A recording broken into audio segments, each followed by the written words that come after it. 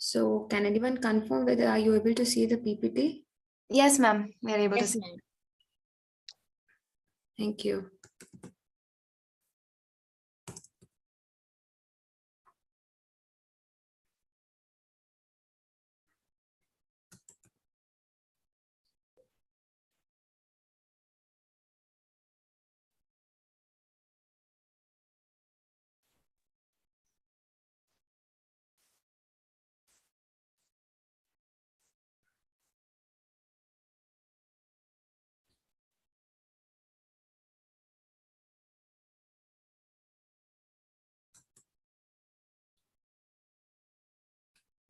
Yes, now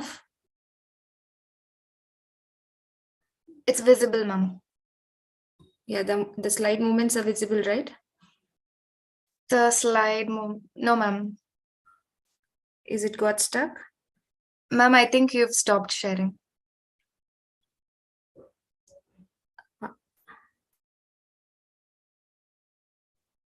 Host disabled participant screen sharing. Huh? This is what I'm getting. Somebody has taken me out from being host.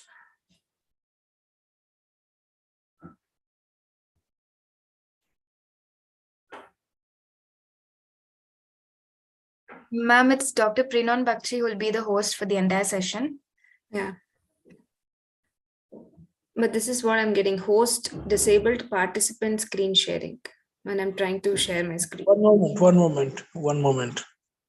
Yeah.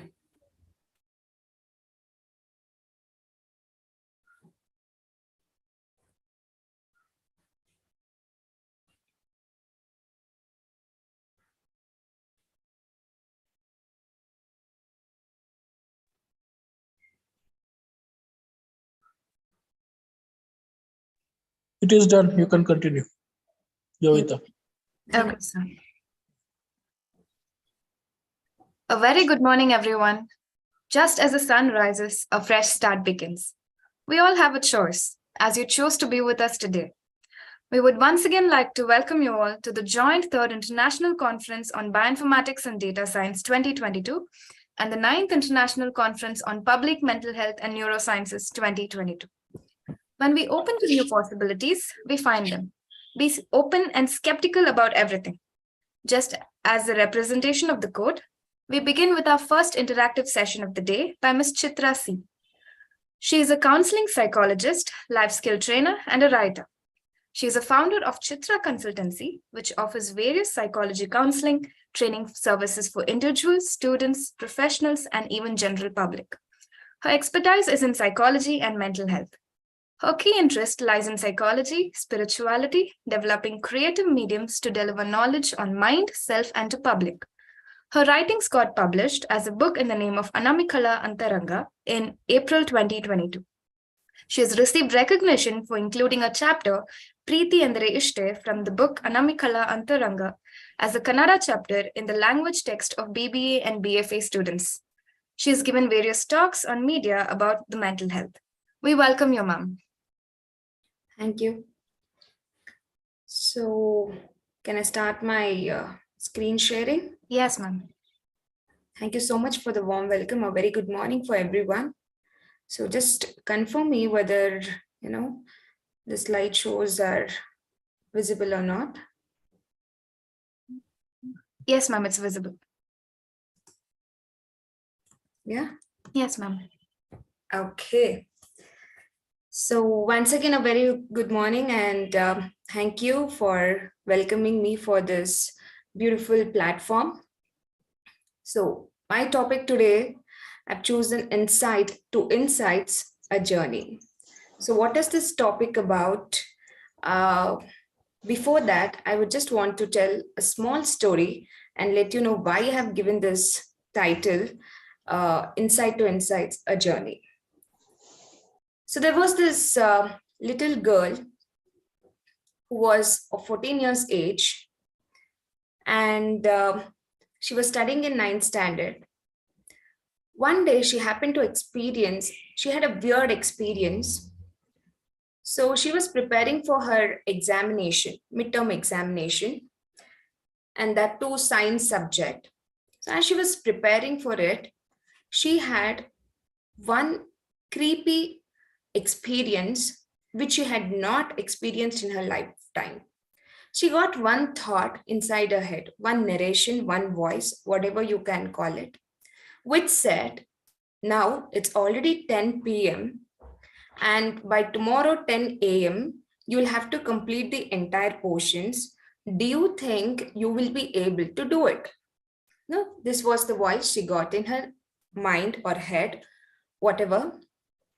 And then she started to feel a sense of fear, worry, and physically she started shivering, she started sweating, and she started crying. She thought there's something threat happening to her and there's something wrong, bad happening to her. She ran to her parents. She said she's not going to attend the exams. However, parents are parents. They'll not allow all these, fears to, they'll not encourage all these fears. And so they pushed her to the exams. She wrote exams well. And after this incident, she forgot that because it was followed, the exam was followed by, holidays, and then she enjoyed her holidays. After the holidays, she got back to school.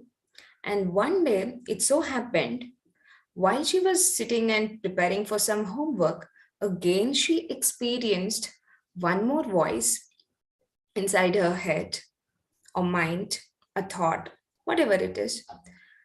So this said, this was this way, the narration was this way. Now, you had an experience, a frightening experience, while you were preparing for your science examination. What if the similar sort of experience you encounter in all the examinations? What would you do? That's it. She had no answer for this question. She didn't know how to reply or respond for this question.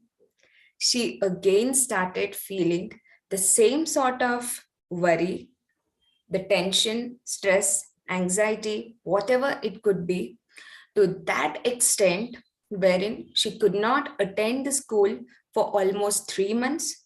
She had a lot of panic attacks every time, and then accompanied by a lot of psychiatric, psychological, counseling, therapy support, and alternative therapy support.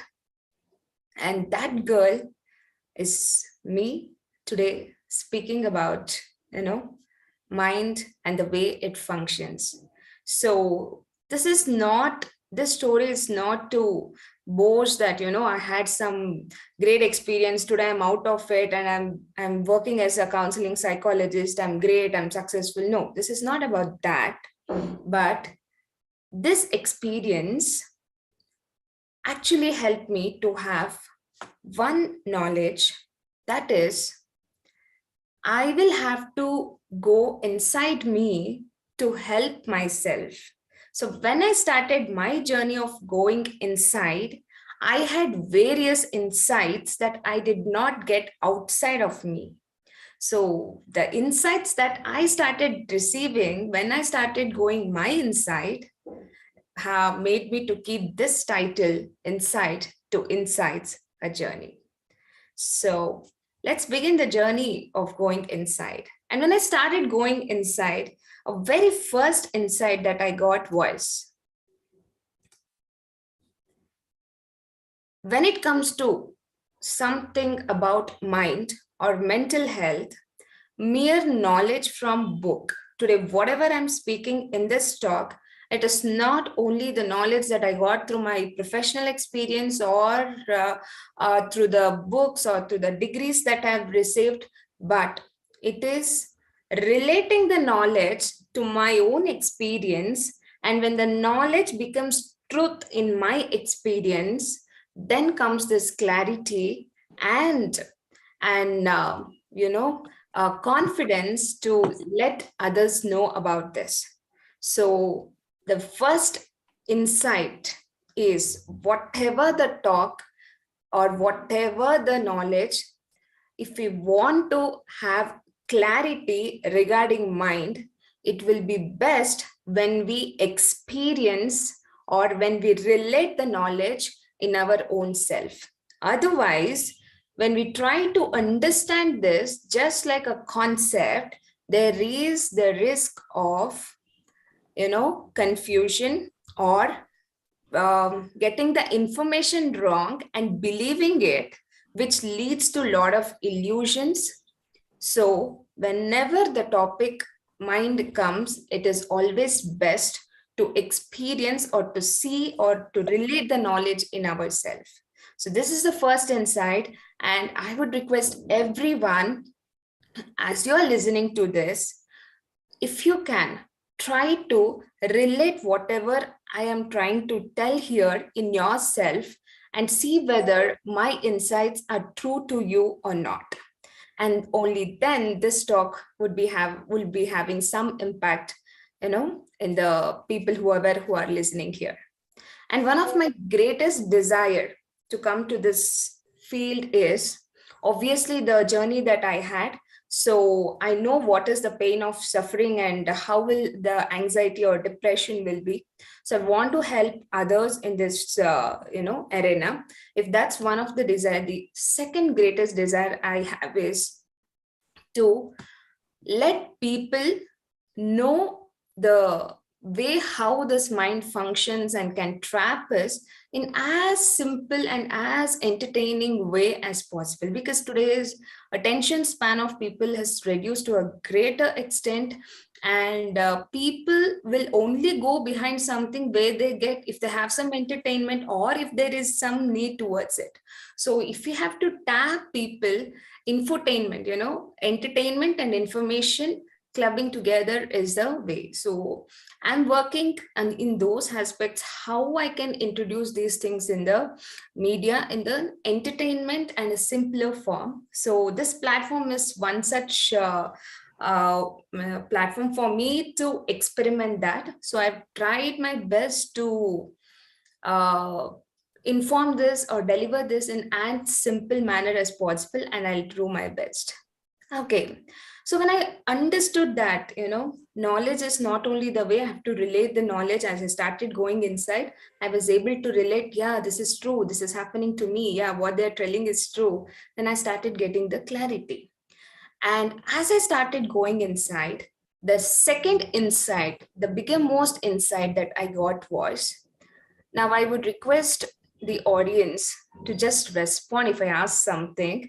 So then it will be, a little more fun. Yes. Ma'am, we're not able to see your slides being switched.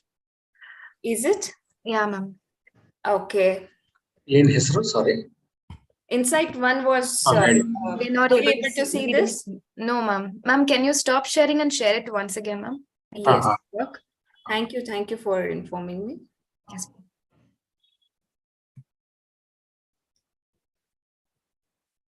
So yes, now are you able to? Yes, ma'am. We are able to see, but not the slides being switched. Yeah, maybe. We Yeah, can ma'am. Yes, continue. yes. This Yes. is fine. Yes, ma'am. Yeah, probably we can continue this way if that's not functioning. Yeah. So the insight one I had was, relating the knowledge leads to clarity, especially when it comes to something about mind. For that matter, any knowledge, when it is related, then it has even more impact, and we get that confidence only if it is related, then we'll not have that doubts or self-doubt or anything. Okay, the second insight that I had was, when I started my journey of going inside, was this.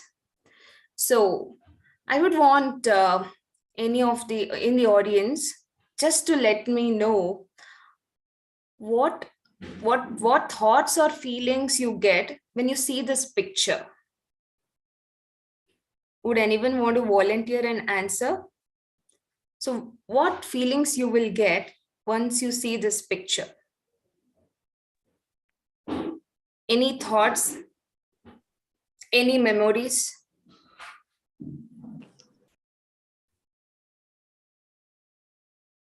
Okay, cool. So yes, let me continue. So I've tried this, picture experiment in various places, and it has so happened that whenever one picture or one experiment or one experience is experienced by different people, the perception or the thoughts they get over that experiment or experience is different. Now, if anyone had choose to volunteer, it would have been very clear, because this picture would have led to different thoughts or memories for different people. Maybe for me, now if I'm seeing this, I remember my childhood days where I was in my village during my summer holidays. So these are the thoughts that I get once I see the picture. Maybe for the other person, it would lead to, a holiday spot, or, a free space or a peaceful space where they can just relax. And for another person, it could lead to some other thought.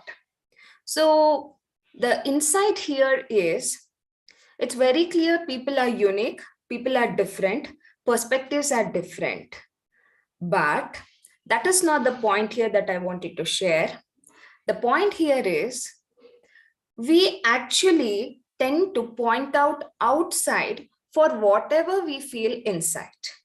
Whenever I have some suffering, we easily blame that because of him, because of her, because she said this thing to me, I am feeling this way. She is the cause, he is the cause, my husband is the cause, my mom is the cause, or my experiences are the cause. But not so. The problem is, it is inside.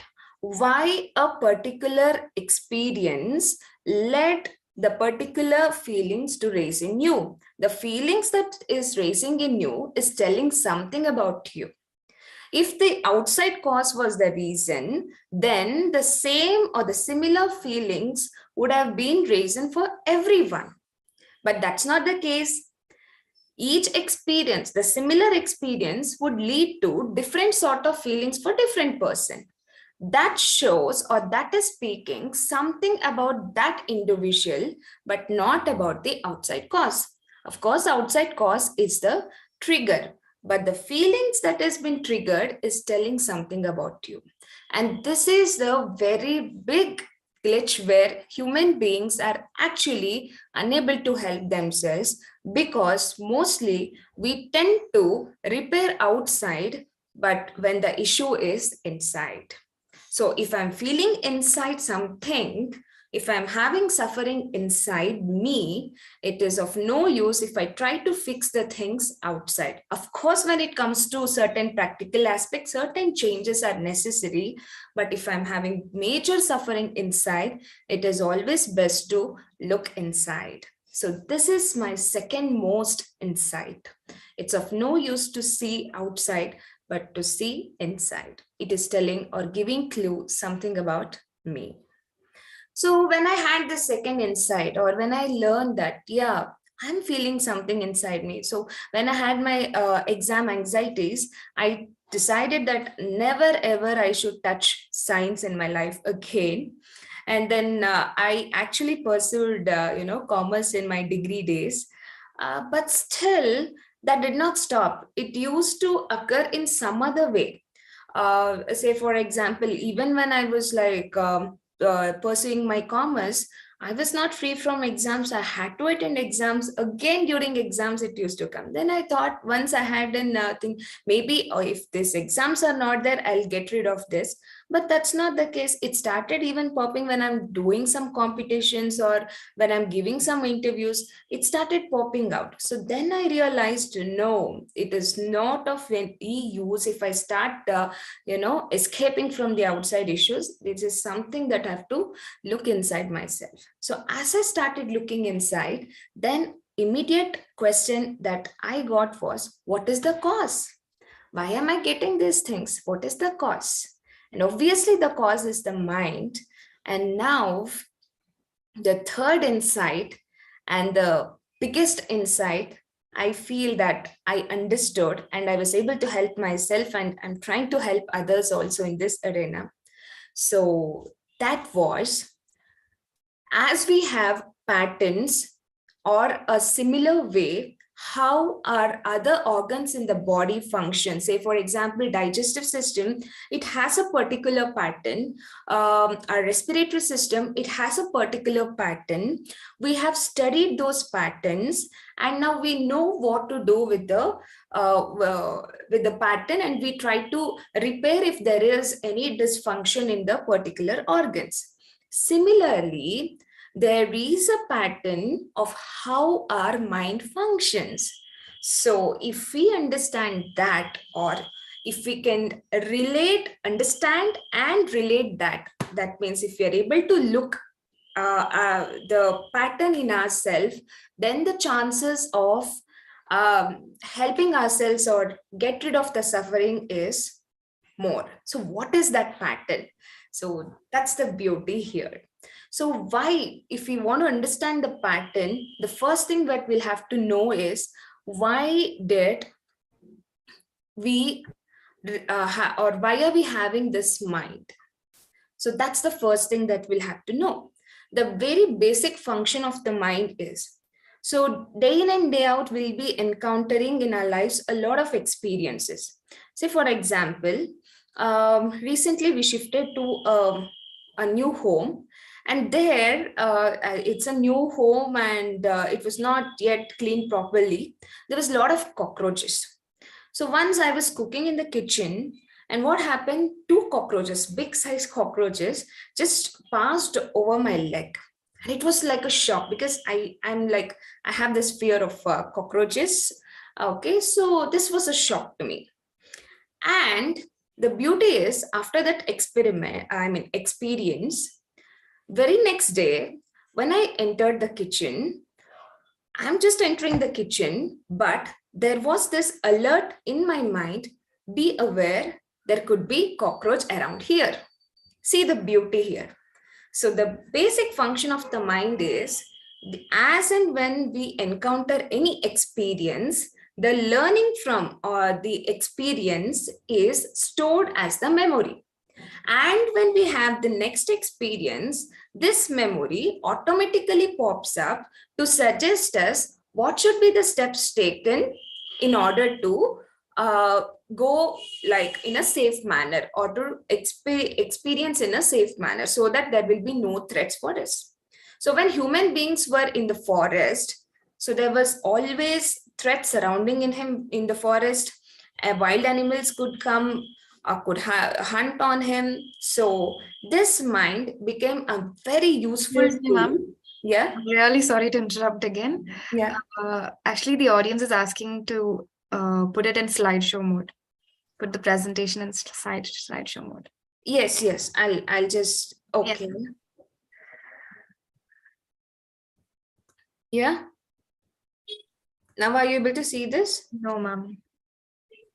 Yeah, that's the problem, I'm not able to get Ma'am, I think towards your entire right end corner, right end, okay.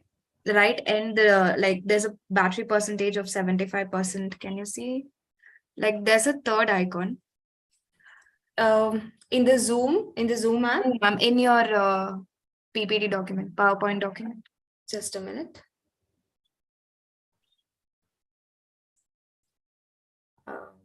There's a third icon near 75%. Yes. There's a third icon. You need to click the third icon, which has a Y-shaped, I guess. Yeah, I know this. The issue is, I know how to put it in the slideshow, but the issue is whenever I'm putting in the slide, in the Zoom, you're not able to see the movement of the slides. That's the reason I thought I'll just change like this. Okay, ma'am. Yeah, you got that? Yes, ma'am. Thank you, ma'am. Yeah. Just a minute. Okay.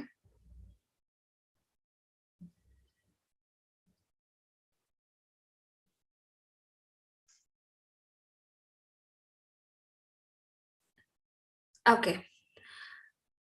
So how does this mind function? And that was my next insight. So as I already said, now, yeah, are you able to see the next slide here? Yes, ma'am. Yeah. So as I already said, our mind is there to protect us from the experiences we encounter and the conclusions we get from the experiences. So it will pop up as a memory so that we will be able to help ourselves or protect ourselves. And if you see the picture, if our mind is there to protect ourselves, what are the issue? Why is the issue? Why is this lot of anxiety, depression? So there is one small glitch that has happened. That's the reason, or that's the major cause for our suffering. So I would want to explain that glitch through this picture. See the picture here. Can anyone recognize which movie, or the picture is from which movie? Can anyone recognize? Can anyone volunteer, please? Yes, ma'am. It's from KGF. Yeah, thank you so much. So it's the scene from KGF movie, a sensational hit of the year. And this is the climax scene, the pic of the climax scene from the movie KGF 2. So this movie actually caught interest for various people in various reasons. But for me, there was one beautiful thing this entire movie showcased. So that is something that really explains clearly how our mind is trapping us. So for the very fact, if you've all watched this movie, he started, collecting gold, and there was no end for his collection of gold. And everyone was like surprised. Why are you collecting so much of gold? What is the interest? And why are you so greedy and all this stuff? And at the climax, the obviously people will attack him, and so he just passes away, collapses, whatever it is. But in the climax, they've given the beautiful thing. He had promised his mom when he was a small boy that he would collect the gold from the entire world and he will give it to her. So that promise is something that made him to take all these actions and collect the gold and pursue or experience his life in a particular way as a rowdy or as a goon or as a mafia king, whatever it is, that way. So there is some reality. However, the movies, there's a lot of exaggeration, but the reality here is the conclusion that he had in him. He had the experience that he encountered with his mom, that the promise he made in him, he took the promise or the concept that I have to keep the promise very seriously, and he identified himself with that concept. So this is the glitch wherein human beings are getting trapped. Any experience we encounter, our mind will come to certain judgments or conclusions of good, bad, or pleasure, unpleasurable. All these judgments, it will come. When the judgments happen, we are unable to see the judgments as a concept or a thought, but we identify the judgments as ourselves. The reason, because mostly the judgments happen with the letter or the word, a letter I in the first person. I have to keep the promise, then I am good. So I have one more small narration that will even explain this, concept clearly. So I had one of my client, a teenage girl. So she came to me with a feeling of guilt in her, and she was suffering from guilt. And she used to, harm herself because she was feeling guilty. Her logic was, whenever a person commits sin, he has to be punished. So she decided, instead of giving the opportunity for the God to punish her, she will punish herself so that she will not experience any big punishments from the God. So then I asked her, what is the sin that you think you have committed? She said, nowadays, I've actually started feeling, I've started feeling attracted towards boys. I feel that I want to have, sexual pleasures. And sometimes I feel that it would be very nice if I have a boyfriend and stuff. So this was not there before, but nowadays I've started feeling it and I'm also enjoying it. But I've been told from my family and my parents and elders everywhere that no, this is bad. And a girl who is going to school should be focused on her studies. Otherwise, it is a sin. So this concept of feeling attracted towards boys is a sin, and I am bad. I've committed sin. So this is the concept that she has believed. And what this not only believing it, but she identifies the concept as herself. There is no distinction between the concept and myself.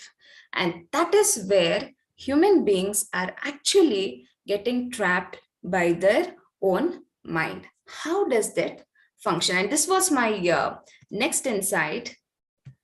The cause, the I concepts or the ideas or the conclusions, judgments that we have when we encounter any experience, and identifying those concepts to be me is the biggest cause. And as and when we have any concept, many a times will not be aware of what concept or what judgment I have actually concluded in the particular experience. It will not be a conscious one. It would have happened without our awareness. Mind is in constant function, and the judgments would have happened, and will not be conscious about it. But based on the concept that we have inside, our logical mind will start giving the ideas. Here is a beautiful example of it. And the upper thoughts that we get, do this, do that, all those suggestions is always based on the concept that we have identified in ourselves. That is why we'll be getting those thoughts. Now, here's a beautiful example. Here is a cartoon.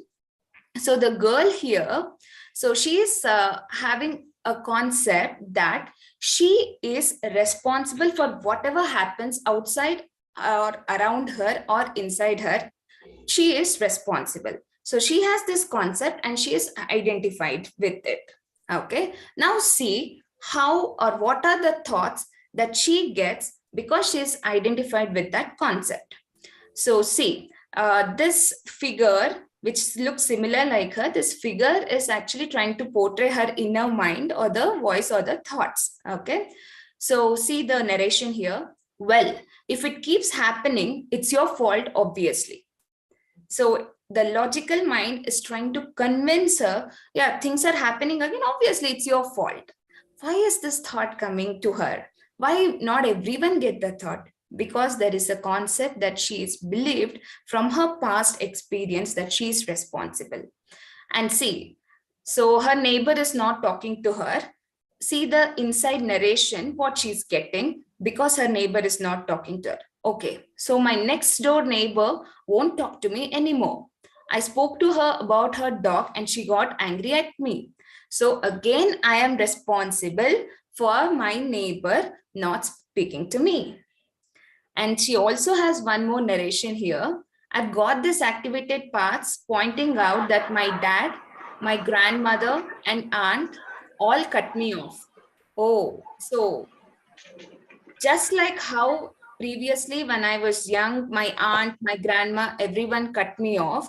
Similarly, everyone are angry at me because there is something wrong with me and I am responsible for it.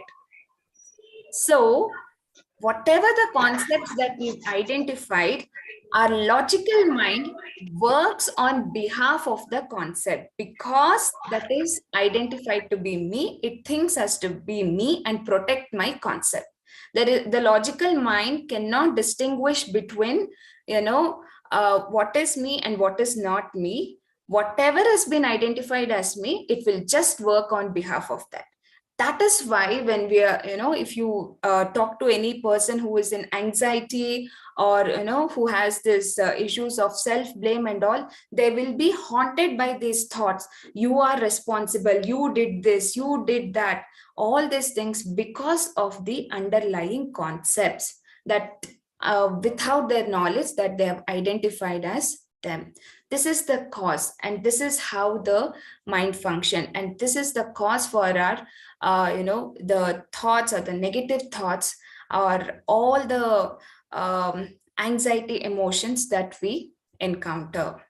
As I realized that, as I was able to see this, if we understand this just as a concept, it will be mere like, a concept, or just a information. But if this is identified in ourselves, if the pattern or the concept is identified in ourselves, then you'll get to know, oh God, this is so damn true. And as I was able to identify this, I also had my next insight, and that is, reactions strengthen these patterns. So what is that? Whenever we get the thought, just like in the previous cartoon, when we have this thought, you are responsible, it is your fault, you have done it, what we immediately do, most of us, is we react to it. Just see the picture here. These figures out here represent the many voices that we encounter inside our head. It is different for different person. So the many voices. So here this person represent a person who is suffering from anxiety, and these are many voices that is pointing out, the voices that are raised from different concepts. So as and when these points, these voices raise in us, see the reaction. So probably when I would like to just share my experience here. When I had this voice, what will you do? I think you'll not be able to finish. What will happen then? Oh my God, what about your 10th standard? If these experiences occur again, what will happen to your 10th standard? So when these questions raised inside me, I just started reacting just how it has been shown here. Oh, please stop it. Don't come. What shall I do? How shall I stop it? We tend to react this way. As and when, the beauty of the mind is, as and when the reaction, or the attempt to stop this thought increases, the more attention we are giving to this thought, and it actually increases more, and the power of it increases. This can be seen any moment, any time, even when we are angry, even when we are totally sad. If we start like, yes, it is true, this happened, whatever the reaction we do, the sadness or the anger or the fear increases, but it will not stop. So reactions only strengthen the patterns, and that is not the way to deal with these patterns. So when I just understood what is the cause and what am I doing to increase the cause, then immediately my mind started thinking, if that's the case, what is the way out of this mind? Just like how our other organs are functioning, involuntarily, similarly, our mind is also functioning involuntarily. It is not handy. Now I have my mobile in the hand. If I want to keep it up, I can keep it up here. If I want to alter the laptop, I can alter. But when it comes to mind, it is not handy like this. So it is not easy, just like on and off. It is not possible to stop the mind that way. If that is the case, then what is the way? And that is my next insight and the last insight of this talk. And the insight is truth. Truth is the way. I actually got, yeah, I'm able to hear someone speaking here. Can you just mute your audio? Yeah?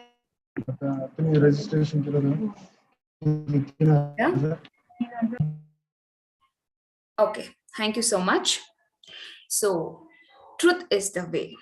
Before I get into, the divisions that I've made about the truth, why am I telling truth is the way?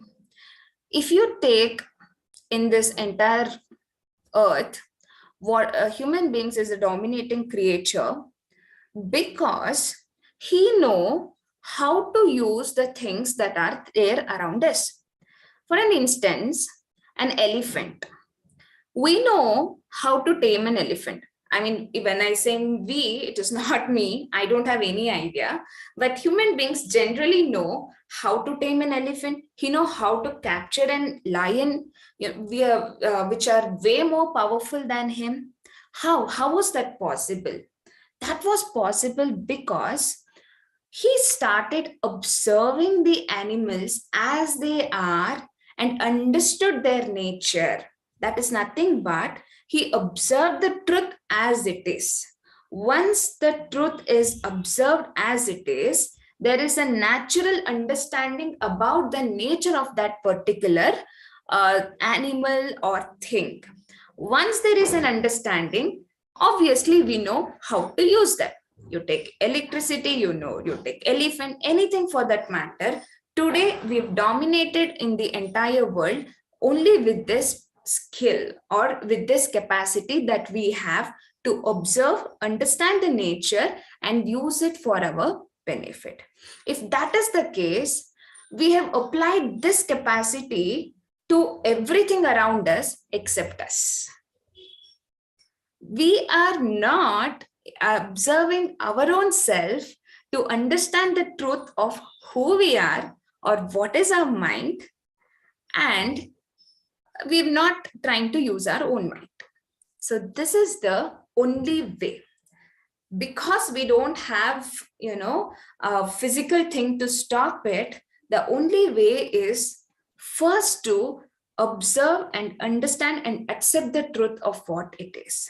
Now we have one more concept that stops us from accepting the truth. The concept is that I should be happy ever.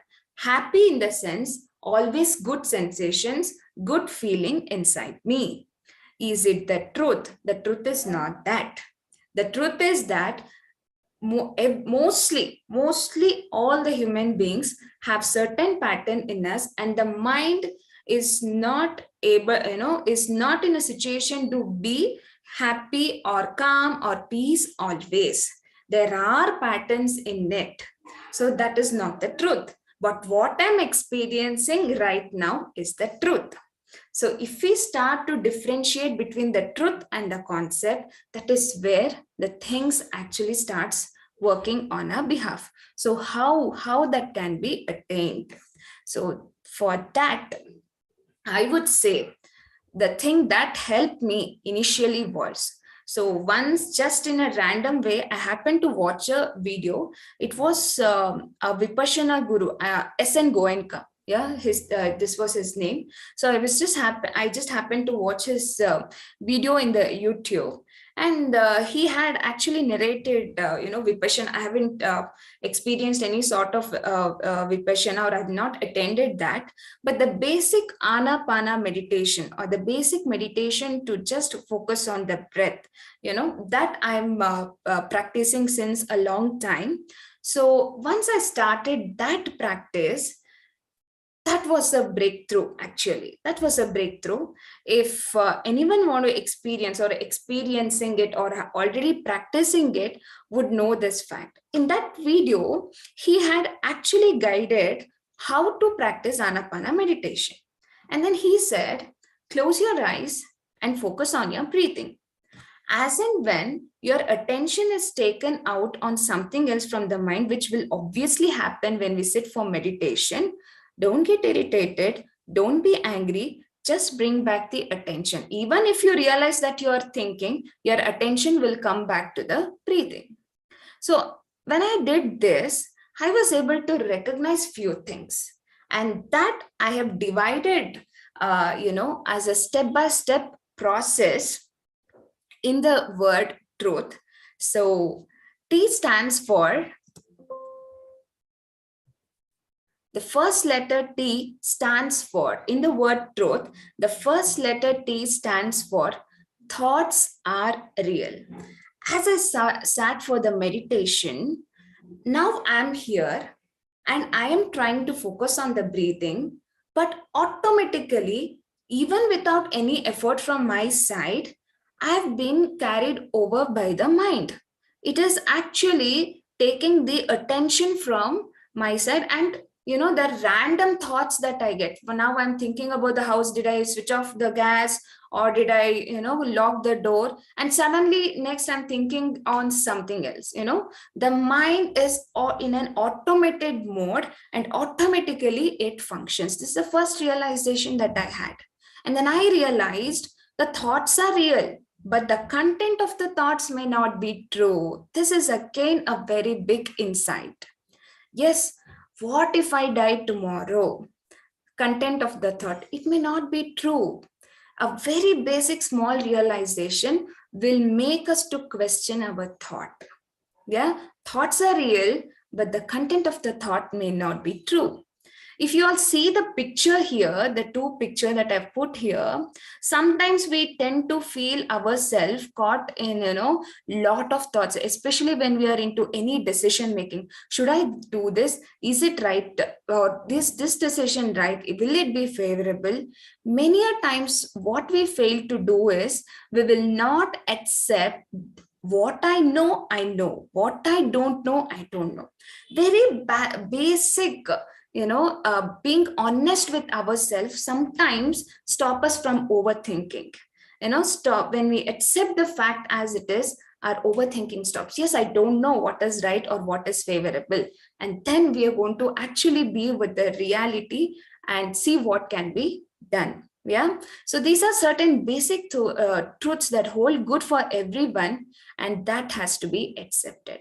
And as and when the practice of this, meditation increased, there were a lot of insights. Now I am here, but the thoughts are going away. So the mind is not me. It is a mechanism inside me that is there for my own use.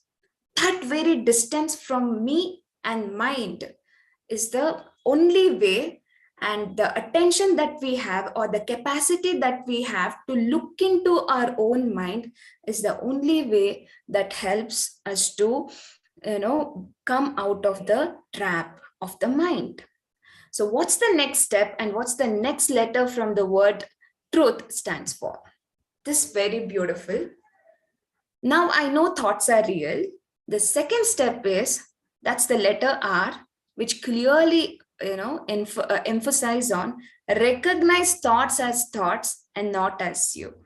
Here's the beautiful cartoons. Whoever has created, now I've actually downloaded this pics from the internet. Whoever have done this, they've really done a great job, which makes our job very easy. So now in this first picture, this girl has a thought, I'm unlovable. Now there is no distance between her and the thought. She identifies with the thought. Once she identifies with the thought, see her facial expression. She's actually becoming the thought. She's actually becoming unlovable, and she feels so terrible about it. But see here, once what would happen if there is a distance between the thought and me? Now there is a thought, I am unlovable.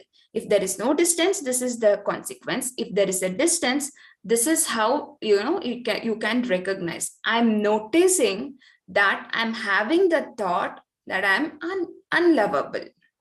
So now she has not become the thought, but she is recognizing the thought as the thought and observing it. Oh, okay. At this moment, the mind is actually giving me this thought.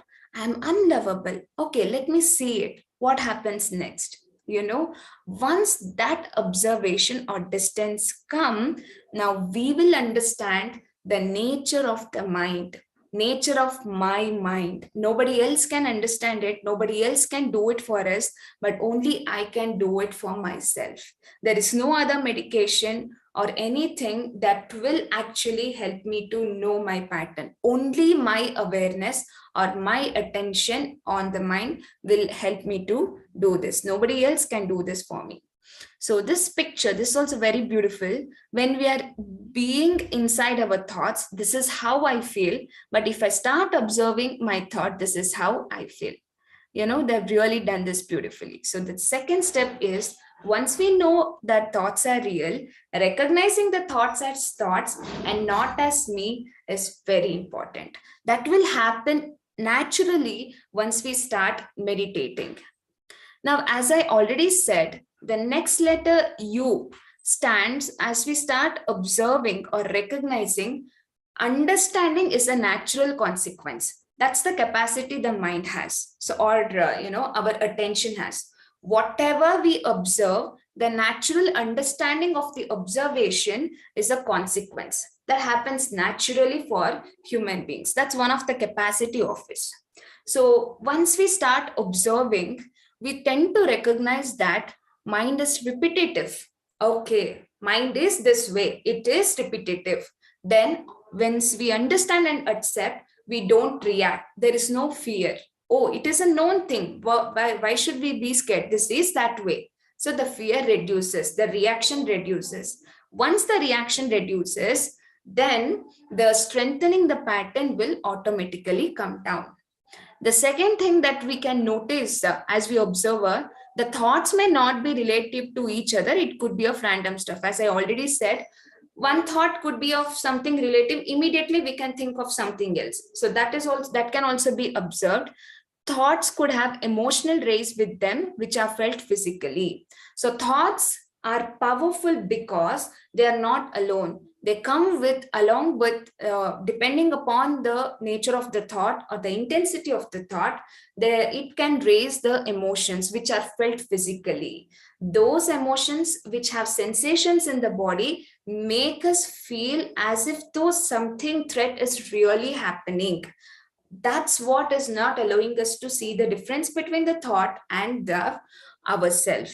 So now if we understand through our own observation, not as an information, through our own observation, yes, mind is this way. Yes, thoughts will come. Yes, there are emotional rays. This is how it functions, but it may not be true. The very basic understanding and observing it in ourselves, we actually have a lot of power and freedom from our mind. This can be witnessed from anyone, who does this process.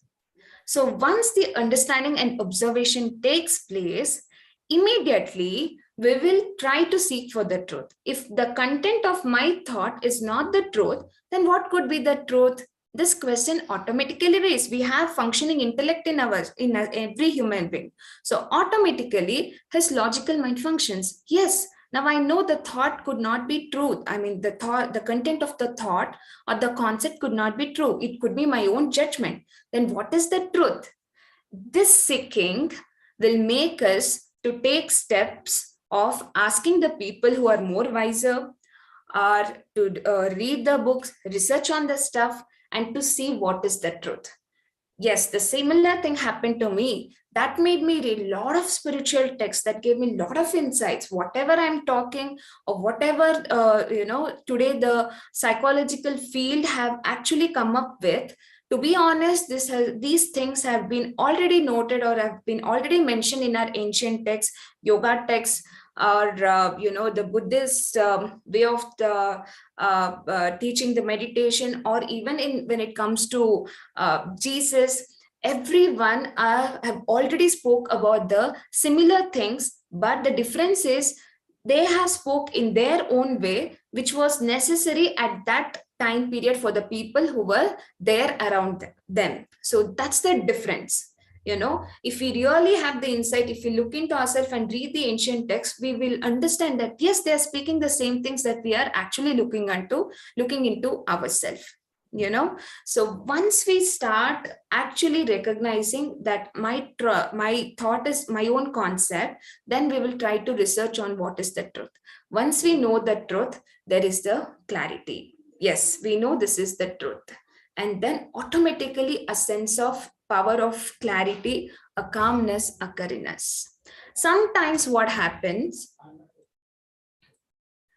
sometimes the emotions are very powerful. It's very painful. And there are certain traumas, certain patterns that are inside us, which can cause a lot of pain in us. But reaction only increases. But once I've observed that, yes, I am a unique being and my mind has this particular pattern in me, then I will start looking for how can I deal with this, not by reaction, but what steps can I take? And that can lead to healing methods. There are many healing methods that we can opt. The correct healing, there is no one correct healing method that suits for everyone. But once I am with myself and knowing my own unique nature, then the chances of me to recognize the correct or the ideal healing method for my pain will be more. So certain healing methods I've mentioned here. The first one is obviously yoga. Yoga is not actually to heal something. Yoga is a must for everyone. Asanas, meditation, kriyas is must for everyone. But the consequence of practicing yoga will automatically heal many of our patterns. It will actually help our health. But that's not the actual reason why we started yoga. And obviously therapies, psychological therapies, there are many alternate therapies that can be chosen for our pain or for our traumas, for to help ourselves heal that particular thing. And there are also energy healings, cleansings. I don't have much idea about that, but I've heard from many people who have experienced that automatically and drastically their health has improved, their traumas, their thoughts and their emotions, they've healed through these energy healings. One example could be Reiki and crystal cleansings. Salt and many crystals they use to cleanse their aura. So these healings have also helped lot many people. So depending upon their belief and their knowledge, they can choose that. So I would want to tell one thing: experiment and experience. So when it comes to healing, these two things are very important before we come to any conclusions. There are a lot of conclusions already. This is illogical, this will not work. And this entire concept will take the opportunity from us to experience it. We don't know. Only if I've experienced, then I can conclude. Without experiencing, if we conclude, there are chances of us missing the opportunity of a great experience. So with that, my last insight is sharing is caring. So I have tried to share to the best of my knowledge, especially in the online media, the insights that I had in my personal and my professional experience. Thank you everyone for this beautiful opportunity. Hope this has given some few insights for you. And thank you so much, everyone. Thank you, ma'am, for sharing your practical insights on how to tackle our inner thoughts. I request the audience to post your questions and queries in the chat box.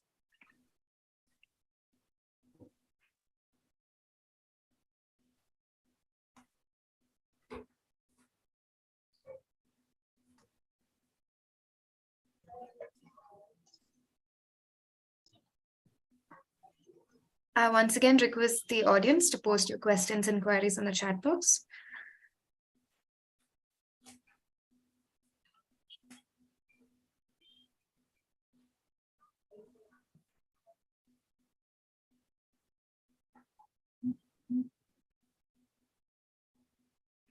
I guess there's no questions. Thank you, ma'am. Thank you so much. Ma'am, I think we can get your details, because in case if some students are going through some depression or anything, I think they can contact you or email you. Yes. I think I'll post that in the WhatsApp. Would that be great? Yes, ma'am. Yeah. Thank you so much, ma'am. Thank you. For our next keynote speaker, I request Mr. Shailesh Murthy to take the privilege to invite him. Thank you, Miss Jovita. So I'm audible, right? Yes, sir. Okay, fine. So happy morning to all. So it's a great pleasure for me to introduce our speaker today, Mr. Arvind Ganeshan, who is going to talk us about entrepreneurship and innovation career opportunity in life science. Mr. Arvind Ganeshan has completed his bachelor's in biotechnology from SRM University and master's in VTU Belgaum. He is currently a managing director of Dextrose Technologies Private Limited, and he has 8 years of experience in multidisciplinaries such as R&D, work instrumentation, technology development, and technical training. So he was awarded the Entrepreneur of Year 2020 and by Indian Achievers Forum. He also been awarded Life Science Puraskar Award by Garden City University. Furthermore, he has 10 total publications in various international and national journals. So he also started successfully with running two companies such as Dextrose Technologies Private Limited, focusing on testing, R&D, and training, and Intergene Bioscience Private Limited focused on molecular research and development. So he's also mentoring few firms such as Azido Private Limited. He's keen focusing to the agricultural products. So I warmly welcome you to the conference, sir. Hand over to you, sir.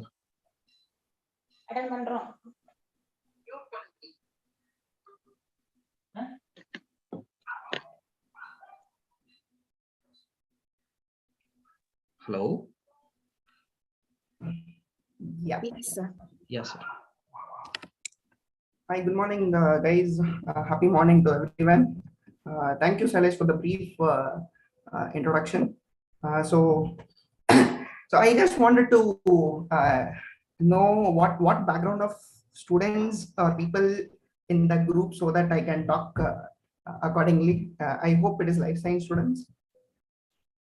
Yes, sir. Yeah, life science students. Super. So I'll just start with my PPT.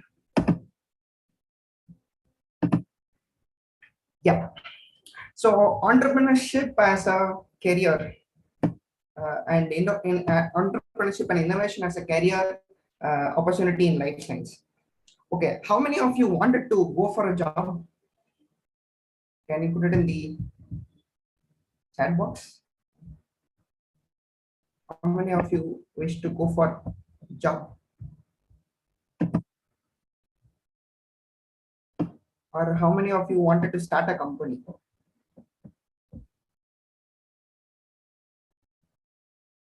Can it be a more interactive session?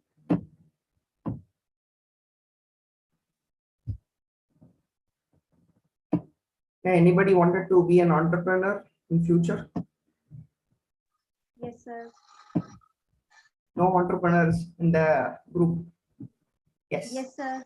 Somebody, Jovita, yes. Superb. I think Dr. Chitra has told regarding the thoughts in a very beautiful way, and that was my experience too in my life when I started my journey of being an entrepreneur till date. Okay, the thoughts what we think will become your life in future. Okay, so that's the most important thing what everybody has to follow. And there are lots of books and opportunities right now. We have YouTube, which says you how to process your thoughts. So all those things are there. You can even get an opportunity to process your thoughts and make the thoughts life. Okay, so I am going to speak about entrepreneurship and my journey of entrepreneurship, how we started a company, and that will give you more insights on how a person can start a company rather than go for a job, right? So let me introduce myself first, and then we can go for the these things. Who I am is just the moment it is. It is not.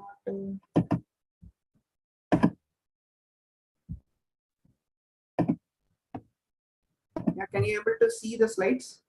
Yes, sir. Who I am is Arvind Ganeshan, and I have done MTech in biotechnology. And I am a technocrat with 8 years of research expertise in multidisciplinary stream in life science. And my core area of interest is agri biotechnology and microbiology. and also concentrating on bioinformatics and molecular biotechnology as well. And positions right now, I'm a technical director in Dextrose Technologies and a research director at Intergene Biosciences. And also I'm mentoring a couple of companies, and I have mentored more than 500 students in past 5 years. Mentoring companies are Azero Private Limited and Leafbox Technologies, which are focusing on clean tech related things and based on agri tech also. Okay. So we have most of the people, students, don't know why they choose life science. Is there anybody can tell why you guys choose life science or engineering or what you are doing? Can you put it on these chat box? Why you chose? Why you chose life science? Chat box is open. Why you chose life science or whatever career you are doing?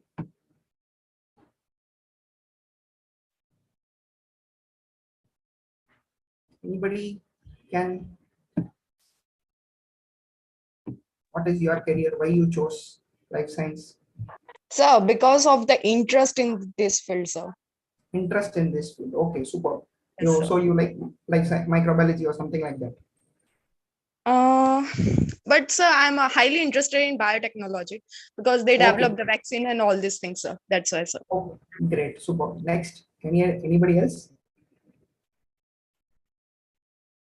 I chose life science because I don't like mathematics. Is there anybody who's like that? Even me, sir. Yeah, many people have a problem with mathematics, so I chose life science to be my career opportunity. Okay, so but after choosing life science, we don't know why we wanted to work also. Okay, we wanted to work for money, correct? How many of you want money in life? Everybody wants money, correct, right? Everybody wants money. Exactly. Is there anything else you wanted apart from money? Sir, it requires logical thinking. Life sciences means that we like creating vaccines and everything. Like it needs logical thinking, like which genes we have to take and which not. Yes. Okay. So that is why you chose life science. Okay. Any other points?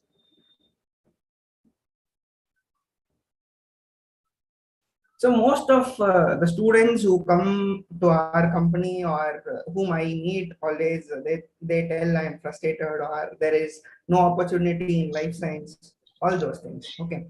Even when I was studying back in these things, so I wanted to take how I transformed my life into an entrepreneur. So turning point in my life is back in 2015 when I was running for job, money and a lavish lifestyle. There was some instinct where my what I am doing, whether I am running for money only or I am running for a job, for what reason I am running for that job and what am I doing for this society. So that turning point in my life started back in 2015, where I was doing a project with sericulture industry, where I went and able to see this things where people are suffering, where I can able to see child labor and people who are working in chemical with weaving industries, and then they have blisters, all those things. And there comes a point what as a biotechnologist, as a technologist, what we are going to do for the society, right? And how we can improve their quality of life. That is what made me a changing point in my life, where I wanted to do some things for the society rather than just getting money, earning money and going for lavish lifestyle is not your objective of your life. So after seeing this one, lots of questions got into my mind: who I am, why I am here, why am I earning money, what I can improve to improve their quality of life, what I can do as a technologist, like that, right? In the process of earning, we forget learning. Always we are in the, after you complete your life science, like say BSc, MSc or BTech, MTech, you start running for money, earning. In the process of earning, we always forget learning and learning the values of life, love for our nation, love for our family, friends.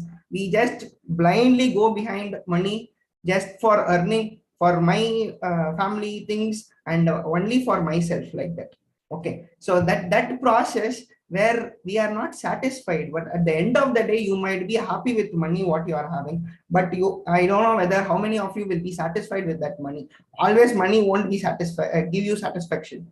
Always you want more only. Okay, in that process the click happened in my life. Newton's first law of motion: an object that is at rest will stay at rest unless an external force acts upon. This is the point where what I can do to the society. Okay, so opportunities don't happen, you have to create it. Correct, right? So most of the people thinks that opportunity will come, job will come to me, and somebody will come and help me to improve my life. But it is not like that. You can improve many people's life. So the point is, instead of looking for problem, we started looking for solutions. So we made lots of project ideas. I came up with solutions which we can help people. Okay, so never look at the problem, then facing the problem itself is a great problem. Try to find solutions for the problem, so it will be diluted and you can be successful soon, right? And so the point is, ideas. Ideas is more important for a student or anybody to take your career to the next level. And do not worry about money. Money will come if you have an idea. Idea is money, right? So in my journey, once I saw the sufferings and things, I wanted to do something for the society. So I made a project idea, which we took the sericulture waste itself and developed many number of products. So improving that waste to wealth. So that is the idea which we took. And for that, our government has given, like NSTDB has provided us a fund of rupees 8 lakh rupees. Okay, so it is not just you are a student, you are not able to do anything or something like that. If you have a solid idea that is going to get money, you are going to fetch money. Okay, so it is not that I am going to finish my BSc and go join in a company for 15,000 rupees, 20,000 rupees job. That is my goal. It's not like that. You have more goals. You can, and at no point in our life you can think something is not impossible. Okay, everything is possible in your life. So I am also an average student who doesn't know mathematics. Now I can do different calculations in my company, doing accounts, all those things. Correct, right? So there are many things which can be able to do. As Chitra told in a previous talk, thoughts is more important. You have to have that willpower to do that, right? And with that willpower, we designed all these things. And current opportunity as an entrepreneur, you guys, if life science students are there, you can, if an idea is there, you can apply for Startup India. Tamil Nadu Startup Cell is there. Karnataka Startup Karnataka is there. Baigirak is there, where an idea has to be nurtured and which can help the society to improve the quality of life. Some things can able to help someone. The government is going to fund you, or an investor is going to fund you. And these are the funding agencies which is going to help you in nurturing your idea, and idea will be funded. Okay, that is the current opportunities as an entrepreneur. Entrepreneur is nothing but you are going to solve some problem, not create problem. You are finding solutions. As I told you earlier, finding solution is more important, not the problem, right? So I listened to many students telling I'm frustrated, no money, relationship issues, family issues, health issues. If you are stressed, don't worry, give yourself a break.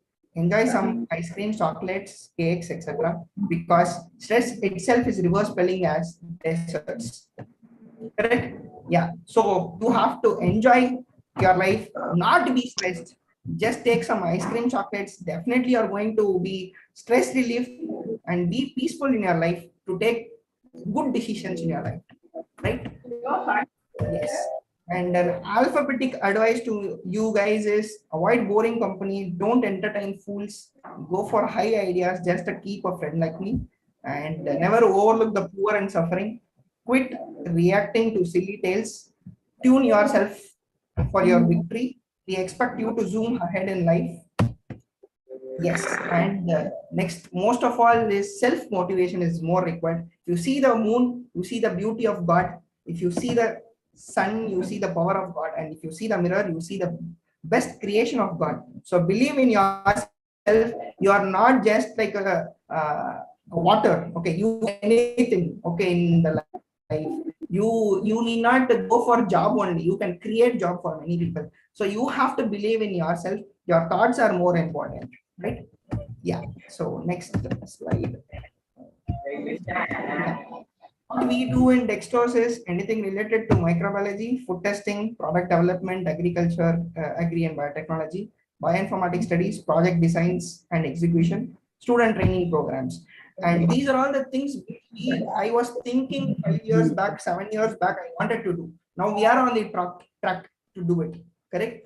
So the thoughts is more important. It is not just I wanted to go and work in a company. You can even start a company. I am a best example for that, for starting a company, and we have 2 to 3 companies in pipeline already mentoring, and I am having we have focus is more important, where we can develop many projects, not only projects, wealth creation, employment creation. That is what we have to be doing. So always keep in your mind, your life is an inspiration. You are not just a student, correct? And also set a goal in your life and make that goal as your life. This is what, as an elder brother or something like you guys, I can tell you an piece of advice. Your life is an inspiration, and you are not just a student. Set a goal in your life, make that goal as your life. So thank you guys. This is what a short note, what I can give a brief on entrepreneurship with my experience, and I have showed you already the entrepreneurship related funding agencies to you. So you create an idea which can help you create better goals than what you have right now. So thank you guys. This is my Instagram, Facebook ID. If you have any queries, you can just put it on to us directly. Thank you. Any questions? Thank you, sir. Open. Yeah. I request the audience to please remain muted.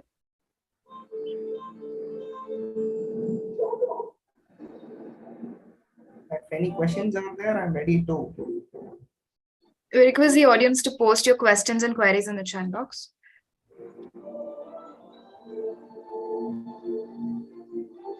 Queries?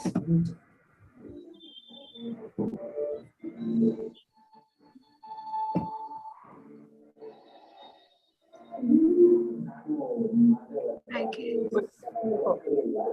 No questions? So if you find any questions later also, I'm there to answer. This is my same WhatsApp number. So you can.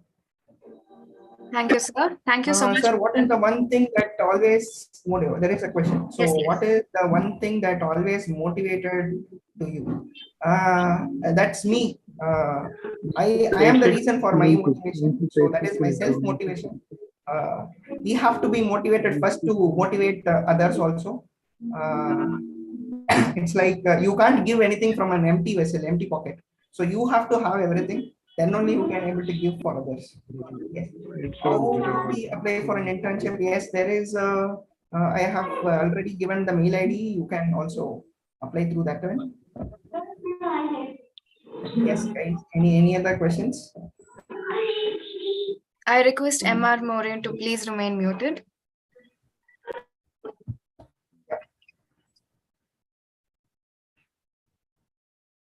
Any other questions? Again.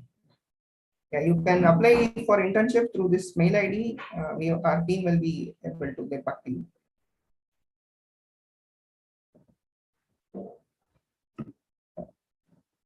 Thank you, sir. Yep. Thank you so much, sir, for an interactive session and also for showing us that learning is more important than earning. Thank you, sir. Yeah. Over to you, Ms. Ajita. Thank you so much, Ms. Jovita. Achievement does not require extraordinary ability. Achievements come from ordinary abilities that applied with extraordinary persistence. As the representation of the court, I take the privilege to welcome Dr. Rabinder Henry. He is a Dean of Research and Innovation and a Professor of Technology at Atlas Skill Tech University, Mumbai. He is an expert in cognitive technology, BMI, and his research interest lies in optogenetics, brain-machine interface, medical system engineering, microwave, etc. He has over 35 index journal papers, 75 conference papers, publications, 2 patents, and over 7 books published. He has been awarded as Young Leader in the year 2007 at Times of India and United Nations Development Program Youth Icon in 2007. We welcome you, sir.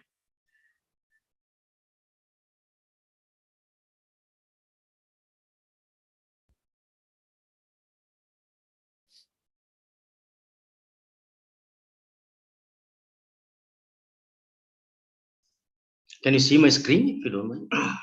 Yes, sir, it's visible. It's in the presentation mode, ma'am. No, sir. This is now. Yes, sir. Yes, sir. Yeah. Good morning, everyone. So my talk is going to be very generic. I would like to discuss few things about cognitive technology. So everybody's well aware of what's happening in terms of the technology domain. We are all moving away from what we know for computation. Traditionally, microprocessors were only used for computation, like we use laptop, mobile phones, all kinds of handheld devices, which are there for computations or computing, because they are all built on CMOS transistors, and that's what we are doing. But now we are slowly transforming in Industry 4.0, where we are increasing generally the intelligence. Everybody's aware of it. Everybody's using data analytics. Everybody's collecting data. And slowly, we are going towards the actual convergence of technologies, where we take the inputs from the technology world based on electronics and combine with biology.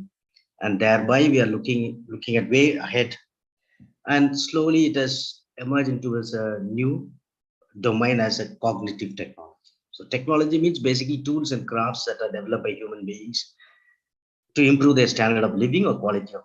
So that's a basic definition of technology. Traditionally, we have 4 technologies: IT, information technology; BT, biotechnology; MT, materials technology. Currently, we are in the nano form, but maybe tomorrow we'll use pico technology or computer technology.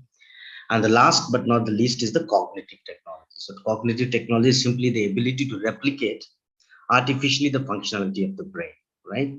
So it's a big buzzword today around the world, and we are enjoying the benefits of cognitive technology, basically based on AI, artificial intelligence, and machine learning. So machine learning is like the curse word that everybody uses and everybody happens. We all move with the times, right? But looking at the technological perspective, we should look at the hardware. So I have just shown a simple picture of Elon Musk. Everybody's aware of him. So he has a company, Neuralink, where he's talking about implanting a chip and then interfacing that chip with an external computing devices, right? So that is where the convergence is actually happening, right? So cognitive technology can be looked at into 2 aspects. One is the soft part of the cognitive. So cognition is our ability to think. That's a basic definition, right? So one is the soft part of the cognitive technology, other one is the hard part of the cognitive technology. The soft part, everybody is well aware of it, because we talk about AI every day, day in, day out, especially in the last 10 to 20 years. Yeah. And it has become the buzzword. Machine learning has become the buzzword in the last 8 to 9 years. And then ANN, artificial neural networks, we use the different kinds of techniques. Then we talk about NLP, natural language processing, like Alexa, Google Voice Assistants, text to video, video to text, or text to audio, or audio to text, or all the 3 forms together.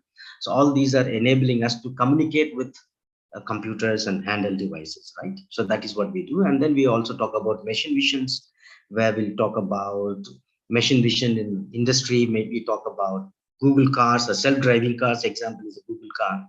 Or we also talk about the driverless metros. All these things are possible because of machine vision, right?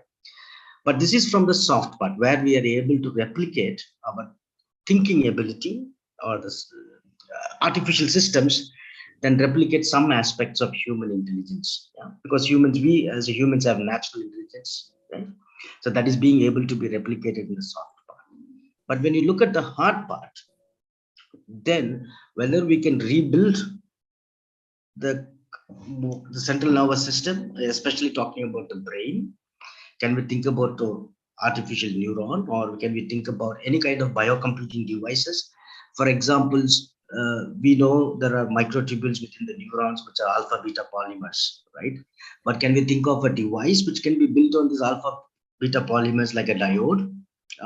Or can we convert a mitochondria into a MOSFET because it has a 3-layer structure? So can we look at can we replicate the functionality of a simple MOSFET, metal oxide field effect transistor, in terms of the building blocks, right? So that is where the convergence will actually happen. If you reach there, we are looking at the brain machine interface.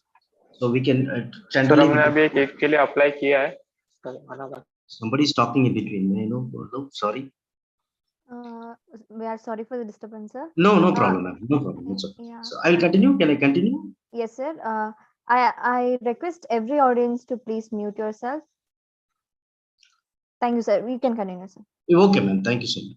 So, but we cannot go there without doing the interfaces. Okay? Traditionally, for any kind of, so when we talk about brain-machine interface, it started with neuromodulation. So how to modulate the properties of a neuron artificially, right? So that is where we started with.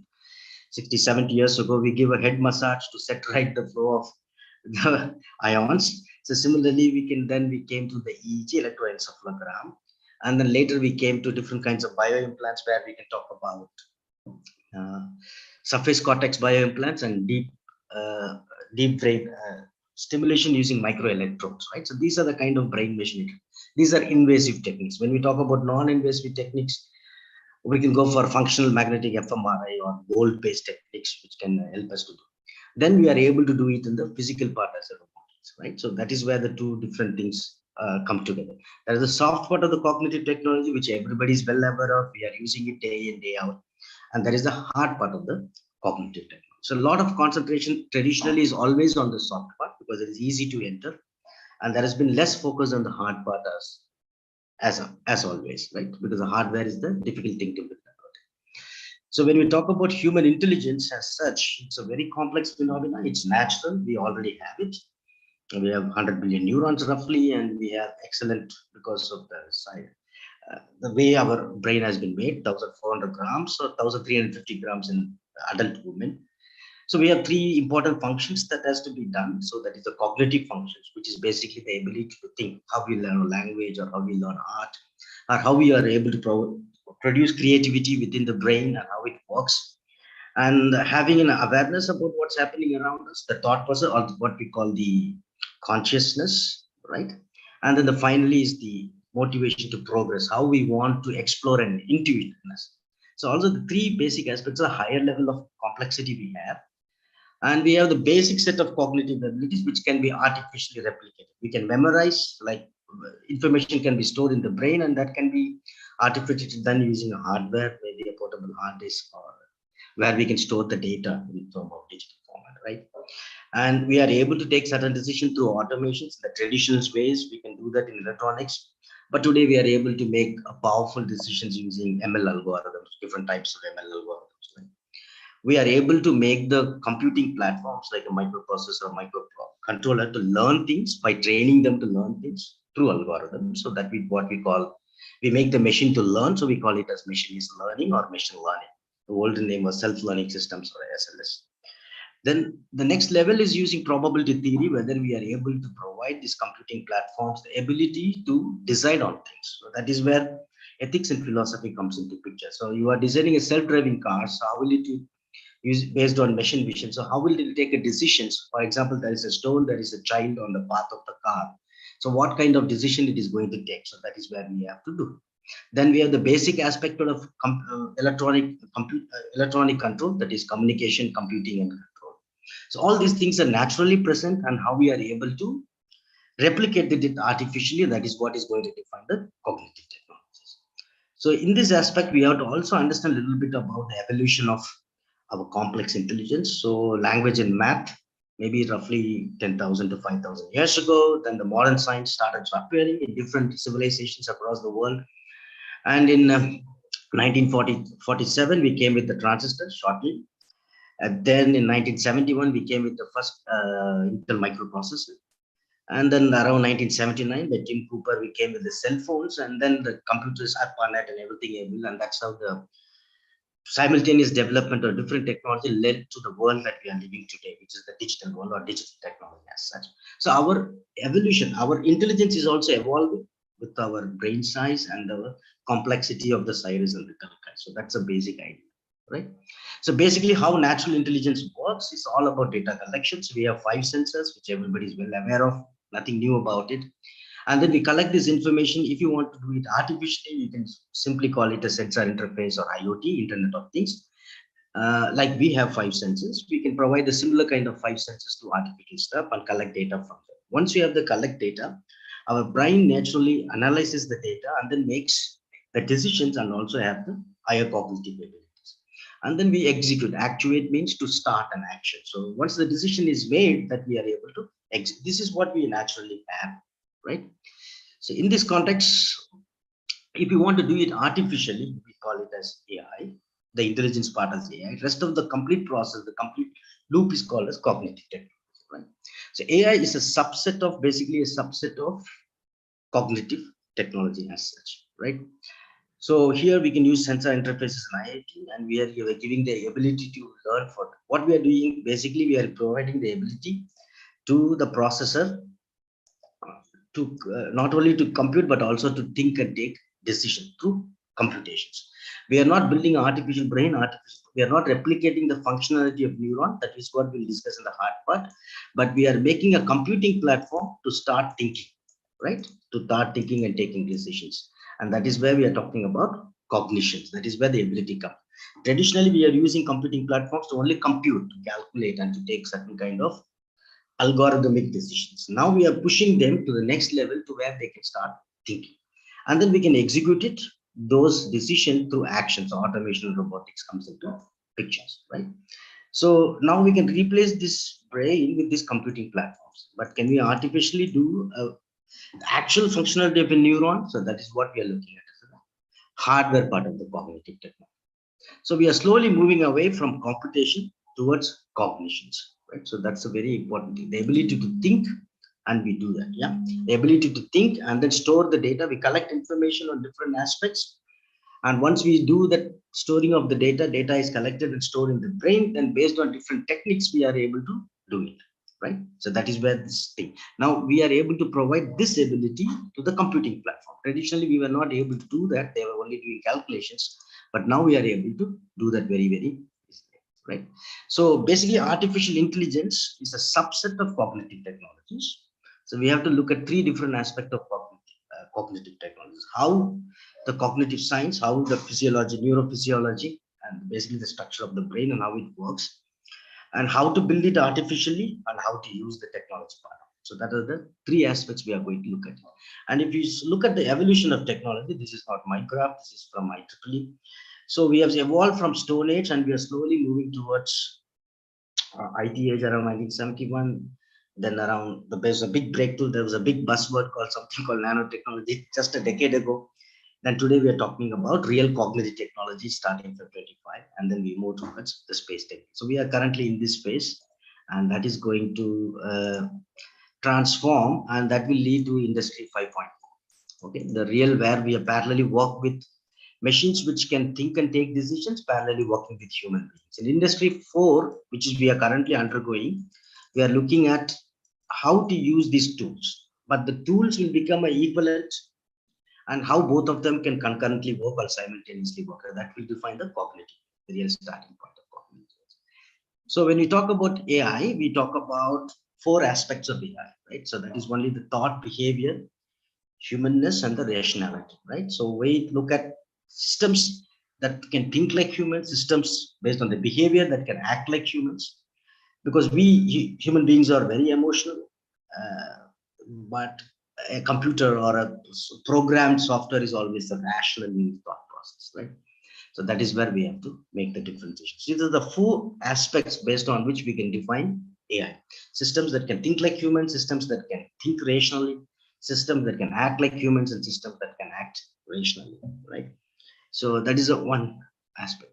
Now, if you define AI, then we can look at what things they can do, like humans, that is externally, like digital systems, which are already doing, or replicating the thought process. That is what we are doing in terms of the processor. That is machine learning is one of the way to do that. And there are many different techniques within machine learning. So we'll see some of them. And then whether we can replicate the human intelligence in whole part, that's a question, right? Artificial systems can behave, but they are very, very rational systems. Now, is this all that we have to look at? But we have to look at the other higher cognitive aspects of ultimate consciousness, philosophy, imagination, creativity. Can we provide all these things artificially? That's a big question mark. Maybe one day, but not now, as of the technology is there. Yeah. So it is very complex, and it is going towards that, but that is possible. Some of the basic fundamental breakthroughs are being laid out.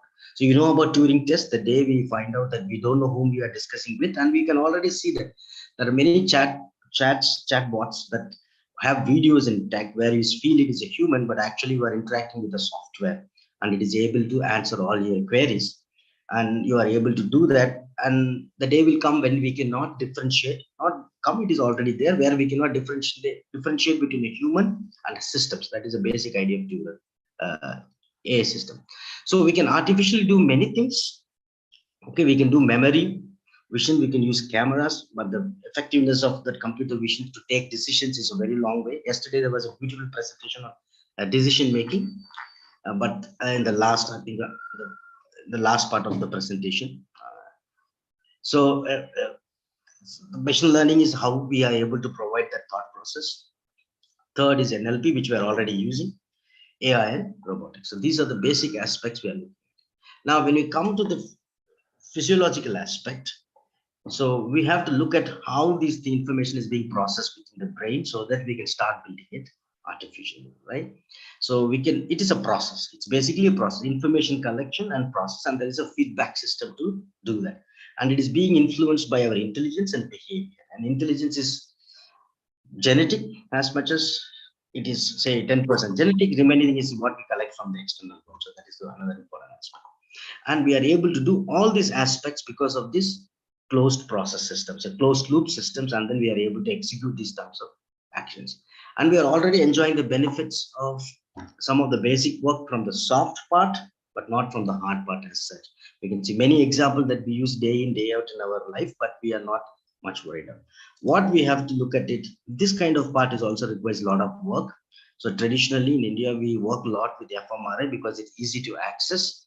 But when it comes to actual implant design or actual working with combining the biological part with the electronic systems, we are still long way to go, and that's what we have to look at it, right? These are different applications. For example, if you use a simple e-commerce or Amazon platform, you are already enjoying a simple statistical rule like measure of central tendencies. That suppose you log in Amazon on your account, and once you buy, say, 100 rupees, say you buy for 5 times 100 rupees to 1000 rupees, then the next time when you log into Amazon, it is able to pick up the ad and show you which is the median cost. And for example, if you have continuously out of these 5 purchases, you are able to you have bought only 4 times the dresses, the next time it is the mode that the ad will come for the same dress or similar dress. So these are all already automated. These are basic level of learning, basic or rudimentary intelligence, but we have to give it in the. So these are the benefits that which are already enjoying because of the ML algorithm, not only in thing, but even in sophisticated technology, in gaming platforms, drones, or self-guided drones or self-guided missiles. So we can take it. Even in manufacturing industries, we can see technology overtaking, and the systems are becoming more and more intelligent. So we'll not go into this part of it, more engineering part. But what we have to concentrate is this particular part, where we can clearly see that as intelligence machines become more and more intelligent, the amount of or the human labor has to become. Today it is a must that everybody should be a tech savvy and should have some kind of a programming language. Otherwise, it is very, very difficult to survive in this rapidly changing technology. Yeah. So we are slowly moving from intelligence industry 4.0 to industry 5.0. So that means the labor market also will go down slowly. It's not the case that labor will go down, but we need more and more people who can create creative solutions or intelligent solutions. So this is some pictorial representation how the technology changes. how the machines are becoming more and more intelligent, which from mechanical system to electrical systems to automated system. We don't need, you just make the design in CAD and print it out and it comes out. So that's simple as this. I've already discussed about Turing test. So when we look at the basic aspects, if you want to do at the hardware level, you have to look at AI is built on 4 different aspects. So one is the foundational part. In the foundational part, if I want to do the hardware part, then we have to go to this part, the biological part and the cognitive part, how the natural structure works and how we are going to replicate. This part are very well versed because this comes in the soft category that is very easy to do and everybody is doing about it, right? So we already know and we can stipulate them to specific aspects like NLP is for communication, so artificial communication, and knowledge representation is to store and effectively retrieve information like big data and all these things comes under the knowledge representation. Automated reasoning is the decision making ability, and then making the machine to be standalone system. Then we talk about machine learning, then we have to see and to act, that is robotics, right? So when you look at it, we can look at this thing, but when you look at the specific areas of AI, we look at different aspects. It's a complex system even in the soft part. So then you can imagine about the hard part. It's a complex system, meaning, so we look at different aspects and theoretical foundation required to enter into proper AI, not just using the data analytics part and the machine learning part, application part, but to build the systems. So we look at pattern theory or pattern recognition basically, or nonlinear dynamics, the behavioral dynamics. This is the old system that we generally talk in a layman's language is the classical part, but this is moving out to, we are moving towards gaming theory, evaluation, adaptive theory, which is basically from the biological part, right? So all the other aspects are the aspects. So we have 2 kinds of architecture when building AI systems. One is agent object, the other one is the cognitive. This is more complex and this is based on database development. Yeah, it's quite easy. So we have different aspect of doing AI. So I will not go into the detailed part of the AI. What is more important is how to build these systems, the hardware part of it. So we know that our universe is 13.7 billion years old, Earth is 4.6 billion old, and life on Earth is 3.6 billion years old. So we started with prokaryotic cell, then we moved towards eukaryotic cells, and our human species is not single species but complex thing, and our brain has evolved over a period of time. And then from 500 million years to 10,000 years ago, our brain has been evolving from the basic fish, which because the animal to move from water to land. So we have the basic types of midbrain, hindbrain, and forebrain. And then our evolution, the process of evolution, our brain has become complex, more complex and complex, right? So that's very important. And what is happening in the mother's womb, also same thing. So it's basically replicating in 3 to 9 months when a baby, when the cell multiplication happens. We basically replicate this 500 million years to 10,000 years of process in a span of 9 months. And that's how we reach this kind of complexity. So if you see the evolutionary aspect and what is happening in the features in the interest, so both are replicating how the complexity of the hardware, basically the building part of the hardware. And we all know very well that our intelligence is based on the complexity of this cortex part, so this cortex part, and that is what we do. So we know all of you understand the basics, so we'll not repeat those things. So what is happening is we have some senses and we have this natural brain to collect information process. We call it as science. So without these sensors, we cannot collect information, and without the processing in our brain, we cannot do that. So that is the science part. And once we start developing new tools and crafts based on this scientific understanding, and then we call it as, so we already explained about ITBT and CT. So we have technology part, then the timeline, then we have to build these artificial systems. We talk about the engineering part, right? So that's where it comes up. All of them are coming together in this particular aspect. So that is the convergence. All of them have to come together to make any meaningful progress in the cognitive technology. So this is a basic understanding we have. Similarly, when you talk about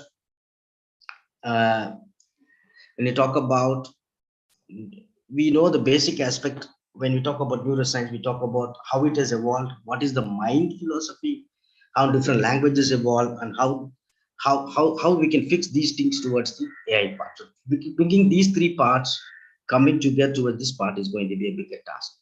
And when you talk about neuroengineering, we talk about systems that we can understand and develop from the new nervous systems, or we can replicate and work with them. systems. So either we get inspired from it or you create it artificially. So these are the two ways we can do that.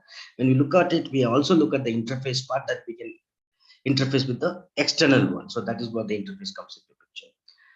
So when we do neuroengineering, we have to focus on all other aspects, not just on the technology part, but we also need a lot of input from it. So that is where bioinformatics, bioelectronics, and biomems come together.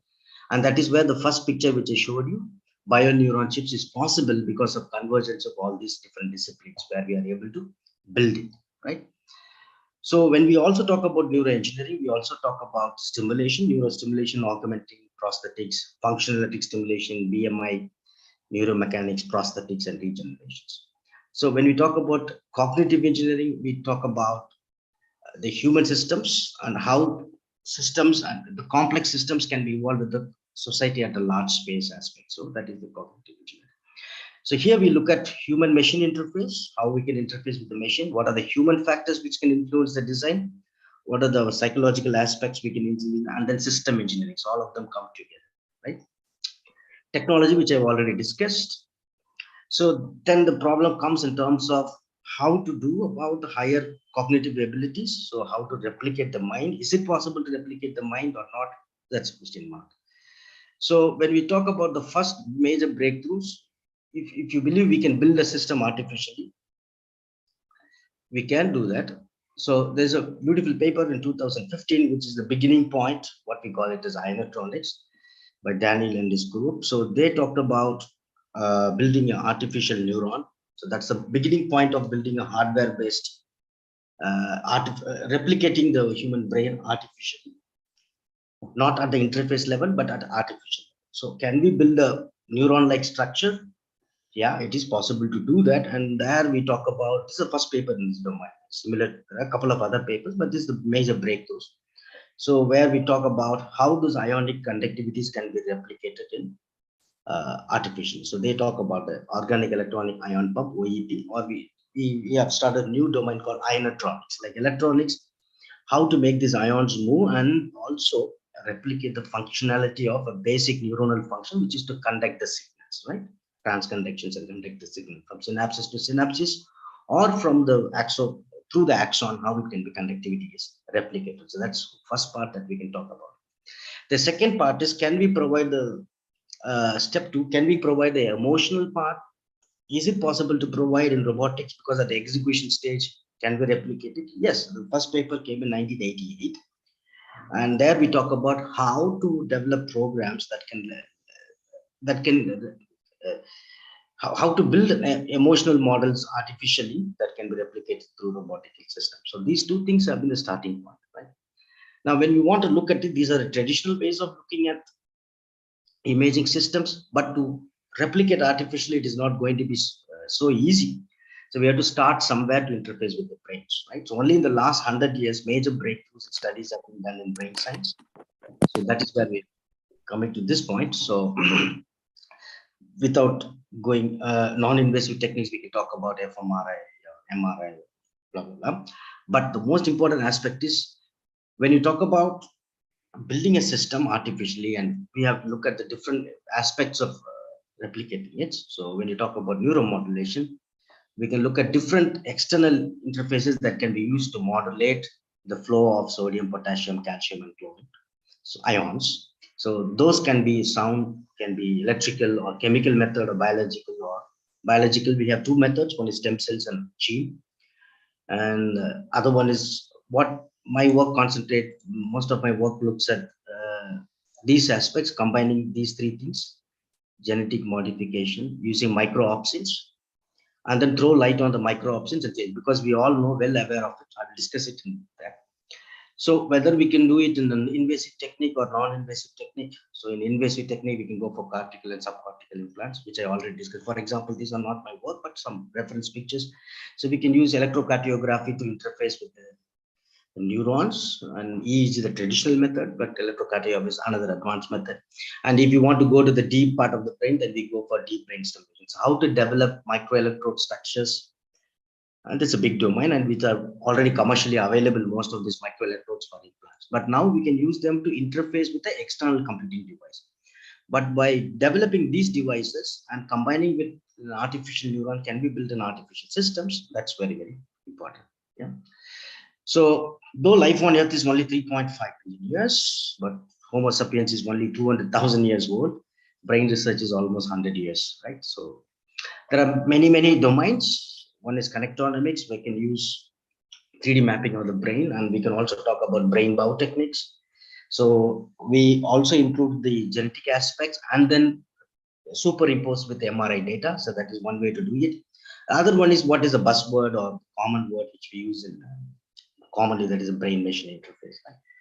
And my area of work is mostly related to only optogenetics. So this is more simple. And then Blue Brain project is a very famous project started by Obama, but now the project is closed, done. So we can go to the different aspects of it. So we can use MRI systems. So you can refer all the data on openconnectproject.org. So that is another way to look at it. Diffusion based data and mapping it. Or we can use fluorescent protein to focus on specific areas of the things, and that is also another way to look at it. Autology or finding out the pathways. And then there's a traditional way of doing things. I have given some videos as a reference, which we can do using fMRI to interface with this thing, and then controlling the devices which are located already. It's called immersion techniques, so that is also we can look at it. But this is the area which I work. Basically, we modify the neurons because the neurons are insensitive to light. So we take the proteins which are related to phototropic, and then we implant, put it into the neurons, make the neurons light sensitive. Once the neurons are light sensitive, you can interact with them. That is, instead of going for an electrical stimulation, we can go for a light-based stimulation. So that is where we combine optical technology with thing. And this was started by Carl Disser. That is what we're trying to do. It's a simple tool, so we implant it on the brain. So and then we, along with the recording electrode, we also have a light that is on a polymer, because we know the space which is available between the surface cortex and the bottom side of the skull is 2 millimeter, which is filled up with the cerebrospinal fluid. So we design a small polymer of certain thickness, so 30 micron, 40 micron, depending upon it, your device size. And then we put the photodiode, we put the diode, we put the computing platform, maybe the die of a microcontroller interface with it, and then it can continuously transfer. So maybe in another 20 to 30 years, these things will be used. There are many studies which are done on rodents, but the clinical application only Elon Musk is claiming that they will be out within the next 10 years. But actually, it is like our remote control. We have a remote for our television where we use light, infrared light using photodiode. So is it possible to do that with human beings? So that is where optogenetics plays an important role. So where and so that's where I stopped. Thank you. I think I have stuck to the time. So any questions you can ask.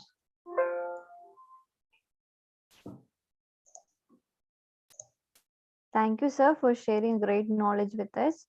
We request audience to post questions in the chat box. If they have questions, otherwise it's okay. Yes, sir. Sir, there is a request from Mr. M.R. More that do you mind sharing the slides? Yeah, sure. I'll do it after. Yeah. Thank you, sir. Sir, there is another question from Anjali. Yes, ma'am. Is there any method to program human brain during pregnancy only, or a tool? Well, I can share one small picture from another presentation. Just a minute. I can show one picture. I don't know if I'm able to say. So this is basically the most difficult part is to interface with the brain, especially the deeper part. We use these kind of microelectrodes. But to answer the madam's questions, you have to first understand interfacing with the brain is not so easy, right? In fMRI also, you are only plotting the functional aspect, right? So you cannot specifically trace it, but we can do it in the post. Once you collect the neuronal data in the post processing, we can superimpose, but we cannot do real time. Even in electrical stimulations, which is the picture which I'm sharing now, it is not done real time, right? Real time is when we use, there are certain disadvantages when we use light. When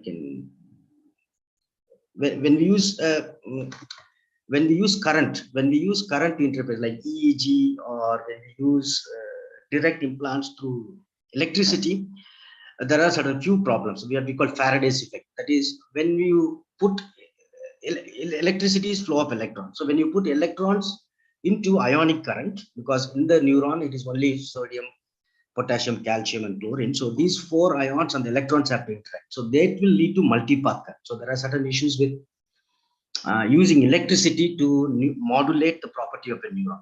So in that case, the alternative is to go for light.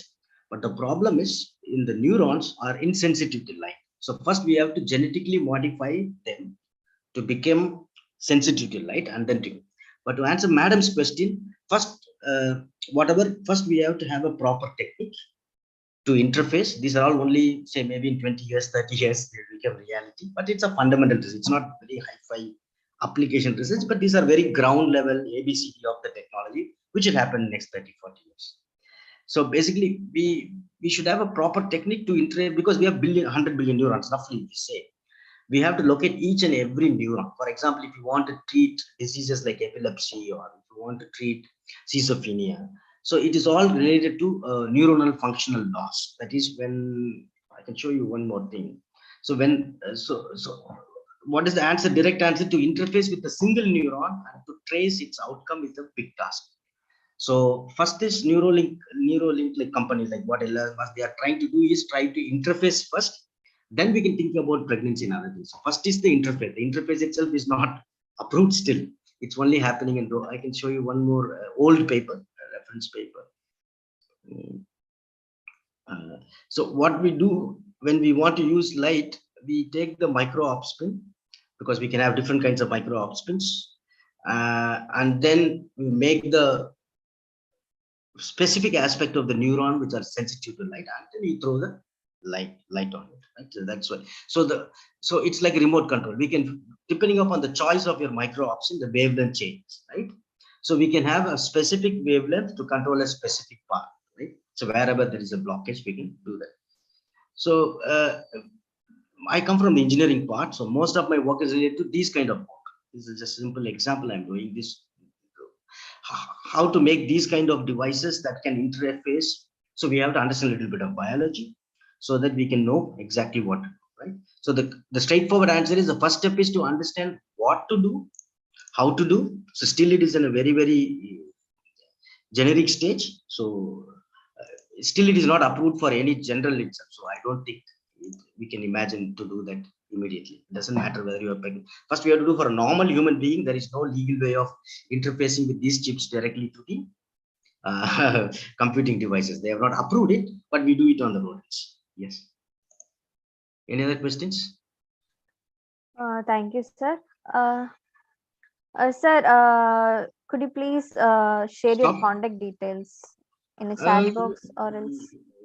Yeah, you can email me or LinkedIn or Facebook. My name is there, so that's fine. Yeah. Okay, sir. Okay, ma'am. Thank you. Anything else? A great section, sir. Yeah. Anything else, ma'am? I can stop here.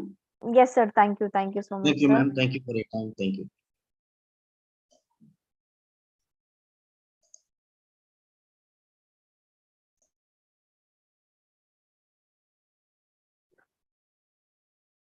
Thank you, sir, for having a great knowledge with us.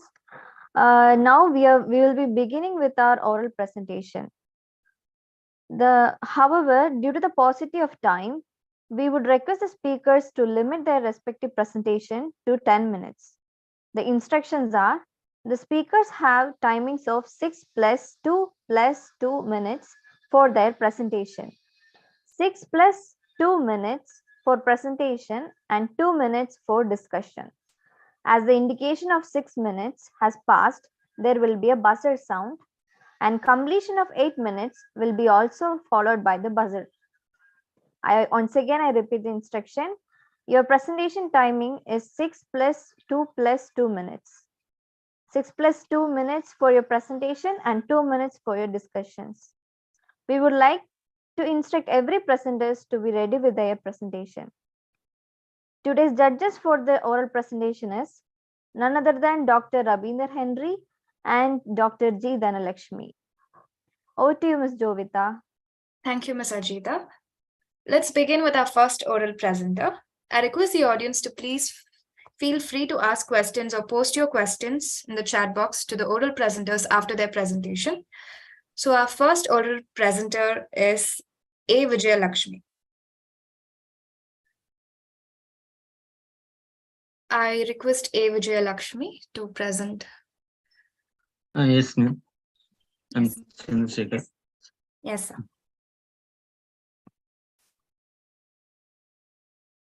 Are you able to see in my screen? Yes, sir. It's visible. So I request you to put it in the presentation mode. Yes. Yes. Your time starts now, sir.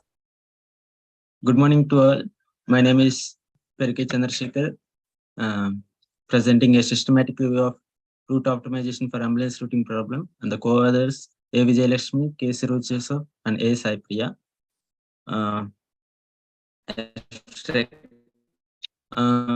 Actually, we know that emergency medical services are very essential in these days.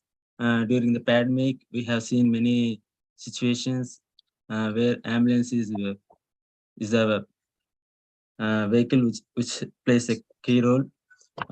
It is like timely medical support which provides which takes patients to one place to another place. And the main motto of this ambulance routing is to provide service in a short time. This problem arises due to urbanizations, fast urbanization, and several many requests in a day, and the precision location of a victim, like patients, and the traffic. The main problem is traffic congestion. These are the few problems which needs to be considered and have be optimized for the routing, ambulance routing. And in this paper, we summarize the recent studies from 2015 to 2020 papers, like 2022 papers. And here we categorized the papers in two types. One type is response time, based on response time, and another is travel time. Response time means the ambulance starts from after getting a request. The ambulance starts from hospital to the patient's location. This is the response time, and the travel time is after taking the patients from patient's location, taking back to the hospital. This is the travel time. Like this, we categorize the problems, and here we emphasize the less explored area, like inter facility hospital transfer, and the importance of that, and the safety concerns that needs to be taken in ambulance routing. Actually, as I said, as we've seen, and the ambulance emergency medical service has been more popular because of this increase in accidents and population growth. Number of requests increased. As per NIEM, in 2016, 1.5 million calls have been made to a particular hospital in America.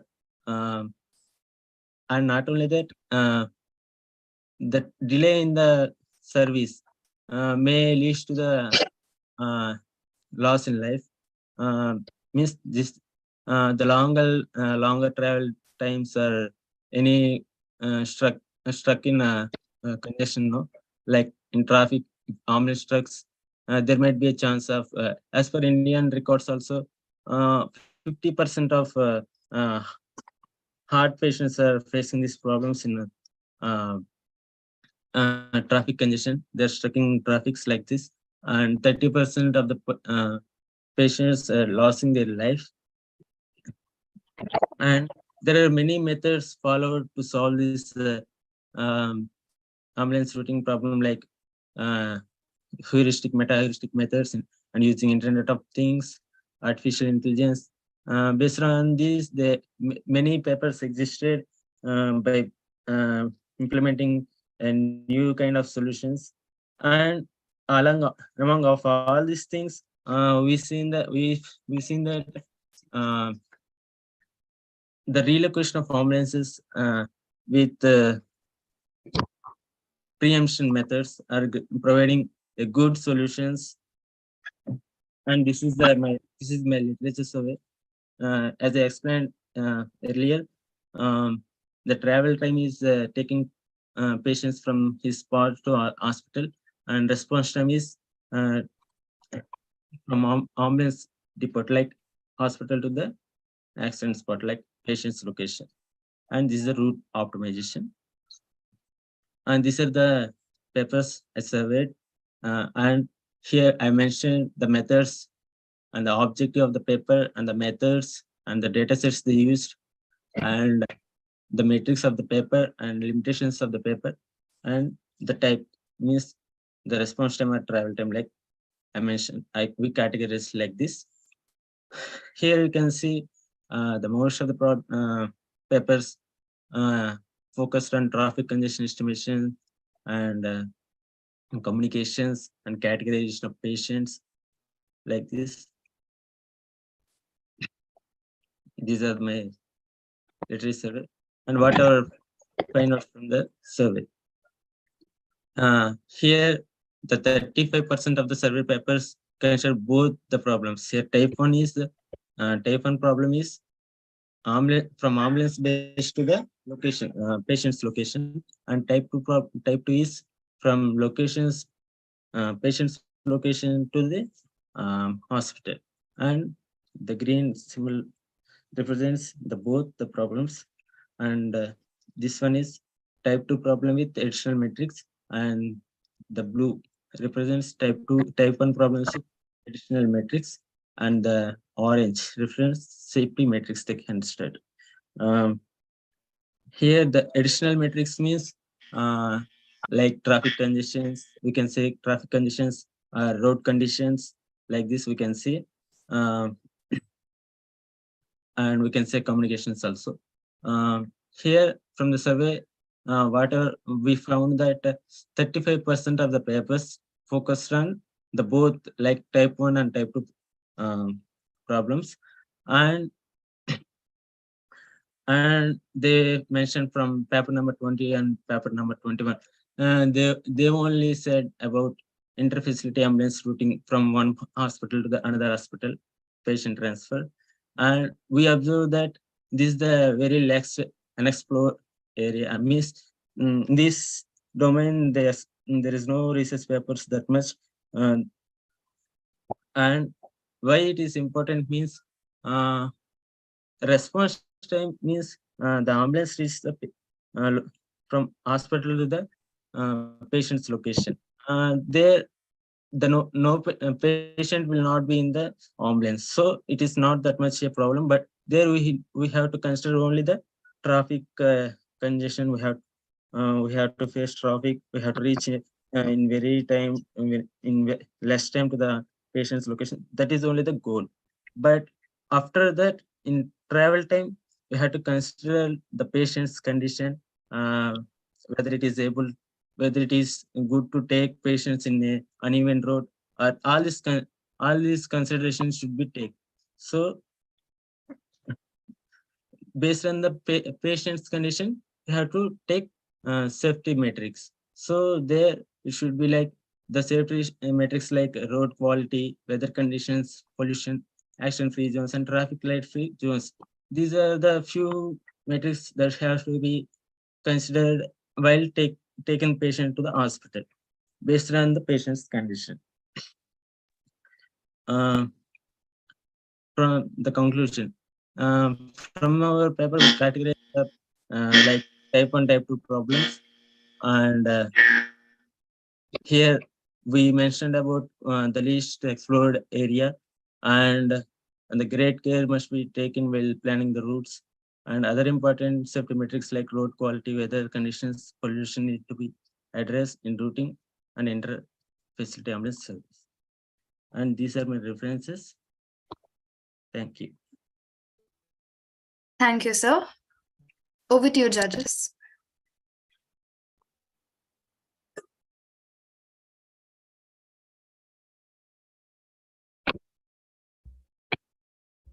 So what you have concluded, sir? My conclusion is that there is more exploration needed in inter hospital facility, means hospital to hospital patient transfer. There is more research should be considered, and while transferring the means most of the papers they are considering only the traffic congestion, but while transferring the patient, the safety concern should be taken. So in this area, the research should be improved more. This is my conclusion, sir. So what is your future perspective? What you are going to do? My future perspective is like this. Actually, I am doing one project on this. There we are considering the road measures, road metrics, and the communication to tolerate this traffic congestion. This is our aim, sir, as a safety condition. Okay, thank you. Thanks. Then Lakshmi, ma'am. No questions from my side. Thank you, ma'am. You can go with the next one. Thank you. Thank you, sir. Thank you. Moving on to the next oral presenter, Preeti Sonkar.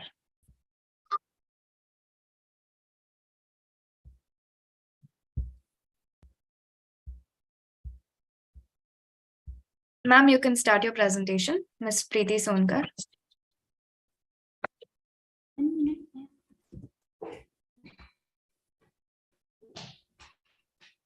I request the audience to be muted, please.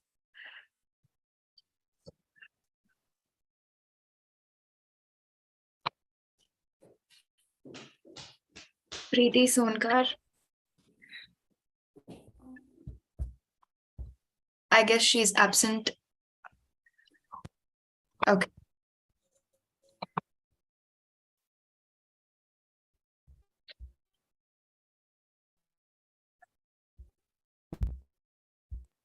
Ma'am, you're not audible.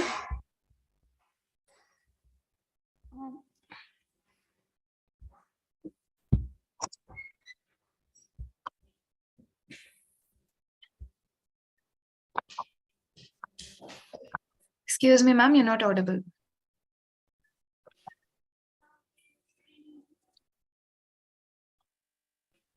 Ma'am, I guess you can stop sharing and start sharing again.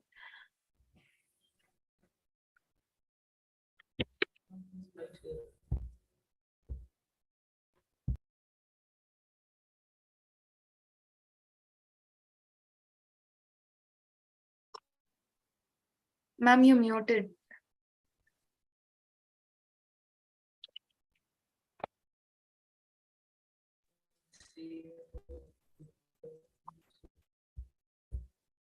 We are not able to hear you, ma'am.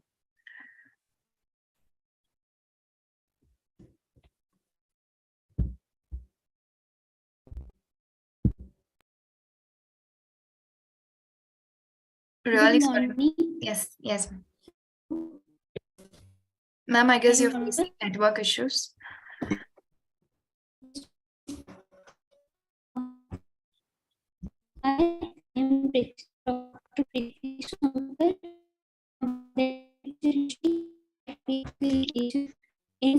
Excuse me, ma'am. I'm really sorry to interrupt.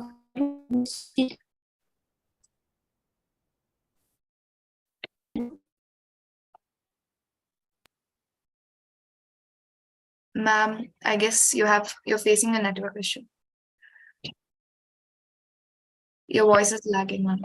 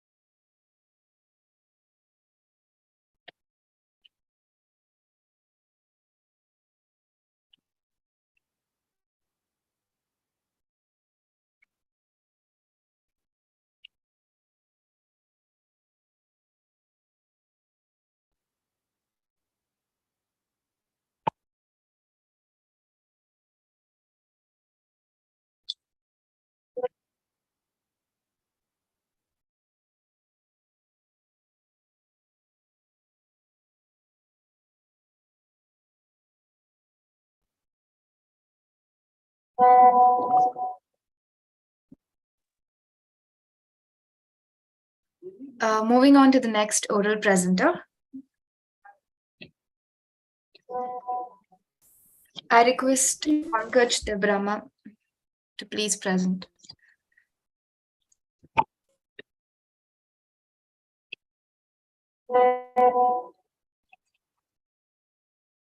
Pankaj Debrama, our next oral presenter.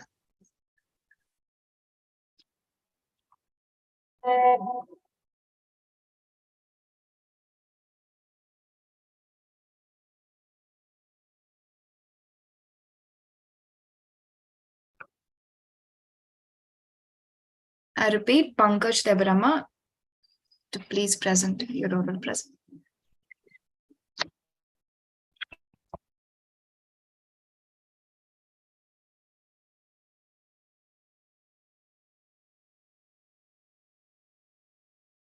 I guess Pankaj Debrama is not available.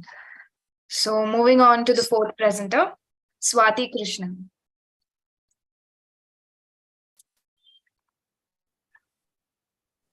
Yes, ma'am. Yes.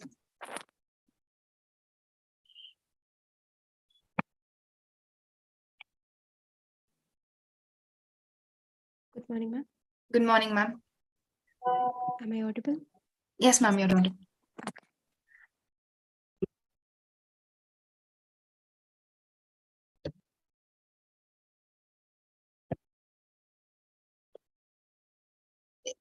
There's an announcement. In case if there's any oral presenter who's facing network issues, or in case if you guys want us to share your presentation, please mail us your presentation. We can share your PPT. Thank you. My slides are visible. Yes, ma'am. Yes, ma'am. Yeah. Thank you. Your time starts now, ma'am. Okay, thank you.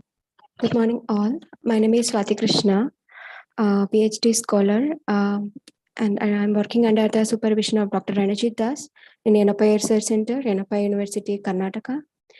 Here I am presenting a part of my PhD study, genomic profiling of neuropsychological disorders in Koraga, an Aboriginal tribe from Dakshina Kannada district, Karnataka, India. And these are my contents. Coming to the introduction, Koraga is an indigenous tribe found mainly in Dakshina Kannada Dakshina Kannada and Udupi districts of Karnataka, and also the Kasaragod district of Kerala. They are practicing endogamy. Endogamy is the endogamy is the practice of marriage within the population, and we are believing it's maintained their genomic integrity. And the major thing is their population is drastically declining, and the reasons are the high prevalence of widespread diseases, and another reason of my study is their shorter lifespan.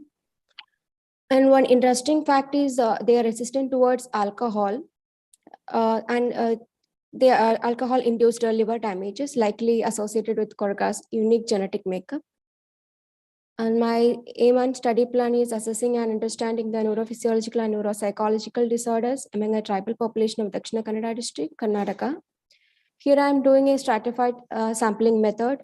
I'm collecting samples from the representatives of 3 major clans, Soppu, Kuntu, and Onti. And after the sample collection, I am analyzing their genomic data. And these are the literature review in 2020.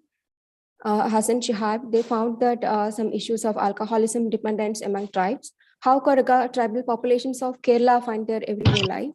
And they found that the substance abuse is prevalent in the Koraga hamlets, and it's inducing serious health issues with the consequences, resulted in many psychosocial issues and loss of productive man-hours, and even leads to suicide among youth.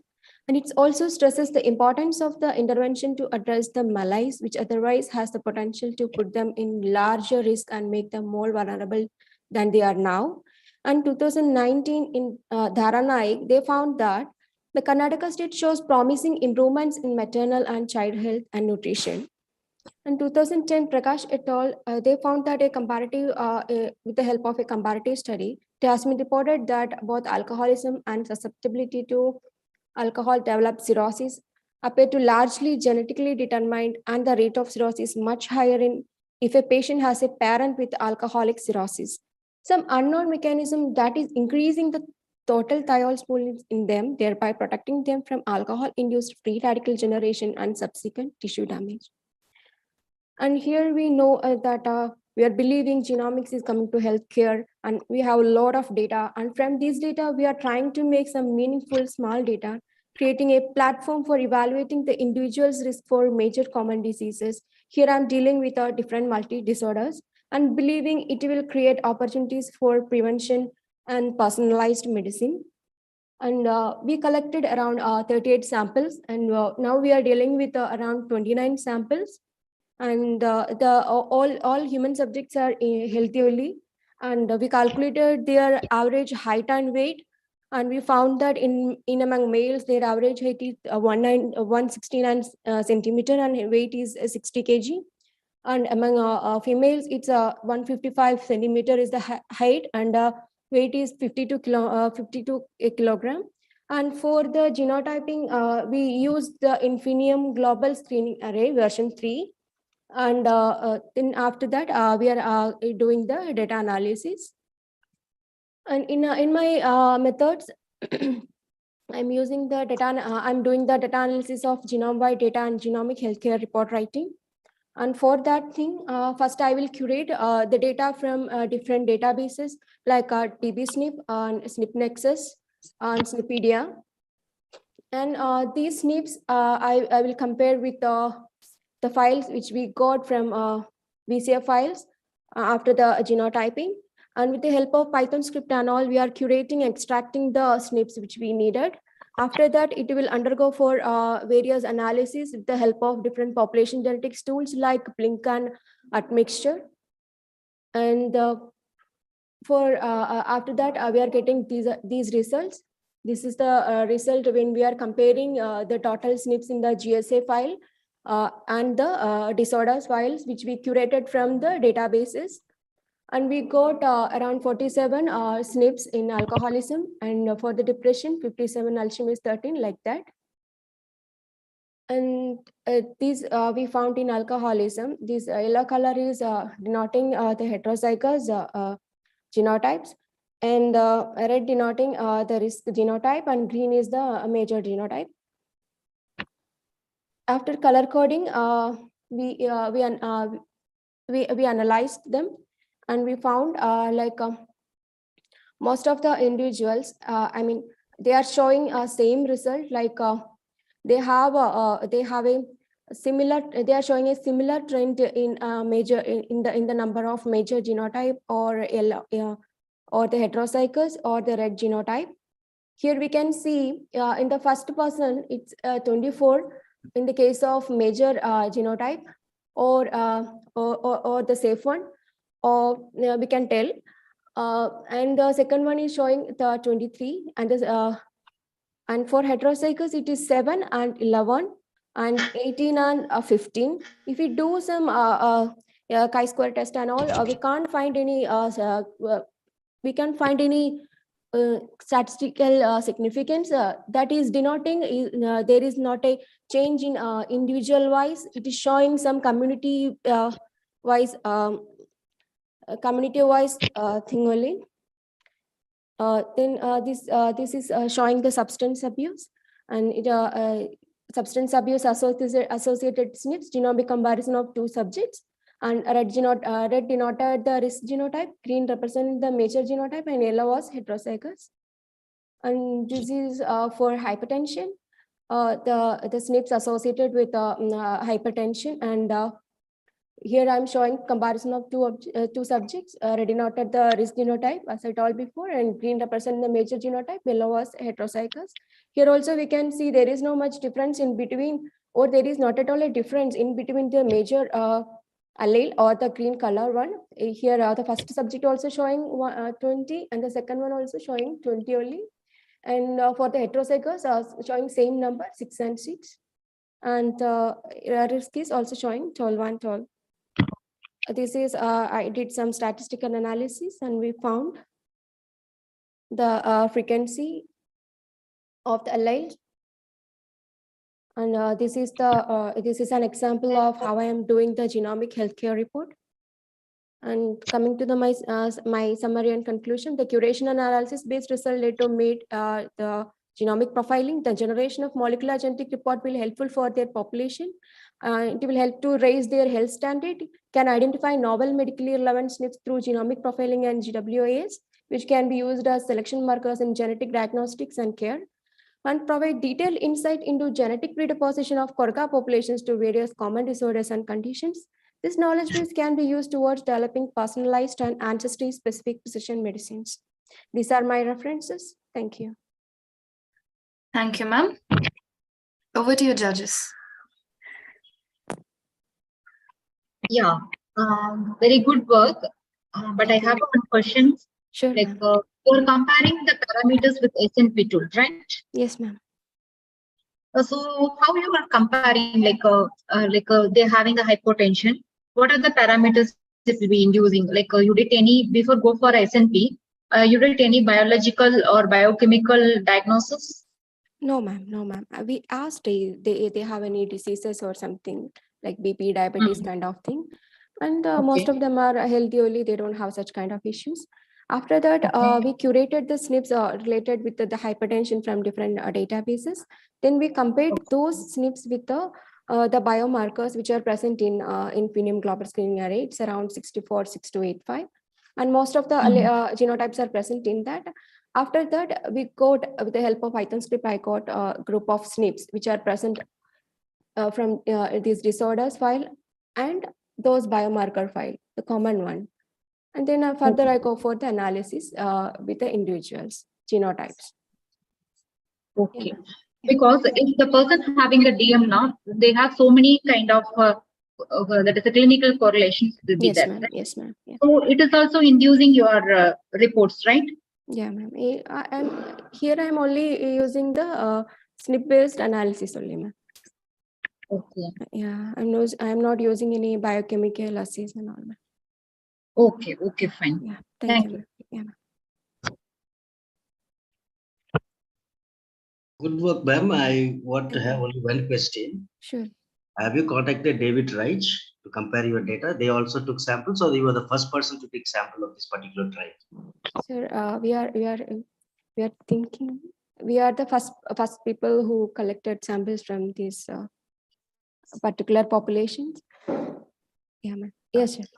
Because you referenced David Wright's paper, not 2009. Yes, sir. And there is one more paper, recent paper, 2020. Have you checked it out?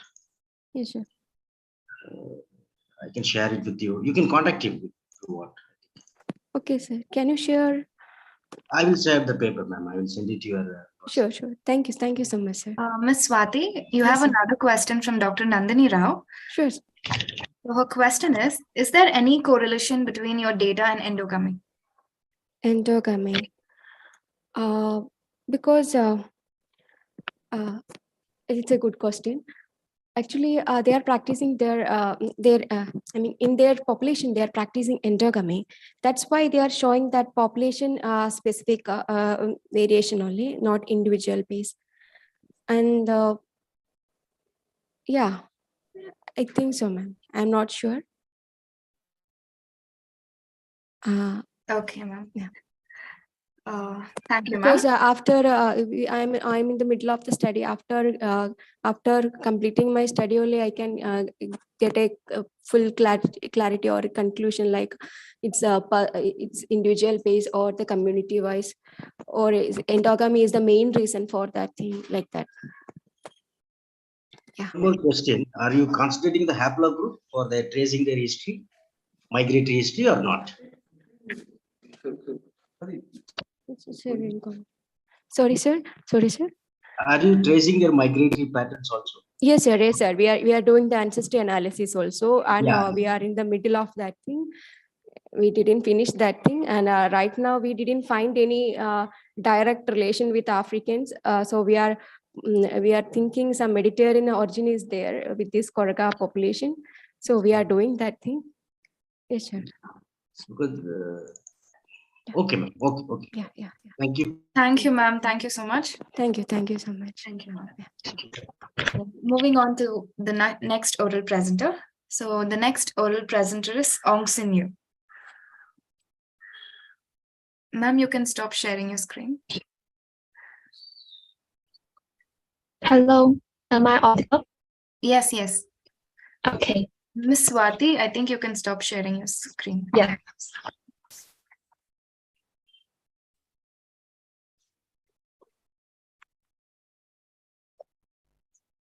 I repeat, Miss Swati, can you please stop sharing your screen? Yes, ma'am, I'm trying. Yes, ma'am, okay.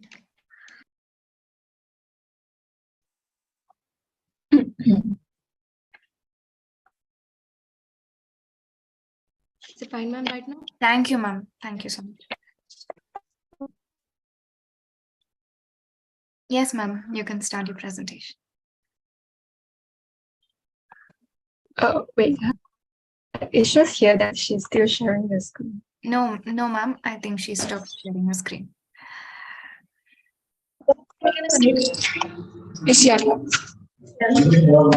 I request Chaitanya, please remain muted. Thank you.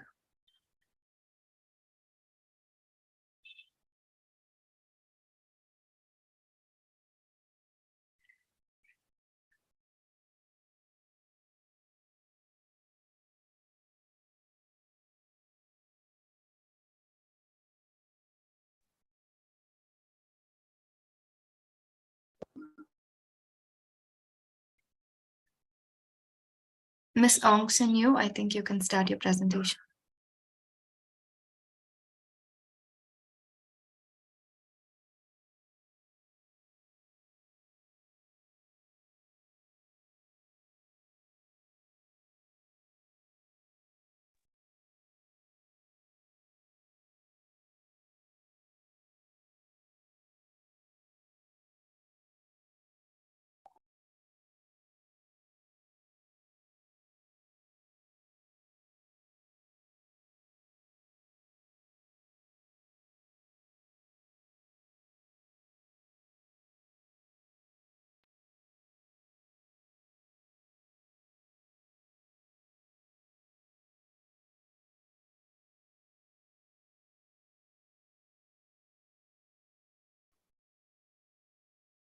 Moving on with the next oral presenter. Our next oral presenter is Noor Fatiha.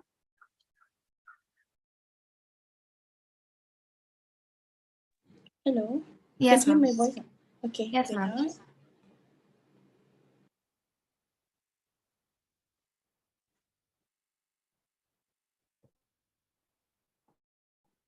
Can you see my slide? Yes, ma'am. Okay.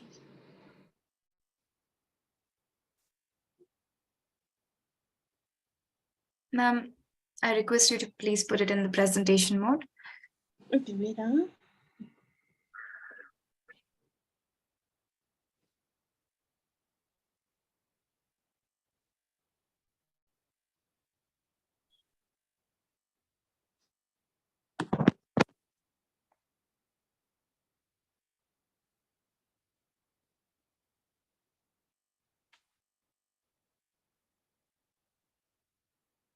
Okay. Can you see my slide?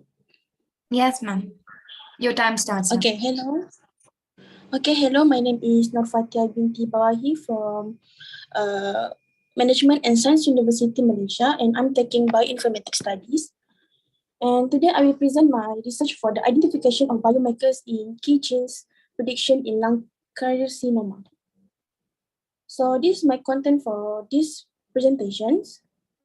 So I go to the introduction part. So lung carcinoma is the leading cause of cancer that related to the death worldwide, and the cell of respiratory epithelium are the cause of the lung cancer.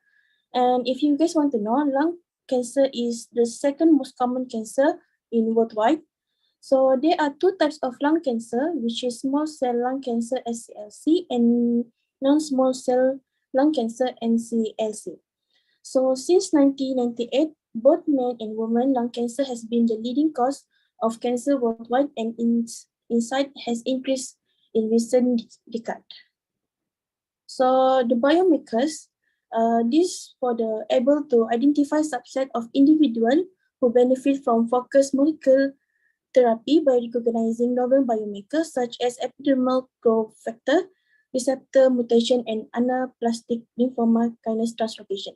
So the objective of this study is to identify or analyze potential biomarker in key gene prediction in lung carcinoma disease through various in silico analysis. So the methodology and method that we use in this research is, first we are retrieval data from NCBI website, and then the data was processing and DEG selection. Next, identification common genes via Venn diagram tools. And next is functional enrichment analysis. Next is PPI network analysis using string and construction of PPI network and hub gene. So there are validation of survival analysis hub gene, and the last one is hub gene expression level. So for the data collection and identification of DEG, we're taking for 2 samples from GOO dataset, which is GSE 176348, which have a 24 total sample, while for the other sample is GSE 85841 have 16 total sample. And we show in the Venn diagram from the data collection, they have 9 genes that same for the upregulated and non-regulated for the both GSE. For the next one is functional enrichment analysis, which we analyze the BP, MF, CC, and KEGG. So BP is biological process, and MF was stand for molecular function, and CC is cellular component. And next, KEGG, which is the down-regulated and up-regulated for the both GSE, has metabolic pathway. So next, for the PPI network and hub gene identification. So in this analyze, we analyze the protein-protein interaction that contained in the upregulated and down-regulated genes. So we can see that in the figure 2A, we have 82 nodes and 32 H. And for the down-regulated, we have 169 nodes and 139 H. So this one is the top 5 hub gene that we use analyze from the cytoscape tools. And for the upregulated, CAV1, GSTA1, ADH1B, ADH1C, and ADH1A. And for the down-regulated, we have 5, IL1A, PPARG, CXCL12, FGF1, and FGF2. So this is the validation of survival analysis hub gene. Which one is for this one? For this one, we are searching for the estimated the chance of recovery from a disease or the chance for the disease to come back. So next is expression level of hub genes. We can see the red color was stand for the tumor, and the black color is for the normal tissue. This one is for the both for the 5 hub gene of upregulated and downregulated hub genes. So for the discussion, there are a total of 250 DEG as considered for the study for genes expression profile and attempt to predict top 5 hub gene in both upregulated and downregulated. So the both DEGs of KEGG pathway resulted associated with metabolic pathway and pathway in cancer. And the biological process involved in G protein couple receptor signaling pathway, positive and negative regulation of transcription from RNA polymerase II promoter, which cellular component involved in plasma membrane, integral component of membrane, extracellular exosome, cytosol, nucleoplasm. And this can molecular function involved in binding of zinc ion, calcium ion protein. So from the PPI network for the top 5 hub gene, so each of these GSTA1 expression was shown to be higher in lung cancer tissue and cells than in healthy tissue and cells. And for the ADH1B connected to the cancer progression, including cell proliferation, migration, apoptosis, and treatment resistance. And for the both ADH1C and ADH1A, the code for ADH enzyme that belong to the alcohol dehydrogenase family, and the expression of alcohol ADH enzyme is linked to the prognosis of NSCLC and adenocarcinoma patients. And CAV1 for the expression abnormalities in lung cancer have been connected to the cancer progression, including cell proliferation immigrations. And the last one is for the down-regulated. IL-1A gene provide instruction for making a protein called interleukin-1 alpha. And for the PPARG encode into a subfamily nuclear receptor, has long been recognized for its function in lipid and glucose metabolic control. And CXCL12 expressed by perivascular macrophages in tumor tissue. And FGF1 is a function in lipid glucose metabolic control. And FGF2 is bind heparin and have a wide range of mitogenic and oncogenic properties. So the conclusion is the top 250 DEGs in GSE 176348 and GSE 85841 of gene expression profiling lung cancer involve 88 upregulated and 183 downregulated. And this we are using the bioinformatic method. And the BPI network by cytoscape and string integrated the top 5 hub gene in lung cancer, which through the cytohaba, and the top 5 key genes upregulated is here and downregulated. And the XCL1 and high expression correlated to the good OS in all lung cancer patients.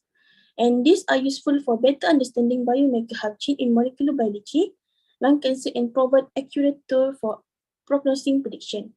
And it was also useful for gaining a deeper understanding of the mechanism of lung cancer in order to determine risk, develop drugs, and find treatment.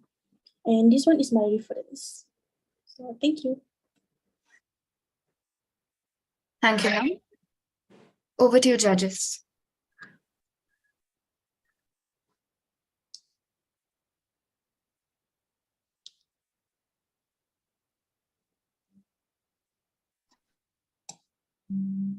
It's a very good work. I have one question with you. Okay. You are identify the 5 hub genes through PPA network, right? Yes, PPI network. Whether if it is regulating any specific amino acids. What? I'm sorry. If it is your hub genes, it is regulated, it will be rectified any amino acids. No, we just enter the genes into the tools, and then we get the upregulated and downregulated, which is we separate the upregulated and downregulated using value of log FC. When the log FC value is negative, it will be the downregulated, while the log FC is positive, it will be the upregulated. Okay. Yeah.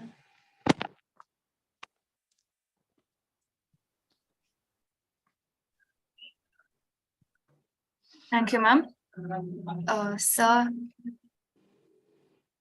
Sorry. I have only one question, ma'am. What is your next plan? It's a good work, actually. So what's in the plan? Okay, in future, I plan to do this work in the laboratory for future knowledge. So since we do this one is by using our computer, and we plan to do this one in laboratory. Only that. Are you going to collect more samples, or are you going to continue with the same samples? Maybe we can take more than 2 samples from the NCBI. Yeah. Thank you. Thank you so much. Thank you, ma'am. You have a question from Dr. Nandini Rao. Nor Fatiha. Yeah. Ma'am, you have a question from Dr. Nandini Rao. No. Her question is, are you planning to look at the functions of these hub genes? Sorry, I cannot. Am I audible, ma'am?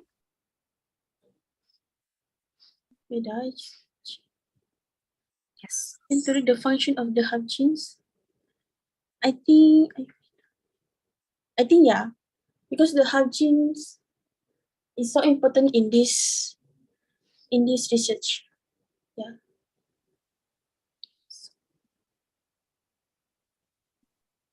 Okay, ma'am. Thank you so much. Okay, thank you.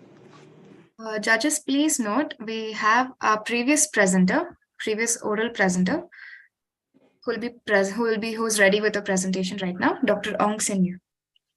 Yes, ma'am, please. Okay, sorry for the connection problem just now. So my name is Ong Sin Yue. I'm from Management and Science University, Malaysia. So what is my topic is on the gene identification of lung adenocarcinoma through the integrated bioinformatics analysis. These are the table of contents. And first, I would like to do a rough introduction on the lung cancer. So in 2018, WHO estimated the population death of this cancer type is 13.3 million.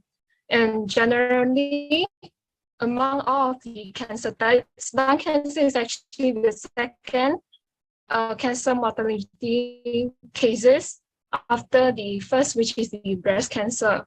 And new cases rates for men are typically higher than the women, especially in the taking from the statistics from the year 2018.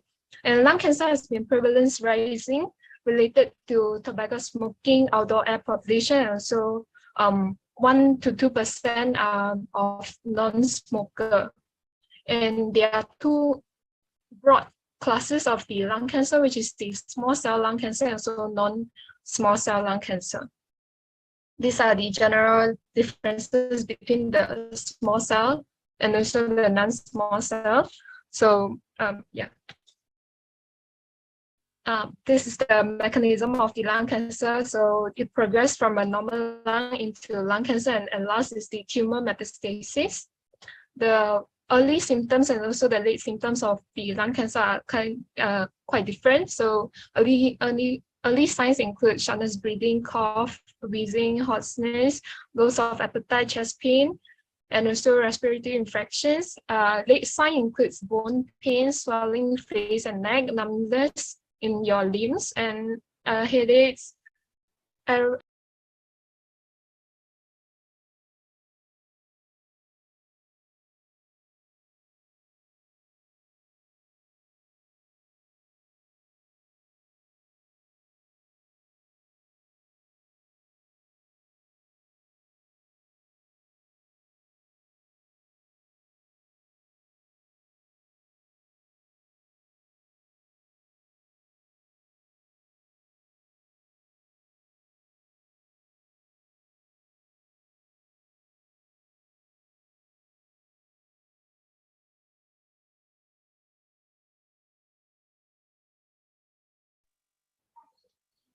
What happened?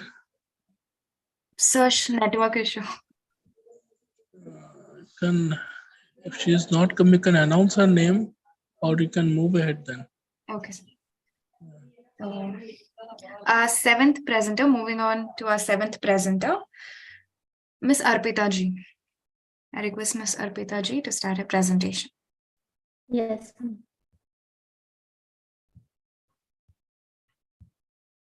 Yes, ma'am, you can start.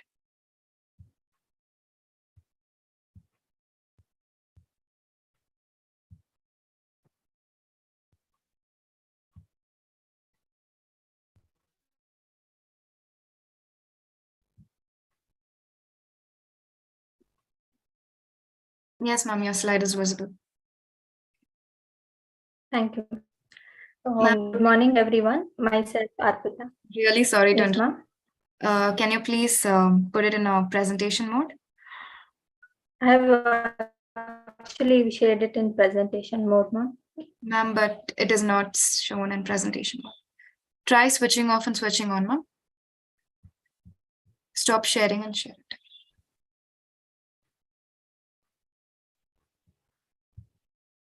Now, ma'am. Is it visible in slide share mode? Yes, ma'am. Thank you. Your time starts now, ma'am. Yes. So good morning, everyone. Myself, Arpita G. I've completed my MSc in microbiology from Padma Shri Institute of Management and Sciences. So this was my dissertation topic. So establishing phylogenetic profile and identification of function and ligands for Mycobacterium ulcerans microbiome. So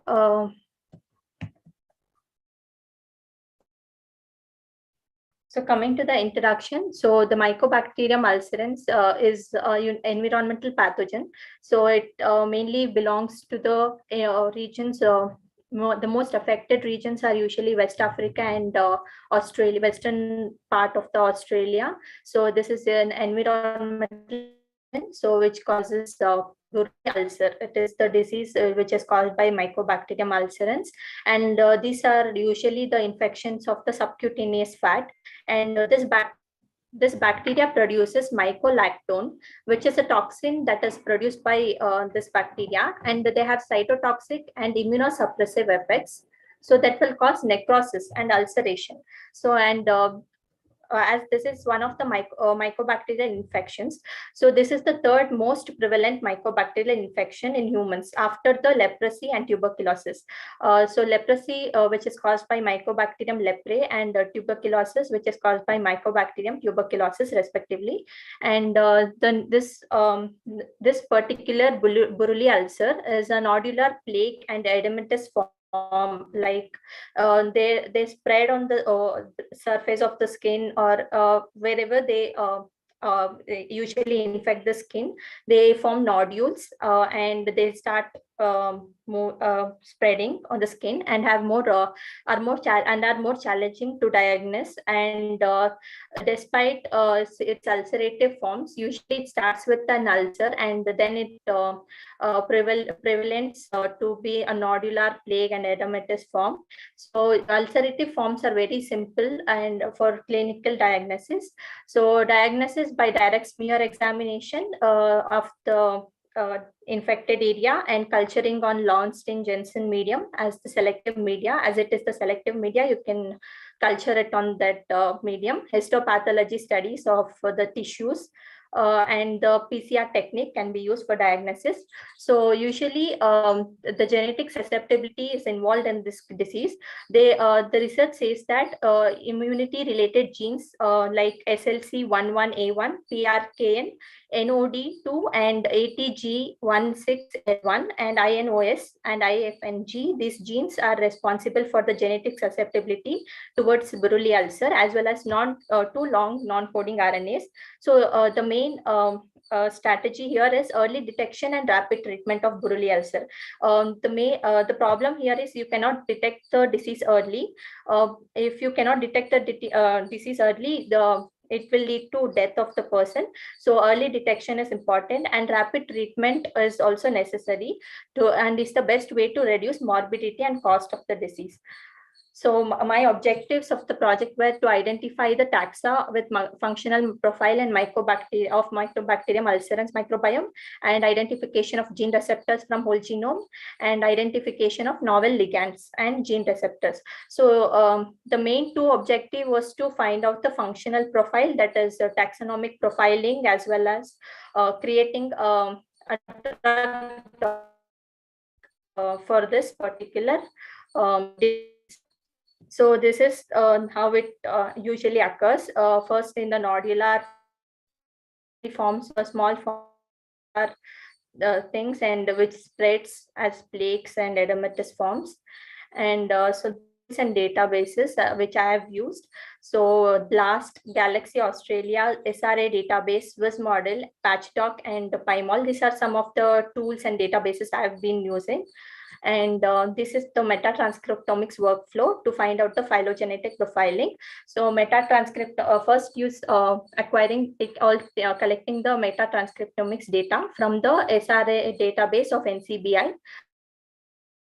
We actually mine for sequence archive of the Mycobacterium ulcerans, and then we pre-process it using trimming and sorting, and we check the quality of the reads, and then we sort out the RNAs, that is non-ribosomal reads, and we then move on to the FASTA, separately the FASTA, taking the FASTA reads where we can obtain human and metaplan data. So the human data will give us the will show us the presence or absence of the abundance of microbial pathways and gene families. So whereas metaplan will help us creating a taxonomic profile, and so we can even have the human will give us functional quantitation, and we can also have taxonomy and as well as functional quantitation in case metaplan.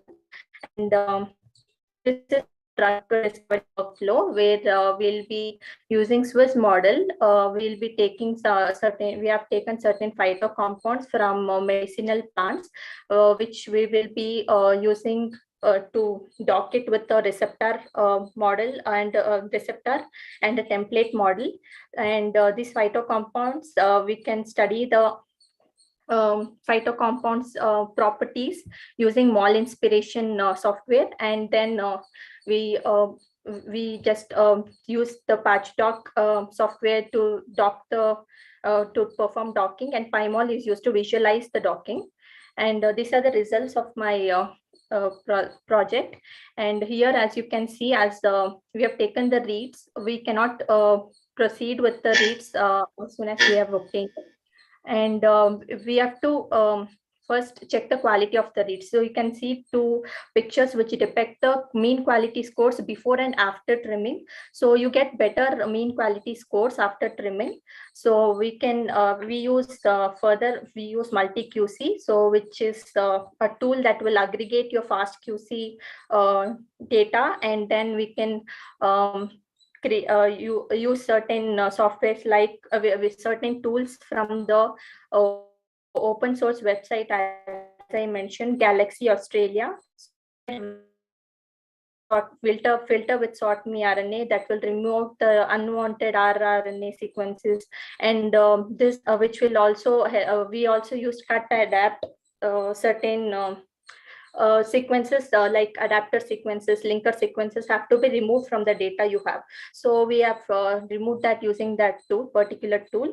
And then coming to coming to the FastQ interlacer tool. So whatever the data we have, we'll be pairing it with the pair. It will be paired, and we'll be finding out paired end sequences, and then we'll be creating a meta plan that is the taxon relative abundance at each taxonomic levels. So we can by the results we can find out that it is similar. The Mycobacterium ulcerans is having similarity or it is having taxon relative abundance with the Mycobacterium pseudocyti and Lifandi, Mycobacterium lifandi. And this is my Corona visualization chart, that is the pie chart, which will represent my data in a form of a pie chart. And this is about the human, that is the functional pathway. That is the results which I have obtained for the functional pathways. This is the normalized gene family. So normalized is nothing but whatever the human data we have obtained, that will be given as table form. And you find abundances. What kinds of pathways the particular microbiome can be microbiome can perform within. So that is about human pathway with their abundances. And this is about homology modeling. So as I said, we have taken the genome of Mycobacterium ulcerans. We have run it through, and after obtaining the blast sequence of and we have got this particular protein, that is hydroxypropyl dehydrogenase. So this protein is then the fast QC of this particular protein is then given to the Swiss model portal, where we can generate a receptor model like this, that is hydroxypropyl hydrogenase, which is a template for the receptor family, SDR family oxidoreductases. And this is the Ramchandran plot which we have generated. 5 medicinal plants with different phytocompounds used to treat ulcer from different papers. So I've taken 25 phytocompounds, and I've searched the molecular properties of this compounds using mol inspiration software. So I've taken the phytocompounds which have N violation 0 due to the rule of 5 properties, that is Lipinski rule. I have taken according to the Lipinski rule, where you have to take only the rule of 5 properties, that is according to molecular weight, hydrogen bond acceptor and donors, all those, keeping in mind in all those. And where we get N violation 0, we have considered those phytocompounds. And then we have, excuse me, Arpita, sorry for disturbance. Yes, ma'am. Yeah, your time has been finished. Can you please conclude it? Yes, ma'am. Yeah. Sure. And we have finished, we have docked it, and we have got certain good number of compounds with good number of interactions, and a docking score is taken. And the conclusion is these ligands, usually what we have taken, that phytocompounds can be used as potential ligands for the receptors for the Buruli ulcer, and they can be used for the in vitro and in vivo studies to establish as a potential against this Buruli ulcer disease. These are my references, and thank you. Arpita, it is a good work. I have a question. Yes, what are the medicinal plants you are choosing for that project work? Aloe, Hollerina, and I've taken Jatropha, Capsicum. These are the plants, ma'am. After extraction, you find out the components, right? Ma'am, I've taken data from the research articles. Like in some research articles, I've got data regarding the phytocompounds they use in the traditional treating methods used in the Buruli ulcer treatment. I've taken from those papers. So these phytocompounds I've selected accordingly, ma'am. Okay. You are selected phytochemical components. No, this is come under which group of phytocomponent? Like alkaloid, flavonoid? Yes, ma'am. Yes, ma'am. They belong to alkaloids, flavonoids. You have tannins, saponins, like that. They belong to many class of chemicals. Not in the specific class. There is no specific class, ma'am, but I've selected one particular compound from each class.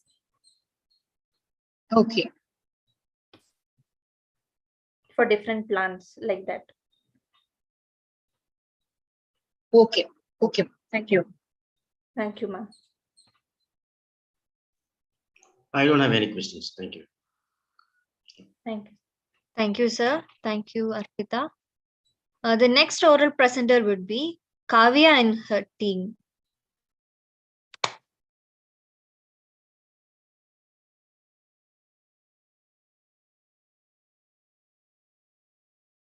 Miss Kavya? Yeah. Yes, I'm there. As my slides are visible?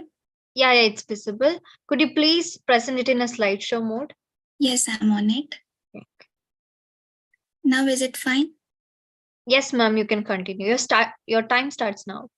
Good morning, everyone. I'm Kavya TT from Padma Shri Institute of Management and Sciences, Department of Biochemistry.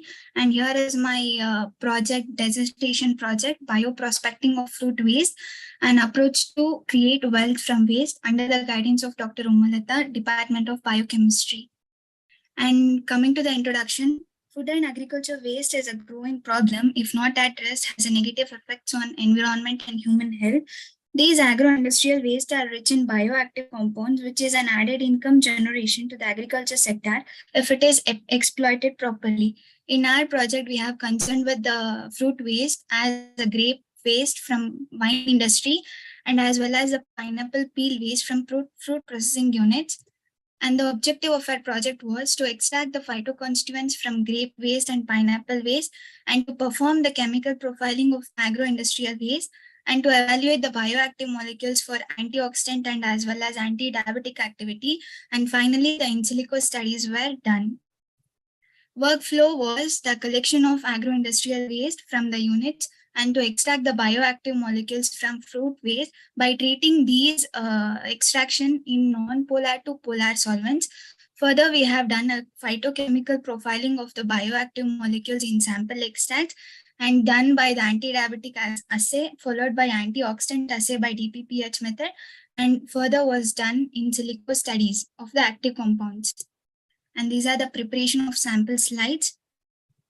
And the results of phytochemical profiling, where we have treated the extracted sample with non-polar to polar solvents like methanol, chloroform, acetone, acetic acid, as well as different concentrations of ethanol. And the positive results were shown for alkaloids, polyphenols, phenols, flavonoids, and tannins. And further anti-diabetic assay was done by alpha amylase inhibition method, and the samples which have shown positive results for alkaloids, polyphenols, flavonoids, and tannins were taken for anti-diabetic assay, and the IC50 value was calculated, and the most inhibition was shown by grape skin, which was the extracted sampling water samples, followed by methanol, and followed by 20%, 40%, and 20% of ethanol. The antioxidant activity were also be done by different sample like pineapple crown leaves, pineapple peel, grape peel, as well as grape seeds, and the radical scavenging activity was calculated, as well as the IC50 value of each sample were calculated with the control of ascorbic acid as a control. And this is a final comparative analysis, like ascorbic acid has shown 68.86 microgram per ml of IC50 value, followed by grape peel has shown the maximum inhibition having IC50 value of 0.8, followed by grape seeds, followed by pineapple peel, as well as pineapple crown leaves. And here is the in silico studies, the workflow. Firstly, we have browsed the research articles for the active compounds present in these peel waste. And then we have searched for the isomeric smiles in PubChem, which is an online server, followed by the property calculation in mole inspiration. And then we have used a Cactus online server for smile translator, and then Swiss modeling in order to develop a model for diabetic causing gene, which has been searched in NCBI research articles. And then we have used HEX software for docking these ligand and the protein or gene which is responsible for diabetes. And then finally, we have done the pharmacokinetic studies using Swiss ADME server. And here is the results study tables. The first one is the Lipinski rule table, where the active compounds present in grape skin was resveratrol, catechin, epicatechin were present in grape seeds, and gallic and ferulic acid in pineapple peels. And this is a table illustrated that the invalidation 0 was only considered for further docking studies.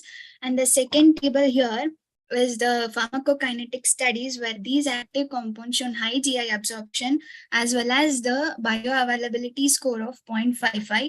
And here these last two tabulations showed that the amino acids present in the active site and the maximum docking score were seen in these active compounds like resveratrol, catechin, epicatechin, gallic, and ferulic acid.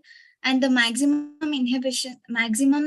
docking score were observed in type 1 diabetic causing gene, that is HLA-DRB1, and the maximum docking score were shown in HNF family, which is a type 2 diabetes causing gene, and the maximum amino acids were docked in these model 1 and model 2 of diabetic causing gene type 2.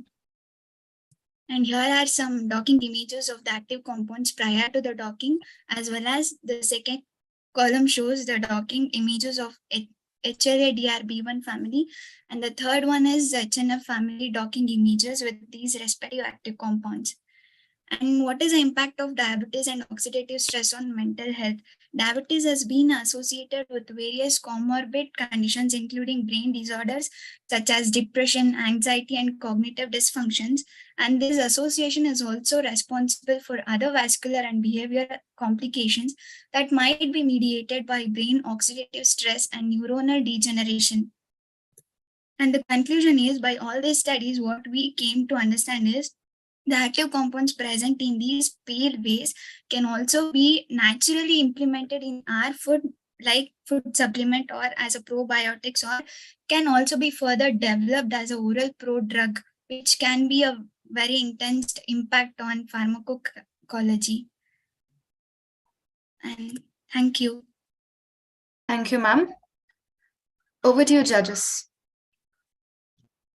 it Yes, is a ma'am. good work. Can you tell which extract it will be giving the more effect in your study? Ma'am, grape skin, which is very rich in resveratrol, will be a very good impact when compared to pineapple peel waste. No, I'm asking which extract. Like water extract. Yes, ma'am. Water extract followed by methanol extract, followed by 40-20% ethanol extract has shown maximum good results of these, ma'am. Okay, better it is an aquatic extract, it is a good, you are telling. Yes, ma'am. Okay. Then another one more question. You are saw the docking picture, right? Yes, ma'am. In this, which component, especially which amino acids, it will be having the good binding interaction? Ma'am, it was glutamine 1, alanine 109 to 125, as well as phenylalanine has shown a maximum present in the active site pocket.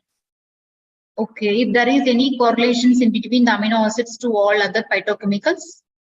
It was not a correlation, ma'am, but it was present in grape skin maximum. Okay, only that one. Yes, ma'am. Okay, fine. Thank you. Thank you, ma'am. No, I don't have any questions. Thank you. Thank you, ma'am. Thank you, judges. Over to our next speaker, Ms. Samruddhi Satish and Manisha.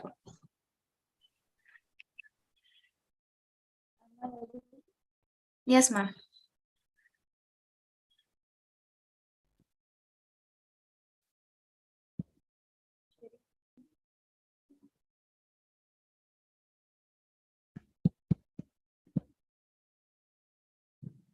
Ma'am, you can start your presentation.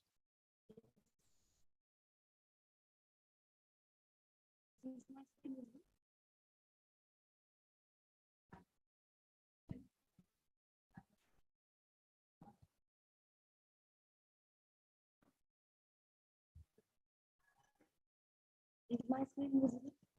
Yes, ma'am. Good afternoon, one and all. Myself, Samruddhi Satish Pathak.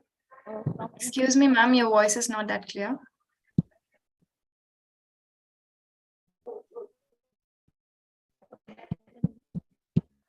Excuse me, ma'am. Really sorry to interrupt. Yes. Your voice isn't clear, ma'am. Now it's clear. Can you be a bit louder, ma'am? Hello. Now Yes, it's clear. yes, ma'am. Yes. Thank you, ma'am. Okay. Please continue.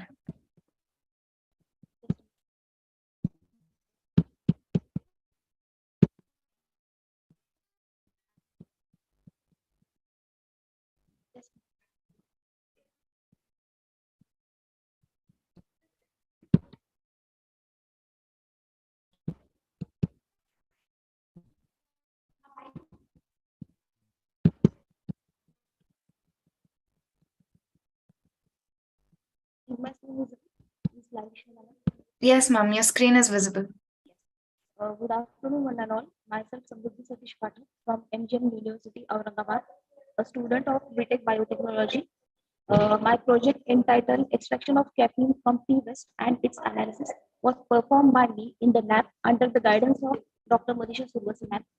So let's see some of the introductory points. Caffeine is a filter substance which is obtained from tea waste, coffee, or from the dry leaves of amino acids. Its chemical name is 1,3,7 trimethyl. Its chemical formula is C8H10N4O2. Caffeine is mostly used for increasing the mental alertness and to giving a muscular power. I'm sure that all you have listened about the athletes which goes for gym. First of all, takes a shot of caffeine and then they work out. So what is the reason behind taking the shot of caffeine? The reason behind is when the caffeine enters in the body, it helps to burn out the fats as well as to increase the muscular power. It increases the capacity of muscles to tolerate the exaggerated actions of the muscles. Likewise, caffeine is also very good diuretic in nature. Means it promotes frequent urination in human beings. If the dried powder of tea waste is mixed with water and water to a plant, it will be very beneficial for the plants for their growth. Following are my objectives. First one, extraction of caffeine from tea waste. Second, detection of caffeine by using TLC. Third, HPLC of caffeine for qualitative and quantitative analysis. Fourth, antioxidant activity of caffeine by DPPH method. So first of all, let's focus on our first objective. This is the methodology for the extraction of caffeine. First of all, tea waste of 20 gram plus calcium carbonate of 1 gram was taken in distilled water and was put on a burner for the heating purpose. After the heating, the solution was allowed for cooling. After cooling, in the separating funnel, first of all, chloroform was taken 10 ml and this cool down function mixture was added in it. After we have shaken the separating funnel slightly, then we have to open the cap of separating funnel and collect that layer of chloroform from it into a petri plate. Let the chloroform get evaporated. The structure which will be present in the petri plate will be caffeine. The color of the caffeine is whitish needle-like structure, does not have any odor. Now the materials and sample collection. For my project, I have taken 3 types of samples. These samples were collected from household meals and from the tea stalls. First tea waste sample consists of tea powder, water, milk, and sugar. Second sample consists of tea powder, water, and sugar. Third tea sample consists of tea powder plus water.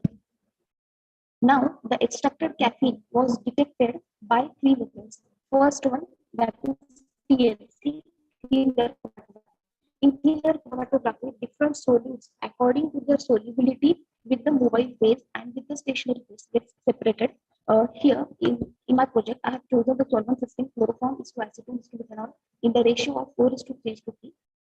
Caffeine sample was prepared in the solvent chloroform. Stationary phase was silica gel.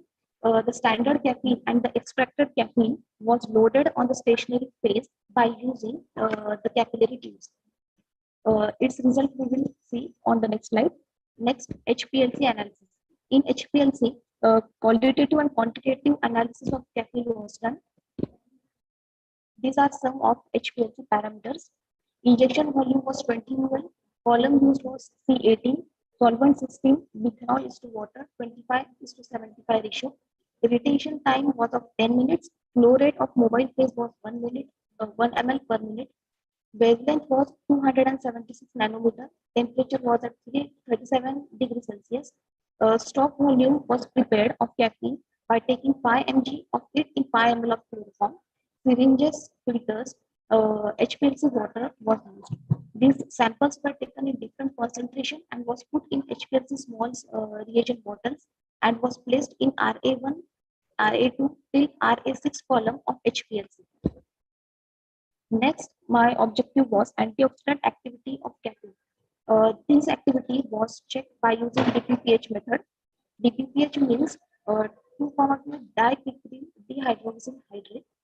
Here, in DPPH is actually an free radical. Free radical, it is having 1 electron less in its last orbit. The substances which are antioxidant in nature donates that electron to that free radical to complete its outermost shell. So here, my product, that is caffeine, is very antioxidant in nature. I have performed this activity for all the tea waste sample 1, 2, and 3. I have given the information for tea waste sample number 1. Caffeine concentration was 1.5 mg per 1.5 ml of chloroform. For tea waste sample 2, the concentration was 1 mg per 1 ml chloroform. For tea waste sample of caffeine, concentration taken was 0.5 mg per 0.5 ml of chloroform. Now we will see the results of my 4 objectives. First result is of TLC. After performing the TLC, I have calculated the RA value, that is retardation factor, was 0.9 centimeter.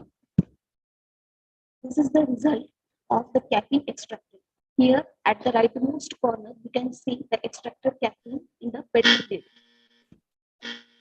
Now the result of extracted caffeine. I have taken here 3 T-West sample. First T-West sample, the extracted caffeine was in 4 mg concentration.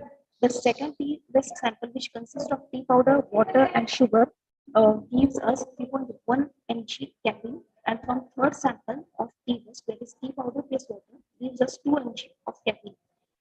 This third sample is like a black tea. So I prefer, according to these results, I prefer to take a black tea because here less caffeine concentration is present. Now, these are some of the results of HPLC. This gives us qualitative and quantitative analysis. We compare now.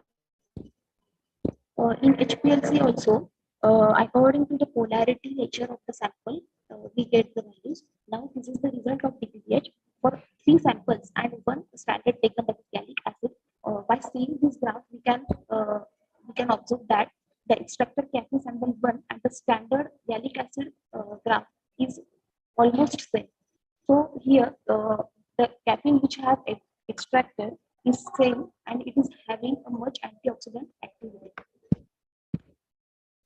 Now, these are some of the effects of caffeine. Caffeine taken is not bad, but its overdose is very hazardous to health. The symptoms like skin flashes, ringing, isopnea, nausea, vomiting, urinary problems, respiratory problems, heart palpitation increases, blood pressure also increases. These are some of the bad effects of caffeine. A bad day with coffee is better than a good day without it. Now, the conclusion part, the purpose of this work was to extract caffeine from different T-West samples. From this project, I conclude that caffeine is very well antioxidant in nature by performing the DPPH method. Likewise, if we take the caffeine with the combination of painkillers, it will help to cease the pain in our body. These are some of the future scope. I have here done DPPH method for the antioxidant activity of caffeine, but here we can also use the ORAC method, oxygen radical activity. Then caffeine can be also extracted from coffee just as from T-West, and I'm planning to do the cell lining of caffeine to study that how exactly the caffeine is working in the human body. These are some of my references. Thank you. Thank you, ma'am. Over to you, judges.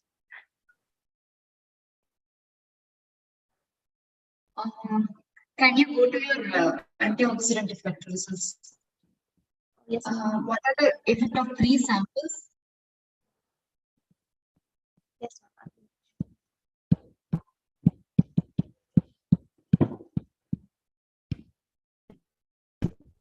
Not this one, previous one. You are telling that all the samples it will be come under the same concentrations only. That is the same UGO value only. That's why I asked. And then one more thing, why you are not calculating IC50?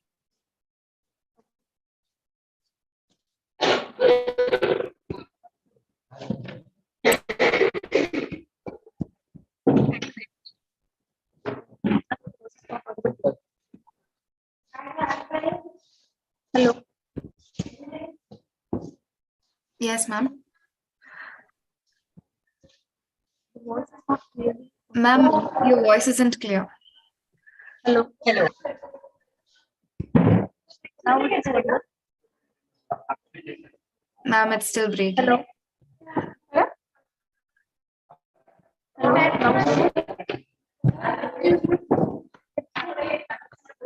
Hello. Yes, ma'am. Now it's audible. Yes, ma'am, it's good.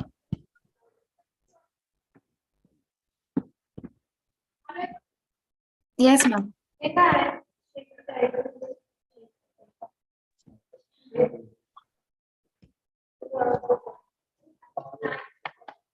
Miss.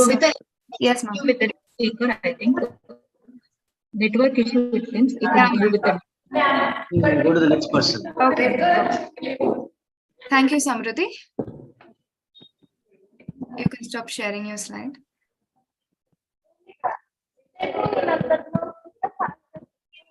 Samruddhi, I request you to mute yourself. Thank you. Judges, please note the 10th oral presenter, Swati M, is absent. Moving on to the next oral presenter, Chaitali Ashok Rao. I request Chaitali Ashok Rao to start your presentation.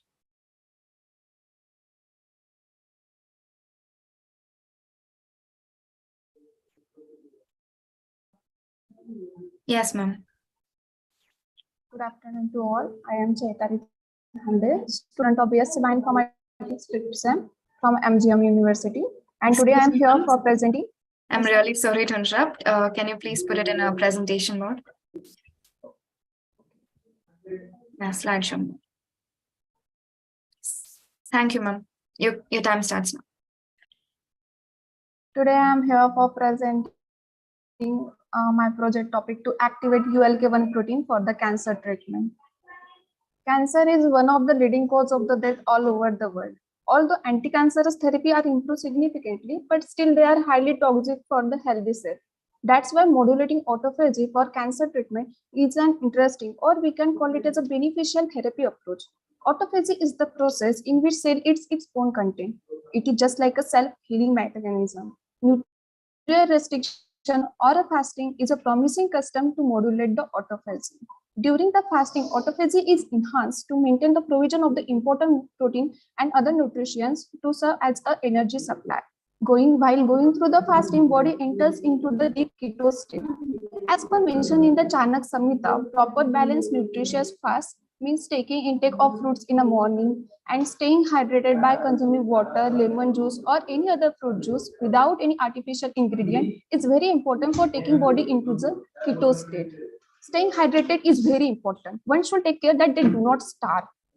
And the ketosis is the process that happens when body does not get enough amount of carbohydrate to burn. Body burns fats for energy, where the ketone body beta hydroxybutyrate is synthesized, which binds to the AMPK. AMPK that promotes autophagy by activating the ULK1. ULK1 that participates in the initiation of the autophagy.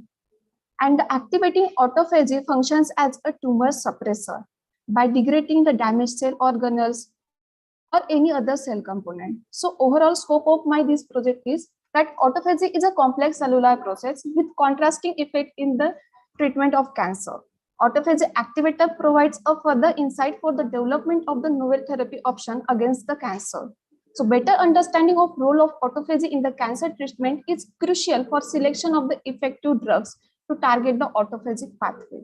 And the method which has been adapted, first is a protein ligand docking by using the Autodog Bina tool, and next is a protein docking by using the Gramex. In the protein ligand docking, first is a selection of the AMPK protein, then from the PDB, then the selection of the beta hydroxybutyrate ligand from the PubK. Then minimizing the energy of AMPK protein by deleting the water molecule, adding the polar hydrogen and the Coleman charts, then selecting the docking site in the AMPK protein and carrying out protein ligand docking by using the Autodog Bina tool. So different poses of the ligand are generated. So ligand with maximum score and least energy has been selected, and visualization is done by using the PI mode. Next step is a protein docking by using the Gramex, where the selection of AMPK and ULK1 protein from the PDB, then carrying out protein docking by using the Gramex. So the different models are generated and the visualization is done by using the JAS mode. So here are some results that are obtained from the present investigation to activate ULK1 protein for the cancer treatments. Here the table which shows the different poses of ligand which are generated by performing the protein ligand docking. The ligand mode 1 is selected as it having the least energy, minus 4.2 kilocalorie per mole. So mode 1 ligand beta hydroxybutyrate successfully gets binds to the AMPK at residue glycine 25, glycine 28 and aspartic acid 157.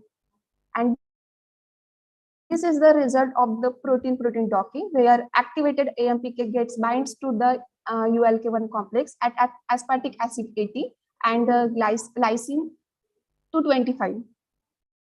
And the conclusion is that it is seen that beta hydroxybutyrate gets successfully binds to the AMPK protein, which confirms that it activates AMPK as per the research by the Harambe. and the activated AMPK binds with the ULK1, confirms the research by the Jong-Mo Kim. So it suggested that beta-hydroxybutyrate plays an important role in directly or indirectly activating the ULK1 protein, which is initiator for the autophagic pathway. This is all about my references, and thank you. Thank you, ma'am. Over to you, judges.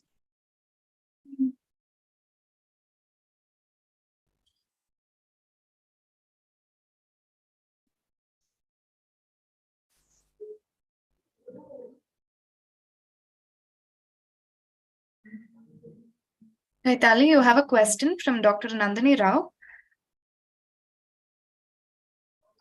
Yes. So her question is, any wet lab experiment to prove the conclusion? Yes, a wet lab experiment has proved by the Harambe's experiment that beta-hydroxybutyrate get binds with the AMPK to activate it. But whether it get binds, they does not prove that. And also one Jong-Mo Kim also do a experiment where it suggested that AMPK gets binds to the ULK1. Okay, ma'am. So her next question is it an in vitro cell line experiment?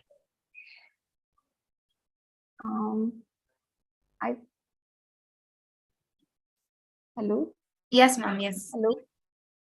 You're audible, ma'am. Her question is it in vitro cell line experiment? No, in silico. I performed in silico. Okay, ma'am. Thank you so much.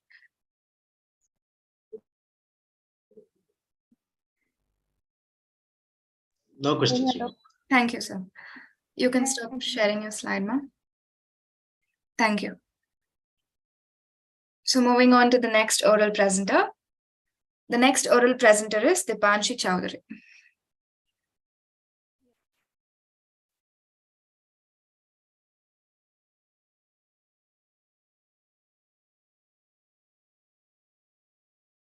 Ma'am, you can start your presentation.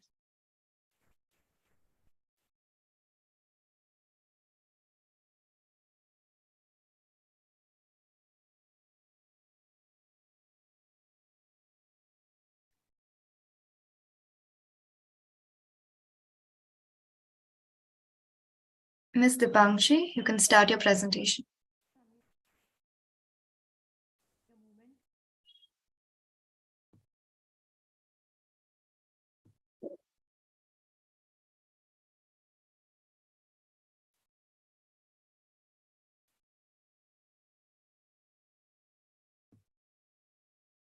Ma'am, you can start your presentation.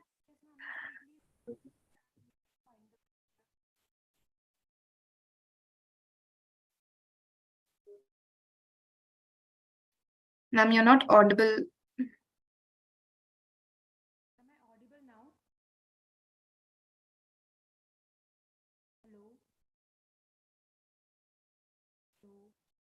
Yes, ma'am, your slide is visible, but you're not audible. Am I audible now? Ma'am, your voice is very low. We're not able to hear you, ma'am. Is it okay now? Ma'am, we're not able to hear you, sorry.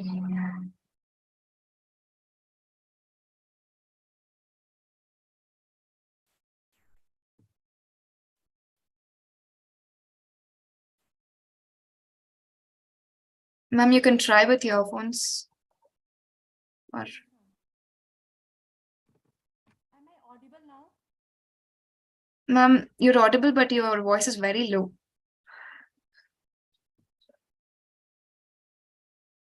I guess there's any problem with the mic. We are not able to hear you properly, ma'am. Now is it okay?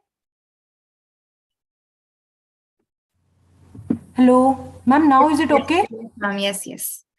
Yes. Okay, so now can I begin with my presentation? Yes, ma'am, your time starts now. Hello everyone. My name is Dipanshi Chaudhary. I am a student at Graphicera deemed to be university, and my topic is in silico analysis of SNPs and 3-UTR associated microRNAs in gene for studying the pathogenesis of epilepsy. Starting with the introduction,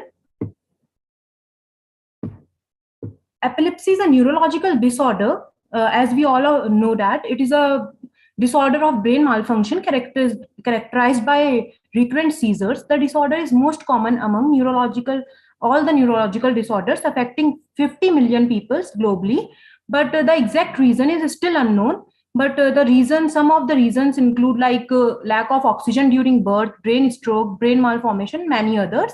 And the symptoms of epilepsy include like shivering, temporary confusion, headache, anxiety, jerking movements of legs and arms, which are uncontrollable in nature. And if we talk about our research work, so here we have used the three very important genes, namely GABA-RAP, NLGN2, and ZDHC3. We have opted these three genes using the previous research works based on the information provided in previous research work, as they are very important and they are very much related to the epilepsy, and they play a major role in the cause of the epilepsy. So now moving forward to the material and method. First of all, what we have done is we have retrieved the non-synonymous SNPs using the NCBI database, and then we have subjected all these SNPs to different servers and softwares and algorithms like SIFT, Provine, Polyfan, etc.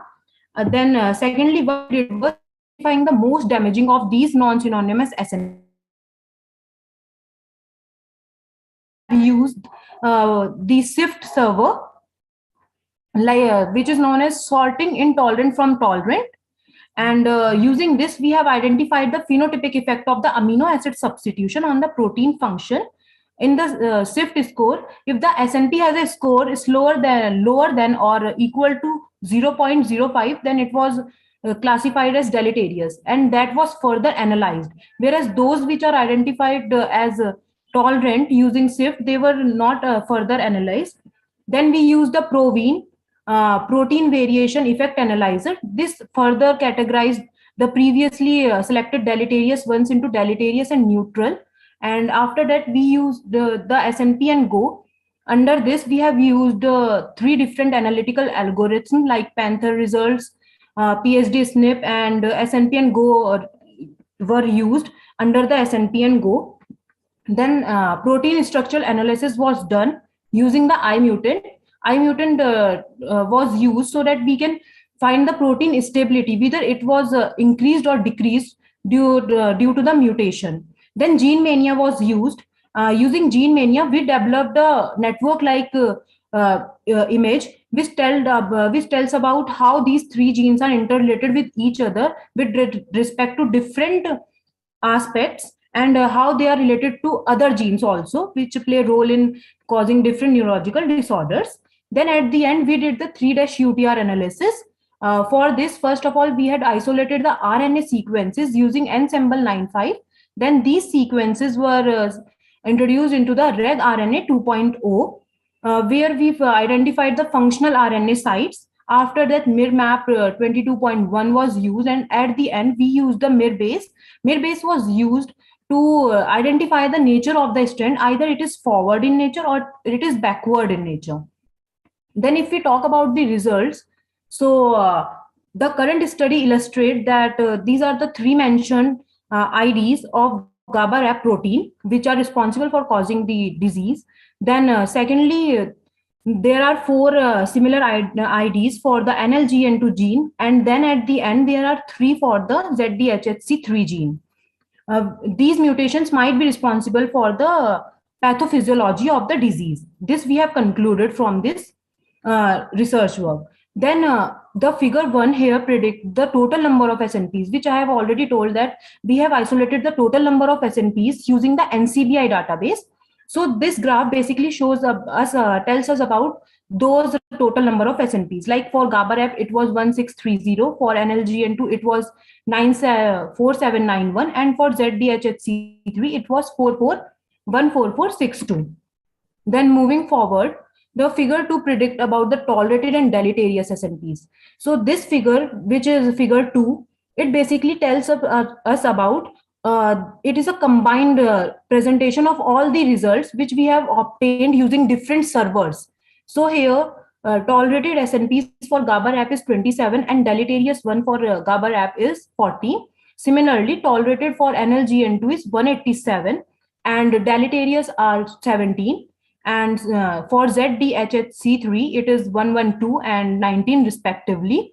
Deleterious are those ones which are responsible for causing the disease, which are damaging in nature. This is the gene mania result, which in this result we can clearly predict that how GABA-RAP is associated to NLGN2 and how it is associated to ZDHHC3, and various aspects are like their physical interactions, their genetic interaction, co-localization and co-expression. So moving forward, if we talk about the future benefits of this research, so it will also help in studying the present drugs, that how much effective they are in preventing this disease. And this drug will also help us to develop some novel methods or drugs. And the 3 genes which we have found, they are responsible for causing the pathogenesis. So this will also help during the drug designing. So this was all from my side. Thank you. Thank you, ma'am. Over to you, judges.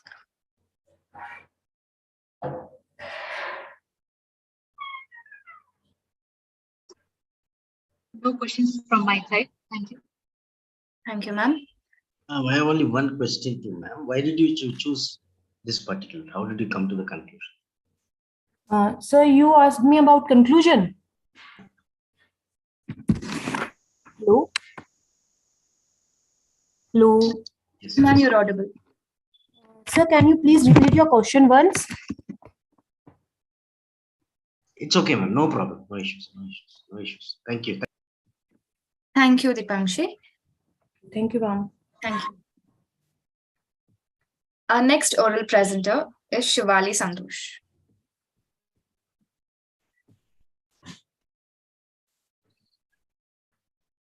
You can start your presentation, ma'am.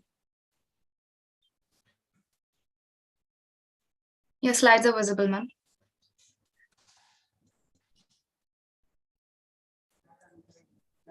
Good afternoon, everyone. My name is Shivali Santosh and I'm the student of MGM Institute of Bioscience and Technology, pursuing bachelor degree of bioinformatics in 5th semester.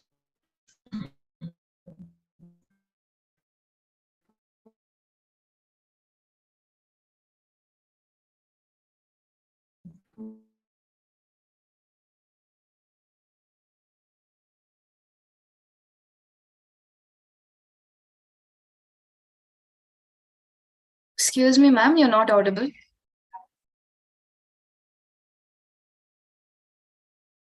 In the pharmaceuticals, it is recommended in the treatment of various diseases such as leprosy, hepatic disorder, splenic disorder, etc. When the latex is applied on the painful joints, then it is applied to get relief from the pain. The milky juice of the Calotropis procera is used in India as a project.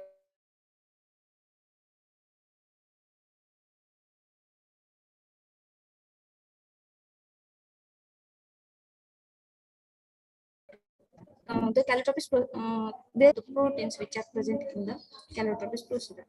The overall scope of this project is the proteins which are isolated from the latex of Calotropis procera, which are very useful in the pharmaceuticals. When the latex of Calotropis procera insert into the eye due to accidental procedure, it causes ocular toxicity. That means the corneal structure becomes damaged and the dimness is created into a vision. Defined by the forming molecular docking, that may be protein docking or protein ligand docking. Ligands may be the secondary metabolites such as galaxin, which are present inside but defined till. And therefore, we have to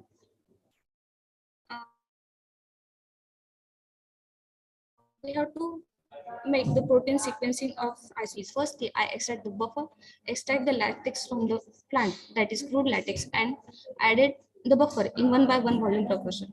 After that, it's sonicated for 5 minutes. After sonification, the sonicated latex with buffer is centrifuged at 14,000 RPM for 1 hour. Then the middle phase is collected at total purified latex, and upper phase is separated, and sodium azide is added to the upper phase for as a sodium azide as antifungal agent. After that, it keeps for 2 hours. Then we again centrifuge this upper phase with sodium azide for 20 minutes to get protein period. This period was suspended in the buffer which are prepared. Buffer. This pellet is suspended in buffer. This suspended pellet is dialyzed in 3 kilodalton membrane for 24 hours against the buffer. And the dialyzed protein which is stored at 4 degrees Celsius and used for the further purification. The Lore method is used for the estimation of protein which are present in the sample. This method is based on the principle that the phenolic group of the tyrosine and tryptophan residue in a protein forms a blue-colored complex. And SDS page, that is sodium rhodocell surface polyacrylamide gel electrophoresis, which is used for the to get separate bands of protein according to their molecular weight. And the protein was purified with the help of ion exchange and gel filtration chromatography. In gel filtration chromatography, we get the different fraction of proteins. The result of this oral project is Lore method. I take triplicate optical density of this sample by performing Lore. Then after that, I plotted the graph against optical density and the concentration of BSA. Concentration of BSA is taken in the proportion of 0.0, 0.2, 0.4, 0.6, 0.8, and 0.1, 1.0 respectively. And this is the color contrast according to the concentration of the sample. These two tubes are the sample tubes. It is the result of SDS page. There are this was the marker in which standard BSA is used as marker, and this is the sample. There are 4 bands. That is the first band, that is second, third, and fourth. These 4 bands are formed of this calotropist process, latex of calotropist process. The conclusion of this study is the protein concentration of the latex of calotropist procera is tested against the standard protein curve at 660 nanometer is 9.05 microgram per ml, and the molecular weight of the bands are approximately 139 kilodalton, 73, 65, and 50 kilodalton respectively according to those bands. These bands which are formed. After that, I said to you that is when the latex of calotropist procera inserted into our eye, it causes ocular toxicity. This work is not performed because my project is ongoing and I can do it in further semester. These were the references which I referred, and thank you for giving me a chance. Is there any questions? Thank you, ma'am. Over to you, judges. A question from myself. Yeah, sir, please go. Thank you, ma'am. Thank you, Shivali. Our next oral presenter is Joshi and Jashwant and team. Hello, am I audible?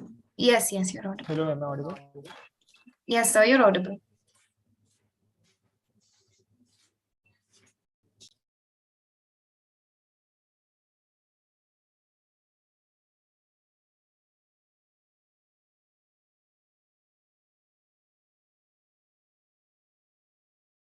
Sir, you're on mute. Yeah, I'll begin now. Sir, can you please put it in presentation mode? Yes. Thank you, sir. Your time starts. Hello and good afternoon to everybody. My name is Om Joshi. My name is Kanti. We are here to present our project entitled to study the degradation rate of microbes on starch-based bioplastics. I'll begin with the introduction. Plastics are synthetic polymer, solid in its finished product and fluid in production phase, that can be molded by the action of heat and pressure. Due to its versatility and low cost, plastics have dominated every sector. Synthetic plastics take about 500 to 1000 years for decomposition due to the fact that they are resistant to fungal and bacterial activity. Majority of this plastic is dumped into landfills, oceans, or incinerated, which causes damage to the environment in one way or other. This sustainability problem is solved by the biodegradable plastics, or simply bioplastics, made up of degradable sources such as corn starch, potato starch. Sorry to Yes, interrupt. ma'am. I think one of you can switch off. I think one of you can remain muted because the voice is echoing.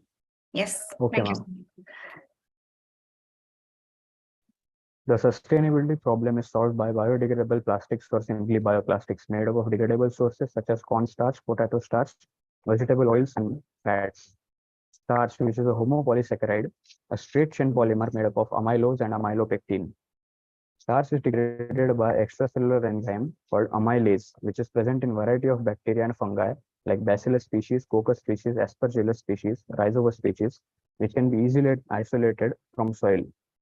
This study was conducted with the following objectives. The first one being extraction of starch from potato, sweet potato, and corn.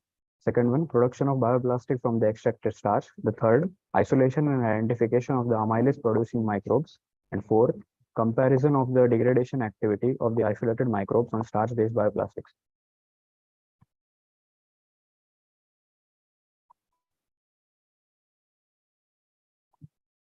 So your slide is not changing.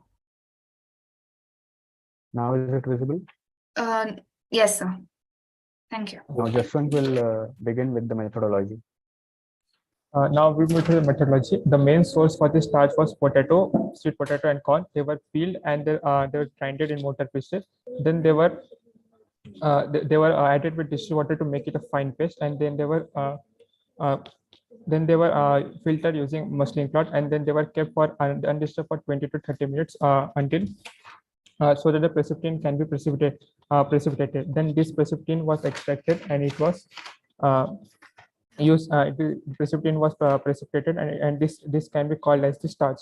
Now approximately 25 grams of starch was extracted from corn and potato, and then 150 grams of distilled water was dissolved in it. So the main concept of distilled water was to loosen the amylopectin bonds to make it loose. Then approximately 1:1 ratio of acetic acid and glycerol was added into the starch solution. The main purpose of acetic acid is to to make the cut the strands of amylopectin into amylose, and the main function of glycerol was to give the flexibility to the starch solution so that it can be molded into plastic molds. Then this solution was heated on pan from low to medium and then to high to make a thick slurry. Then this thick slurry was added into different types of molds for a desired shapes. These molds were kept for air drying for 24 to 48 hours, and our desired plastics were presented. The next was to isolate the microbes. The microbes were isolated from Kalyan Dumping Yard, Maharashtra, by the method of serial dilution on the 7 agar plates up to concentration 10 to the power -7. These were streaked and kept for 24 hours at 37 degrees Celsius. Then on the basis of morphological characters like color, shape, size of the colonies, they were distinguished and they were pure streak for the pure streaks. Then starch iodine test or starch hydrolysis test were performed to check whether these isolated colonies have the ability to degrade starch or not. On the basis of that, we got 2 fungal colonies and 2 bacterial colonies which showed positive starch hydrolysis. For bacterial identification, we did gram staining followed by biochemical test like iambic test, these colonies were added into different conical flasks with 1 gram of bioplastic submerged in them and kept for 24 hours to see how much bioplastic has degraded. Same as with the fungal colonies as well. For identification, we did lactophenol cotton blue staining, and on the basis of spores, we identified the fungus. And the same process of adding this 1 gram of bioplastic was submerged in the broth with bioplastic. And then after each 24 hours, the bioplastic was weighted. It was removed from the conical flask. It was air dried, and it was weighted to see how much weight has been degraded. And then the graphs were observations were performed. Now these are the results. As you can see, the extraction of starch with the three sources. Approximately 25 grams of starch was extracted from the three sources. Here, the preparation of bioplastic, and the bioplastic obtained as per the mold, the shape of the mold. Now here is the soil sample where cereal dilution was carried up to 10 to the power -7 concentration, and it was spread on the respective petri dishes. After 24 hours of incubation, these types of colonies, we got the result. For the bacterial identification, we concluded with the gram staining, where gram-negative coccus, gram-negative bacillus, and a gram-positive coccus bacteria was identified, followed by IMVIC test as the biochemical test. Same for the fungal with lactophenol cotton blue staining. Three fungus, Aspergillus fumigatus, Aspergillus niger, and one identified was identified. Followed by the starch hydrolysis test for bacteria and fungi. The bacteria and fungi were streaked and incubated for 24 hours on these petri dishes.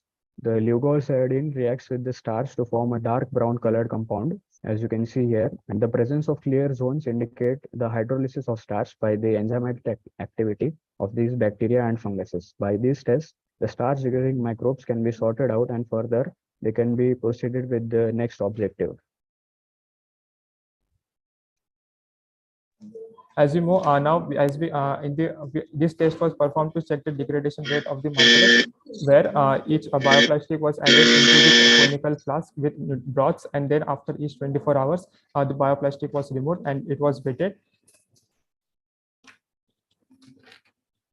And observation tables were formed. Now, as you can see, these are the observation tables that we got for 7 days and 6 days for bacteria and fungus, where you can see that from the graphs that the coccus species had the highest degradation rate from when in the initial date was 1 gram, where the bioplastic at the final day was 0.2 gram, and from the fungus, Aspergillus niger had the combinations in which Aspergillus niger and fumigatus spores were present. It had the highest degradation rate of 0.6.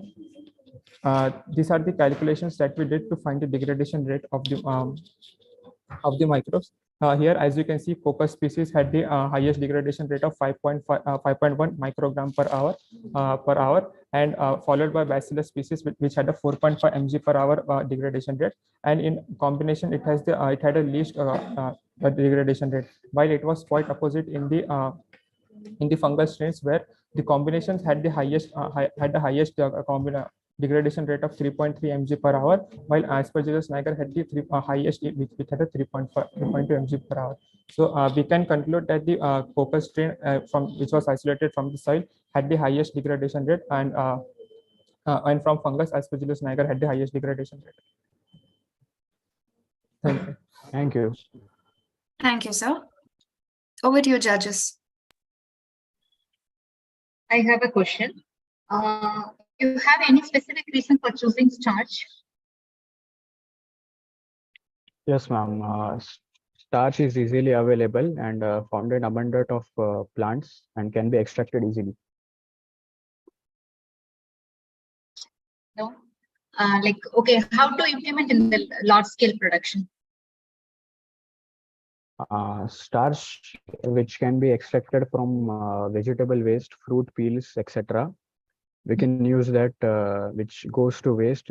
This can be recycled into the biodegradable plastics, which is economically feasible more than vegetable oils or fats.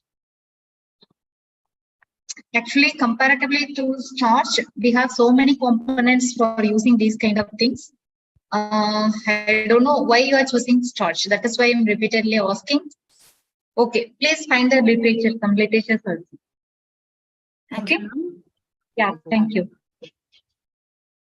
You have a question from Dr. Nandini Rao. Why was commercially available starch not used? Sir Joshi? Yes, ma'am. Commercially available starch can also be used. Actually, this was a two STEM project that we combined for this presentation. So in the first STEM, only bioplastic preparation was done, and the next semester its degradation activity was done. So we extracted the starch from these resources. Thank you, sir.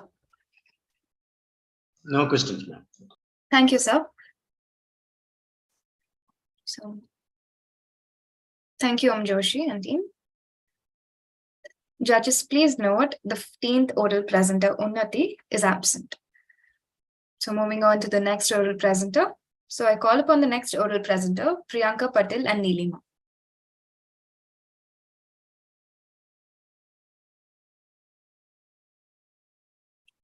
I once again call upon Priyanka Patil and Neelima. Okay. Judges, please note Priyanka Patil and Neelima is absent. So moving on to the next oral presenter, Shaikh Firdaus and Neelima.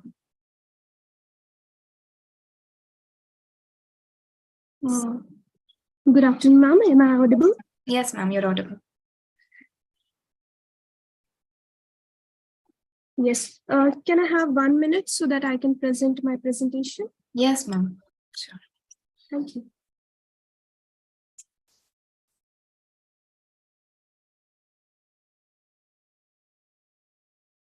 Just a second, please.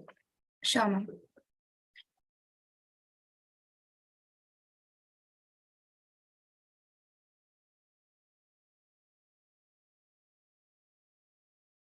Is my screen visible, ma'am? Yes, ma'am, it's visible. I request you to please put it in presentation mode. Yes. Thank you, ma'am. Your time starts now. Good afternoon, everyone. My name is Sheikh Firdaus Assad, and I'm presenting my topic, that is microbial endophytic distribution within the plant under the guidance of Neelima Gore from the Institute of Bioscience and Technology, MGM University.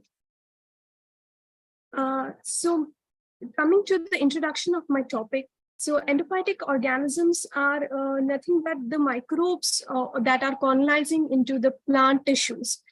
These are called as endophytes, and they are normally originated from the rhizospheric region of the plant to the phallospheric region of the plant. These are residing inside the plant tissue because of having a unique protective covering inside the plant, so that to provide themselves a safe environment and prevent themselves from the fluctuating environmental conditions that are present in the surrounding. These organisms are widely studied because of their important traits that they consist, such as plant growth promotion properties and helping the plant to deal with the biotic stress. Let us see the biotic and abiotic stress. Let us see what are all the mechanisms that they perform with the plant to support the plant growth and development. So in the figure, you can see there are two types of mechanism, that is direct growth promotion and the indirect growth promotion. So these endophytic microorganisms, when they are promoting the or carrying out the mechanism of direct growth promotion, these produce phytohormones to help the plant to grow and develop, such as auxin in the form of indole acetic acid, gibberellin, and ethylene modulation. These also help in the nutrient acquisition, such as the fixing the nitrogen and assimilating the nitrogen inside the plant, phosphate solubilization, potassium solubilization, and iron uptake. While the indirect mechanism of growth is they also fight against the biotic and abiotic stress. While talking about biotic stress, they fight against the phytopathogens that are present in the plant that are harming the plants. And when we talk about the abiotic stress, they deal with the salinity, drought, temperature, and pH that creates a stress environment for the plant to grow and develop. So my basic criteria and objective is to isolate the endophytic microorganisms such as bacteria and the fungi from the plant that I've selected, that is cotton. So this crop plant I have selected, and the seed and the part of plants such as root and stems were selected for their isolation. So the first technique I followed is the sterilization of these selected sample. So the sterilization of the seed sample was done by using 0.1% of HgCl solution and shaking the sample under a shaking condition for 2 minutes, then allowing these seed samples to soak in 70% of ethanol for 4 minutes, and then washing it with sterile distilled water. The root and stem samples were taken, the segment of root and stem samples were taken, washed under the running water to remove all the dirt and debris. Then under the shaking condition, they were soaked into ethanol, 96% of ethanol for 1 minute, and then 2 to 2.5% of sodium hypochlorite solution for 4 minutes. And then again, they were washed with the distilled water. Both the sample distilled water that was used after the sterilization was checked for the sterility using the aliquot of the final rinse and taking that aliquot on the nutrient agar plates and the PDA plates. Once we have done this, we allow the plates to sit for 24 hours under the incubation at 24 to 30 degrees Celsius, and then see whether the growth has been arised. If not, then we take those samples for the further procedure of carrying out the isolation. So how is the isolation carried out? When we talk about the isolation from the seeds, then the seeds were first, the surface sterilized seeds were taken, they were crushed or macerated using the mortar pistols, and then they were inoculated onto the, for the isolation of bacteria, nutrient agar, TSA and rhesus agar plates were used, and for isolation of fungus, the potato dextrose agar plates were used, and all the crushed seeds were placed onto these plates. How the isolation of endophytes were carried out from the roots and stem. So there were two processes through which the isolation was carried out. The first is the roots and stem samples, segments were taken, they were macerated, and in the second set, these macerate was centrifuged into the distilled water. The macerate was directly placed on the plates, and in the second condition, the macerate that was centrifuged was streak plated onto the nutrient agar plates and the PDA plates.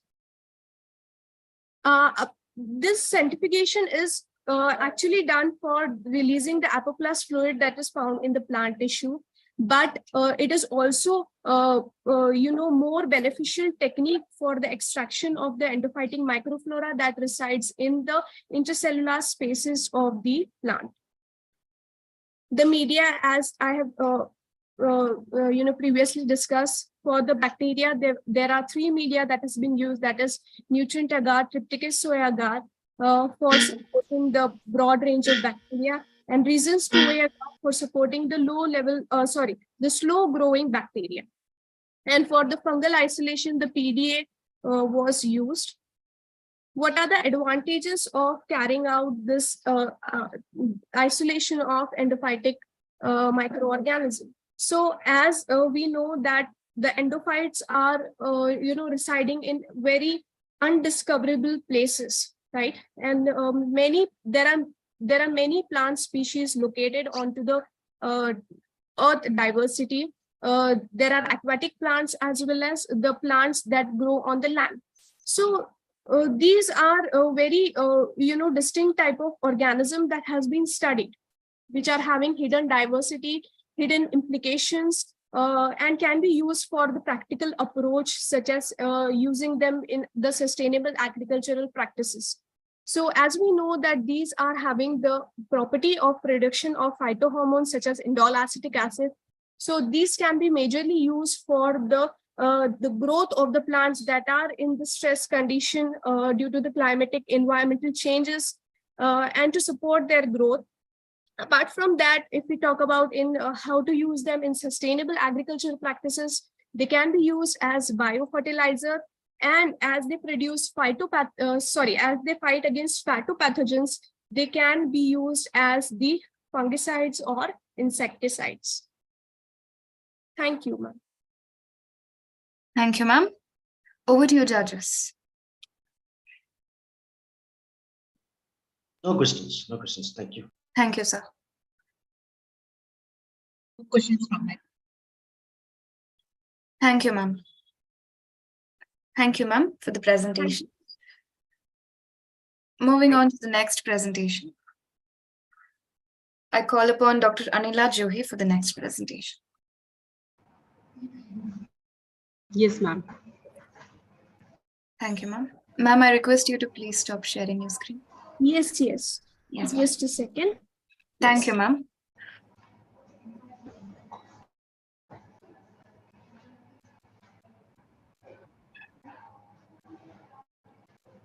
Ma'am, you can start sharing.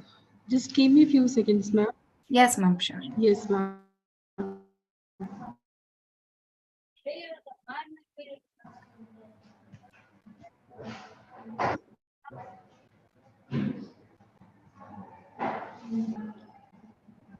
Your screen is visible.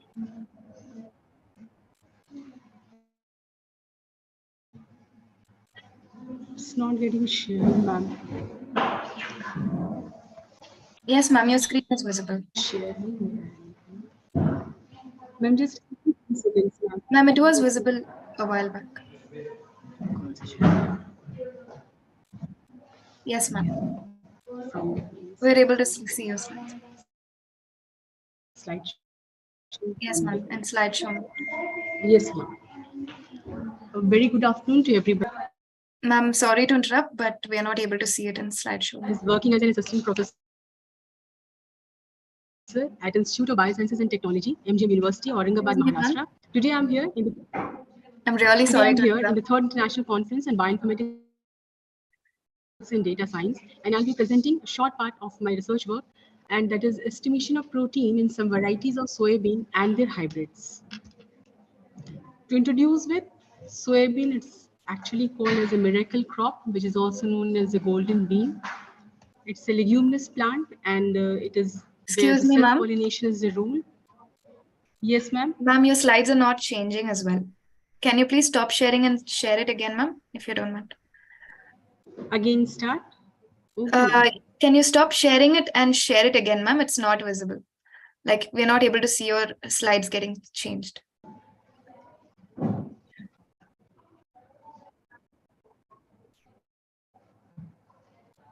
Ma'am, you can share it again. Is it okay? Ma'am, you have not shared your screen. First is okay.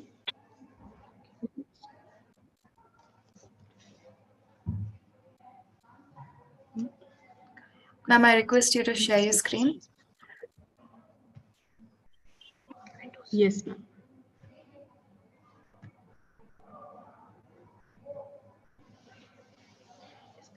Yes, ma'am. Can you please put it in presentation mode?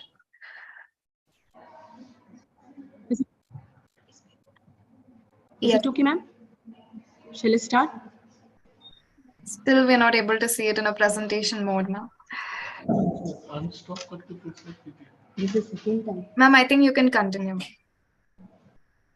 Shall I continue, ma'am? Yes, ma'am. Yes, please. Slides are visible or not? Ma'am, your first slide is visible. And it's not changing. No, ma'am, it's not changing. Shall I again restart, stop sharing, and again start once? Yes, ma'am, because we're not able to see or switch the slides. Okay, ma'am.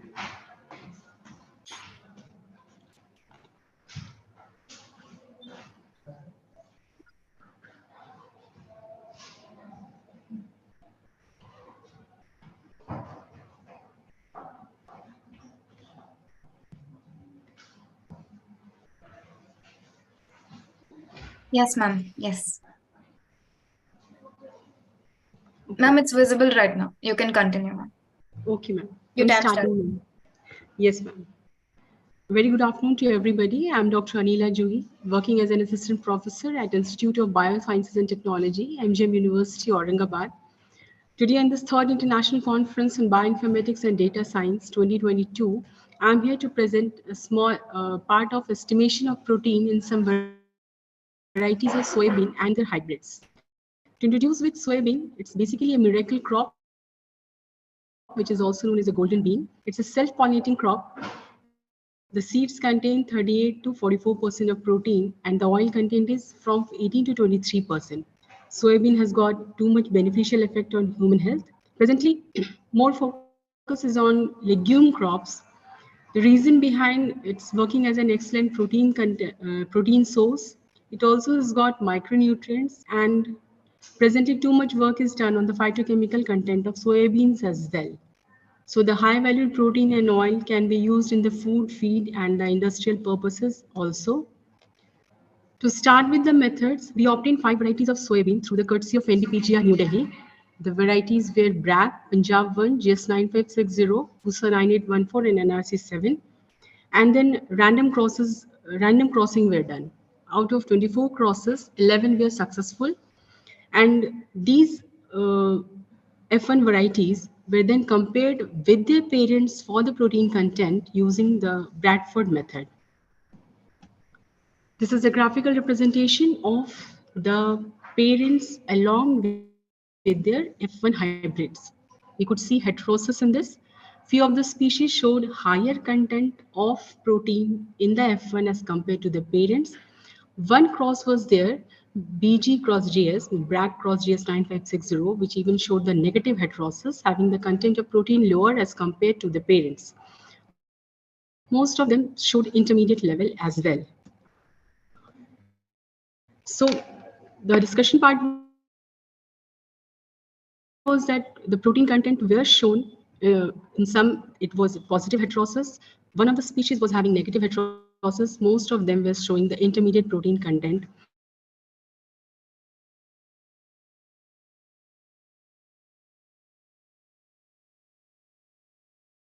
The value of proteins range from 0.0 and the value range from 0.06. This was in accordance with some of the findings. To conclude, I would say that a large proportion of dry weight of mature seeds of many legumes is basically protein. So isolation and characterization of these proteins is essential to physiological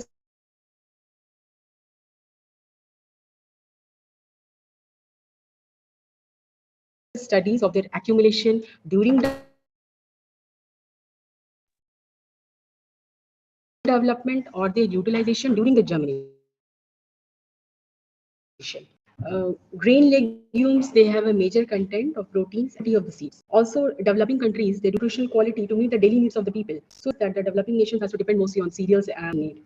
Now, also some diseases are associated with protein deficiency. Now, seeds become the major source of these commodities, and a better understanding of the seed structure will be important for future biotechnological efforts.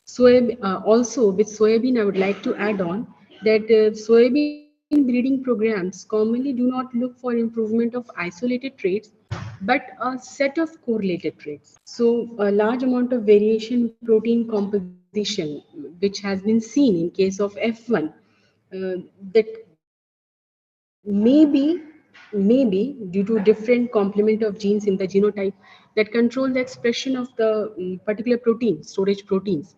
So our results suggest that protein quality, it needs to be given due attention as the seeds become the major source. And from the promising intervarietal hybrids, a new variety can be developed through selection in successive generations. These are some of the literatures which have been cited. I thank all of you for giving me your precious time and giving me the opportunity to speak about this. Thank you very much. Thank you, ma'am. Thank you so much. Over to your judges.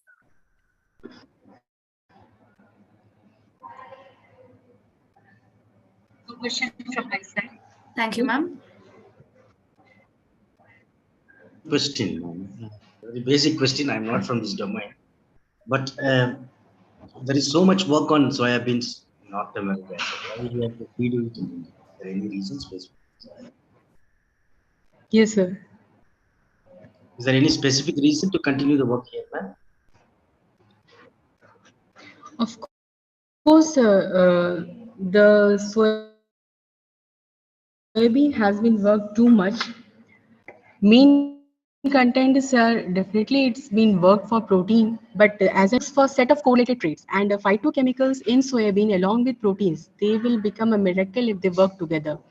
Many phytochemicals, antioxidant properties of soybean are in work today, in progress today. Many secondary metabolites have been found in soybean. So a combination of these two will be very much beneficial in future. So that's why soybean becomes an important crop to be worked upon. Thank you, ma'am. Okay, ma'am. Thank you. Thank you. Thank you, judges. Thank you, ma'am. Thank you, ma'am. Thank you, ma'am. Thank you, everybody. Moving on to the next oral presenter, Anusha BS. Yes, ma'am.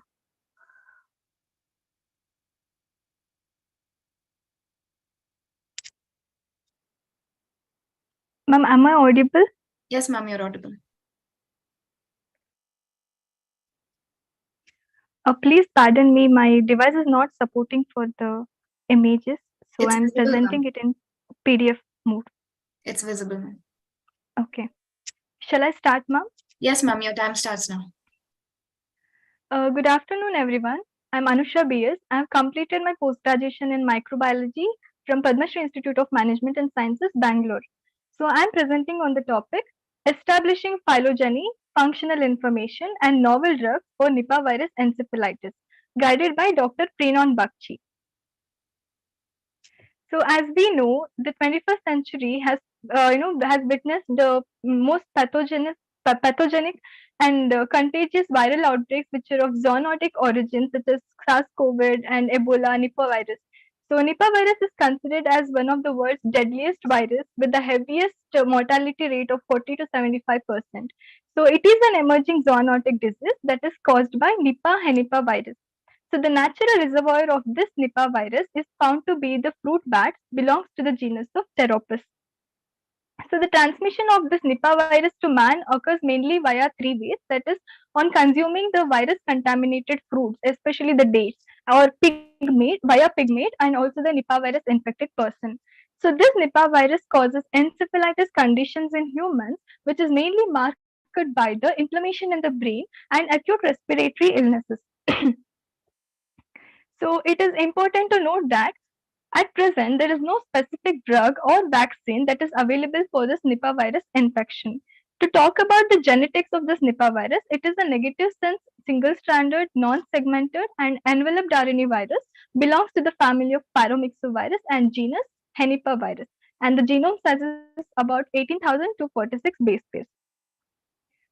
So the main objectives of this work was identification of taxa with functional profile of Nipah virus encephalitis microbiome, identification of gene receptors from the whole genome of Nipah virus microbiome, and finally the identification of novel ligands for gene receptors responsible for Nipah virus encephalitis condition. So the pipeline that was used in this work was metatranscriptomics, which is basically a complete collection of transcript sequences, that is mRNA, in the microbial community. So as my work is related to next-gen sequencing using the metatranscriptomic studies by using the target organism, here it is a Nipah virus. So this metatranscriptomic analysis enables us the understanding of how the microbiome responds to the environment by studying the functional analysis of the genes that is expressed by the microbiome. So this is the overall workflow of the metatranscriptomics, which ultimately gives us the taxonomic functional quantification of our microbiome. So these are the various softwares and tools that was used to meet the objective. These tools are available in the Galaxy Australia, which is a web accessible platform for performing performing the computational biological research. So to mention few of the tools, as I've taken the raw data from the NCBI, we need to obtain a good quality of the sequence. So fast QC and multi QC is used, which gives us the good quality of the sequence. And next, cut adapt, it is a tool which it is a next level of filtering the raw data by it removes all the unwanted sequences and apart from our target sequence. And the next tool, that is sort me RNA, it sorts out all the rRNA sequences with the great accuracy. And to talk about Corona and Graphland, they are the tools that helps in visualization of the taxonomic profile of our microbiome in the form of pie chart and the phylogenetic tree. And the human human tool was used. It helps us in the present to give a presence or absence of the microbial pathways and abundance of our microbiome. And mole inspiration software, this was used to obtain the chemical information of all the phytocompounds that was taken in the work. And finally, the PyMol software that was used for the drug designing, or what we call as molecular docking. So these are the databases that was used right from to retrieve the sequence information from the SRA database of NCBI, and also to retrieve the protein models and the phytocompound structures in the 3D form. So these are the results that was obtained.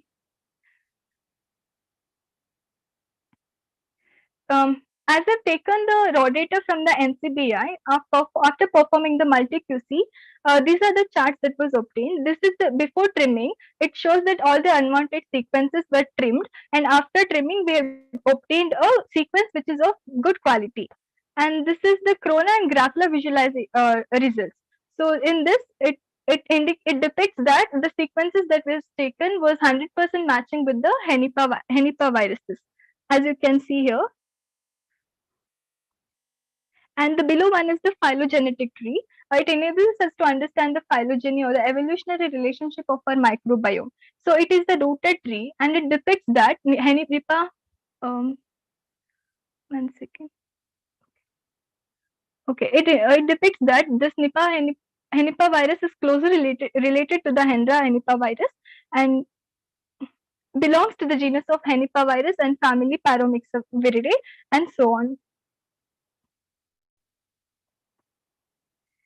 So the target protein receptors that I've taken in this work is V protein receptor, which is one of the P gene product, and L protein receptor, which is also called as RNA polymerase receptor.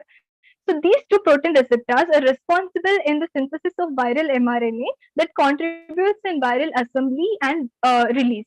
So this is where we are targeting with different antivirals to stop this particular event called as uncoating, or the viral genetic material release into the host cell. So for this thing, I have taken Centella asiatica plant or herb, which is also called as Brahmi, which is greatly used in traditional medicine. So and it has proved to have excellent antiviral and anti-inflammatory properties. So I have about 25 phytocompounds was taken from the Centella asiatica plant of various classes, out of which only 5 phytocompounds that is given in the table were selected based on the N violation showing 0, which means that it is non-toxic in nature and it is safe for human consumption. Based on the Lipinski-5 rule, these 5 phytocompounds were selected and further docking analysis was done using them. So as a final step, the docking analysis was done between the phytocompounds and the target protein receptor. So this is the docking results of all the 5 phytocompounds with the target receptor, that is RNA polymerase L receptor. As you can see in the table, the highlighted phytocompound, that is arginolic acid, is showing great number of interactions and also has a very good docking score when compared to the other 4 phytocompounds. And this is the docking results of all the 5 phytocompounds with the second protein, target protein, that is V protein receptor. As you can see here also, arginolic acid is showing great number of interactions and also good docking score when compared to the other 3 phytocompounds. With this, I would like to conclude that based on the computational molecular docking results, arginolic acid, as it is showing most interactions with the protein and it also has a very good docking score, this phytocompound can be taken as a novel drug lead for the Nipah virus encephalitis.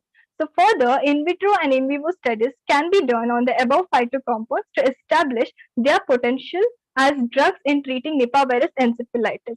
As we know, according to WHO, World Health Organization, it is considered as an epidemic, as we are seeing yearly outbreaks in India itself. Recently, in the past year, that is in 2021, in the month of September, a 12-year-old boy died because of this Nipah virus infection. So this is of a great health global concern. Before it can turn out to be a pandemic, it is very safer, to have an appropriate prophylactic against this virus. So these are the first few references that I've taken in this work, and thank you. Thank you, ma'am. It was Thank a you, good ma'am. presentation. Over to you, judges. Yeah, Anusha, it is a good idea and it is emerging also. I have a question. Yes, ma'am. Which tool you are utilizing for ADME analysis? Ma'am, can you please repeat? I can't hear you.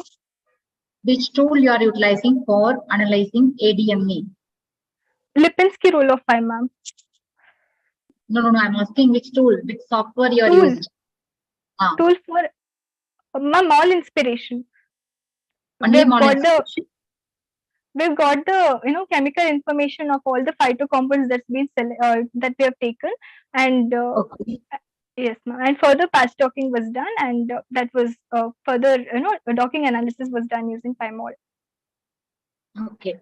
You saw that docking score, right? In this, any particular amino acids having the correlations, like frequently it was interacting? Interact lysine, ma'am. Lysine is showing the lysine is showing the is common. Arjuna is so bad. Yes, ma'am. But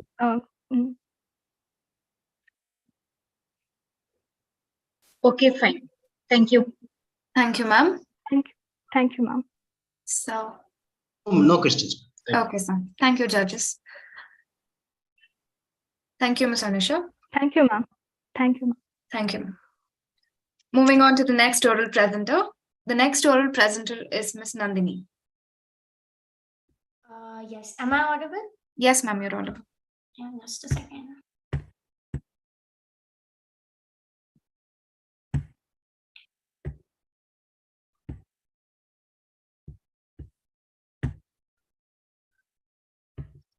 Yeah, is my slide? Yes, ma'am.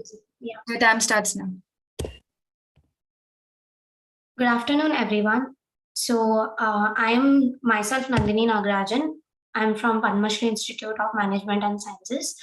So I'm going to present about nanoinformatics in the enhancing of the crop production in the applications of nanoparticles in agriculture field.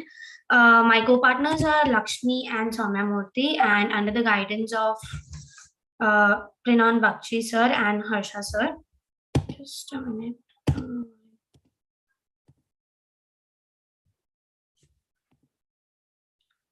So, introduction. Nanotechnology is a study in which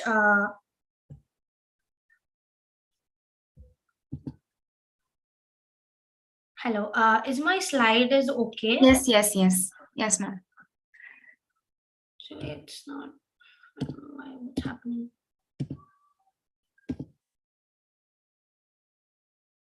Okay, so sorry. So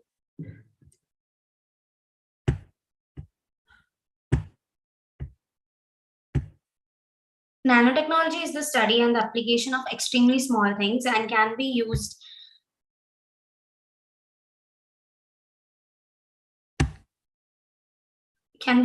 in all over sciences fields such as chemistry, biology, and physics. So it's a nanotechnology is mostly known as like the nanometer should be from 1 to 100 nanometer scale, and it is highly preferred for target delivery drug, and it is mostly used in emerging Excuse me, ma'am. Hello, yeah. I think you've put it in auto mode. That's why it's I don't moving. know why it's moving. Just a minute.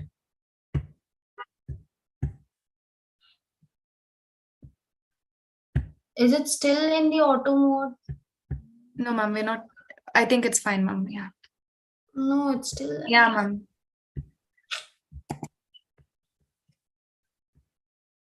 Is it fine if I present like this? Ma'am, try the icon which is in the bottom right corner, ma'am. Yes. No, it's still like that. Okay, ma'am. Is that fine if I share the slide like this? Yes, ma'am. I'm really so sorry for that. Okay. So my introduction is nanotechnology is the study and the application of extremely small things and can be used in all over science field as a chemistry, biology, physics, and material science. We can see that the nanotechnology is mostly range up to 1 nanometer to 100 nanometer scale. It is a very small, small in size and can be used in mostly target drug delivery scope. And in recent years, the use of nanotechnology in agriculture has increased, and it's valuable tool for achieving a global goal of sustainable food production. So the bioinformatics plays a significant role in development of agriculture sector, industrial, agriculture byproducts, utilization on better management of environment. So with this nanotechnology, we are incorporating with the bioinformatics studies, which is a nano informatics studies. And we are using a Pleurotus genus is a profile producer of a novel mycochemical among the abundant number of edible mushrooms. Many studies from around the world have confirmed that the Pleurotus mushroom is highly nutritive and contains a varied bioactive compounds like steroids, phenols, alkaloids, and lectins and nucleotides that have been isolated and identified from the fruit body, mycelium, and culture broth. This mushroom has been our interest, and from this we are going ahead to synthesis of nanoparticle by green approaches using biological entity like plant, fungi, bacterial, algae, and actinomycetes provides an additional advantage over other methods. These methods are simple, cost-effective, reliable, eco-friendly, and can be easily scaled up for the large-scale production. So about this introduction, I would say like we are using a nanotechnological process to synthesize a nanomaterial from a mushroom for producing some biofertilizer, which are in the form of nano biofertilizer. So the objectives as followed, like a nanotechnology, the nanotechnology which is used in a agriculture field as a nanopesticides, nano biofertilizer, nano biotechnology, nanosensitive plant growth, and a stress tolerance. And it's followed by omic association studies, that is in silico studies, in which we have here our interest is like metal nanoparticles and the biofertilizer interaction, like how it interact between each other and how we can just increase the efficiency of this biofertilizer by using metal nanoparticle of mushroom. And we also gone for a preparation of nanoparticles. So we have gone for two methods, like in the whole project. Like we have also studied the in silico studies, and we also gone for a wet lab experiment to just synthesize and check how the mushroom nanoparticles has been synthesized. So here is a workflow, how it works. So as I told you that we have selected a particular mushroom, that is Pleurotus ostratus, because it is highly nutritive and it has many antimicrobial property. So we have cultivated this mushroom in a laboratory condition by using paddy straw, and when it was grown after 21 days of incubation, and we got we plucked that mushroom and gone for a mechanical crushing. This is a top down method in which crushing bulk into several parts to form a nanoparticle. And we have selected some metals like copper, molybdenum, magnesium, silver, nitrogen, and nickel. We have selected this particular method because this is already available in a mushroom content. So to enhance this metal property, to achieve the metal nanoparticles, we have also added from the outsource. So for this wet lab experiment, we only choose like copper, magnesium, and silver, and we have further gone for preparing a metal solution. So when this mechanical crushing of a mushroom has given us a mushroom extract, the further we have gone for a titration method in which we have titrated this metal solution against the mushroom extract. So at the point of titration, we got a color change in the picture. You can see that before and after titration, the color change can be seen through it. So we have added and mixed up the mushroom extract even with the metal solution, and for furthermore we have went for a centrifugation process for 2 to 3 times, and we went for a pellet and purification process to measure the dry weight of a particular solution.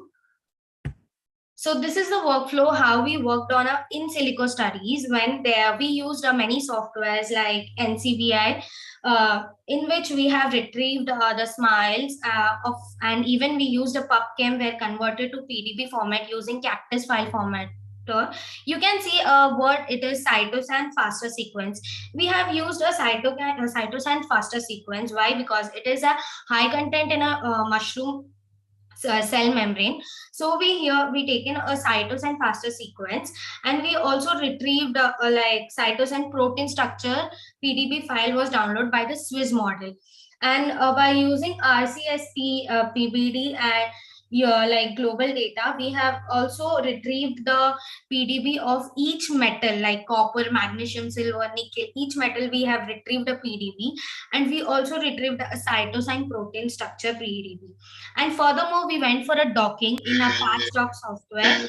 So we have seen how the metal and a PDB were docked to each other. So here we have also used a biofertilizer, which is already available in market.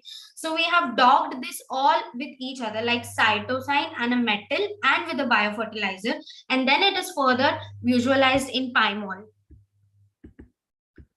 So here are the results of the wet lab that you can see that we have, after the color change of the titration method, we have kept it for incubation of 15 days, and it got an intense color change for copper, magnesium, and silver. And even when we checked the dry weight, we got increase in the dry weight when we actually added like 20 milligram of only the metal powder. We got here 2.81 gram. There is a variation in the weight because of the compound which is already present on a mushroom extract.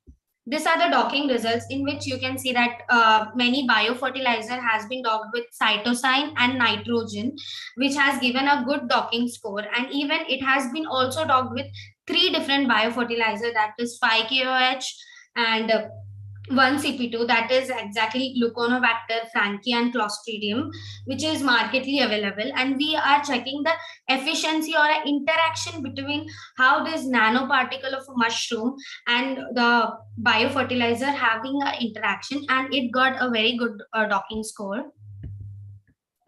By this, I conclude my topic. As per our omic association study, it is seen that the cytosine nanoparticle complex has profound association with the biofertilizer with a good docking score, and hence this can be concluded that the cytosine nanoparticle improves the biofertilizer efficiency. So by using this biofertilizer, rather than we can use a nano biofertilizer, which can give a many advantages like soil fertility, increase a crop yield, eco-safe, perspective renewable, and fertilization, improve nutrient use efficiency. It can also act as antimicrobial, and less quantity of fertilizer is required. We don't need a bulk amount of biofertilizer. So this is my idea regarding the nano biofertilizer by using a metal mushroom nanoparticle. Thank you so much. Thank you, ma'am. Thank you so much. Over to you, judges. I have only one question. Have you done any spectroscopic study of the extraction from the mushroom? Sorry, sir, can you repeat it? Any spectroscopic study of the extract from the mushroom? No, sir. Actually, we have like the main aim of studying is bioinformatical in silico studies, but we tried to synthesize the nanoparticle. But in future, like maybe we can continue this project and study that spectroscopy or analysis further.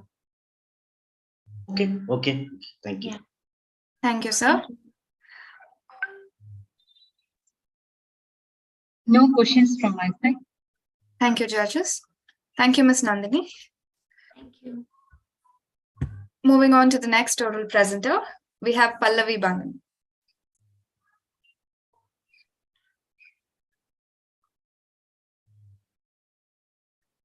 Miss Pallavi Balan.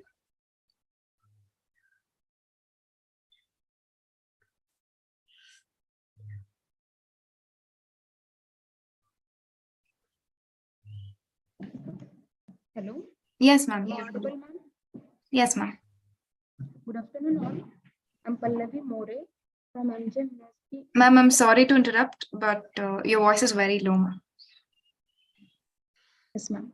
Yes, ma'am. Good afternoon, all. I'm Pallavi More from MJ University, Institute of Biosciences and Technology, working as a research assistant.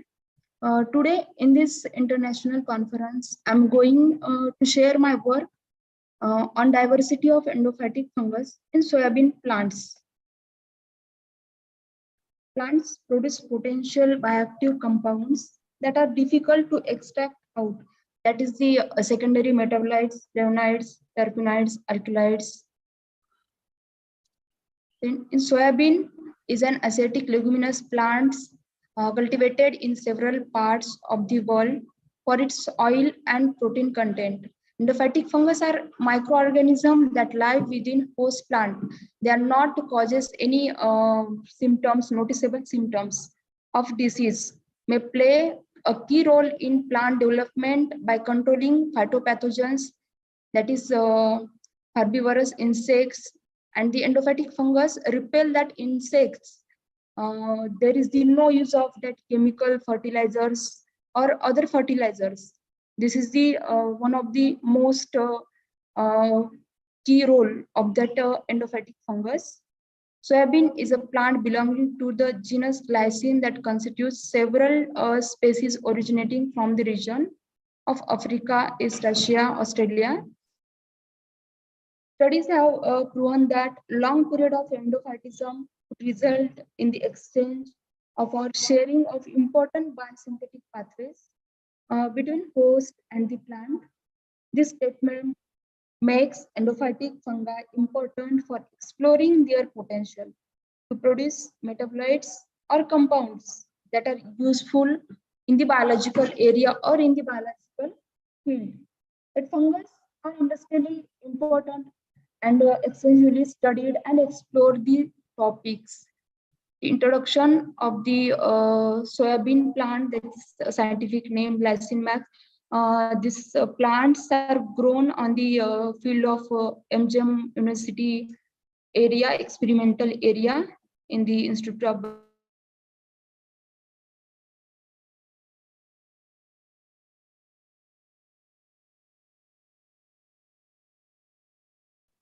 Excuse me, ma'am, you're not audible.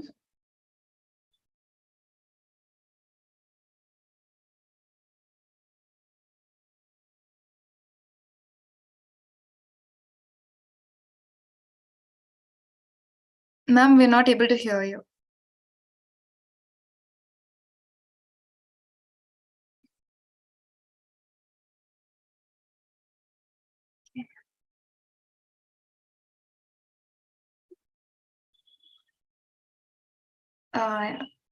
Seems like she's having a network issue. We'll move on to the last present of the day, Pallavi Rajendran Bhagat.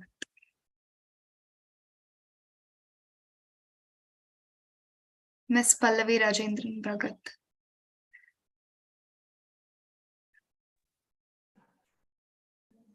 Hello. Yes, ma'am. Sorry, ma'am, there is a network issue. Yes, ma'am.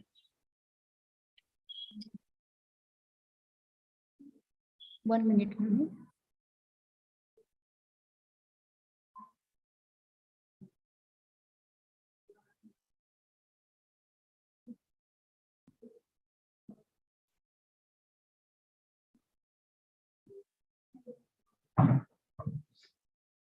This is the references, result and discussion.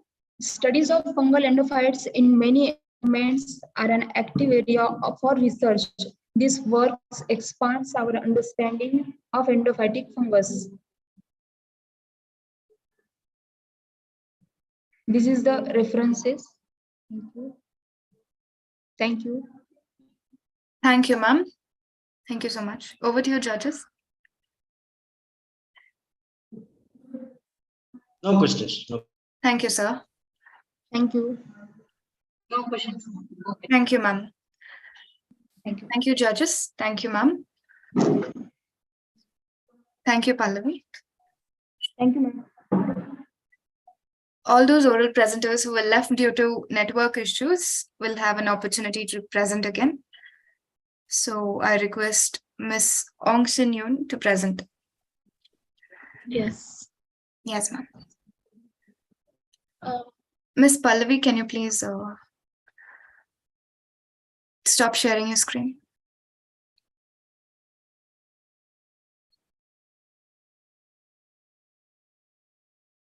Ms. Pallavi?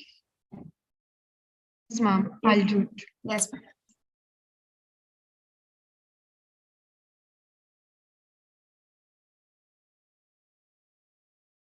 Yes, ma'am, you can take. Yeah. You can start, ma'am. Your time starts now. Okay. So hello everyone. Sorry for the connection problem. And my name is Ong Sin Yue. I'm a bioinformatics major. I come from Management and Science University, Malaysia. And the topic that I'm presenting is on key gene identification of lung adenocarcinoma through integrated bioinformatics analysis. So these are the table of contents. First, I would like to introduce the basics on the lung cancer.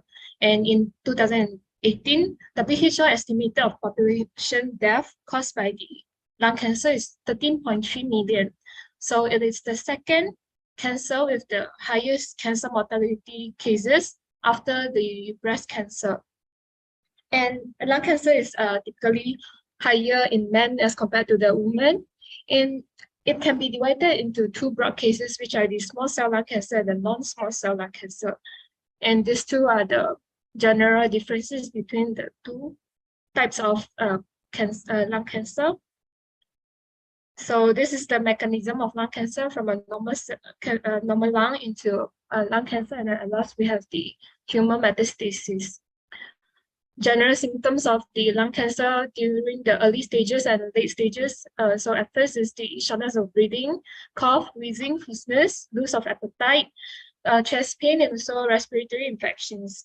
And for late sign, we have bone pain, swelling face and neck, numbness in your limbs, headache, and anorexia, weakness, weight loss, and also liver metastasis.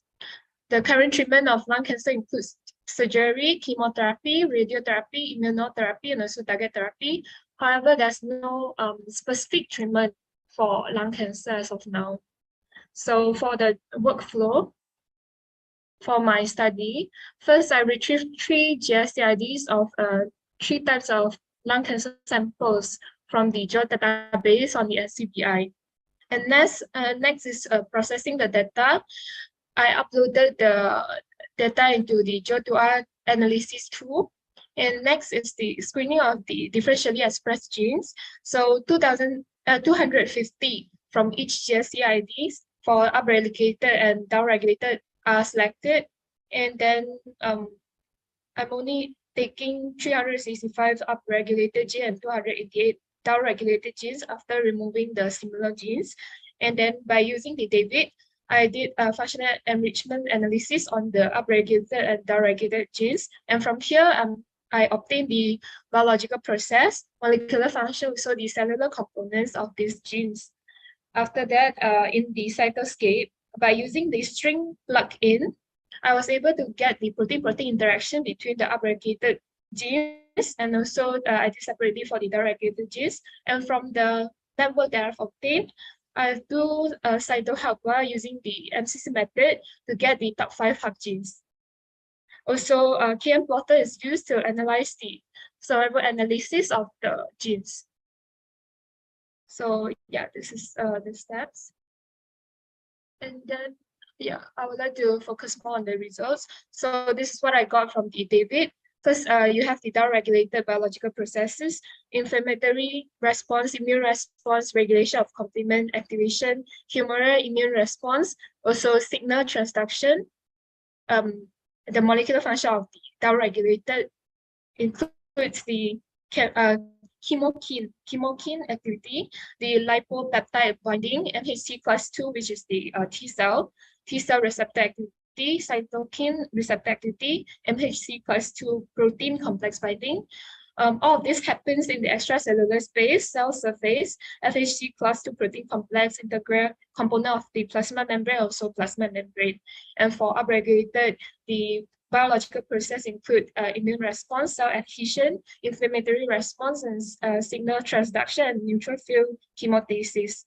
And chemokine activity, calcium ion binding, integrin bindings, and structural constituent of cytoskeleton. Also, the scaffold protein binding are the molecular function. And all this happens in the extracellular space, extracellular exosome, and also hemidesmosome of the upregulated genes. These are the top 5 hub genes that are obtained from the upregulated and unregulated. So, and these are the protein-protein interaction that are obtained from the string on the cytoscape. And from here, you can see that for upregulated, 277 nodes and 276 ages was obtained, and for downregulated, 338 nodes and 212 ages are obtained. So this is the KM plotter. It basically calculates the prognostic values. In other words, means the cerebral analysis on the top 5 hub genes for upregulated, and this is for downregulated and also upregulated.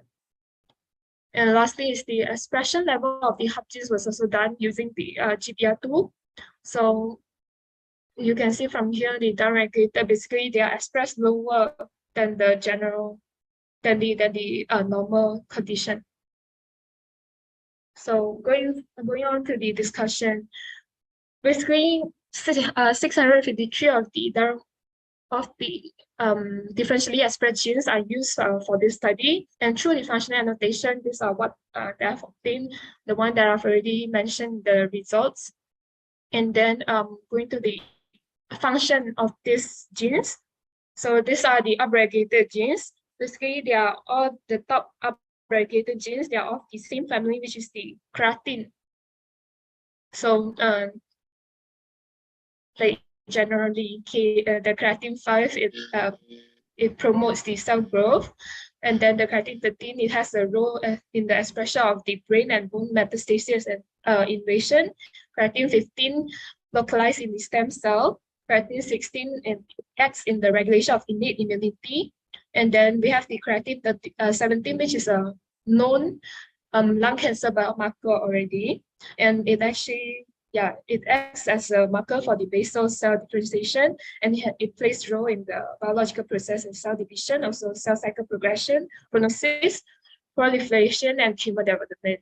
And as for the downregulated top 5 hub genes, PPBP, it derives the platelet growth in the chemokine, and then you have the C5, which is a potent inflammatory mediator, and also in charge of the production of T cell proliferation and survival.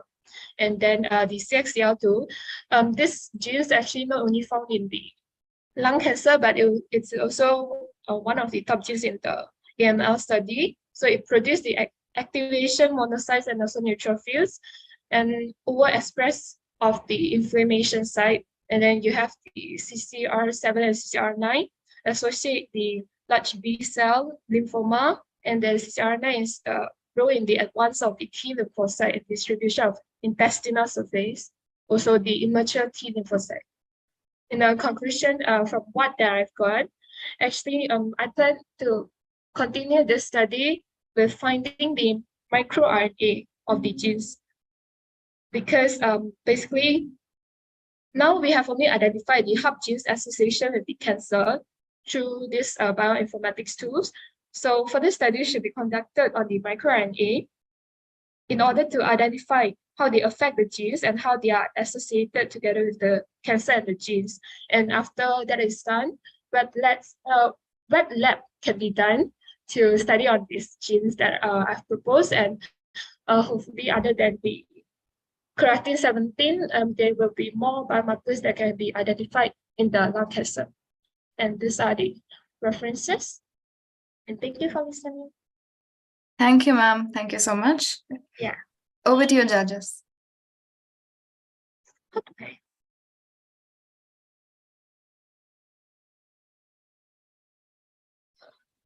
good work. Yes. No questions. Thank you. Okay. Thank you, ma'am. Thank you.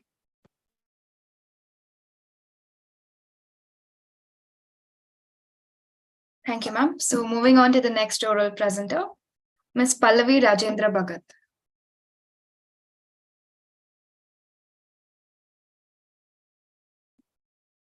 I request Ms. Pallavi Rajendra Bhagat to present. Yes, ma'am. Yes, ma'am.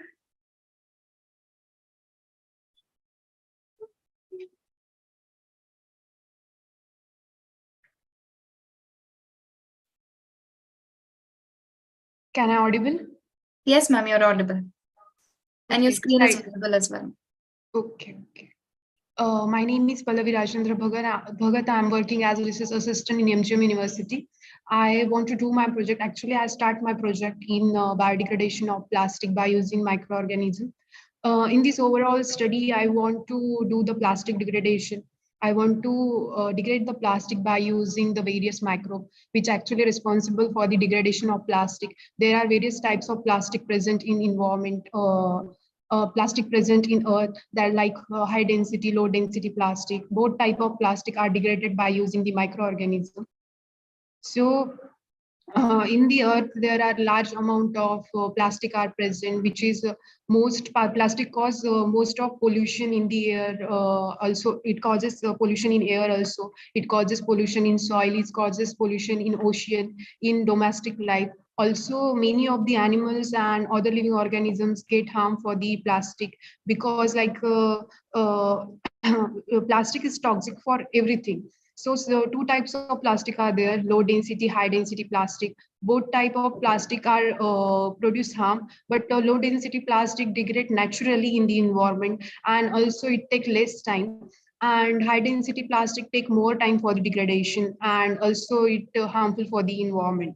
It's no, like in environment, the buffaloes, other animals can get harm from that plastic. They want to find the food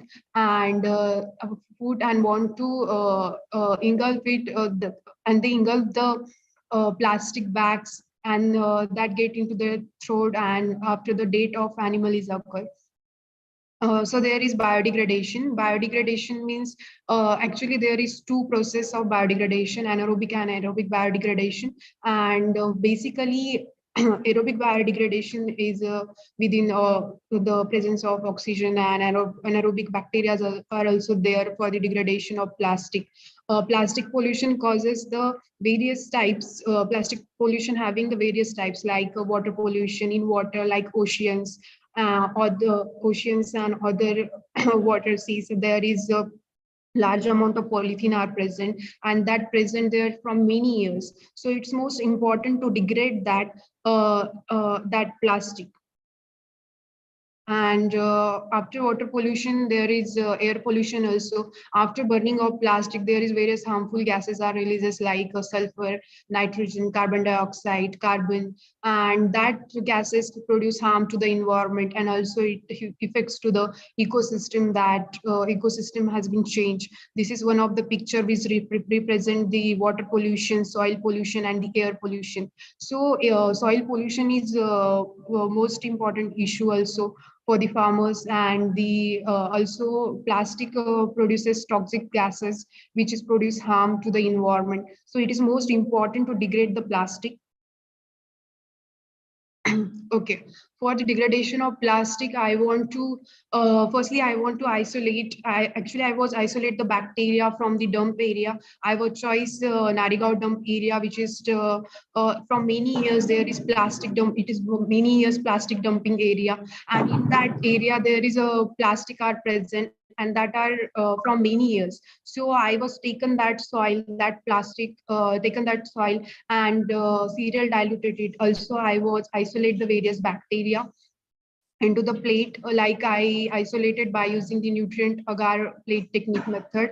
So this is the result of the nutrient agar plate. In that plate, I was isolated the various bacteria, which shows the various pigments. Also, I was isolated the various fungus, which is responsible for the degradation of the plastic. So after isolation of that bacteria, I again reculture it into the broth, and for the exact their study. After that, I was checked their morphology by using the gram staining and other biochemical tests. Like I was performed IMBIC test and gram staining for the bacteria, and for the fungus, I was performed the I was performed lactophenol cotton blue. So only I was isolated 2 type of funguses and various bacteria I was isolated.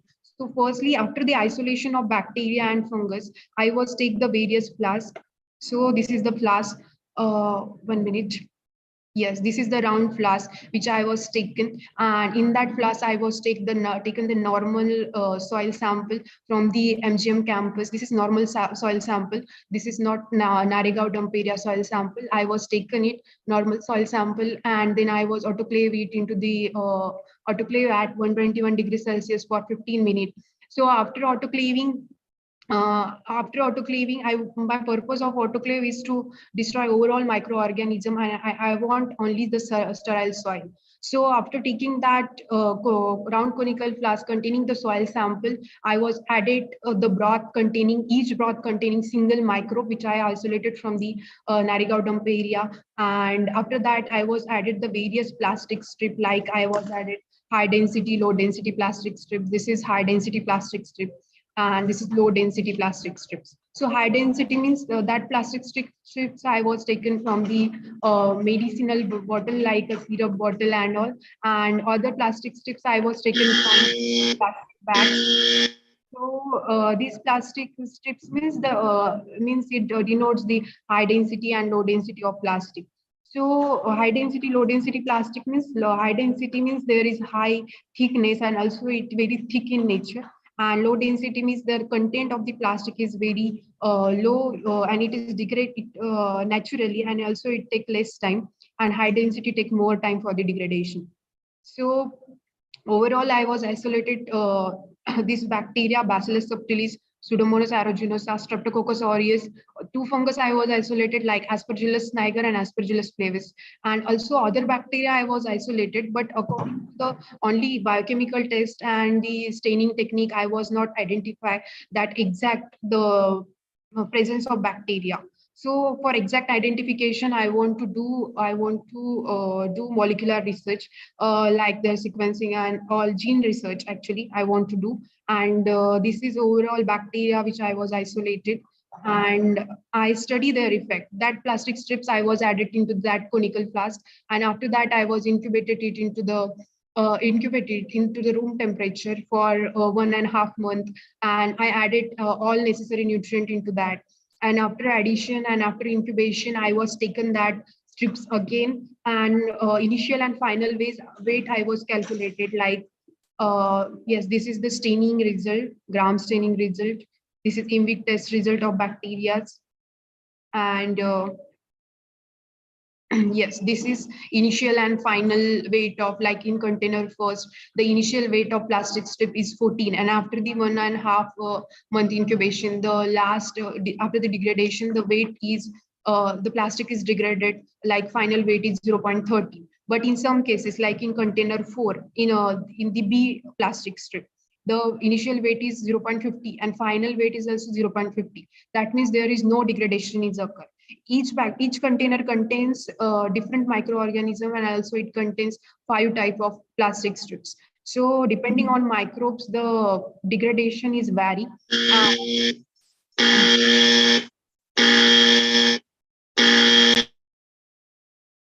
So this is only the parameters that shows the degradation. Okay, this one is overall plastic content of the earth. 26% of the earth is a plastic containing. There is paper also, organic wastes and other wastes.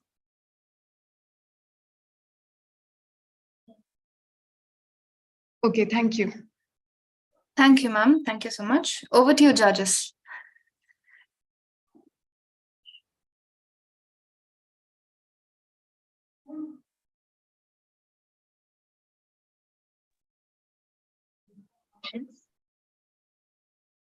No questions from my side. You can go ahead, yeah. Thank you, sir. Thank you. Thank you, ma'am. Thank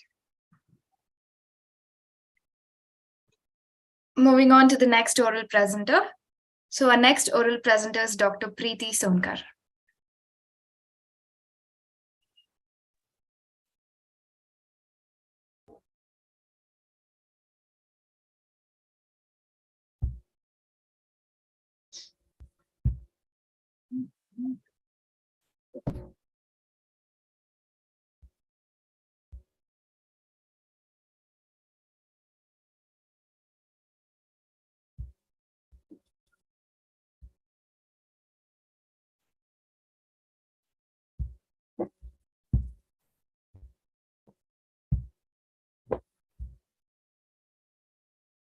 Ma'am, your screen is shared.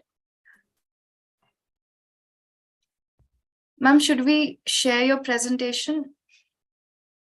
Yes, ma'am. Okay, ma'am. Give us a minute, ma'am.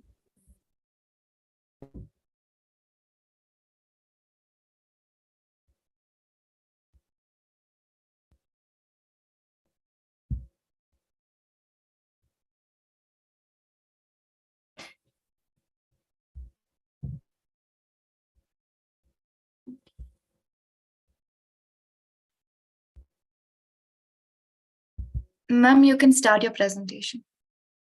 Okay, ma'am. Thank you. Good afternoon, all of you. My name is Dr. Preeti Sonkar from the Agriculture University of Technology, and my topic on in silico characterization of pathogenic protein of Fusarium oxycorum forming species Lycopersicki and antagonistic protein of Trichoderma species through bioinformatics tool. First, I will explain what is Fusarium oxycorum forming species Lycopersicki. Fusarium, excuse me, ma'am. Fusarium is a wilt causing agent which enter through the root system, and this is a soil-borne pathogen. During the infection, this fungus secretes some cells. This is known secretin in xylem. It's also called 6 protein. This is a cysteine residue rich substance. Now I will move toward infection process. Fusarium infect to root system through xylem system and such as increase their system and causes the wilt. This is disease cycle. Now I will move to trichoderma. Trichoderma is a biocontrol agent. This is soil-borne fungus and mostly present in rhizosphere zone. This fungus just show the mutual relationship. Mostly benefit in biocontrol with this is provide the plant protection and in health. Many scientists, just like Vanel and Joshi Bhagat, different scientists, this is proof that this is fungus provided plant health and protection. Python, Rajecta solanium, and other Fusarium species also killed by this fungus. Now I will move to protein domain. Protein domain is a specific polypeptide chain that is self-stabilized and folded independently from the rest. This domain compact and folded in 3D structure form. This protein is special and specific because they secrete some special type protein which show a specific character. Some researcher XUL reported 15 to 250 amino acid is length. And smallest domain is ring finger and stabilized by methylene and disulfide bridged. Wang et al. Explain about this protein. This had two type structure based on sequence and based on structure base. This this is a specific domain. I will move to their analysis. This is a method material, and first I will go NCBI, where collect the antagonistic protein of antagonistic protein of trichoderma and pathogenic protein of Fusarium oxycorum forming species glycopersicity. Then this protein proceed in NCBI CD search tool and PFAM and SMART tool. After this, we found this result. First, from the NCBI, we observed AHPTSA domain. All domains such as its name is alkali hydroperoxide reductase thiol specific antioxidant. This domain is represent to redoxin family. And contain PRX ambiguous enzyme which kill the pathogen and as a surviving plant. And other result from the PFAM database, this result and NCBI result was same. Now move to SMART result. Next, SMART results provide the two type result based on high resolution and low resolution. So high resolution provide the no domain, but low resolution provide the many type domain. This domain represent in phylogenetic tree such as this is angioti and different type cluster here present in domain, and alignment tool represent the which amino acid are conserved and which are less conserved. Now I will move to antagonistic protein. Their result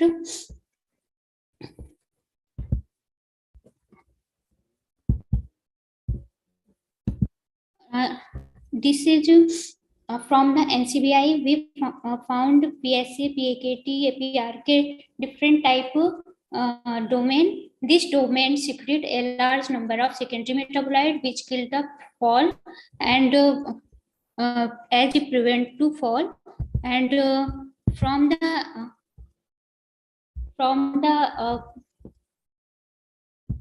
PFAM, from the PFAM result was near about same. Now I will move to string result of the antagonistic protein.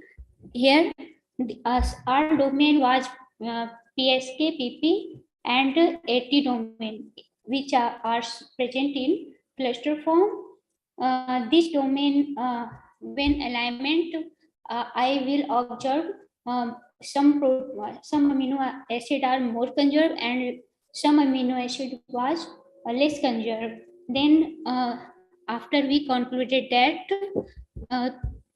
protein PRK domain are most available in trichoderma, which kill to fall and prevent to plant other pathogen and provide the protection and plant health.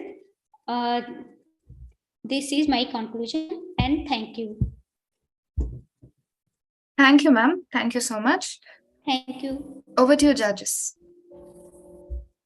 No questions from us. Thank you, sir. No questions from my Thank side. you, ma'am. Thank you, judges. Thank you, Dr. Preeti. Our last oral presenter of the day is Priyanka Patel. Yes, ma'am. Yes, ma'am.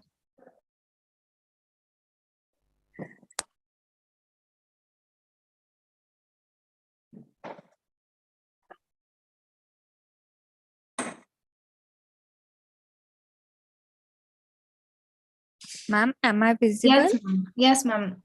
The screen is visible. You're audible. Your time starts now, ma'am. Okay, ma'am. Thank you so much. Good afternoon to all. I, Priyanka Patil from MGM University, Aurangabad. I am presenting my review topic on Rhizoctonia, a plant pathogen, and its different control strategies under the guidance of Dr. Nilima Gore, ma'am.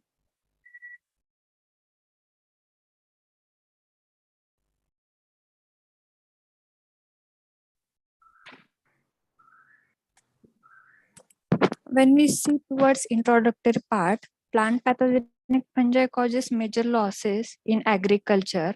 Spores of fungi remain dormant in soil for long period of time. Fungal spores activate when conditions become favorable for them. After activation, they starts to infect the plants, and infection is responsible for low level to whole destruction of crop plants. When we see towards the nature of Rhizoctonia, in nature, Rhizoctonia is necrotropic ubiquitous. That is, they cause tissue damage and kill host by secreting different cell wall degrading enzyme. The examples of cell wall degrading enzymes are glucosidase, cellulases, and pectinases. Species of Rhizoctonia differentiated according to anastomosis group present in it. For example, Rhizoctonia solani species has 13 different anastomosis group in his structure, which are defined by compatibility of hypal fusion in host. Other than this, other examples of Rhizoctonia species are also available as Rhizoctonia oryzae, Rhizoctonia rubi, Rhizoctonia cerealis, Rhizoctonia butini, etc. In Rhizoctonia, their mycelium present in the soil, and after activation, they produce vegetative hyphae called as sclerotia, which are responsible for the infection to the plants. Rhizoctonia species can infect different members of family, which involves the Solanaceae, Amaranthaceae, Brassicaceae, Rubiaceae, Malvaceae, Asteraceae, Araceae, and Fabaceae, in which Rhizoctonia infection develops different symptoms according to host. These symptoms are root, stem, hypocotyle, seed, pod, limb rots, then black scurf, seedling blight, stem canker, pre and post emergence dumping off, due to which there is a decaying of seed occurs. When we see towards the economic importance, according to study, the incidence of dumping off due to Rhizoctonia increased from 19 to 90% as inoculum level increases into the soil. Then also, due to the incidence of root rot caused 10 to 80% losses in different vegetable and 45% yield loss in the soybean crops. Therefore, the effective management of plant rhizoctonial infection is required. When we see towards plant fungal interaction, plant also develops its different defense mechanism against it.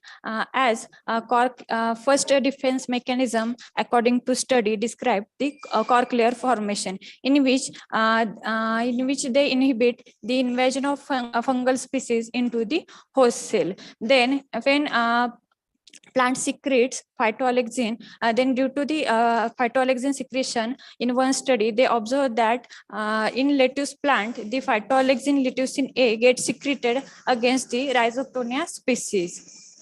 In third point, the plants also secrete some pathogenesis related protein against Rhizoctonia species, which helps in hydrolyzing chitin layer of the fungal cell wall.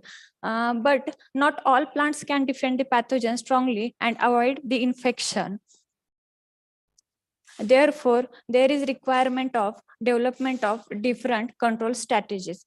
We may develop different control strategies as the development of resistant seedling variety, then transgenic plant variety, and we may also develop mycoparasitism and antagonism against the Rhizoctonia species. in some previous research work, as the by author Singh mentioned that the seedling variety that may develop due to the lack of recognition factor, that is the receptor like protein to attachment of rhizoctonia to their host cell. Then Grover and Gothman explained that the tobacco plant get transformed with chitinase gene from bean, which become resistant to the infection by rhizoctonia. The Krishnamurti and colleagues studied that the transgenic rice for the puroindolines also showed resistance against rhizoctonia species and reduced the symptoms of infection up to the 11 to 22%. And then Abbas and colleague worked on Trichoderma species as a biocontrol agent against the Rhizoctonia species by using mycoparasitism mechanism. And lastly, Abdel Fattah and Shabana also showed that the mycorrhizal fungi Gloma species can work against Rhizoctonia species.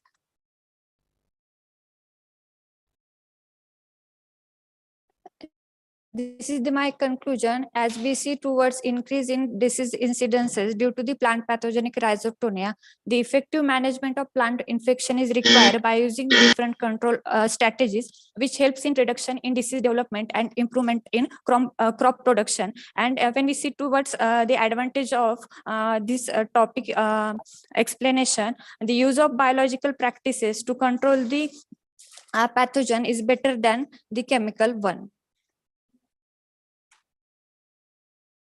Thank you. Thank you, ma'am. Thank you so much. Over to you, judges.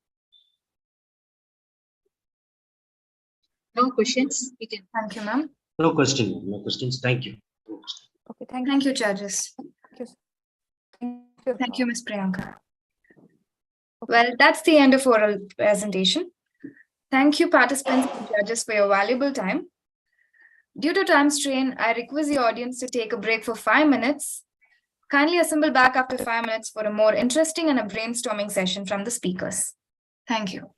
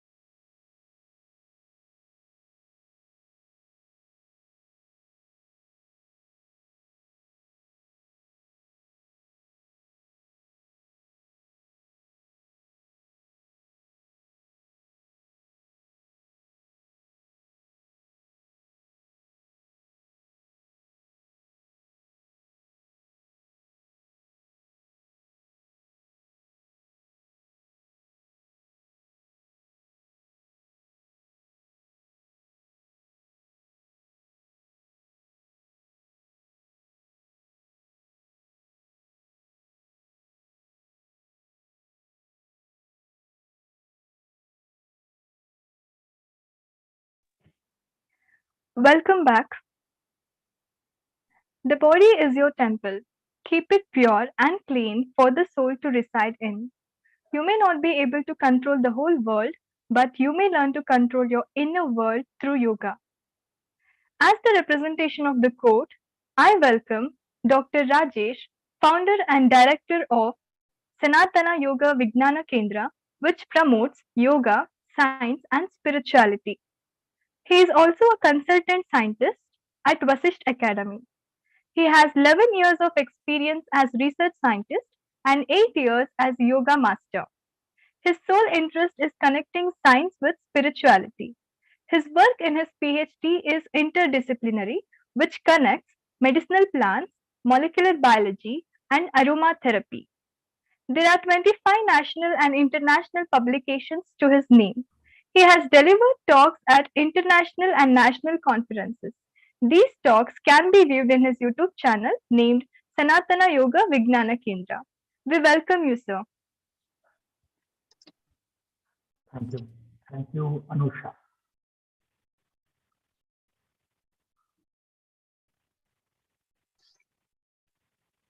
So shall I share my screen? Yes, sir.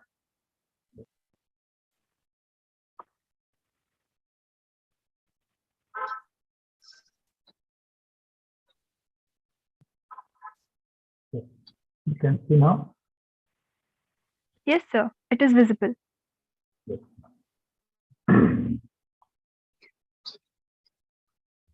Before starting, let us chant 3 times Omkara. Why we chant this 3 times Omkara, I will tell you in the end.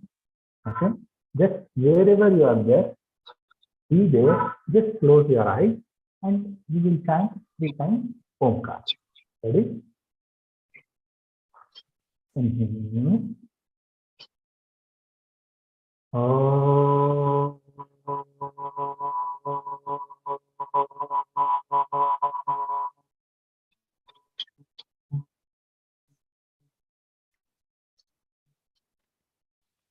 Once again, inhale.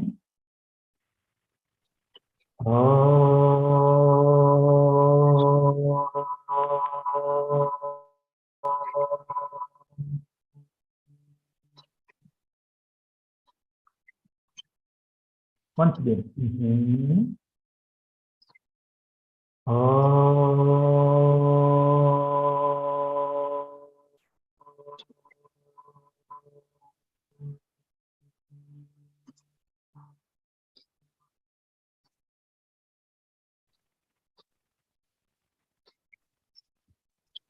Ready?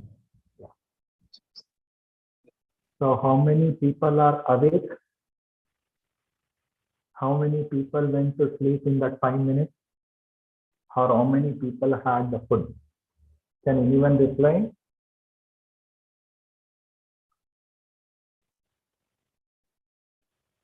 In this online conference, the main thing comes to the moderator only. If everybody are sleeping, moderator has to answer.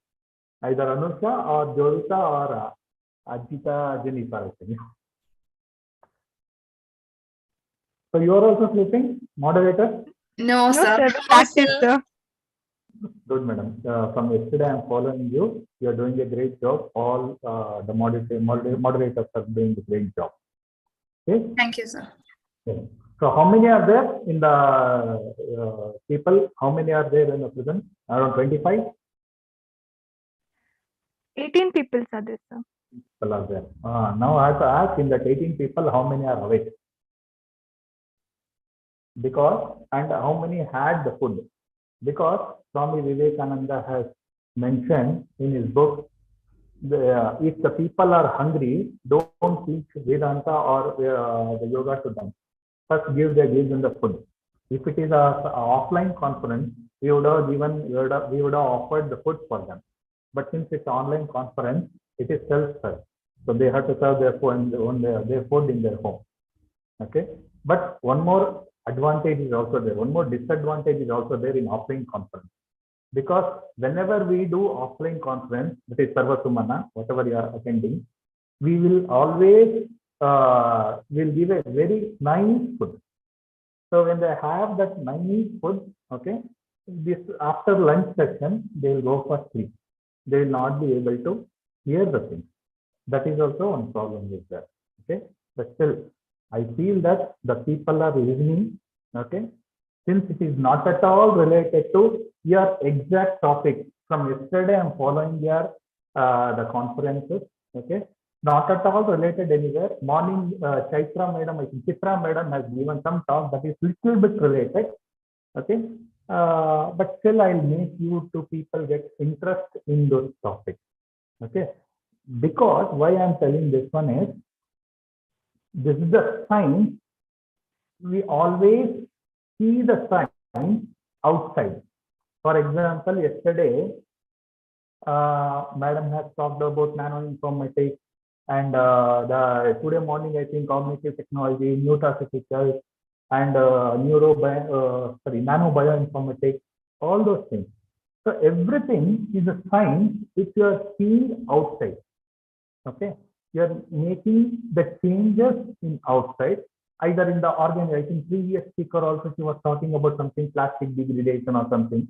So everything we are changing in the environment or outside from you. So there is one sign which needs attention, that is your body. Okay, so that is why I have kept my topic as signs or signs of purification in yoga. So we do expect very nice results for our PhD work or for our MSc work or some project work or something whenever doing. I think today morning one person talked about the entrepreneurship also. We do expect a very nice result or nice product from anything, whatever we do the experiment. But we should always keep that thing in mind, that if you have to get that nice product or nice information, first thing is your mind and body has to be pure. If that is pure, naturally you will get nice ideas, okay, and nice results. Example is many scientists, okay, Indian scientists, all they were following the spirituality and yoga. Then they used to get very nice thoughts or some results, okay, in their mind. It used to come. Okay, so from yesterday I was following your talk. So I was just thinking where I will link my topic to yours one, because nanoinformatics, again, it is different. Cognitive technology, different. Nutraceutical, different. Then storytelling. Okay, storytelling is somehow you can relate to yoga, but if the storyteller is following whatever he is saying, yes, yeah, it is a very good connection.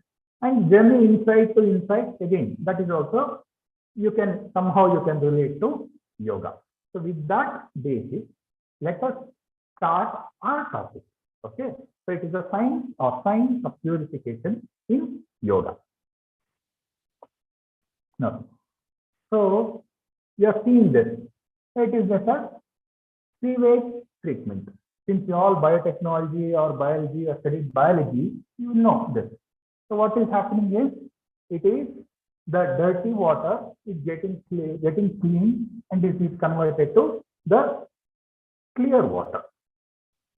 Okay, then again, purification of gold. You know that the gold ores are in this like a stone, and when that is purified, it becomes gold. But nowadays, still more they are doing the purification in terms of nanoparticles. Okay, till now we knew that gold is yellow in color, but in nanoparticle it says that it is brown in color. Even in silver nanoparticle, same way, it is not white, it is yellow in color. Again, in the homeopathy drug, if you have observed, how they prepare this homeopathy drug, like cereal dilution. Even cereal dilution is also a type of purification. Okay, so there also, to increase the potential, to potentialize the drug, they will dilute it or they purify it. So here also, when you are in the class and when you are in the when you are taken to outside, again you are isolated or you are purified. So all these things, what it tells, it tells about your purification theory. What the purification theory says, if there is a mixture, if you know the end product or the what needs to be taken out, you take out that one. Or if you don't know what needs to be taken out, or if you don't know the characteristic of that pure metal, better you remove all impurities from that. So when you remove impurities from that, you will end up in pure substance. Okay, this is the purification theory state. So now what has happened? So now here what I did, I removed the impure substances from the sewage water to get pure water. Okay, so what it made, what changes had it made? So when impure water is converted to the pure water, the characteristics of the water has been changed.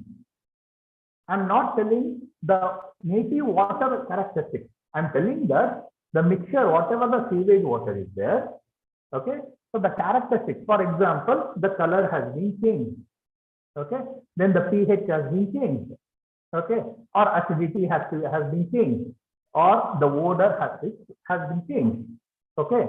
So now, after the purification, what has happened? It has started showing the real character. Do you agree with me? Again, moderator. Yes, sir. Definitely. Definitely. Correct. So when that means what it says, when a substance or a mixture of substance is purified, the purified substance will show its native character. That is what the purification theory says. That is what happens in the gold in different colors, okay, nanoparticles. Again, the homeopathy, same drugs, when it is purified, usually in homeopathy, it is nearly 1:10,000 dilutions they do, or 1 lakh dilutions they do. So it will show a different character, okay, than when it is in the mixture. So in the same way, you can compare yourself when you are in the class, okay, or when you are in a group, your behavior is different.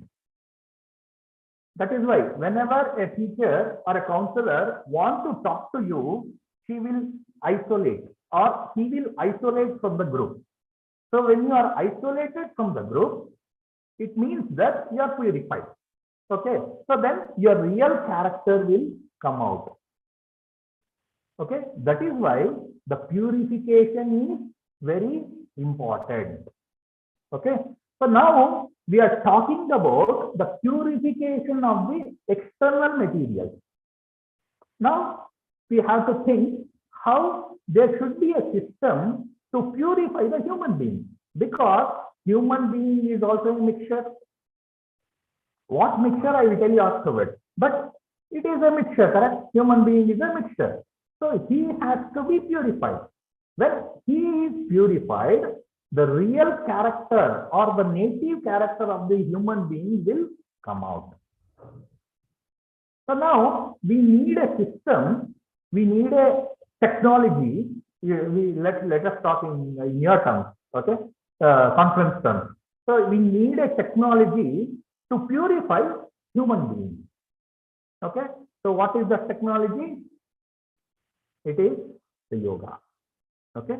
So through yoga, you can purify a human being to express the native character or the real character. Got it? Sadji?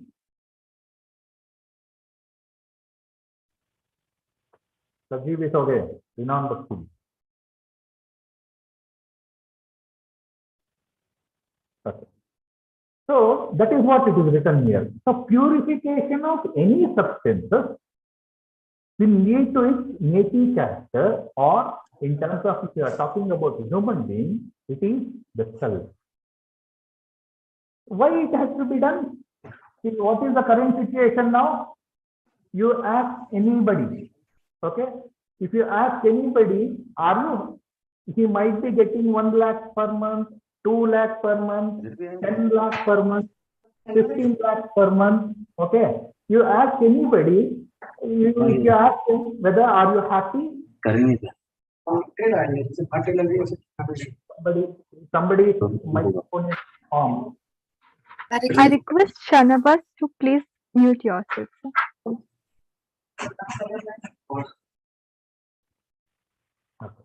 So the current situation is, if you ask them, are you happy? They say no. See, everything is there in front of them. Okay, it might be a car, it might be anything, they have a house, everything. But if you ask them, are you happy?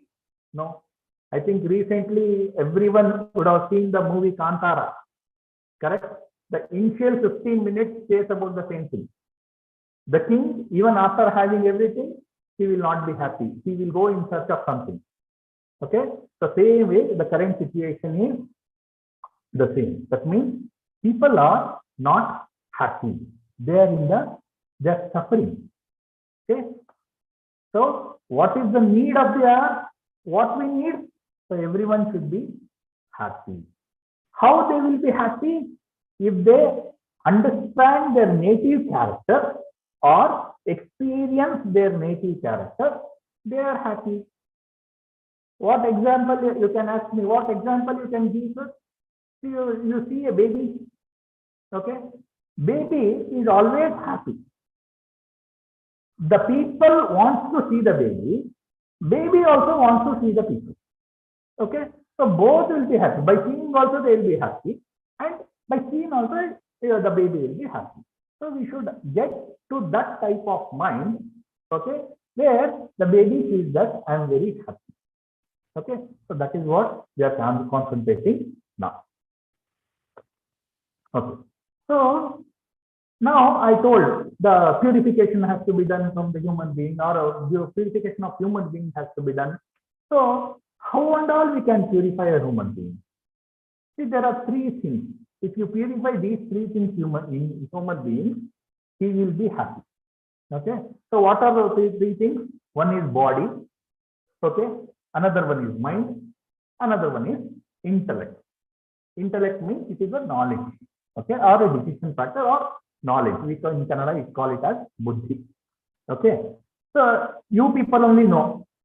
You always go for gym, or always go for a doctor. Why you go for a doctor? You say that my BMI is more. I want to reduce it. I want to become thin, or I want to lose my weight. So if the body is happy, you will be happy. Then mind, you will go to the counseling. Correct? Immediately after this one, or after I think Chitra's talk, immediately one of my students messaged me. Sir, kindly give her name. I want to talk to her. So I came to know that he is in depression. Okay. So again, if mind is happy, you will be happy. Then intellect. Intellect is the knowledge. If you don't have knowledge of certain things, even though if you have everything, you will not be happy. Okay. So these three things we should concentrate or purify, work on the purification of these three things. Then the human beings will become happy, or they will exhibit their native character. What is the native character? Native character is nothing but to be happy. Correct? That is the native character of everybody, even all animals. You take a cat or you take a dog, you keep doing like this. Okay? It will happily enjoy. It will answer sleep. Same way, human being also. He wants to be in the native character so that he will be happy.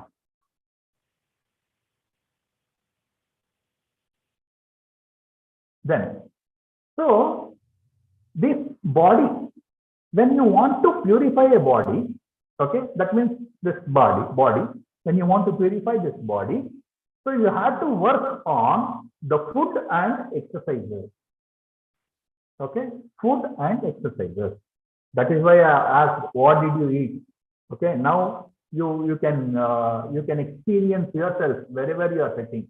Okay, if you have had a heavy food, okay, which is very difficult to digest, then you will be feeling lazy, sleepy, everything. Mind will not be in control. Or if you had a light food, okay, like rava idli or something very light, poha, so you will be awake. Why our moderators are awake? Yes, Or sir. moderators? Yes, sir. Yes, sir. All are awake because I know the problem of the moderators, because they will never get a chance to eat. So their stomach is empty, so that is why mind is active. If the stomach is filled, the mind will stop its function. Okay, so you have to work on food and exercises. Why mainly on food? In Dheranda Samhita, it says Ahara Shuddhau Sattva Shuddhihi Sattva Shuddhau Dhruva Smritihi Smriti Lambe Sarva Grantina Vipramokshaha. When your food is good, Ahara Shuddhau, food is good, Sattva Shuddhihi, your character is good. When your character is good, Sattva Shuddhau Dhruva Smritihi. When your character is good, your memory becomes constant. Dhruva Smritihi. Smriti Lambe Sarva Grantina Vipramokshaha. When Smriti is continuously in the constant or stable state, so Sarva Granthina Vipramokshaha. In the whole body, Granthi means here it says that it is cells. In your technical terms, if I have to say, the whole cell will become happy. What do you mean by that? If the whole cell becomes happy means it becomes active, or it is in the homeostasis condition, if I want to say in a technical term, homeostasis condition. When it is in the homeostatic condition, definitely you will feel that it is very happy. Okay, the body feels very happy. That is why whenever you have a food, light food and moderate food, and which is very digestible food, your body will be flying. Some days in the week, you can observe yourself. You will happily go to the college. Okay, some days you go like this. You go and first class only you start sleeping. Okay, that is the difference between the food and exercises. Then from mind to intellect. Okay, if you want to have a proper purified mind, means you should follow some social and self-discipline, which is told in Patanjali Yoga Sutra. Okay, that one I will be telling in the next slide. Then intellect. Already I have told you the intellect is the right knowledge. If you have the right knowledge, okay, of what is there in this world, then again that intellect part will be happy. If all these three are happy, then he is called as Swastha Purusha according to Ayurveda. Okay, what is the Swastha Purusha definition? You will get it. Okay, so before understanding what is Swastha Purusha, let us understand what is body, Sharira. According to Ayurveda, Sharira is defined as Dosha Dhatu Mala Moolam Hi Shariram. That means Dosha, Dhatu and Mala. These three are itself is Sharira. Okay. According to Ayurveda, Swastha Purusha is Samadosha, Samagnischa, Samadhatu Malakriyaha, Prasanna Atma Indriyanaha, Swastya Ityabhijiyate. That means Samadosha, equanimity in the dosha prakriti. That is Vata, Pitta, Kapha. You might have heard when you go to Ayurvedic doctor, he will always say Vata is more, Pitta is more, like that. So Vata, Pitta, Kapha. If it is in the equilibrium, then it is called as Samadosha. Samagnischa, that means the digestion power. Okay, the digestion power. So that is, if it is in the equilibrium, Samagnischa. Samadhatu. Samadhatu means in your medical sciences, usually we say circulatory system, reproductive system, in those terms. But in the Ayurveda, it is not like that. It says that Rasa, Rakta, Dhatu, and Asti, Majja, Shukra, like that, the different systems is. So that is Dhatu. Okay. So there are 7 systems are there. So Samadhatu, equilibrium in Dhatu. Prasanna Atma Indriya. Prasanna is you should be happier. which should be the happy, which should be happy, that is Atma. Yourself should be happy. And Indriya, that is, Indriya is your sense organ, that should be happy. If everything is in the equilibrium, then he is called as Swastha Ityabhidhiyate, Swastha Purusha. That is what the previous slide says. If body, mind, and intellect, everything is in equilibrium or proper, then he is called as Swastha Purusha. He will exhibit the native character. Why he is Swastha? Since he exhibits native character, so he is Swastha. Clear? Then. So what I have to do for the body? So usually in Ayurveda, what it says is, it is the accumulation of toxins we should avoid. So what do you mean by in Ayurveda? For toxin is called as ama. Okay, ama. So ama is nothing but the toxin. So when your body's metabolic efficiency is compromised, ama is generated, metabolic toxins. I think if you are attended your the conference from yesterday, I think the principal madam, Anuradha madam, she was talking on this. She was telling that free radicals in your body will be reduced. Correct? So those free radicals are the species which kills the cells. So that is nothing but toxin. That is a metabolic toxin. So these things, if it is removed, the ama is removed, definitely the body will be free of toxins. Yes. Okay. Then in Hatha Yoga, it is mentioned that there are many Kshatriyas to remove all these unwanted accumulations. You can call it as toxin also, ama also unwanted accumulation. You might have seen now. More of kapha because of the COVID region, COVID times, more of kapha, more of cough, all those things. So there are Shat Kriyas or Shat Karmas in Hatha Yoga, it is mentioned. So what are all those Shat Kriyas? Neti, Dhauti, Nauli, Bhakti, Kapalabhati, and Prataka. Okay. So Neti is for cleansing your nasal passage. Okay. Dhauti is cleansing the food pipe. Okay, up to the stomach level. Then Nauli is the strengthening of your lower abdomen muscles, also the cleansing of your intestine, small intestine and large intestine. And Bhakti is the cleansing of your colon region. Nowadays, most of the people, they are suffering with some problems.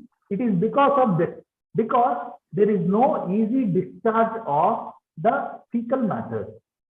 It is very difficult for them to remove that fecal matter. Okay, so that is right. That is Bhakti. Bhakti which removes, which cleans up your colon region. Then Kapalabhati, the cleanse up here. Okay, this part Kapala is this part. Okay, this part is cleansed. Then Krataka, which cleanses your eyes. Yes. Okay. So when all these things are cleansed, okay, when all these things are cleansed, the body becomes active. Okay. So when I told, just imagine your purification theory. Okay. So when the contaminant is being removing, the pure substances start showing its real character. So that is what's happening here. If you want to have, if somebody has done this, they will know what is the experience. If you have not done this, please ask the people who have done. Okay, they will feel when they do all these kriyas in our center, we make them to do all these things. All these photos are my students only, and that person who is down, he is not my student, he is my guru also, because he is called as Acharya Jalayogi. He is a Dr. Chandra Acharya's name, so he does Nauli and all. So if you ask anybody, they will say, I am feeling very light. Why you feel very light? It is because of the toxins have been removed from your body. Then, so what is the role of exercises? Then there are two exercises usually, Sukshma Vyayama and Shitilikarana Vyayama. Sukshma Vyayama in your IDY, that is International Yoga Day. You might have received a pamphlet or something. Wrist loosening, neck joint loosening, and waist loosening, all those things. It is related for joints to make your joints flexible. And Shitilikarana Vyayama, again, it is for your backbone, back muscles. It is bit fast and repetitive. We do the jogging and all. It's all for your to make your body flexible and to make it active. Okay, so I'm just giving a glimpse of these things. Okay, it cannot be explained. If you give me the time, I can talk for 6 to 8, 10 hours on this. Okay, so 6 to 10 hours on this. So that's why just giving a glimpse. There are many asanas also which help. So again, I told you there are. Okay, it requires a lot of time to explain all those things. Then now we are done with the mind. Sorry, body. Then if you come to the mind, Patanjali has given a very simple sutra how you can purify your mind. So how? He has told Maitri Karuna Muditopekshana Sukha Dukkha Punya Punya Vishayanam Bhavana Chitta Prasadanam. What do you mean by Chitta Prasadanam? Chitta is again your mind. According to Sankhya philosophy, mind is as a faculty of 4 things. Okay, one is Chitta, Buddhi, Ahankara, and Manas.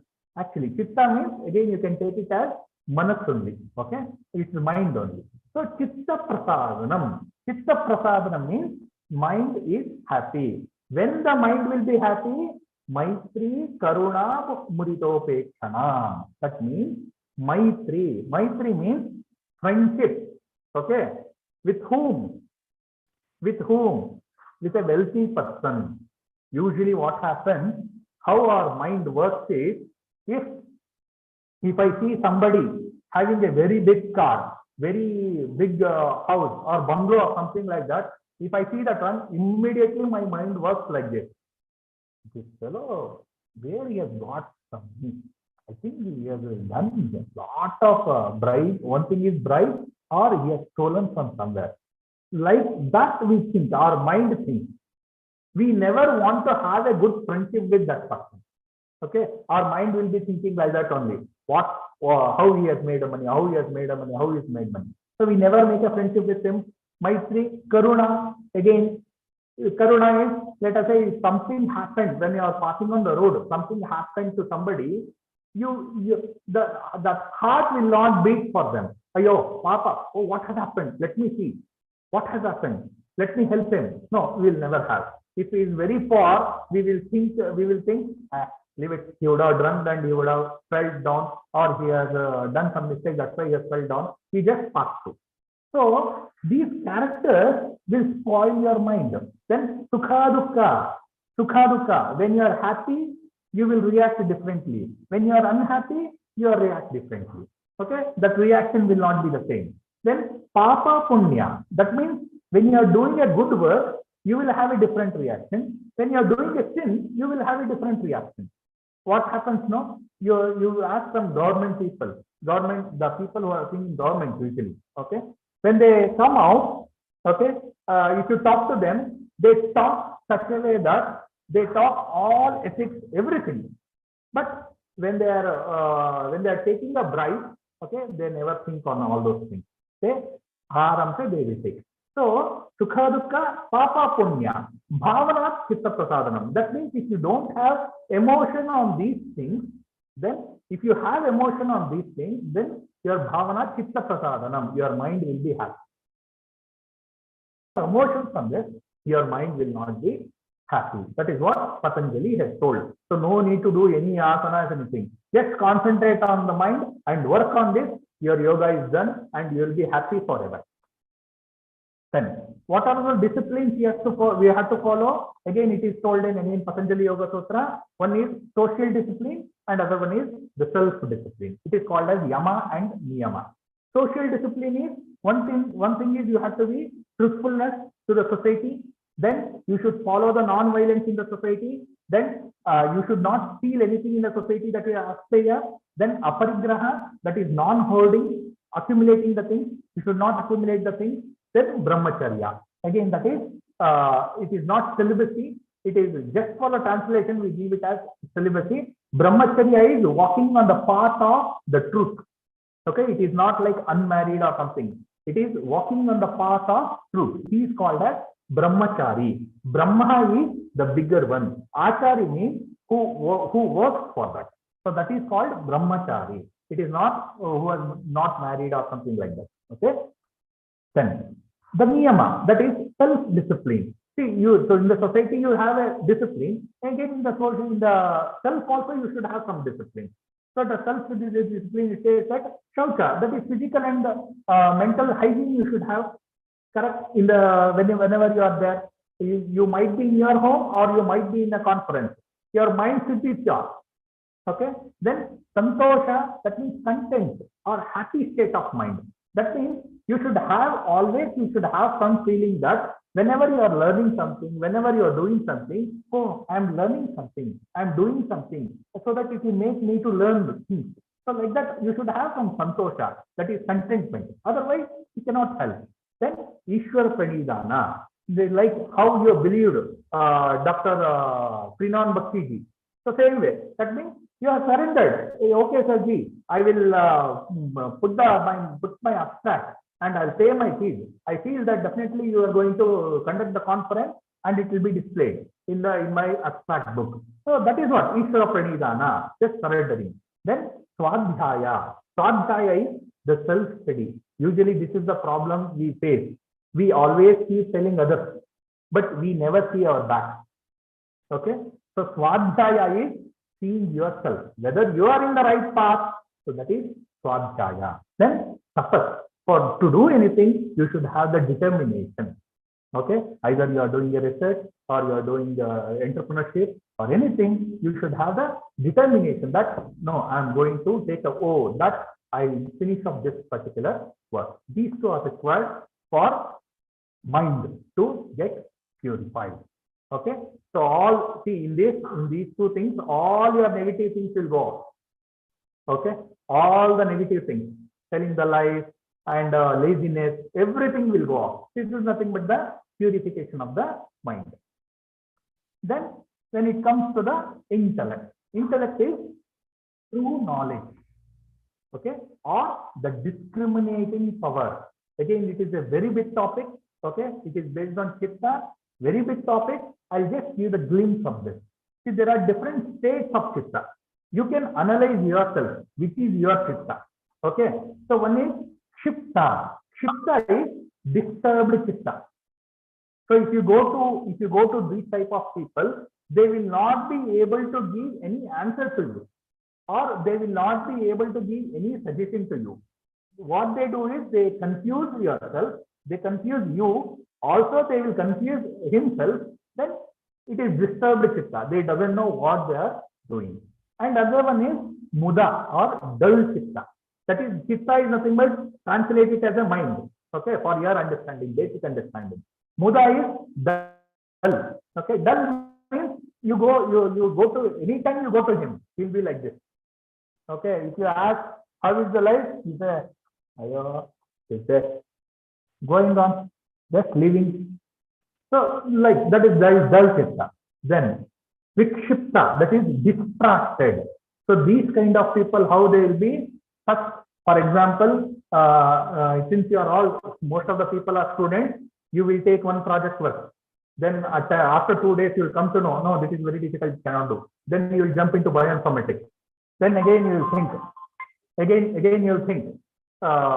It is like bioinformatics. Oh, it is very difficult. We cannot jump into molecular biology. Then again it is jump into very easy agriculture biotechnology or something like that. So keep on jumping. This is distracted chitta. Okay, keep on jumping on. Then ekagra and one-pointed. That is nothing but concentrate on one thing. This is what we have to achieve.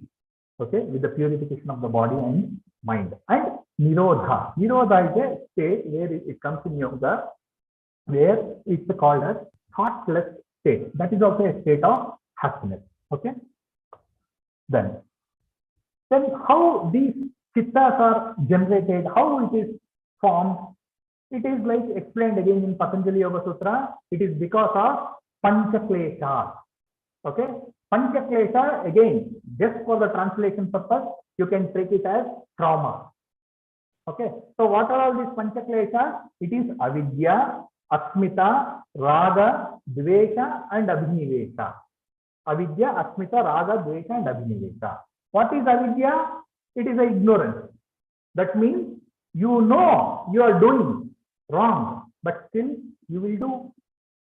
You know taking the drug is bad for health, and on the cigarette pack it is mentioned that it leads to cancer. You know that, but still you have an ignorance that चलता है, देखेंगे, जब होता है तब देखेंगे.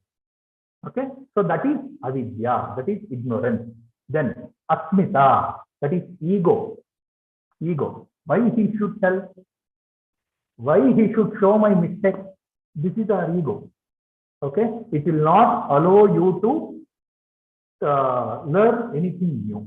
Then raga. Raga is always attraction.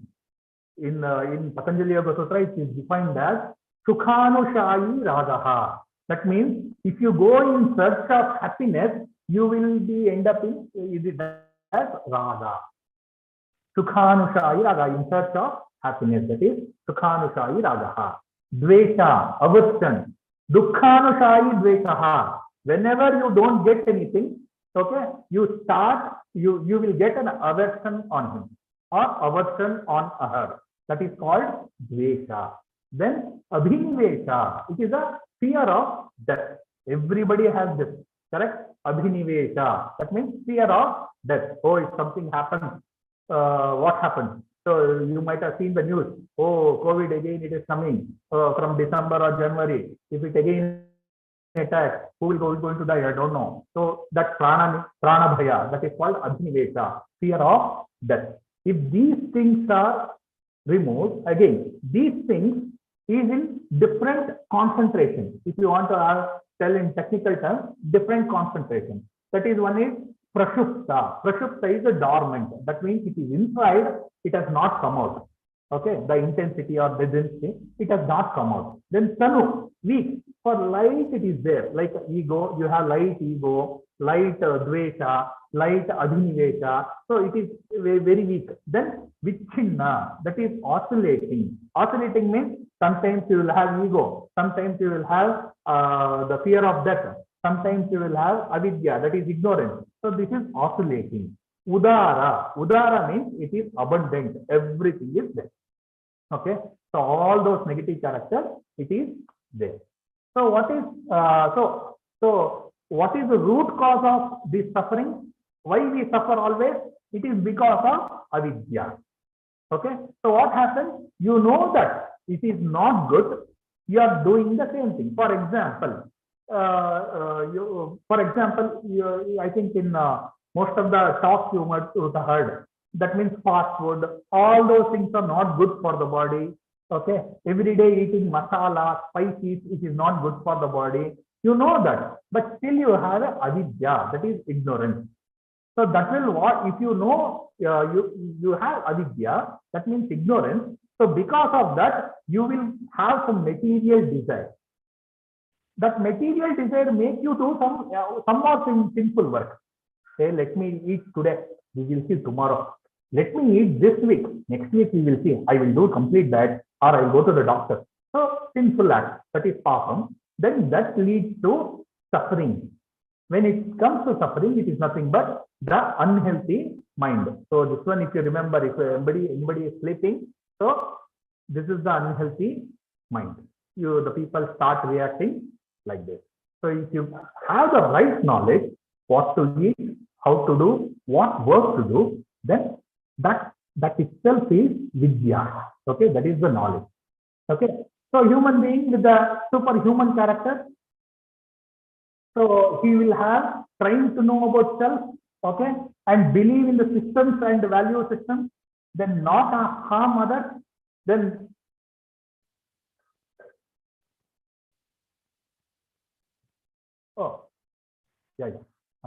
not harm others, then compassion for others, appreciating of unity in diversity, and ability to transcend health. This is the character. Why I mentioned a superhuman character? Because when Swami Vivekananda says, what do you mean by yoga? He says that if you could able to convert from animal man to normal man, that itself is yoga. Okay, animal man is you are having the animal man and animal characters are and common animal and human characters are like ahara, nidra, bhaya, maitunancha. Ahara is food, bhaya is the fear, bhaya nidra is sleep, maitunancha. That they also produce children, we also produce children. These are the common factors between the human being and animal. So since we are a human being, we should do something more than that. Okay, so that is why Vivekananda says animal man to normal man. So finally, when you become a superman or superhuman character, so all these things will be there. Even in Hatha Yoga, it is mentioned that Vapukrushutvam vadane prasannata nada suputitvam nayane sunirmale arogata bindu jayo agni deepanam nadi vishuddhana hatha siddhiti lakshanam. That means he is telling, if you are telling he is a swastha purusha, then all these things. For example, he should be lean and the face should glow and anahata sound should manifest, then clear eyes. All these things should be there. Then you can be called as swastha purusha. So that is what. See, when I think you might have heard this Manasa Sarovara. It is a crystal clear water. Okay, crystal clear water. So when you see through Manasa Sarovara, you'll be able to see the image of the beauty. Okay, beauty. So in the same way, if you are pure, you could be able to see yourself. Okay, that reflects in the face and body, everything. So that makes the human being happier and swastha purusha or purified human being. Okay, with this, I would like to conclude my topic. Thank you very much. Thank you all for the conference people. Thank you. Thank you, sir. Thank you very much. It was really an inspiring and influential message. I request the audience to post in your questions in the chat box.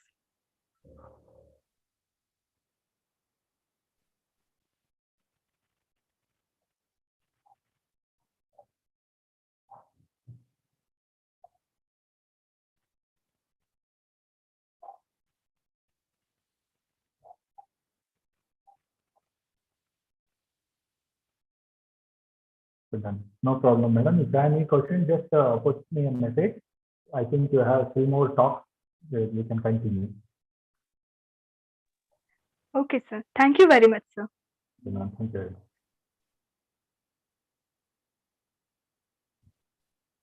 Over to you, Ms. Nandini.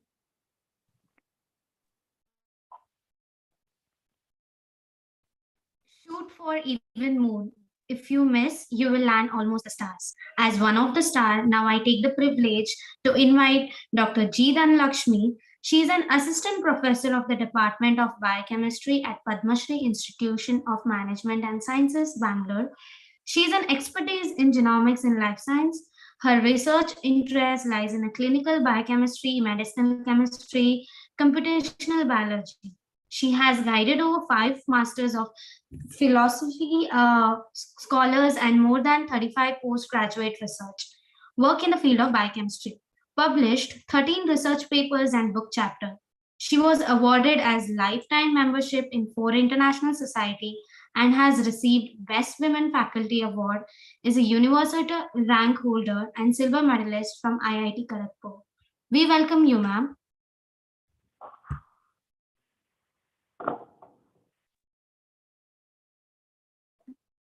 Thank you, Ajita, for your introduction.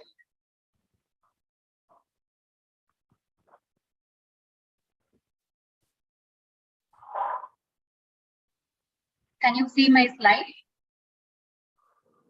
Yes, ma'am, your slide is visible. Okay. Yes. So, good afternoon to all. First, I would thank to the organizing committee to this international conference, especially Dr. Pinon sir for giving this opportunity to me. I wish to start my talk with a small positive quote. Nothing is possible. Okay. Like what is nothing is impossible. The word itself says I am possible. Can you spell it? I am possible. That is impossible, right? So that word itself, it is containing I am possible. So we supposed to be take possibility from our failures also. We consider as it is a step of our success. Okay. So within this, I'll start my talk. Today my topic it is genomic in life science. So as a scientific person, we supposed to be start our work with a question. So I'm also start with question. Can you see my slides? Yes, ma'am. Okay, thank you. What is genomics? Okay, so that is the answer from our conference only, because we have multiple criteria of that posters and then so many research work, especially Rajesh sir also presenting yoga very well. So these are all the examples. What is genomics? Yes, definitely. It is an interdisciplinary field of biology that is helpful to identify the structure, mapping of the genome sequencing and editing and functioning of the particular genome. That is about the genomics. So we are made up of that particular cell, like we all the organisms is made up of cell. Cell is containing the genome. Just a moment. Yeah, cell it is containing the genome. So this containing the chromosomes, like it is the genome, it is containing the DNA. It is made up of chemical building blocks of ATGC, that is the adenine, cytosine, thymine, and then guanine. So these genes, what is genes? The genes of DNA sequence of the particular unit, it is called as a DNA genes. So it may instruct to produce which kind of proteins, what kind of proteins you have to do. I hope everybody's recall about that molecular docking of our biology, replication, transcription, and translation. So these are all the proteins can able to do that functions individually or as well as in the combined form, that is in the conjugated protein way. Okay, so that is about our pathology, that is a pathway.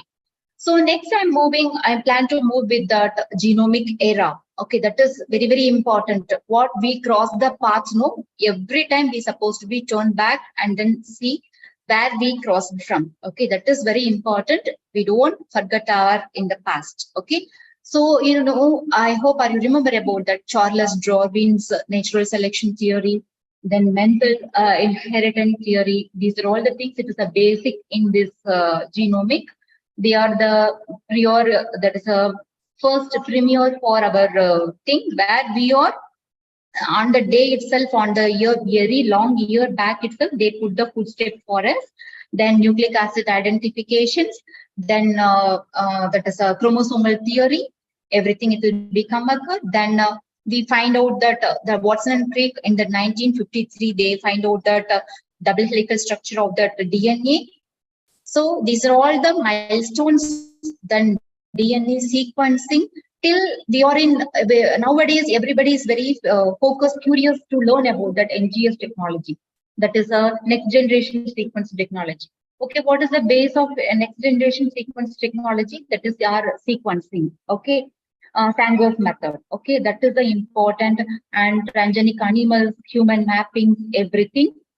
After that, slowly in the 19th century, we get it the experimental model genomes. Genomes means whole sequence. Okay, so we are getting that experimental model like E. coli, C. elegans, or Arabidopsis, Mus musculus. These are all the organism genomes we will get later. As identified by the scientists. Later on, it will be come to that human genome project by the year of 2003. After that only, we are very familiar with the pharmacogenetic and pharmacogenomics. the industry will be well versed to utilize the genomics now. That is the era. So till now, even in that COVID, like SARS-CoV-2, okay, so many vaccines, so many research work based upon genomic studies, based upon your docking, so many things we produced in this pandemic durations. In this site, we supposed to be thanked to pandemic also. Then only we learned so and so. So these are all about our genetic, that is genomic era. So then I'm asking another one more question. Why genomics?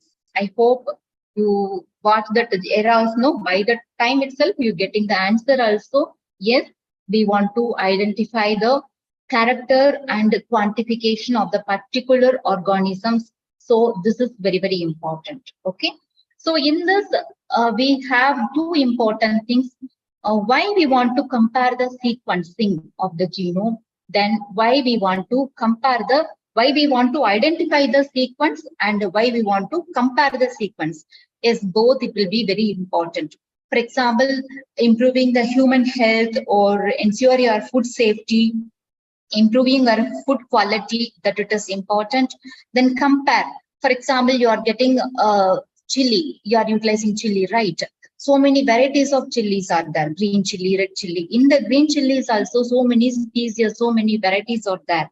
So each and everything, it will be having one peculiarity. Okay, so definitely the nutritional values also differ. The spicy also it will be differ. So what is the difference? Hello. Hello. Yes, ma'am. You're audible. Yeah. So in this way, this is very, very important in this consent. Okay. So the genetic and genomics, I hope it is very basic, you know about that. Genetic, the particular gene sequence we want to identify, that is genetics. Genomics, the whole genome containing the organism, we want to do that study of the particular whole genome of the organism, that is a genomics. Okay. Then I'm going with the genetic genomic study.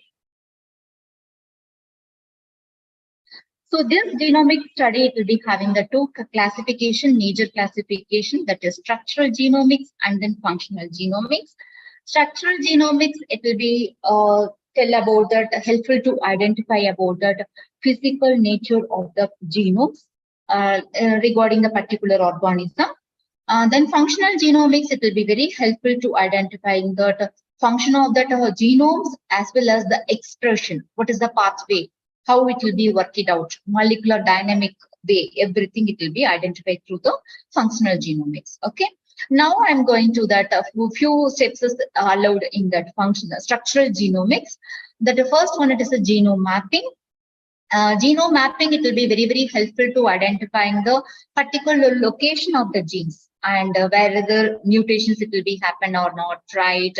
For example, our thalassemia, sickle cell anemia, these are all the things we can identify the particular mutations happening in the genes. That is helpful genome mapping.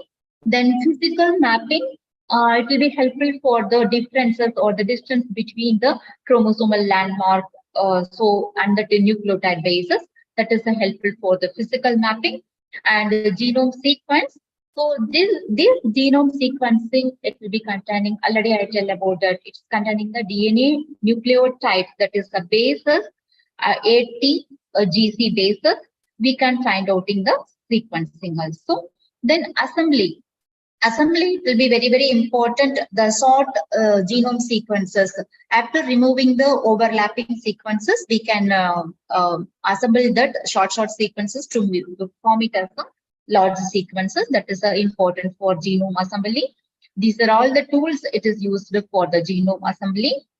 Then next, another important, it is gene annotation. Gene annotation, it is very, very important to identify for the biological features. Especially in this gene annotations, we have two important category, that is predictions, gene predictions, and functional assignment. And next one, it is the gene ontology, that is called it as GO. I think a few of the students also utilized in their project research work.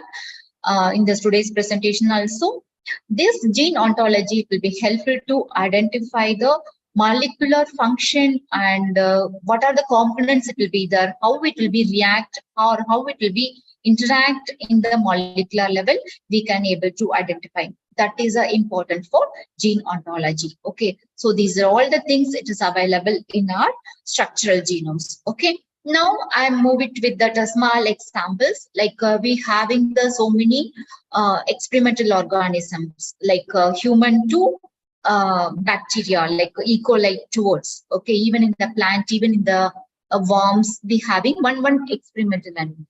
Okay, so actually these are all the first I'm going with that human beings, that is a few Homo sapiens. It will be having the identified base pairs or 3 billions.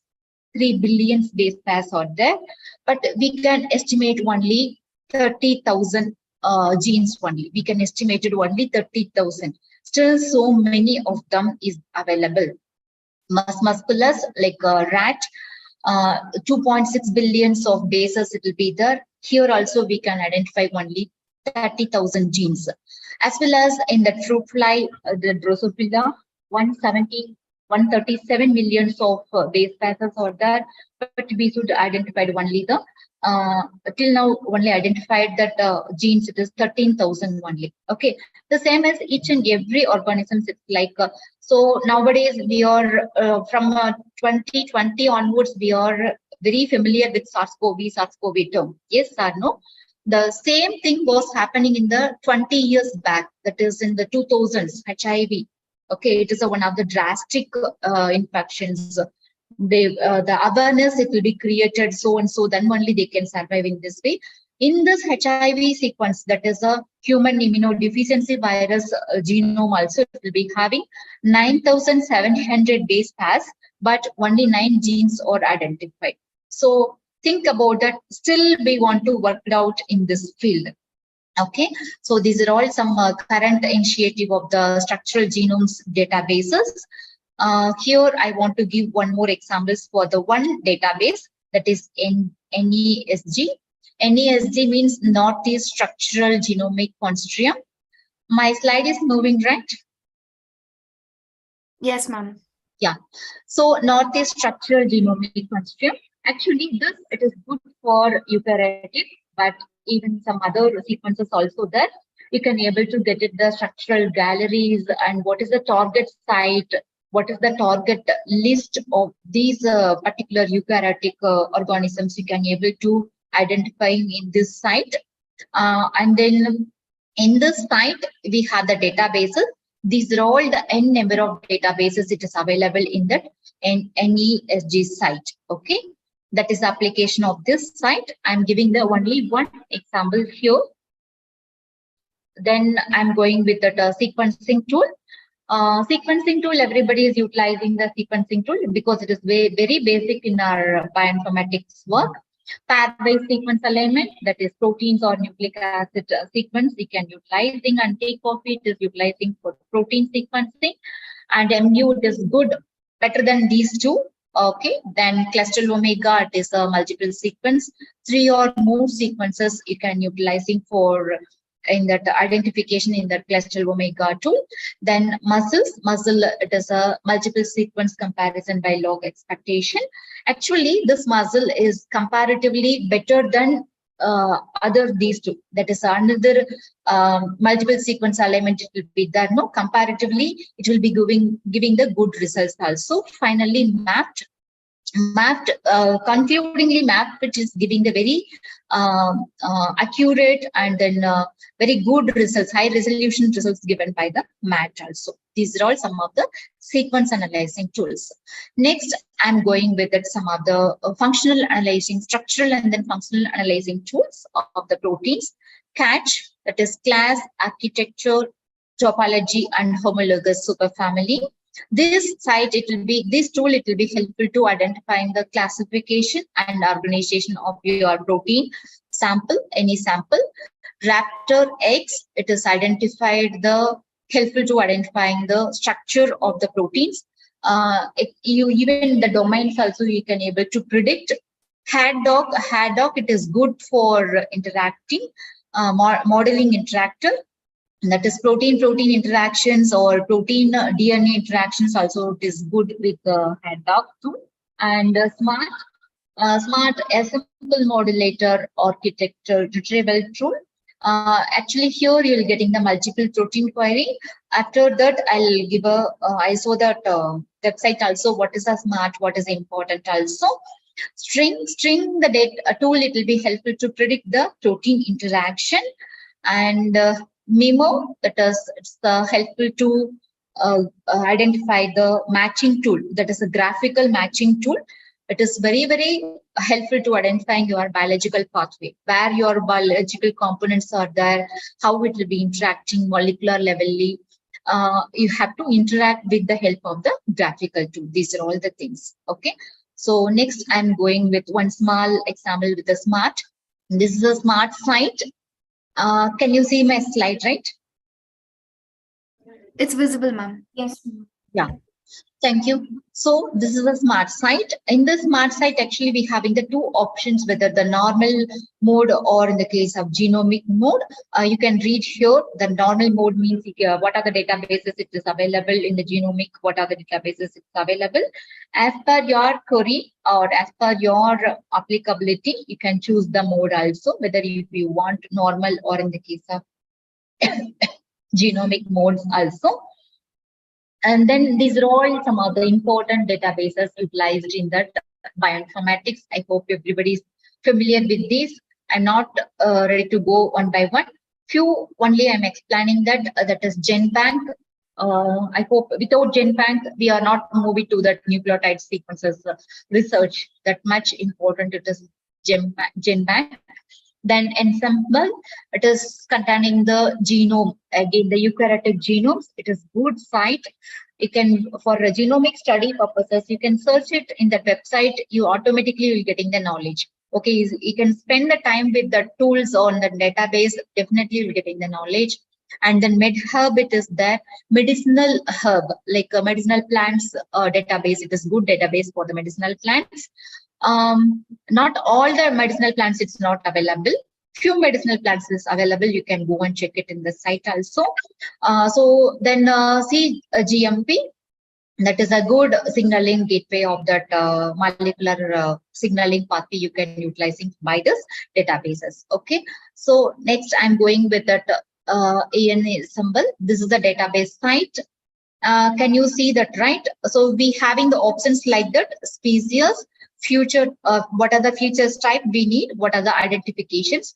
Species, we can, what you want to choose, which organisms, like a human or any bacteria or fungi you can choosing in this. If you want to identify only the particular gene or the genomic locations or which variant if you want, you can go with that also. These are all the facilities it's available in the AN symbol. Then I'm typing here for musculus. Okay, so what is the important for musculus in this? And then here in the DN ensemble, we have bacteria, fungi, plants, metazoa. What are the things? If you want, you can search under the database. Okay, this is the important. So these are all about that our tools and the importance in that genomic. In the bioinformatics tools, how we can utilizing in the genomic data identification. Now I am switch on to that applications of genomics. Applications in today's I'm in my stick. I'm taught to only few applications, that is medicine, agriculture, dairy industry, and biotechnology. Not only this thing, this field, we have so many n number of field. Without genomic in future, without genomic, we can't able to do anything else. In this way, the move it will be goes on. Okay, because that much important it will be there in the genomics. Okay, so that is important for genomics. First, I'm moving with that medicine, genetic paternity, parental, that is parental matching, and then ancestry testing, and genetic disease risk. Just now only I'm telling about that we have simply we carry on so many diseases. We don't know, we are not did anything else, but because we are carrier, or we are carrier for the genetical disorders to give our offspring, or we are the sufferer in this way. Don't want these kind of risk in future, I guess it. because of this application of the genomics and personalized medicines. Actually, it is very, very important applications in the genomics, especially in the cancer studies. So many cancers are rectified. Recently, you know that important of MAB also. Then genetic fingerprinting, forensic. I want to discuss the forensic individually also, because it will be the one of the milestone of our genomics also. Then finally, gene compatibility. Actually, nowadays for marriage, the groom horoscope, and then they are matching. No, in future they are not at all go with that matching with that horoscope. They go with that gene matching only. Definitely, it will become within a very soon. It will become for the gene compatibility test also. Then another important thing, it is a sequencing of pathogen. Okay, why the pathogenomics is important? Because it is very, very important for our pharmacogenomics. Yes, this is one of the pathogen genomic study. It is our one of the research work. So we did in that 2020, the COVID time, first COVID time. We are selecting the sequence matching comparisons. This is a China variant first, that is act as a reference sequence. This length, it is 29,903 base pair length. You can check with that another country, that is USA and then Brazil. It was extremely different. Okay, India almost it will be same, but US and Brazil sequence, it was extremely different. Even inside the India, Kerala, Trite and Surat, Ahmedabad also. From India, like compared to the India, it will be differ. Almost 50 to 100 base pair differences was there. Okay, based upon the base pairs differentiation, based upon the mutation identifications only, we are giving one clue for creating the vaccination, preparing the vaccinations. Okay, you know about that, everybody's know about that. For one vaccine preparations, it will be take huge timings, right? So, but this COVID vaccines only, it will be come to that public for in the very short durations, not even the years. Okay. So that's why these are all the prelim studies, but these are all the studies, or the genomic studies, are very, very important to the pharmacogenomics as well as medicinal field also. Okay, so this is our research articles. It was published in this with the genomic and then pathogenic study of the SARS-CoV-2. We did the geographical based analysis only. Okay, then I tell about that forensic analysis, right? So this forensic analysis, like any crime, it will be happen, we collect the DNA samples and find who's the particular persons. We can find out with the small fraction of samples also, tiny hairs or the blood sample or any biological sample we can utilize to find out the trace out the victim. Okay, so that is the reason in the forensic analysis, it will be genomic. It is very, very important. Actually, you know the history when the genomic was combined with the forensic, exactly 20 years back, that is 2001. Yes, the genomic scientists and FBI peoples are combinedly do that research, and they'll find out when means when we having the anthrax in exactly in the 20 years back, we having the same kind of biowar, that is anthrax virus. It was passed through the transported through the postal service. Those who are receiving that, they'll be caused by that infections, then they lost the life also. If you want, you can click this link, you can get in the message also. It is a official message from the FBI government, so definitely you can go through this. Okay, so that it is important for forensic analysis in the genomic studies. Then I am going to the next application. It is a biofuel. Fuel is important, whether for us or whatever utilizing the transport, fuel is important. Yes, for us, we are not having the consuming the food properly. That is a fuel, right? So we are not consuming fruit properly. Definitely, we'll feel dull. We are not too active. So that the transport is also like that. What are our vehicles? It's also like that only. So it is prepared by the usually oil, wood, or coal, or based upon that ethanol product. Okay.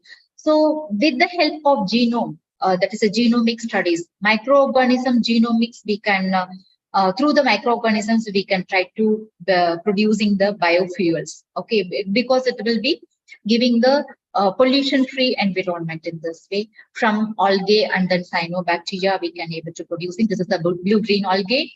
And another important milestone of applications in genomic now, definitely it is a dairy industry. Okay. In dairy industry, Lactococcus lactis, this is the bacteria. This bacteria will be play an excellent role to producing cheese, sour creams. These are all the things. Not only this preparations, even it is having the fungicidal actions, and it will be stimulating the appetite of your small intestines, like you having that that is a bowling movements, right?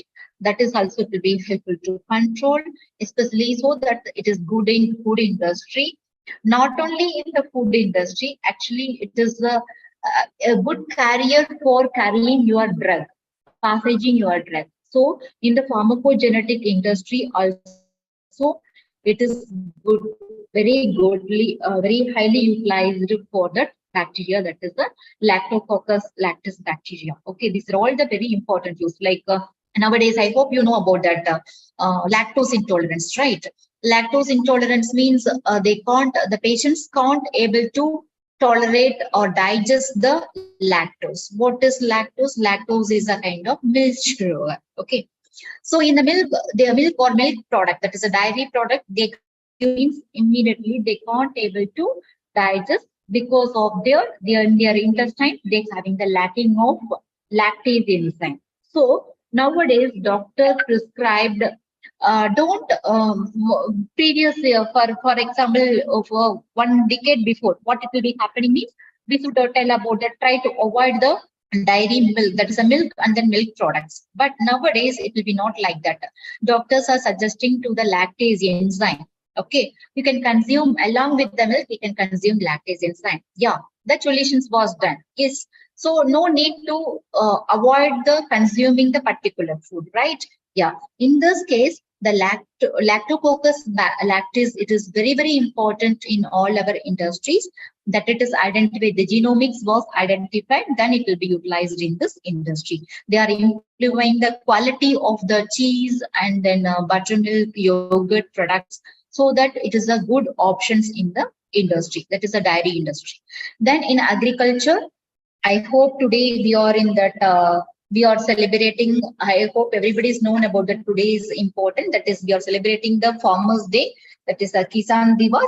Okay, I hope you know the thought of this day, that is the year of this Farmers Day also, igniting of young minds by innovative farmers. Okay, that is the thoughts. So agricultural industry also genomic, it is very, very important.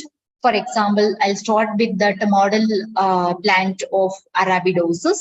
Arabidopsis sequences, if you want identifying, if you want to get the ideas about that Arabidopsis, you can check these are all the website. TAIR, it will be the, what is TAIR means? The Arabidopsis Information Resources. Can you see the slide? This is the site, TAIR. The Arabidopsis Information Research. Here you having the so many options. You can able to identifying that sequence of the whole genomes. You can compare with your plants also, plant sequences also. What are the things if you want to identify or match the sequences also, you can able to see that. See, this is a whole genome view options.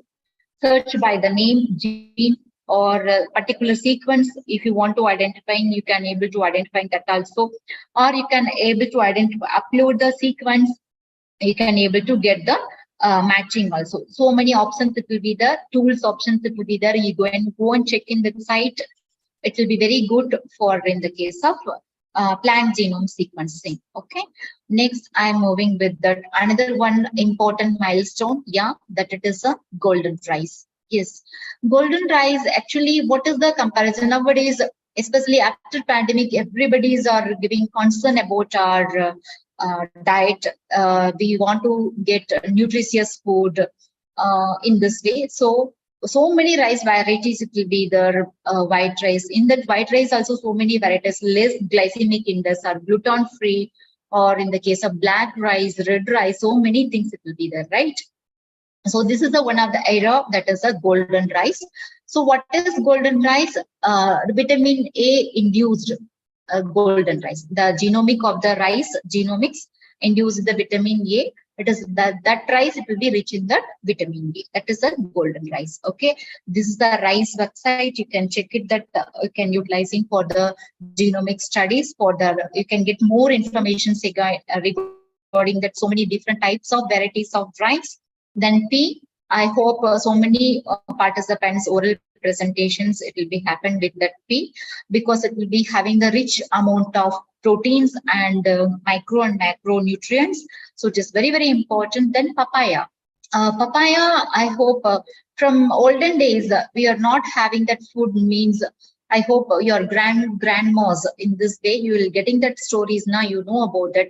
They'll eat papaya only. When they are not getting the food, they'll eat papaya. That much good nutrients, vitamin A, vitamin C, it is rich in papaya. Okay, we know that, like what we clear about that, click it in our mind, papaya means it's good for our eyes. Not only that, it is having n number of vitamins and minerals, it will be there in the papaya. One more thing I want to share regarding papaya, like that papain enzyme. You know, in our villages, they want to cook the bulk amount of thing for functions, anything, especially the meat. Means they'll add some papaya peas also. Why? Because the papain enzyme, it will be helpful to softening the meat. That is a thing, boss. Okay, so that is why nowadays commercially they are started to produce the papaya, cultivate the papaya, because of this nature. In food industries, so many applications was there. Meat processing and preservation section, they are utilizing the papain enzyme. Even bromelain also, not only the papain, bromelain also. Bromelain, it is identified from the pineapple. It is also utilized for that. Actually, you can go and check these site. It is good for the pea and then papaya. And another one more thing, like insect resistant plant. We know that when we go for the shopping, what are the criteria we have in our mind? Yes, that is a task for the farmers also. Okay, we want very healthy, very colory, catchy vegetables only we need, right? So in this way, they are thinking, no, finally they'll got the solutions, that is a free plants. So how they will be produced insect-free plants? Yes, because of this hero, that is a Bacillus genus. This bacteria, it is induced by this particular genome. Then only they'll getting that insect-resistant capacity. That is a corn, cotton, even potatoes. You know that. So why? How it will be getting the insect-resistant? Because of this inductions of the bacteria to the genome of this particular thing, right? So then these are all the important of this. Then finally, I'll come for the conclusions. So the application of genomics means not only this one, even they are telling about that, useful thing. Day to day, we are utilizing, they are telling about that tomato, it is good for your pimple, again, you can apply tomato, cucumber, or so many things they are suggesting. So why they are suggesting? What is the thing it will be there? Okay, so that means salicylic acid, it is rich in these all. Okay, salicylic acid is rich in tomato. Salicylic acid was rich in potato, cucumber. So what is the thing? The salicylic acid having the capacity to cure your acne or the pimple or blackheads or the black marks. That is why it will be recovered, right? So in the cosmetic industries also, they are planning now in this way. You can see the ads nowadays, like they are telling about that rice water. The shampoo is rich in rice water. Olden days in our 2 generation back, they are using, but nowadays we forget, we are not at all getting the rice water also, right? So this is the idea. Small idea is the innovation to the big thing. Okay, so definitely the genomics, it will be helpful to that industry, even textile industry. In the textile industry nowadays, they slowly move on to that enzyme based coating in denim dyeing. Okay, enzyme based coating they are moving, or they are moving with that without synthetic dyes. They are utilizing to the natural dyes. Okay, so these are all the things it will be there for the textile industry also. So what I'm telling, only few industries, medicine, biotechnology field, and dairy industry field, agriculture field, not only the field, in evergreen applications, it will be happening with the help of genomic research. I hope last week, not only the last week, 2-3 days back, we hear about the news of artificial womb, that is artificial uterus also. Yes, so this genomic research will take over to the healthy environment. So we are not ready to want to carry out the unwanted diseases with us. Okay, so very soon we will reach the point when our future and offspring it will become. No, by that time they'll decide their genomic sequence, whole genomic sequences without risk. But only the thing we can utilizing in that good way, not utilizing in that abused way. That is a thing that is a caution utilizing in the genomic research. Yeah, thank you. Thank you, ma'am, for sharing your great knowledge with us. I request the audience to post your queries on the chat box. Ma'am, here you have one question from our participant. Yes. What is your opinion on ECTO-LIFE as it's upcoming in future? Would this gene editing tech works in reality besides ethical issues concerned? Yeah, definitely. Yeah, definitely. That is why I'm telling. Before go to these kind of things, we supposed to be definitely will be having the ethical issues also. So we cross over. These are all the prelims. We cross over, then only we go with that further studies also. Okay, ma'am. Thank you so much for your great knowledge, ma'am. It is very informative talk from you, ma'am. Thank you so much. Yeah, thank you. Thank you to all. Over to you, Miss Ajita. Thank you, Ms. Nandini. Setting goal is the first step in turning the invisible to visible.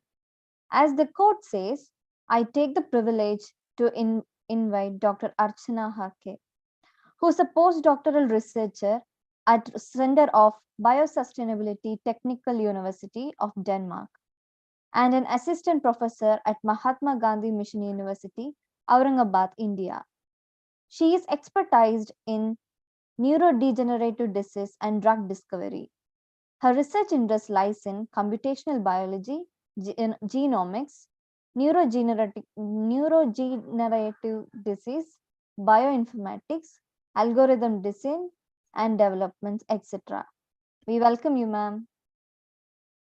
Thank you. Thank you for your kind introduction. I will just share my slide. I hope you can see the slide. Yes, ma'am. Yeah.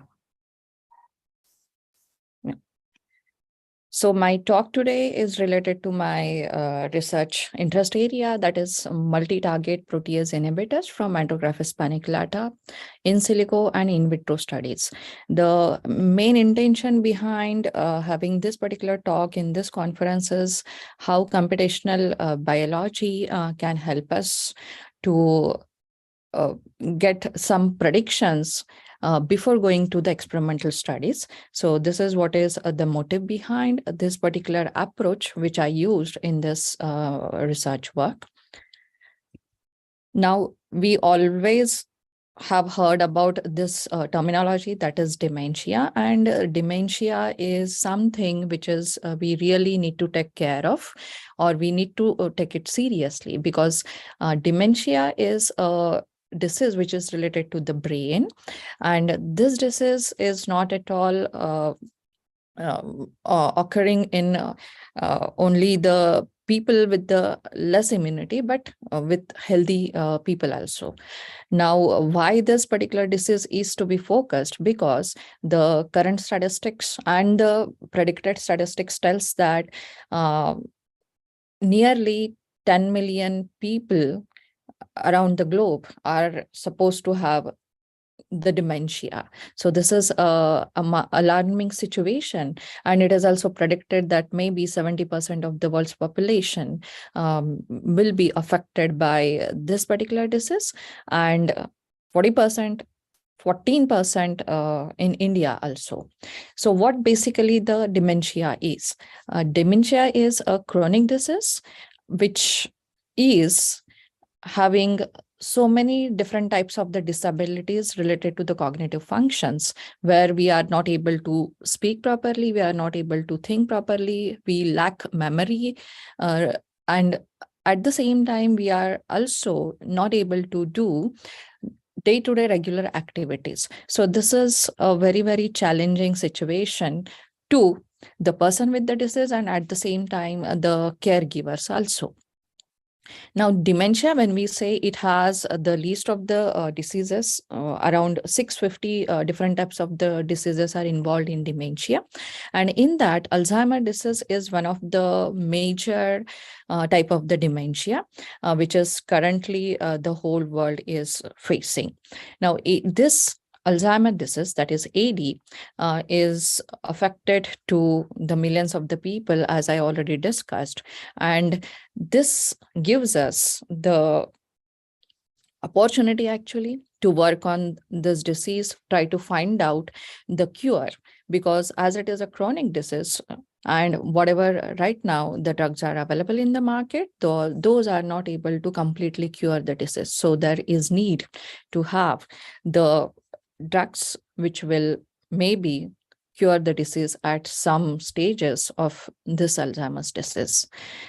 The disease is diagnosed in the 3 different stages. It is having mild, moderate, and severe stage.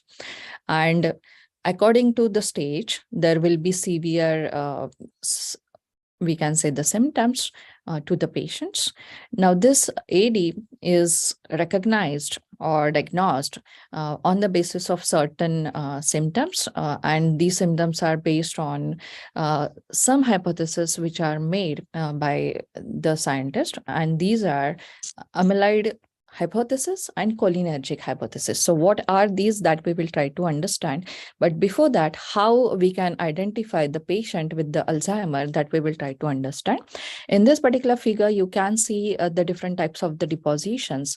Now, these depositions are the brain depositions, and these depositions are particularly found in the parts of the brains which are related to the cognitive functions, like hippocampus, cortex, and subcortical structures. You can see the brown colored clots, which are the beta amyloid aggregates, and the black colored clots, which are the neurofibrils. Now, these are the 2 major, I will say, the markers, which gives us the idea to the doctor that, yes, the patient is having the Alzheimer's. Now, with these 2 hallmarks, how we can think of curing the disease, or how we can think of discovering the drugs, that if we want to understand, we need to have the knowledge about the therapeutic strategies as well as the I will say the pathogenesis molecular mechanism of the disease. So first we will try to understand which are the different types of the therapeutic strategies used until now. In that, those are classified into the 2 categories. One is mechanism based and second is symptom based. So when I say symptom based, it means that the different types of the drugs which are developed with this strategy, they will simply cure the Alzheimer's disease symptoms, but not the disease. It means that, as I said, that the cognitive functions are disturbed.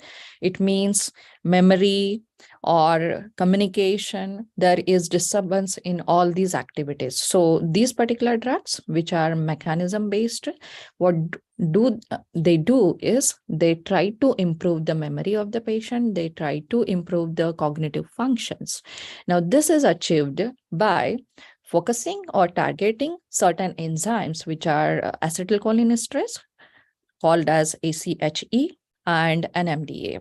These two particular enzymes are targeted in this particular strategy. The another approach is mechanism based, and in this, the targets are amyloid. Now, this is one of the prime targets for AD, and second is the tau protein, which is again found to be deposited in the aggregate form in the brain. And apart from that, there are the targets which are ApoE, which is not much important target, but we have seen the different types of the modifications at the gene level in these particular ApoE, because of which its expression changes and it leads to the AD. And so this particular enzyme is also targeted. And the other process involves the oxidative stress and inflammation targets. Now, when we talk about these two, from the approaches, we can understand that one is targeting on enzymes which are simply curing the cognitive function, or I will say enhancing the cognitive function. And the mechanism is directly hitting the target, which is leading to the disease. So mechanism-based approach is considered to be a more aggressive approach, and maybe it will lead to the cure of the disease and not only improve the symptoms. So my work is focused on the mechanism-based approach and how that I will try to tell you. But before that, the different types of the drugs which are currently available in the market, you can see very few drugs are available in the market, and out of them, almost all are synthetic. Synthetic means these particular drugs are manufactured or produced in the lab, and there is only one drug you can see, galantamine, which is plant derived. Plant derived means it has the source which is from the plant.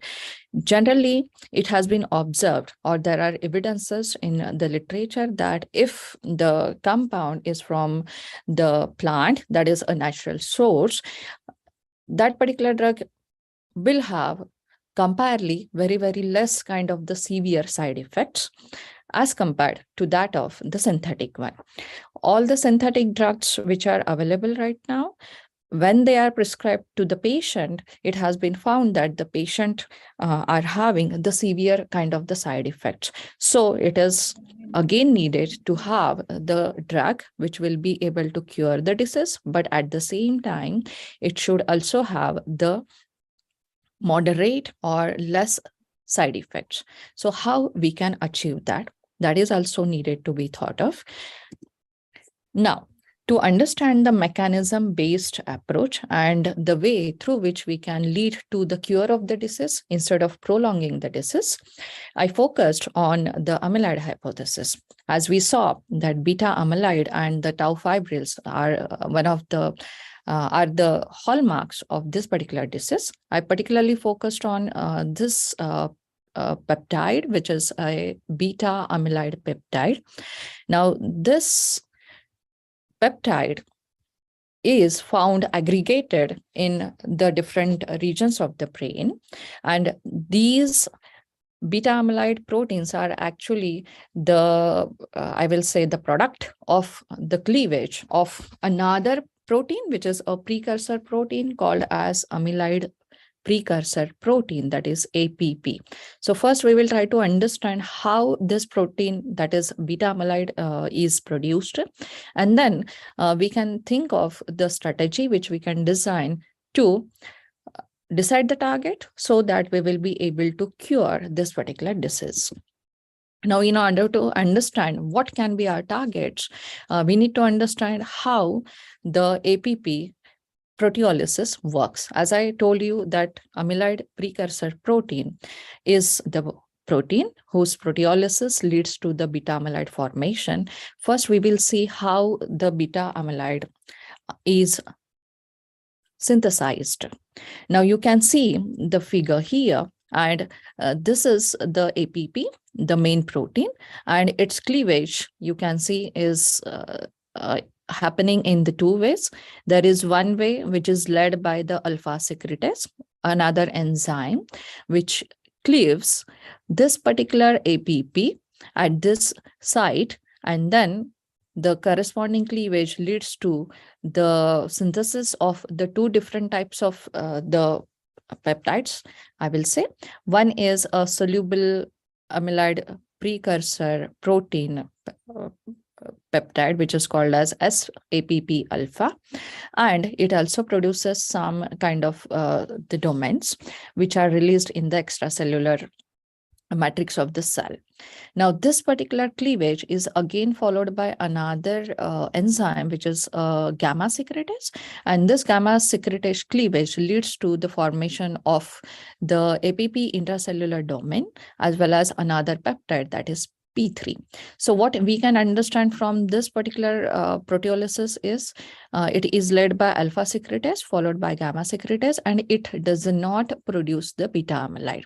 Now you can see here another enzyme which is called as beta secretase, which is processing its cleavage by attacking on this site of APP, and it leads to again the formation of the same kind of a peptide, that is APP beta peptide, and another fragment, that is a C99 fragment, which is again cleaved by the other enzyme, that is a gamma secretase.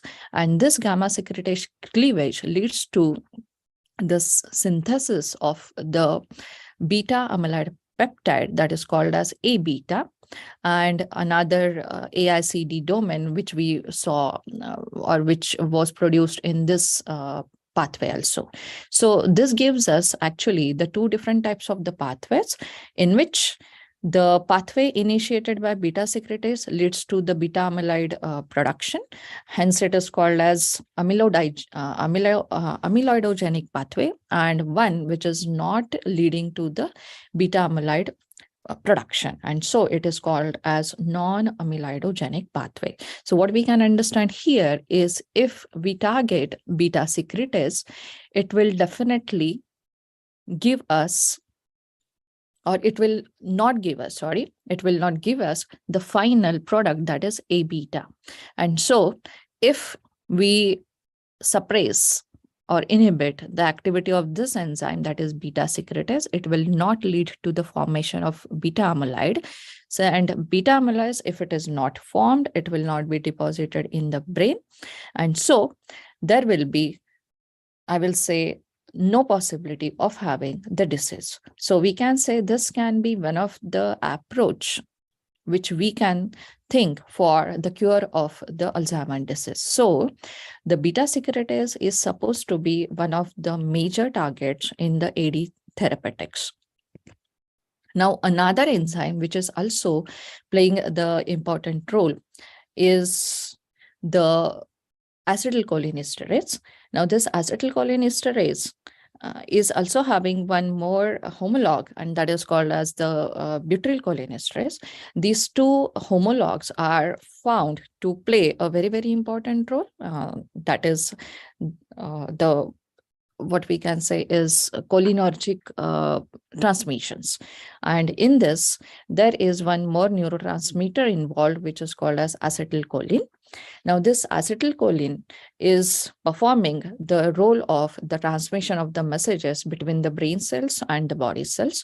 So, and additionally, what has been found is in the Alzheimer's disease patients, the cells which produces acetylcholine are destroyed.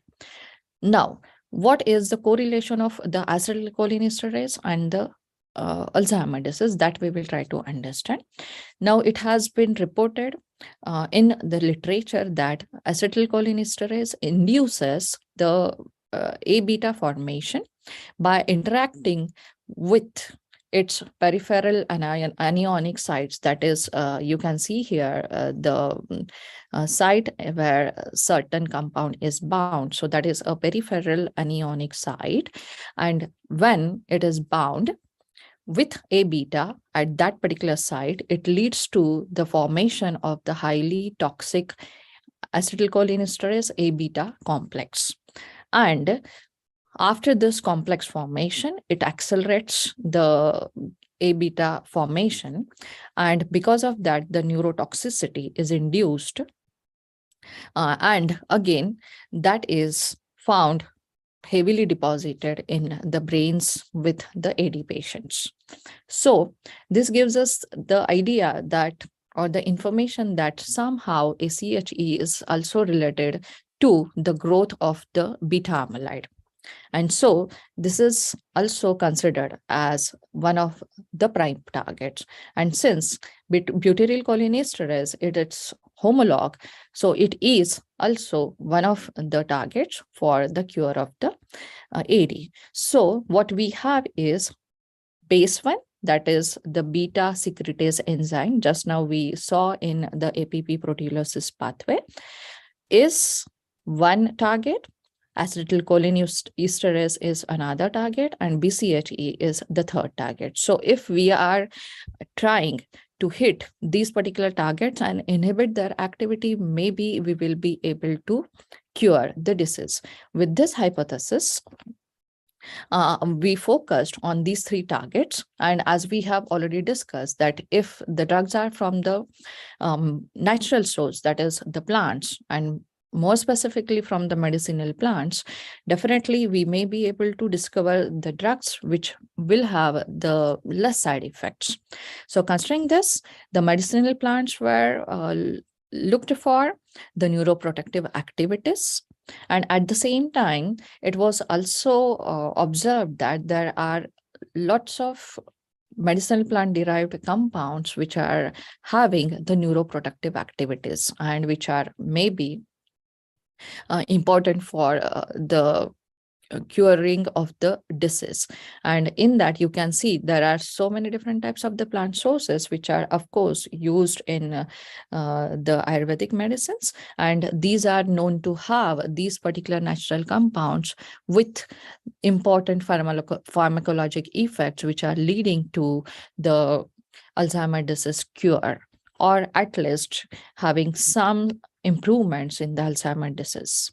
So with all these approaches, it was also looked for whether there are known reports about the compounds which are tried in the clinical trials. So we can see here there are lots of natural compounds which are tried or which are tested in the clinical trials, and those are given or those are I will say reported to have some good effects in the step forward to the cure of the Alzheimer's disease.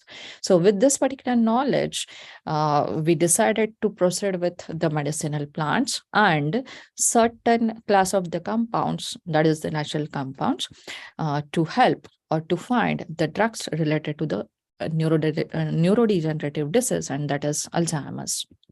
Now, for doing this, we designed a strategy in which we focused on beta amyloid, and we went for selecting certain medicinal plants with the known neuroprotective properties. And our aim was to go with the computational strategies with the help of which in the minimum span of the time, we can at least have some targets, and then we can cross-check that with the in vitro testing. So with that approach, we designed our workflow, and in that we first looked for all the reported phenolic compounds from the selected medicinal plants. And these reported phenolic compounds were tested first using the computational approaches, which included molecular docking and molecular dynamics and certain predictions about the drug likeliness properties, followed by the molecular dynamic studies. With this computational investigation, the in vitro studies were carried out, and this approach led to the confirmation as well as the prediction-based strategies in the minimum span of the time in order to identify certain compounds which could be the potent multi-target anti-amyloid agent. Now, how that we will see. I selected 2 different plants. Of course, this is one of the partial work of my PhD, which I'm presenting here. So I'm only focusing on those plants where I got the important results. One is the Endographis paniculata, which is also called as a calmic, and it has been reported to have so many different types of the neuroprotective activities. The other plant is the Spilanthes paniculata, which is called as Akalkara in Hindi.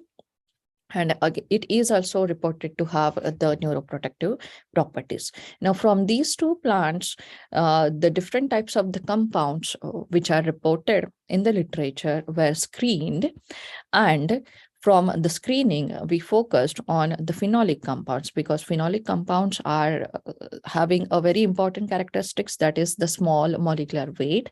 And small molecular weight was our main characteristics because since Alzheimer is a brain-related disease, the drug has to reach the brain through the blood-brain barrier and exert its activity. And to go through the blood-brain barrier, the main constraint is the molecular weight. And so we focused on the phenolic compounds. Now, these are the phenolic compounds which we found to have the structures available in the known structure database resources, whose study was carried forward with the molecular docking and dynamics. The first study, that is the molecular docking, was done by the Schrödinger software, and we can see the binding affinities of this compound with all the 3 enzymes, that is ACHE, BCHE, and BASE1. Now we can see here that 3,4-diocafeolquinic acid, epigenin, and 7-O-methylvogonin are having the lowest energy levels, and the lowest energy levels are the indicator of the higher binding affinity. So these 3 particular compounds, that is 3,4-dicaffeolquinic acid, epigenin, and 7-O-methylvogonin were further studied for the molecular dynamics in order to check whether their complex is stable for a particular time scale.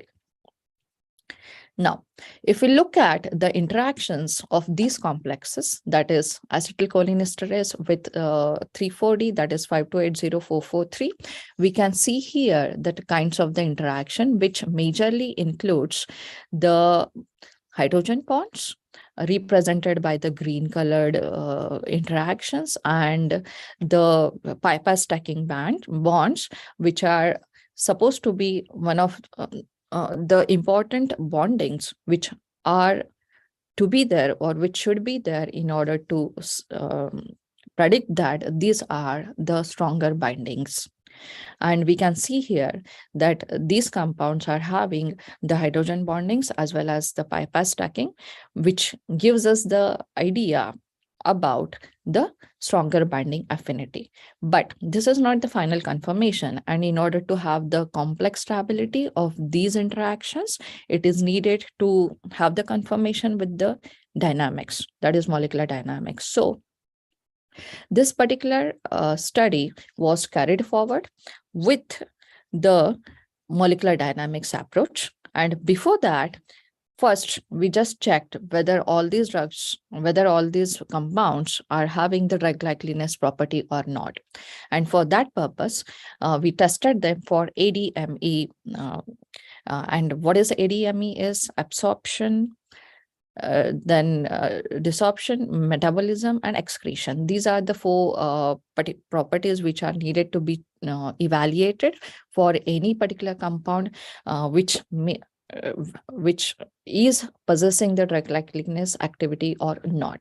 And what we can see here is the rule of 5 and rule of 3 are the indicators of whether they are satisfying the drug likeliness property or not. The 0 represents there are no lacunas, and 3 represents I mean, the higher number represents that there are certain rules which are not satisfied. Now here, one of the major constraint which we can see is the molecular weight, which is 516. As I said that for any drug to exert its activity, it has to reach to the brain and it has to pass the blood-brain barrier. And for that, the condition is the molecule should have up to 500 Dalton of molecular weight. And we can see here a slightly increased weight. And because of it, it says that it is not satisfying the rule of 5 or rule of 3. But it has also been reported that there are certain drugs who are having higher molecular weight, but still they are able to pass the blood-brain barrier, and they were, of course, they passed the clinical trials also, and they are one of the potent drugs related to the dementia. And so we also considered 3,4-D for the further studies. So 3,4-D, epigenin, and 7-O-methylvoconin. These 3 compounds were further evaluated for the molecular dynamics. In the molecular dynamics, the GROMAC software was used, and every complex was studied for 50 nanoseconds. And each complex was evaluated at the 3 different levels. One is RMSD, which is a root mean square deviation value, which gives us the information or the prediction about the complex stability. Lower the RMSD, higher is the stability. And we can also have the idea about from which time scale the complex remains stable. So here we can see that the 3 complexes remain stable from the 12 nanoseconds up to 15 nanoseconds, from 10 and 12, so almost the same.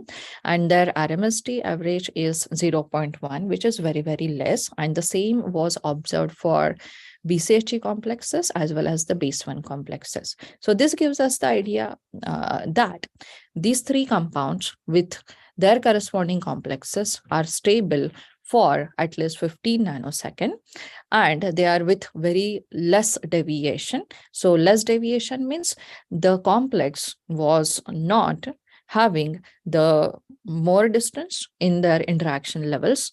It means that the interactions are the stronger interaction. So with this indication, the other parameters were also evaluated. Now this is the real output plot, which we just discussed here. You can see that the complexes are having the stable RMSD after the time interval that is 12, you can see here for the different complexes. Now I will not go more into the deep considering the time restriction, but now, the second is the hydrogen interactions. Now, hydrogen bonds are supposed to be playing very important role in the interactions. Although they are the weaker bonds, they are having the major role in the complex stability. So it was looked for how many hydrogen bonds are involved in every complex interaction. And you can see here a stable number of the hydrogen bonds, or higher number of the hydrogen bonds having their presence in the interaction or the complex throughout the complete time scale. And this gives us the idea that the hydrogen bond formation is a stable interaction in these complexes for the given time scale, that is 15 nanoseconds. Now from this, we can have at least the predictive confirmation that the complexes with these 3 compounds are having the stability and they are supposed to have the inhibition. Now, in order to check whether really these activity of the inhibition is can be approved experimentally. Now for that, the in vitro assays were performed. These assays were performed according to the standard protocols, and all the 3 compounds were looked for the inhibition assays with all the three enzymes, that is ACHE, BCHE, and BASE1. Now, in that, the activity was checked for or in the concentration manner or dose dependent manner, you can say. And for this study, the control was used. The control, that is, you can see here, the quercetin is one of the known drugs, drug compound, which is used for the Alzheimer cure. And you can see that all the three compounds showed the inhibition at the different concentration, almost same as that of the quercetin. For the BASE1, same kind of the observations were also observed for the acetylcholinesterase and butyrylcholinesterase. For these two enzymes, the known or the control was used as iserin, which is again another known drug for the acetylcholinesterase inhibitors. Now we can see here that this is the control inhibition plot, and the three compounds which we studied is actually showing more good activity, good inhibition activity than that of this control. And here we can say that these three compounds are not showing very good activity, but at least they are having the same kind of the effect. Now, from this, we can at least we can confirm in vitro that whatever we observed in the computational predictions has been also observed in the in vitro. So this confirms that the compounds 3,4-dicaffeylquinic acid, epigenin, and 7-O-methylvogonin are having the ability to inhibit these three enzymes, which could be the important targets for the cure of the disease. So instead of prolonging the disease, we can have maybe we can test these compounds for the cure of the diseases. Of course, we need the further investigation for that. Now, the plots which we saw is now presented here numerically. You can very easily compare the activity differences. The values covered in the blue are all the control compounds, and the values with the red color are the phenolic compounds which we tested. And we can say that definitely these three compounds are having the efficient abilities, efficient inhibition abilities as that of the control or the known drugs. Now, from this, we can conclude that by using the computational approach followed by the in vitro approach, these three are the important inhibitors.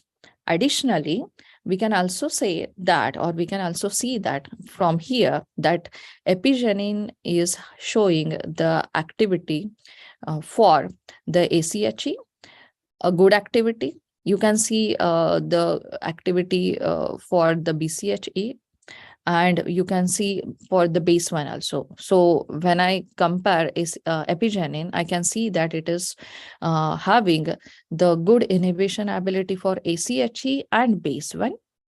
So it means that this compound is able to inhibit ACHE and BASE1.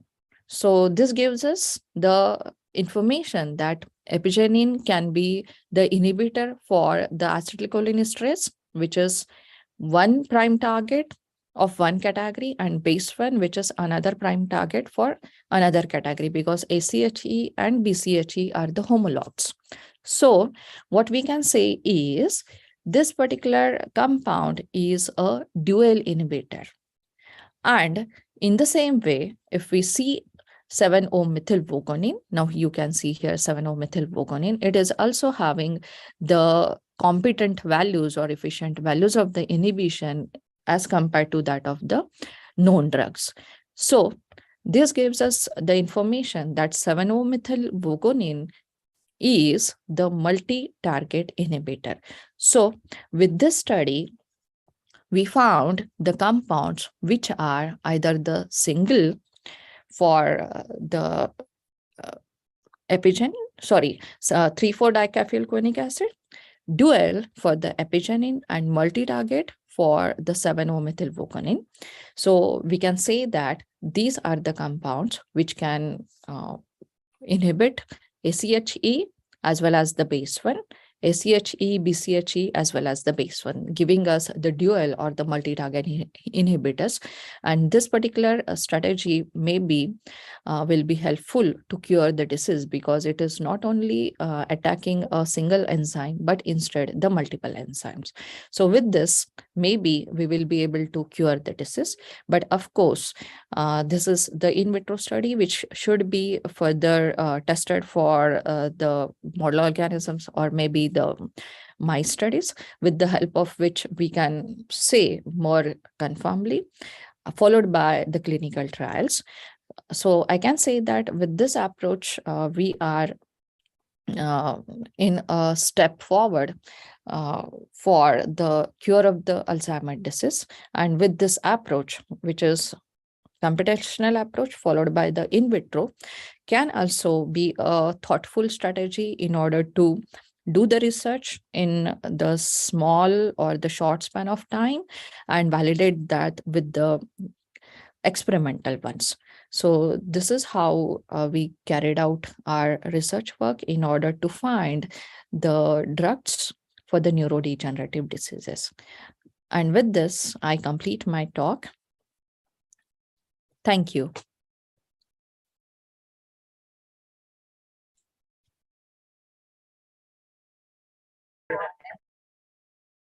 Thank you, ma'am.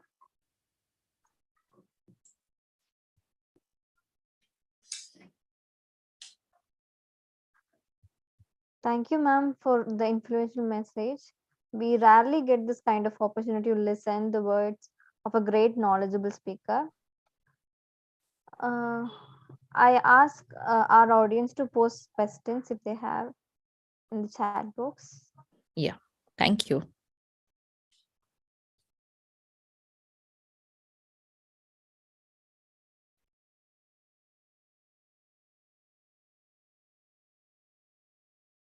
I guess there are no questions, ma'am. Thank you for the talk. Thank you.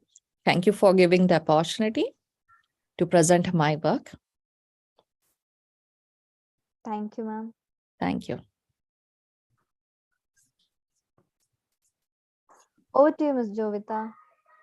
Thank you, Ms. Ajita. William R. once said, "The aim of education is knowledge, not a fact, but of values." It's an occasion like this we get opportunity to test our knowledge and understanding. Now, I take the privilege to invite Dr. Suresh Babu. Dr. Suresh Babu is a principal at Padma Shri Institute of Clinical Research. He joined the Padma Shri Group of Institution in the year of 2010. His area of interest is GCLP and conduct of clinical studies with investigational agents. He spent 14 years in National Institute of Mental Health and Neurosciences, NIMHANS, Clinical Biochemistry Unit, Bengaluru. He worked particularly in neurological disorders, inherited metabolic disorders such as aminoacidemia, aminoaciduria, urea cycle disorders, etc. He is a co-author for more than 26 papers at national and international peer-reviewed journals and presented more than 35 abstracts. He is a recognized PhD doctoral committee member at the NITE University, Mangalore, Karnataka. We welcome you, sir.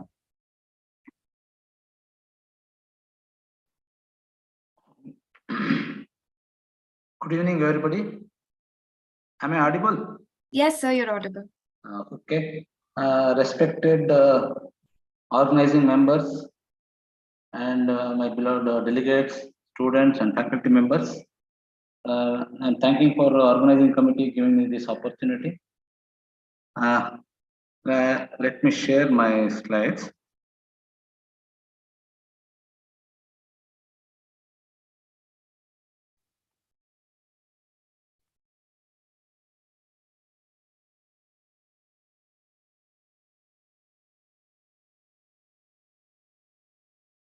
Can you able to see that?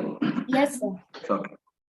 Okay. So as you all know that inherited metabolic disorder, before we have to go into the disorder, I would like to give my thanks and prayer pranam for my beloved guide mentor, Professor Tarna Shetty. Wherever I present, first I give an acknowledgement for my mentor. So what is metabolic disorder or metabolic disease?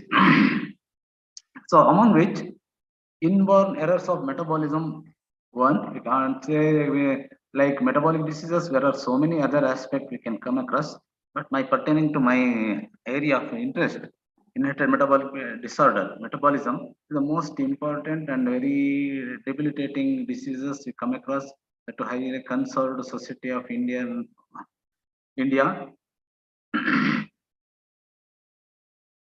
So what inborn means an inherited or a genetic makeup, which are all been my previous stickers are spoken about that. The inborn errors and metabolism are the chemical or physical changes undergone by substances in a biological system.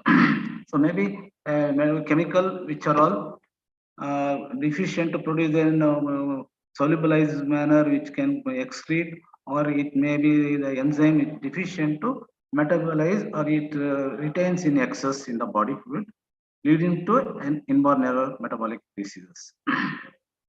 Let us say the metabolic diseases, first it has been coined the term as a IMD or inherited metabolic disorders by Archibald Gerard in 1909. He depicted that here there A as an substance, it has to undergo a normal process to B to C as a product, but deficiency of A or substrate excess would be a causative factor to end up with an inherited disorders. Or it may end up with B can convert it into D, also end up with a disorder. It may harmful to the body. It may be having an various other deleterious effect on the body. As you all aware of, our biological system, any oxidative process normally generates very highly acidotic in nature. The acidotic nature has to be taken care by our excretory systems like respiratory system as well as kidney functions. But all this overproduced abnormal metabolites would lead it to disorders, damages the tissues. What we call this as toxic metabolites. So metabolic diseases, we can segregate into a molecular disease and organelle diseases. So molecular diseases, as you all aware, carbohydrates metabolic fat, protein metabolic fat, and lipid metabolic fat, and even nucleic acid metabolic fat. Whereas in organelle disorders, lysosomal storage disorders, mitochondrial disorders, peroxisome disorders, and cytoplasmic disorders also do it.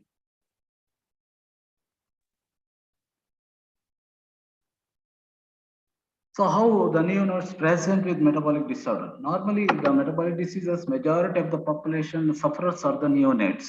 Newborn babies are the ones sufferers. Of course, there are late onset disorders. Later time we can discuss in the coming slides. The acute life-threatening illness mainly are encephalopathy. The babies are lethargic, irritable, coma, vomiting, respiratory misery, seizures, hypertonia, certain disorders, hypotonia, and hepatosplenomegaly, as also called organomegaly, and hepatic dysfunction or jaundice. So, and then odor of the urine, odor of the skin, and odor of the clothes all varies, and the character feature of the newborns dysmorphic and failure to thrive, and most of them hiccups because of acidotic in nature normally.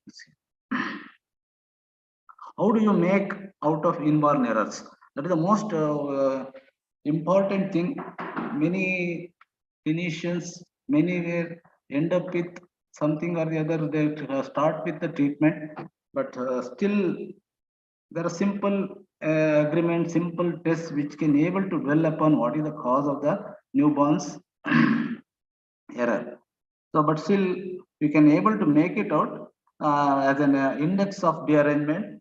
The baby should be a full-term infant who has no antecedent of maternal fever or premature rupture of the membranes. I mean, premature deliveries and who sick enough to warrant a blood culture or LP, one should proceed with a few lab tests. So these are also most important thing to find out an rearrangement. The primitive laboratory screening tests normally the glucose, blood glucose level, electrolytes, blood gas and arterial blood gas analysis, ketone bodies, creatinine, lactate, arterial blood lactate and pyruvate ratios, ammonia, bilirubin, liver function test, amino acids, organic acids, and reducing substance. All these things could certainly give and lead to the what kind of an the baby suffering from inborn error. So how do you make out of family history? The most important thing to correct you to state that the newborn neonates are suffering from a disorder. Most IAMs are recessive in trait, and majorly the problem is that the inborn errors are due to the consanguinity and ethnicity in breeding, which are all commonest. We would find this inherited metabolic disorder, like you know that Jewish families are highly consanguineous marriages. That's why their populations are not growing there because of inbreeding, and even Parsis, although families are suffering from this disorder, number of disorders. Recurrent neonatal deaths also can lead to that. You can say that there is possibility of the family history of inherited disorders exist. Maternal family history, that is also most important. Males X-linked disorders are majorly, and all mitochondria DNA maternally inherited. As you all know, our mitochondrial DNA is not like an uniform cell division. It is actually heteroplasmic cell division. Whichever let us say the ovum has got nearly 400 to 600 mitochondria, whereas the sperm has got hardly 4 to 6 mitochondria. So all our oxidative strength, the metabolic strength, all we really got it from mother side. So that's why the mitochondrial DNA most important disorders you can able to historical history of the family would give more information. A positive family history may be helpful for in all respect to genetic counseling aspect, to deduce whether it is in carrier status, everything most important to study family history. So first thing is index of suspicion of laboratory diagnosis would certainly give that the patient is suffering from inherited metabolic disorder. Main index of that anionic gap. Normally, as I mentioned, the study, any patient metabolic fat acidotic in nature, normally if there is more acidotic origin in excess is produced, normally you would see increase in anionic gap from 9 to 40 millicoulombs per liter, it would increase into that level. And then normal anionic gap maybe certain do exist in that also. Probably you cannot rule out that it is not having an IEM disorder. Respiratory alkalosis also common. Low urea related to creatine with hyperammonemia. With one way you can make it out. Certainly it is actually related to protein metabolism or urea cycle disorder. And hypoglycemia, another one of the characteristic feature, hypoglycemia normally see in a newborn babies, especially with hepatosplenomegaly, and then non-ketotic origin. I mean, the urinary ketone as screening negative, but still failure to throw babies can able to noticeable that maybe suffering from glycogen storage disorders. And then these hypoglycemic state, normally you see triglycerides are increased, and hyperuricemia normally due to severe cellular turnover.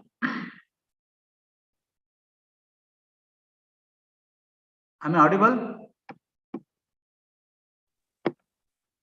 Hello? Yes, sir. So categorized of inherited metabolism are as follows. So mainly protein metabolism, as I previously mentioned, amino acids, organic acids, urea cycle defects, and carbohydrate metabolism, inheritance, intolerance, and glycogen storage disorders, lysosomal storage disorders like TSAS, Sandoff, and Pompe diseases, fatty acid oxidation defects, creatinine, carnitine uptake, short, medium, and long chain fatty acid disorders also come into this category. And mitochondrial disorders like Lake disease, cardiomyopathy, common mitochondrial disorders would see a number of cases would seen in Niemann. Peroxisomal disorders also adenoleukodystrophy. It is normally seen. Which we can easily make out loss of vision, learning disability, deafness, difficulty in swallowing, and intermittent vomiting. Normal signs you would see in number of cases do seen in referral center Niemann. So how normally, though n number of divisions of AEM cases, we could see that, but still we can categorize into three types. So type 1, the silent disorders, example, PKU, phenylketonuria. Normally these children not exhibit with any failure to thrive, but they can survive, lead a life, but it is mentally retarded. But if treated in time, they can able to lead at least a normal and not become a vegetative. They can at least they can self-caring nature can be happens to treated. Type 2, acute metabolic crisis, which are all MS, maple syrup urine disease, and arginosuccinic aciduria, severe acidic metabolic acidosis. These type of disorders, newborns are surveillance is very minimal. They hardly 2 to 3 weeks. They would end up in the life. Type 3, neurological deteriorations like sphingolipidosis. This is actually the lysosomal storage disorders. These are all nothing but lipidosis. All those disorders, various categories, can be able to detect by simple techniques.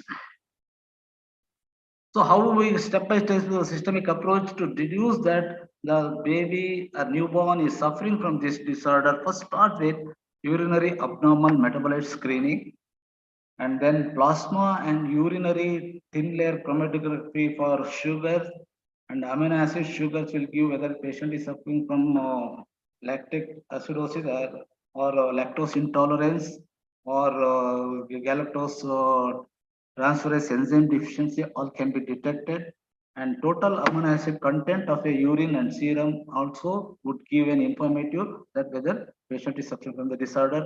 Arterial plasma lactate and pyruvate estimation, and plasma and WBC enzyme studies, means the purified WBC glucoside enzyme study also gives an idea indication that patient is suffering or not.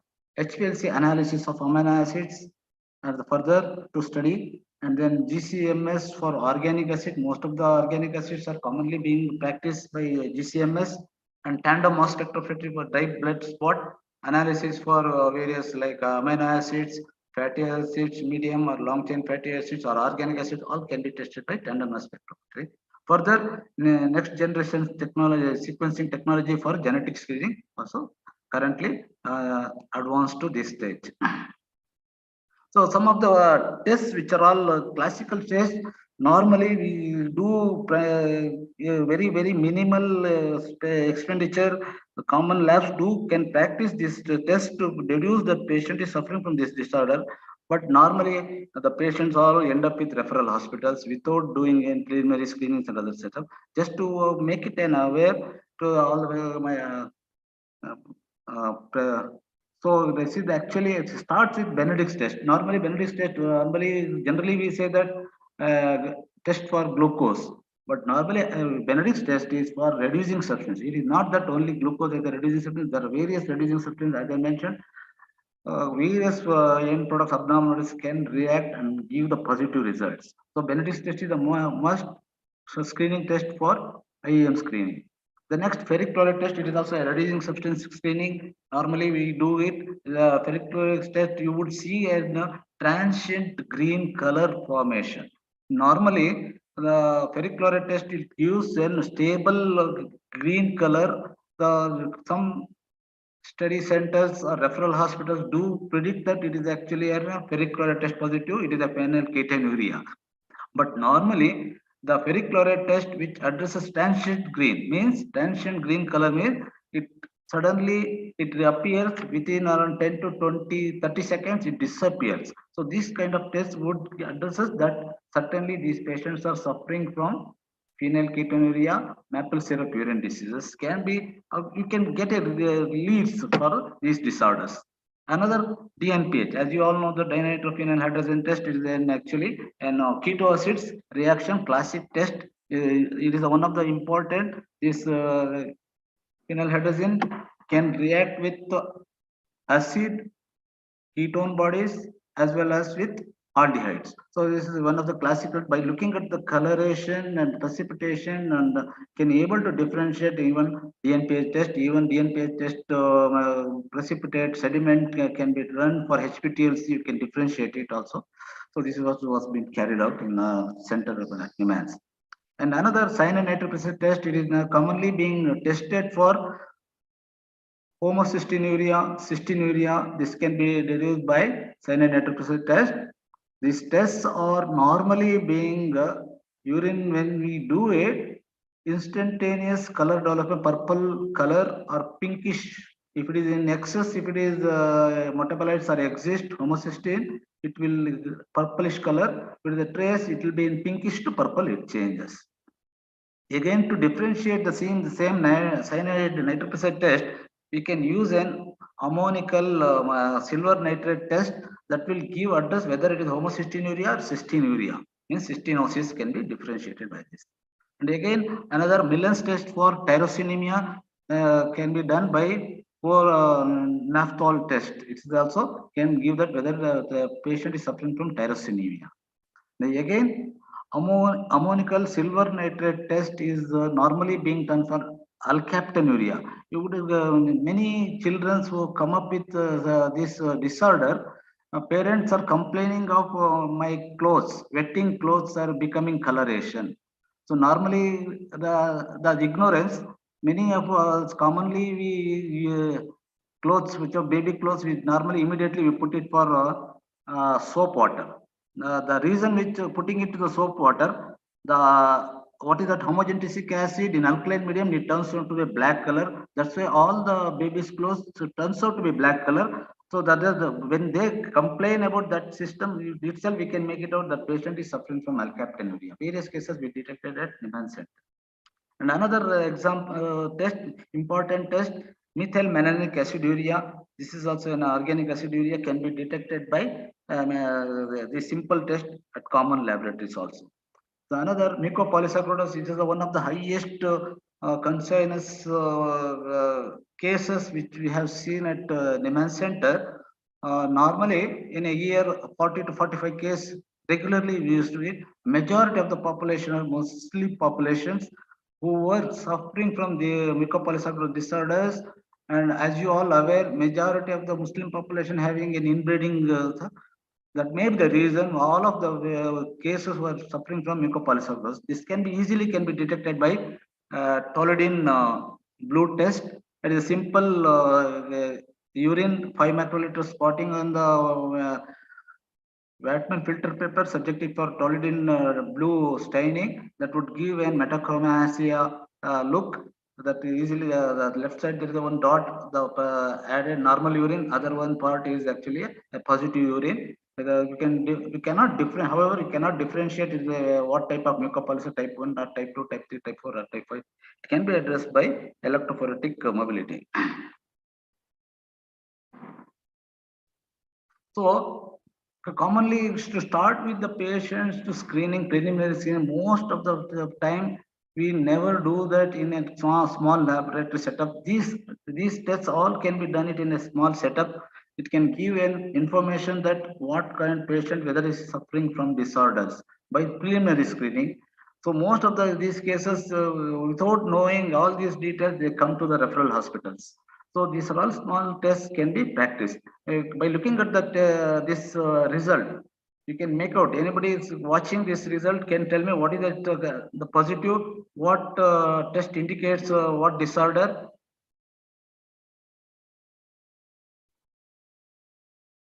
Students,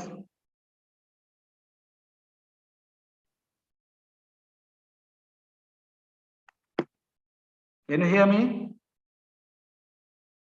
Yes, sir, you're audible. Can you hear me? See, this is actually see, you can see the referred by St. John's Medical College. It is actually a big referral hospital, but still they referred the patient sample for Neyman's for further testing. We come to know that the patient is suffering from alkaptonuria. You can see where here Benedict's test is positive, reducing substances, and then ferrichloride test again grayish black color, and silver nitrate reduction test. As I mentioned, it was shown positive test. By looking at this, and if you're even if you're in urgency in instantaneous to check, this test can be done. For alkaptonuria, just keep the urine at sunlight, it turns out to be black color because of homogeneous conversion reduction. Sunlight. This is also a small simple test. Normally can be done it in a small first grade testing laboratory. It's also the TLC. This is a normal TLC. You can make it out. This is the case. First case and second case. This is the fourth case.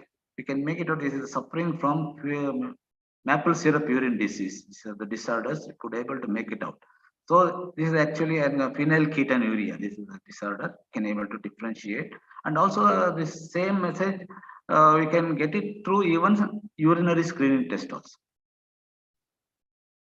So further even to improvise the methods from not restricted only to, as I mentioned in a series of tests, how can better way come to the conclusion these are all the disorders. We have standard HPLC analysis of amino acids by OPA derivatization, the method based on the reaction of primary amino group with orthophthalate in presence of beta mercaptoethanol as a reductant, and formation of fluorescent derivative called isoindole. The fluorescence measured at excitation 330 and 450 nanometer. The method involving the reduction of and alkylation free sulfide group with beta mercaptoethanol and iodoacetate respectively. They are able to detect the measured homocysteine and cysteine in the biological samples. You see here, normally the OPA derivatization we do it other than sulfur containing amino acids. Here what we have done it improvise that by using alkylation, means by using iodoacetate SH group, it is able to make amenable to detect by OPA derivatization. You can see here, this is the alkaline reduction reaction. The orthotolate reacts with the primary amino group, and in presence of beta mercaptoethanol produces isoindole derivative. The excitation 330 nanometer, 450 nanometer. The emission strength. You can see the without reduction reaction. You can say the cysteine free cysteine was very minimal, whereas after reduction with alkylation reaction, you can see that cysteine shooted up, and even homocysteine peak could see that.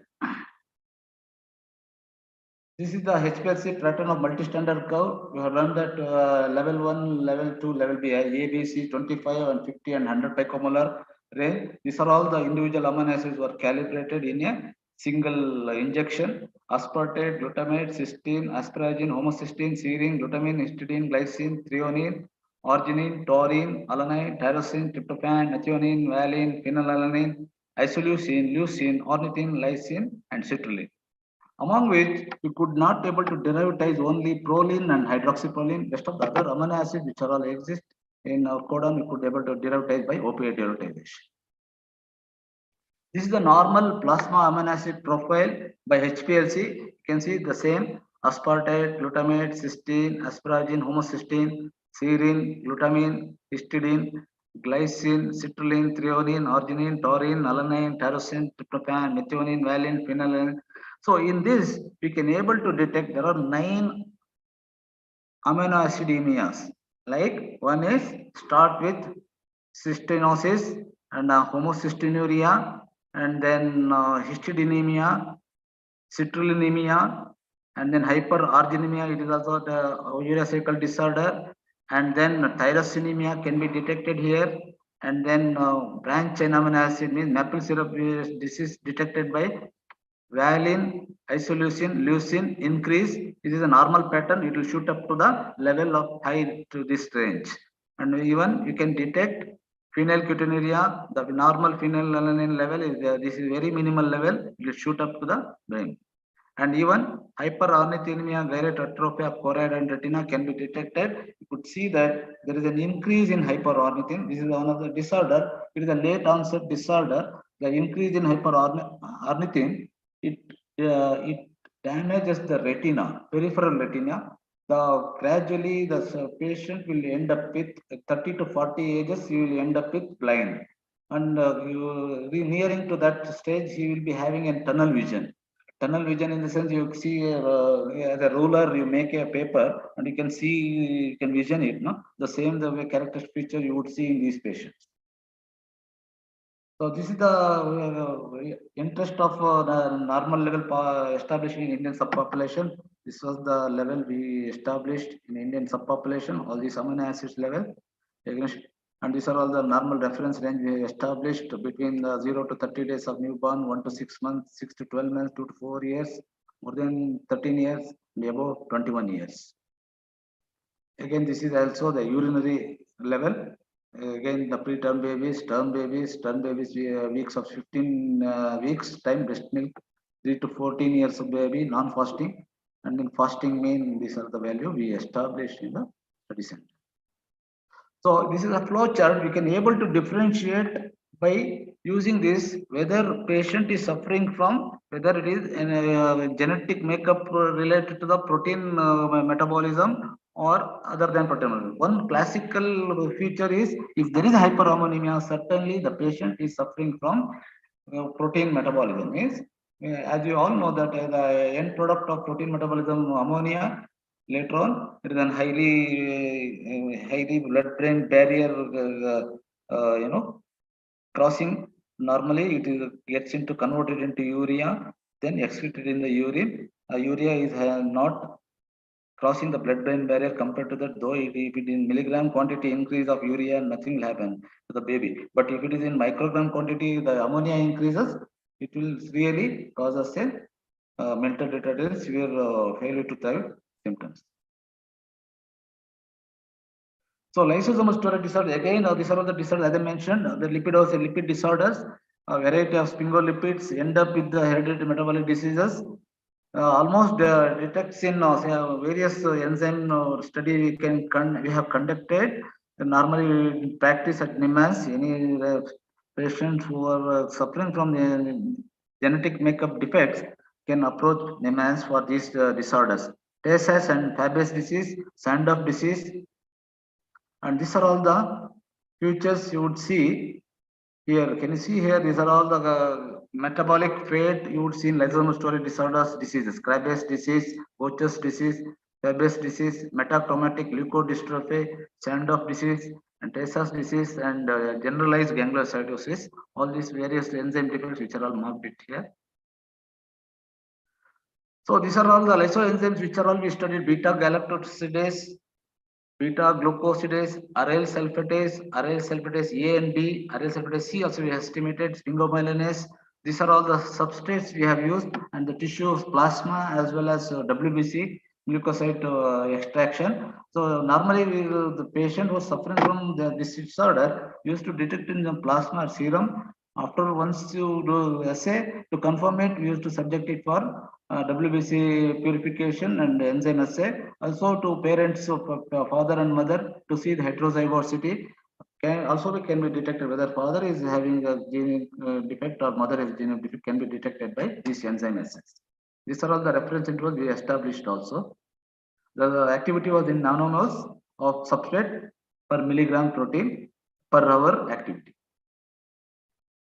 So these are all the disorders. Normally we can do it at small labs, but even today it is not in practice. I don't know when it will be. Once again, systemic approach will come to the small setup of the lab. Thank you for silent listening. Any questions, please? Thank you, sir. Thank you for an informative session. I request the audience to post your questions in the chat box.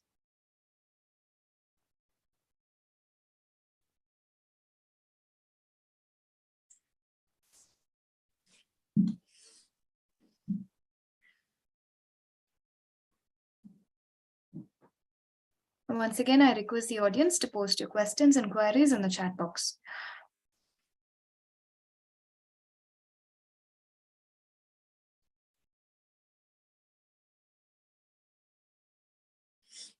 I guess there's no question. Thank you, sir. Thank you for sharing your deep knowledge with us. Over to you, Ms. Ajita. Thank you, Ms. Jovita. Next, we have an interactive section by Ms. Shruti GK on how to kickstart your professional journey towards success. Ms. Shruti GK is a structural engineer. She's a motivational speaker and an educationalist. Her research interest lies in public speaking, yoga and life science, food and nutrition, structural engineering, earthquake analysis and building designs. And she have published various papers such as correlation of pranayama from ancient scripture to modern science, earthquake resistant design of buildings, and strength analysis of beam in residential building using alternate construction materials. We welcome you, ma'am. Thank you so much for such a mellifluous introduction, Jovita. So before I start off, I would like to check if I'm audible and clear. You're audible, ma'am. Okay, so I would like to share my screen. Yeah.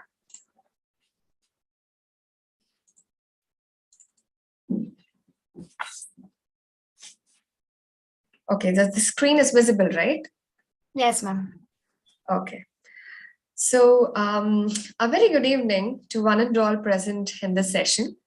Teachers, doctors, researchers, and my dear students, a warm welcome to you all.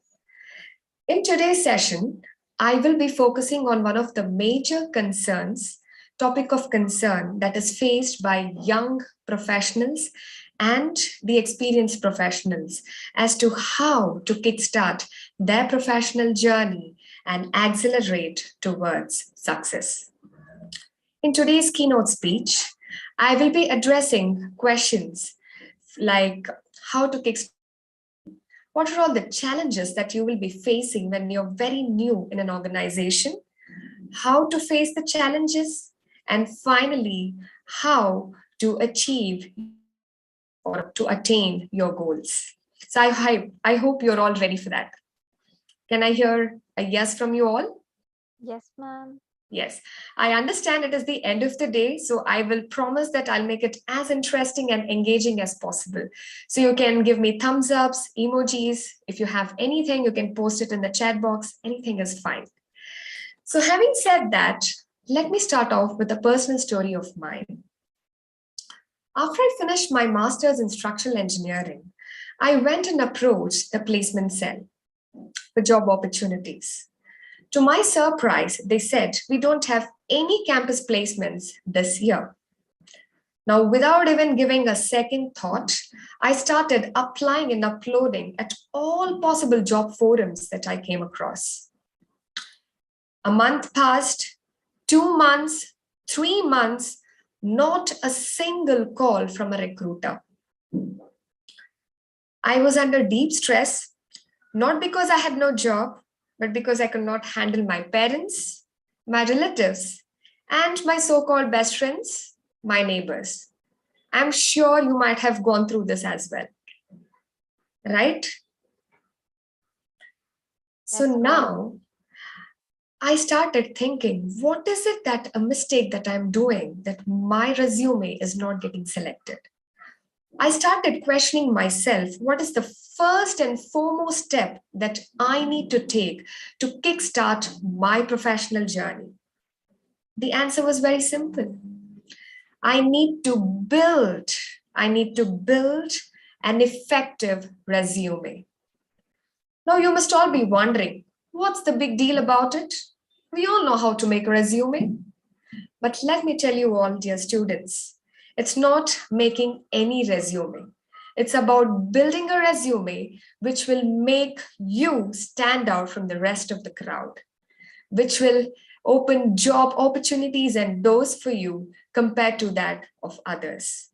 That's the reason I'm emphasizing don't just make a resume, but build a resume. So the first point that you need to take to start off your professional journey is to build an attractive resume. So definitely it creates the winning first impression and opens doors for job interviews. Now the second question arises, how to build a resume?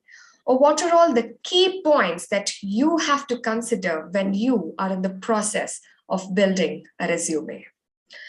So let us take a look. 5 most important points that your resume should and must have. The first point is crisp and concise. Yes, dear students, a recruiter has multiple resumes to go through and shortlist. The crisp and concise it makes the job easier for the recruiter, and probability of you getting hired is much more higher. Nobody has so much time to read every single detail of whatever you have written. So I am trying to lay an emphasis to keep your resume as crisp and as concise as possible. The second point, maximum 2 pages and not beyond that. Third point, project. When you are in the entry level, like the freshers, all that you have is your project, but don't try to put in a lot of things and paragraphs in your resume. Nobody will go through that. What you can do is try to cut it down, like point number 1, point number 2, what exactly you did in your project? What was the aim of the project? What were your learnings from that project? What were the results? Did it create any impact? So if you write it in bullet points, it becomes very easy for the recruiter to understand what exactly you have done. It gives a clear picture of your understanding as well. Now, the fourth and most important point, try to include your extracurricular activities. Now, why I'm emphasizing this is, say for example, you would have represented your college at some level. You might have won some prizes, accolades, put that. If you have done any courses related to your subject, either through LinkedIn or various other platforms, put that. By doing this, it gives a feeling to the recruiter that you are socially active. Apart from the normal routine of your syllabus, you are doing things to learn. So that shows that you have that interest to learn. So I emphasize to put as many extracurricular activities as possible. The last one, think like an employer. Excuse me, ma'am. Yeah. I'm really sorry to interrupt, but your slides aren't changing. No, I'm still at the 5th point. Ma'am, but it's still in the first slide. It's in the first line, is it? Okay. Now? No, ma'am. I think you should stop sharing and start sharing it again. Okay, I'll do that. Yes, ma'am.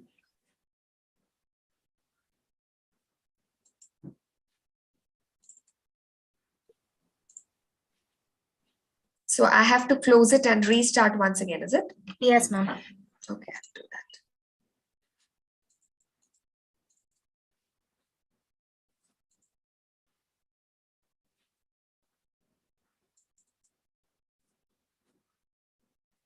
Yes, ma'am, we're able to see it. But I'm unable to move. It's in the second slide, I guess, ma'am. But I am unable to see. Why is this happening? Just give me a moment. Okay. Now, does it change? Yes, ma'am. So are you all able to see all the 5 points that I mentioned? Yes, ma'am. Thank you, ma'am. Yeah, thank you so much. So, as I was saying, 5 most important points that you all need to, should, and must remember while you build a resume is, try to make it as crisp and concise as possible, maximum of 2 pages, be very, very clear and specific about your project, Try to put in your extracurricular activities and think like an employer. Let me give an example of thinking like an employer. Say you have a company and you want to recruit a couple of people. So what are all the qualities that you would like to see in the people that you want to recruit?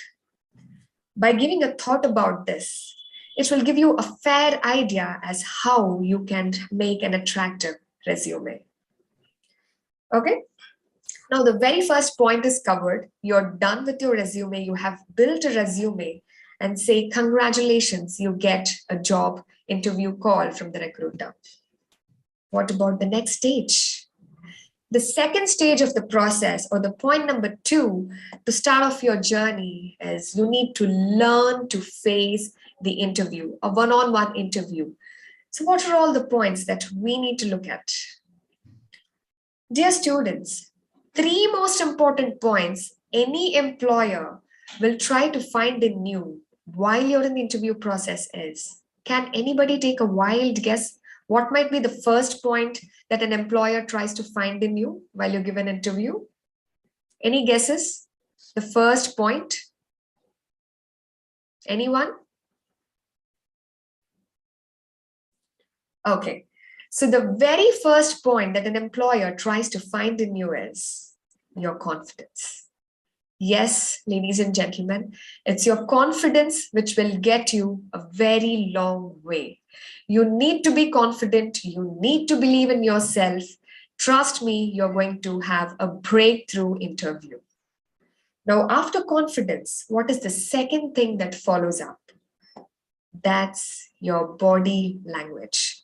When you're confident, automatically your body language gets set. The minute you're low or you feel nervous, your body language gets altered. You start looking here and there. You start averting your eyes.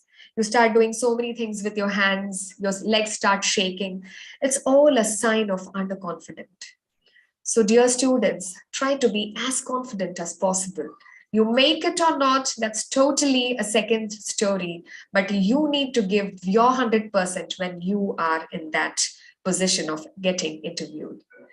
The third point is your eye contact. Like I mentioned, if you're confident, automatically your body language gets adjusted, and so does your eye contact. Well, now these were the 3 points that an employer tries to find in you. But the next 3 points are the ones that you need to ensure while you give an interview. So what's that? Just be yourself. Yes, just be yourself. Don't try to fake. Don't try to say stories, because I've seen a lot of students, what they do is in that moment of grabbing that job, they start telling so many things which is not related to them and which is not them actually. So please don't do that. Just be yourself and everything will fall in its place. The second point is very, very important, ladies and gentlemen, very important to believe in yourself.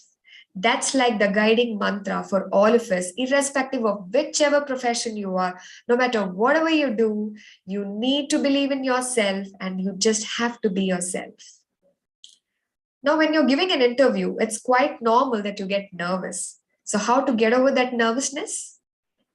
That's point number 3. Try to maintain a calm composure. Try to relax and calm yourself, and the interview will sail through. Now, we covered 2 points of how to kickstart your professional journey. The first point, to build an effective resume, and the second point was how to effectively face the interview by being confident. Now, you have cracked the job and now you enter the organization. I have a story for you, my personal story. Initially, when I joined ITC, it was like starting few days and I was assigned a senior with whom I was supposed to work. I still remember it so happened that she took a couple of drawing sheets and she just tossed it on the table. I was not very happy with this kind of behavior. It became really difficult for me to work with her. There was always something that she had to say about me. ITC was my dream company, but it did not seem that I was experiencing that positive atmosphere. I was almost at a point of giving it up. I decided that I'm going to quit and I'm done. But wait a second. I decided to rethink my decision, dear students. What is the guarantee that if I quit this company and join another company, I will have a positive atmosphere there? You never know. It can be good, it can be bad. I don't know. So that is when I realized I should not be running away from situations, but to learn to challenge the challenge. So point number 3 for you all, dear students, is challenge the challenge by facing it. All right. So how do you challenge the challenge? By facing it. I understand you're freshly out of college, you joined the organization, you have a lot of things to learn, you're very new to the environment, you have to work, you have to perform, you will undergo something called an emotional roller coaster ride. Totally understandable, but you should never give up, irrespective of whatever challenges come in front of you. So let us see how to face the challenge. The very first point, to be mentally strong. This is the first step which I took when I was disheartened. I decided to be mentally strong, face it and give it a shot. The second point is stick to your goals. When you lose your mental balance, you go off the track. You have no clue about your goals. You get deviated, and that's the reason you need to be very, very strong. The third point, be open-minded and flexible. Let me give you an example. Say, suppose you join an organization, you are in a team, you're working for a year, and you have got that comfortness in that team, and you're very, very comfortable. You like the people there, you like the project there. Suddenly, a manager comes and says, you need to move on to another team. You might not be very comfortable because you're already adjusted here. But what I would suggest you all is test new waters.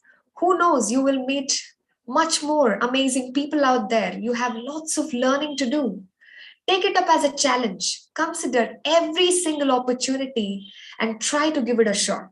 Whether you make it or don't, it's totally secondary, but always, dear students, give it a shot. So that's the reason you need to be mentally strong. If you're strong, you are always open-minded and flexible to take any opportunities that comes in front of you. Now, the fourth point, never give up. Never ever give up. This is what I learned from my journey. No matter what, try to be strong and never give up. Just go ahead and everything will fall in place. Having said this, I would like to share one of the most important messages that was shared by our great spiritual leader, Swami Vivekananda. This is for you. He says, whatever you think, that you will be. If you think yourself weak, weak you will be. And if you think yourself strong, strong you will be. So this is a very important message that we need to register in our brains and repeat it whenever we feel low and weak about ourselves. That's how our mind works. So dear students, there are two ways of looking at the topic. Initially, the first 3 points covers how to kickstart your professional journey. Point number 1 was to build an attractive resume, face the interview with confidence, and the third one was to challenge the challenge by facing it. Now, your journey is to proceed further. After gaining certain experience and expertise in the relevant field, now it's time to think of how to climb up the ladder in terms of position. One of my incidents to share with you all, I was very good at my work. But as and when days passed by, years passed by, I was unable to climb that ladder in terms of position. It was really difficult for me to understand what is it that I was lacking within myself. I was not a good leader. I did not possess any leadership skills, and it took me some time to understand that once you progress your professional journey, you need to exhibit strong leadership skills to climb up the ladder. In the picture, it depicts initially you start off as an intern, and later you start progressing. And if you have to be in that #1 spot, it's very important for you to exhibit strong leadership skills. So let us see what are all the points that a strong leader consists of. 5 qualities of a leader. Can anyone take a wild guess? Come on, students, you can just give it a try. The first point that you would like to see in your leader. Anybody? You can type it in the chat box if you want to. Okay, so let me proceed further. I'll give away the answer. The first point is confidence. Like I mentioned earlier, a strong leader is going to be confident. Only a confident leader will be able to guide you through and walk you through. The minute they sound underconfident, nobody is going to trust. There will be trust issues. So it's very, very important to be confident, ladies and gentlemen. The second point, organized. You need to possess well-organized skills. Very, very important. You cannot be all over the place. You have to be focused. You need to know what to do, when to do, how to do. Very, very important. So that is when the organizational skills comes into picture. Say, for example, you have a brilliant manager who is very organized, who plans out every single thing for you. Don't you feel amazing to work with such people around? Everything is done, the task is set, the projects are met, the deadlines are met. So that's a quality of a great leader. The third point, a clear communicator. Effective communication is very, very important, dear students. You need to get your message right. Say, for example, you have a manager. There are 5 students or 5 people under his team. Now, he has to be an effective communicator to effectively deliver the messages or the rules of that project. Only then he will be able to get the output or the end result. So that's very, very important. Point number 4, respect others. This is one of the factors which is majorly missing out in many of the places, and this is one of the problems many people are facing. Dear all, we need to consider that we all are different. We all have different ideas, different thought processes, but we are unique. Everybody's ideas are unique, and every idea works out maybe in one or the other way. But end of the day, we have to accept the differences and we need to respect each and every person, their views, and value them. Life lesson that we need to learn. And that's one of the most important quality of a leader, be it anybody, any leader you see, he always respects your views. The last and the most important, active listener. Like how confidence, clear communication is very important, at the same way, active listening is also important. Communication and active listening are like 2 sides of the coin. Both have to go, should go hand in hand. For example, has given you a task. He has finished explaining the entire project. Now, you have a certain queries, you have your ideas to express. And if the manager doesn't listen to you, probably he might miss out on innovative ideas. Probably he might not understand where the mistake is. They might raise important questions and doubts. That's the reason you need to be an active listener. So these are the 5 most important qualities that we have to start inculcating in our lives as well. Confidence, organized, effective and clear communication, respecting others, and being an active listener. So dear all, now let us say we have completed successfully all the 4 points. Now you must all be wondering, you might have one of the points that I have mentioned, or 2 of the points, or probably you don't have any of the points that I mentioned. But does it really mean that you cannot make it? Definitely not. It's your sheer determination and your willpower, which is called Sankalpak Shakti, that determines whether you make it or not. If you have that perseverance, that determination, and the consistency to do the work, I am sure you will definitely achieve whatever you want to. There's a famous verse from our Bhagavad Gita which talks about this. It says, Karmanye vadikaraste ma phaleshu kadachana ma karma phala hetur bhumate sangostva karmani.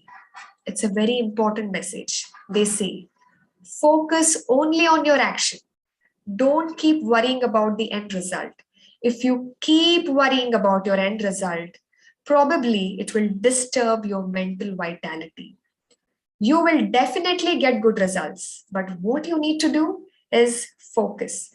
Focus on your actions, perform your duties perfectly, diligently, and you will be a bearer of good results. So this is an amazing, amazing verse which is given in Bhagavad Gita, which we definitely have to remember and follow. So the message, the excellence of your performance will determine ultimately the result in the future.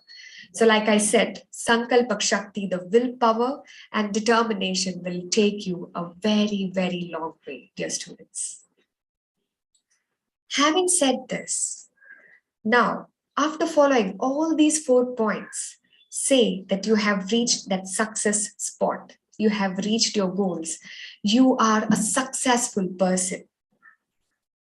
Climbing up the ladder, not very easy, very difficult. So many challenges, you have to face it. And after facing all those challenges, you have come to that success level and you are a successful person. But sometimes it so happens that there are possibilities that you go off the track by being overconfident. The minute you're overconfident, dear students, you will fall down the ladder. Very easy to fall down, but very difficult to stay in that success spot. So what is it that we all need to do to be in that spot, to relish our successes is point number 5, the last and the most important point that you all need to remember. Be grounded and express gratitude. We should never forget our roots. We should never forget from where we started off. We need to thank and express gratitude towards every single person who has been in our life journey. Our parents, our teachers, friends, and our guru, every person who have been in our journey. So we have to always be grounded and express gratitude. So what are all the points that we need to remember? Never ever be overconfident. This will surely bring you down, dear all. Never be overconfident. Point number 2, be mindful and conscious of what to do. When you know how to be grounded, you will always be mindful and conscious of what to do. The minute you become overconfident, your conscious is lost. You are all over the place, and it's not very easy to do the process once again and come back. So be very mindful and conscious of what you do. Third point, try to focus on your personal growth. Think of your personal growth as a positive outcome, and let's not overthink of the same. And the last point, try to feel content with whatever we have, and let's all count our blessings. We are very fortunate when compared to so many other people out there. So let's be fortunate about wherever we are and be content and feel happy about what we have. One of the interviews, Sudha Murthy said, you always have to focus on what you have. When you always say you have more, you will always have more. The minute you say you don't have, you will always fall short of what you have. So have that positive attitude and be happy with whatever you have. dear students. Today, let us take this platform to thank all the people that they were there in our lives, be it our parents, be it our guru, our teachers, and every person. Let us try to express gratitude to all these people in our life. And this is a sure shot to keep you balanced and get you going towards your success. So this comes to the end. So what the 5 most important points that I have covered to how to kickstart your professional journey and take it towards success is to build a resume, an effective resume. The second point, learn to face the interview. The third point, challenge the challenges by facing it. The fourth point, try to exhibit leadership skills. And the fifth and most important point, be grounded and express gratitude. So my keynote speech comes to an end. Before I sign off, I would like to share a small message with you all. In this generation, we are bombarded with so many thoughts. Our mind is always full of thoughts and full of ideas. But let us try to not muddle our head with too many ideas, and let's focus on only one idea or one goal at a time. Swami Vivekananda says, take one idea and make that one idea your life. You think of it, you dream of it, and you make that your idea your life. Let your brain, your nerves, your muscles, and every portion and every part of your body be full of that idea, and just leave every idea alone. It means don't have too many goals, focus on one goal at a time. Complete focus will definitely get you to wherever you want to be. So, ladies and gentlemen, thank you so very much for giving me this wonderful opportunity for being here. I would like to thank ICPMN for this opportunity, my guru, Dr. Rajesh sir, for giving me this platform. I hope I have shared some amazing insights which will be helpful and handy for you all. So this is Shruti signing off. Thank you so much, and over to the moderator. Thank you very much. Thank you so much, ma'am. Thank you for the most informative words. It will be great pleasure for us to listen to you again in our future events. Thank you. Thank you, ma'am. Can we have few questions from the audience? Sure. If you have any questions, please do post in the chat box.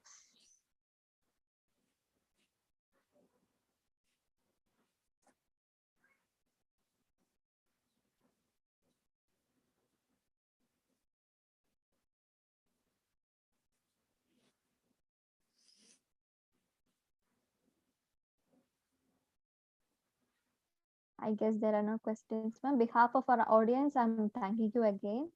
Thank you, ma'am.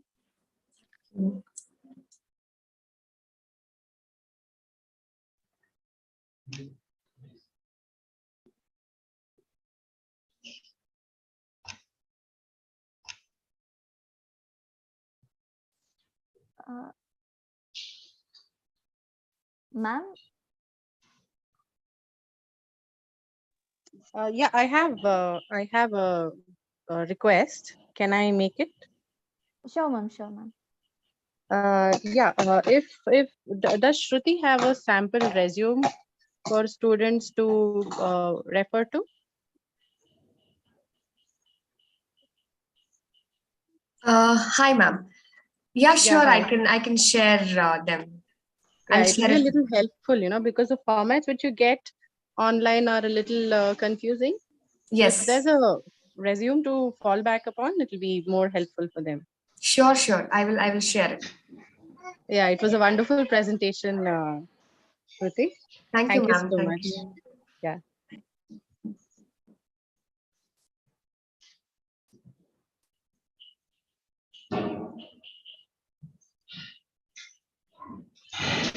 Thank you, ma'am.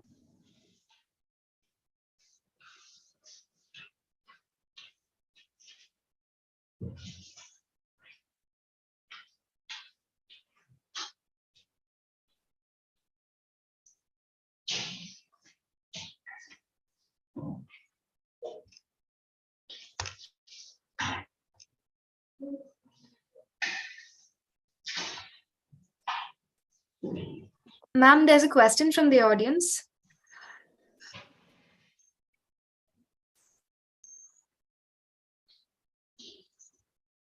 Excuse me, ma'am.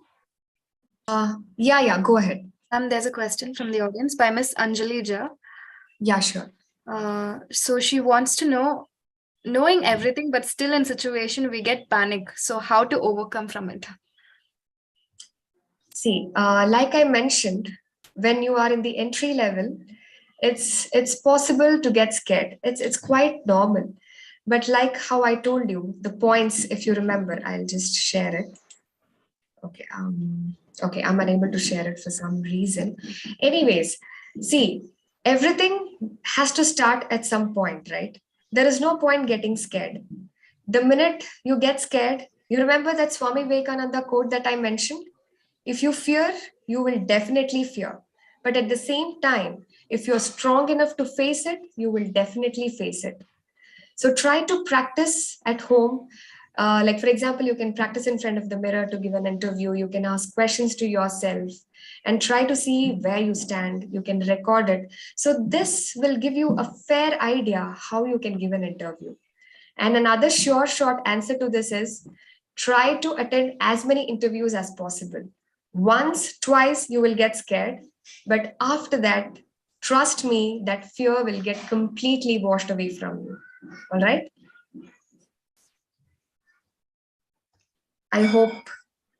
Yes, ma'am. Thank you so much. Yeah. Thank you, ma'am. Over to you, Mr. Chetan. Ms. Jovita. Moving towards our validatory session of the day, gist of the conference would be given by Dr. Pinon Bakshi. Ma'am, I request you to stop sharing your screen. Oh, it is still sharing, is it? Okay. Yeah, ma'am. Okay. Yeah. Thank you. Thank you. Thank you, ma'am. Gist of the conference would be given by Dr. Pinon Bakshi, who is the secretary of this association, have been the backbone of this event. Dr. Pinon Bakshi is an assistant professor in MGM Institute of Bioscience and Technology, Aurangabad, India. He has completed his postdoctoral research from the University of Lorraine in Nancy in France and from the Science and Engineering Research Board, Government of India. He has done his doctorate from Career Point University, Kota, Rajasthan in 2016. He holds certification in Ayurveda, Yoga, and Sanskrit. He has authored over 50 research and review papers in several national and international journals, and in the conference proceeding and presented his research works in conference in abroad. He has guided several graduate students.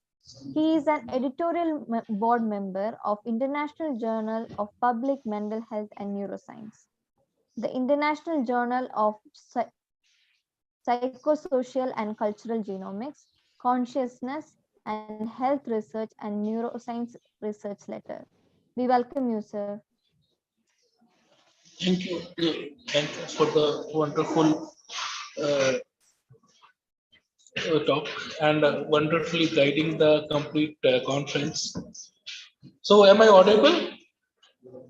My voice is clear to all? Yes, okay. Yes, sir. Okay.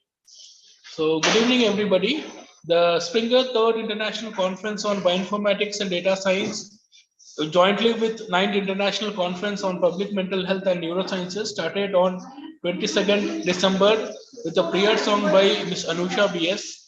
We had a welcome message by Mrs. Padmashri Murthy, President, Sarvasumana Association, which was followed by the inaugural message by Dr. R. Somshekhar, the chairman of this event. The morning session started with a beautiful talk by our honorable chief guest, Dr. Sanjay Halke, who delivered his talk on biological data science and softwares used in genomics. This was followed by a wonderful keynote by Dr. Lim, who gave a very nice presentation titled Frontiers of Nanoinformatics in Nanomedicine. He emphasized on the importance of metabolites and nanoparticles. Following his talk, we had a very interesting talk by Dr. M. Anuradha titled Nutraceutical Nootropics, who spoke about on the nutraceuticals and how they can be taken for maintaining sound health. Following, we had keynote by Mrs. Padmashri Murthy, who spoke on storytelling for children and teenagers in counseling. Next, we had an interesting keynote by Dr. Kirti Jawalkar titled Genomics in Homeopathy, who smoothly linked homeopathy with genomics. She stressed on homeogenomic study. The afternoon session had oral presentation by T. Kalaiselvi, Sri Rajeshwari Devi, Kushwara Agarwal, Anaga, Pooja Renuka Das, S.S. Pawar, Shushma N, Cherry Jolly, Pooja Renuka Das, Subha S, Christiana, Jayanti Shukla, Maheshwari, and Murli Lata.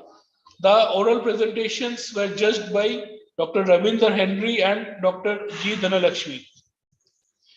Following, we had an exciting talk by Dr. Comfort Won-Ling titled Seeking Neural Mechanistic Understanding of Decision Making in the Era of Big Data and Machine Learning, followed by talk by Oxygen Man, Professor Gustavo, titled Chronic Hypoxia. The 23rd morning started with the interactive session by Chaitra C on the topic A Journey from Insight to Insights, who drove us into our insights. This followed special invite talk by Mr. Arvind on entrepreneurship development, who provoked us for the entrepreneurs. Next, we had keynote by Dr. Ravindra Henry on topic cognitive technology, wherein he talked about neuroengineering aspects. Following, we had oral presentations by Vijay Lakshmi, Preeti, Pankaj, Swati Krishna, Omzin, Noor Fatia, Arpita, Kavya, Samruddhi, Chaitali, Dipakshi, Shivali, Om Joshi, Yashwant, Priyanka, Firdos, Dr. Anila, Anusha, Nandini. Post lunch, we had a keynote by Dr. Rajesh, who spoke on science of purification in yoga. This was interesting and inspiring. This was followed by keynote by Dr. G. Dhanalakshmi on topic genomics in life sciences. Next, we had keynote by Dr. Archana Panche on topic multi-target protease inhibitors from Arabidopsis verticillata in silico and in vitro studies. This was followed by keynote by Dr. Suresh Babu titled Inherited Metabolic Disorders, Biochemical Approach at Tertiary Care Hospital. Finally, we had a very interesting and interactive session by Ms. Shruti on topic how to kickstart your professional journey towards success. Thank you everybody for your attention. Thank you so much. Over to Ms. Ajita. Thank you, sir. Thank you for the words of wisdom. It will be great pleasure for us to listen to you again in the future events, sir. In this wonderful occasion, I would like to say that we are bringing out a book on the conference theme. We invite you to submit book chapters for the upcoming book before January 31st. There is no additional fee for the book chapter publication. Soft copy of the book will be mailed to you. This is for every audience. And I would like to ask feedback about this conference to the audience. Is there any one willing to tell about the conference? Please do.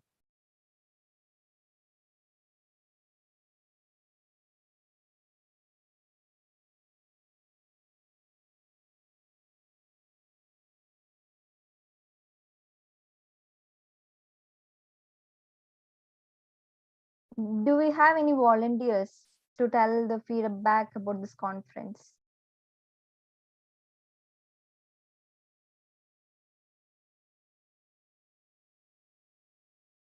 Yes, sir, you can unmute yourself and please tell the feedback, sir. Dr. Shanavas.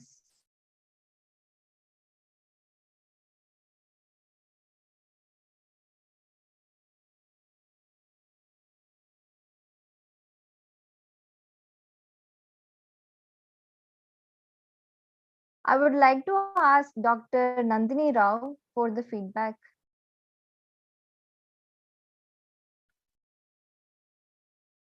Ma'am? Yeah, hi, good evening. Good evening, ma'am.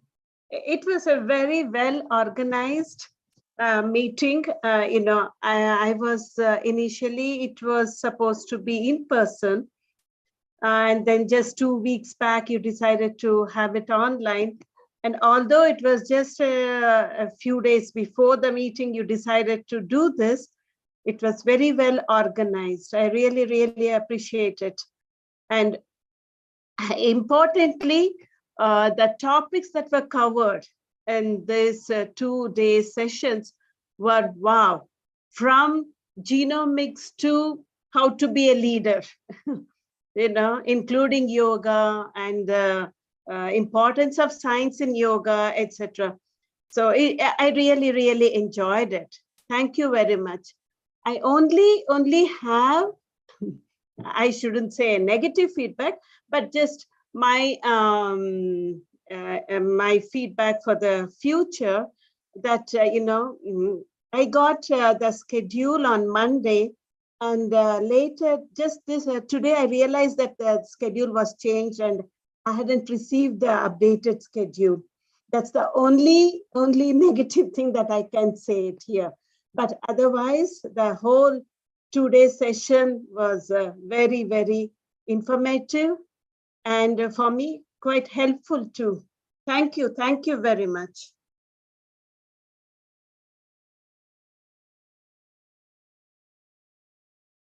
Thank you, ma'am. Thank you for your wonderful feedback. I would like any other volunteer to give a good feedback about this conference.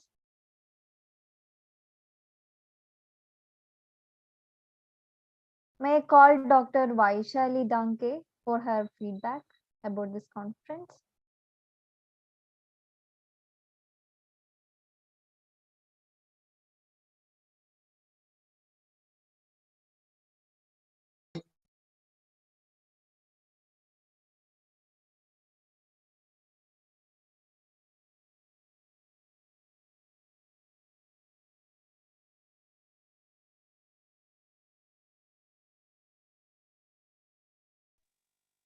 Hello. Hello. Good evening, all. Good evening, ma'am. Yes.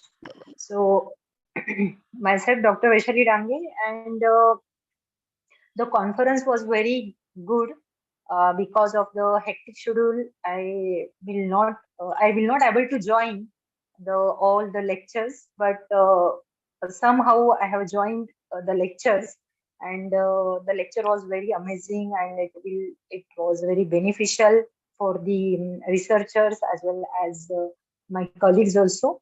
So the overall the conference is very, very good. Thank you. Thank you, ma'am. Thank you for the feedback.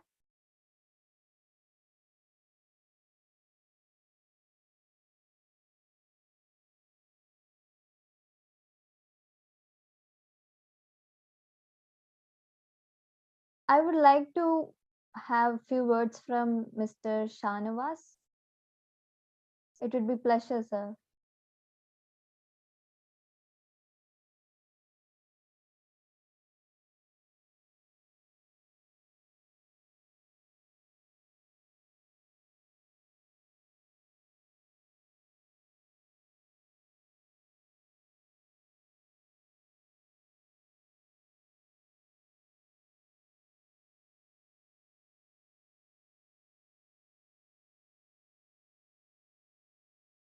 Dr. Sumant, could you please give us few feedback? Okay, thank you very much. Am I audible? Sir. Am I audible? Yes, sir, you're audible. Okay, thank you very much for a wonderful session. It was very informative, and though I am a pathology background person, the content of the topics were so diverse, but still linked to some extent, so that almost made the sense to go through whole 2 days. And it's a very learning experience and a very interesting session. Only thing is, it would have been very nice to say offline. Online was little, as usual, again took us away from the humans. But anyway, Thank you, wonderful, for all the session, and also for organizing team to patiently sit through all the sessions and guiding us and telling us and responding to the speakers when we were silent. Thank you very much for all your efforts. Thank you, sir. Thank you for the good words, sir. I would like to ask everyone to switch on your video so that we can have a group photo.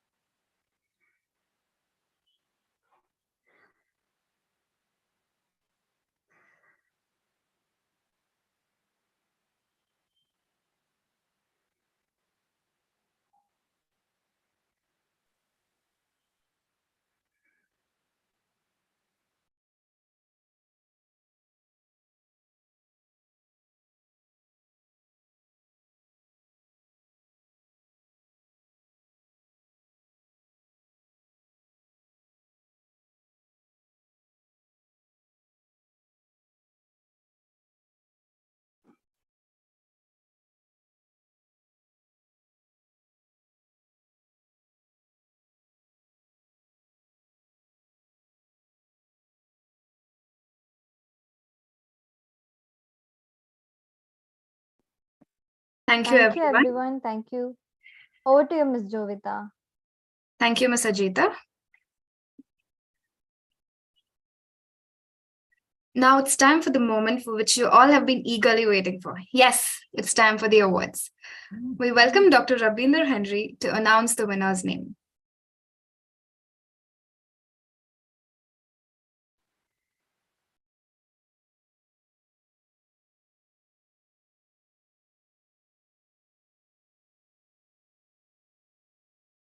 I request Dr. Rabinder Henry, sir.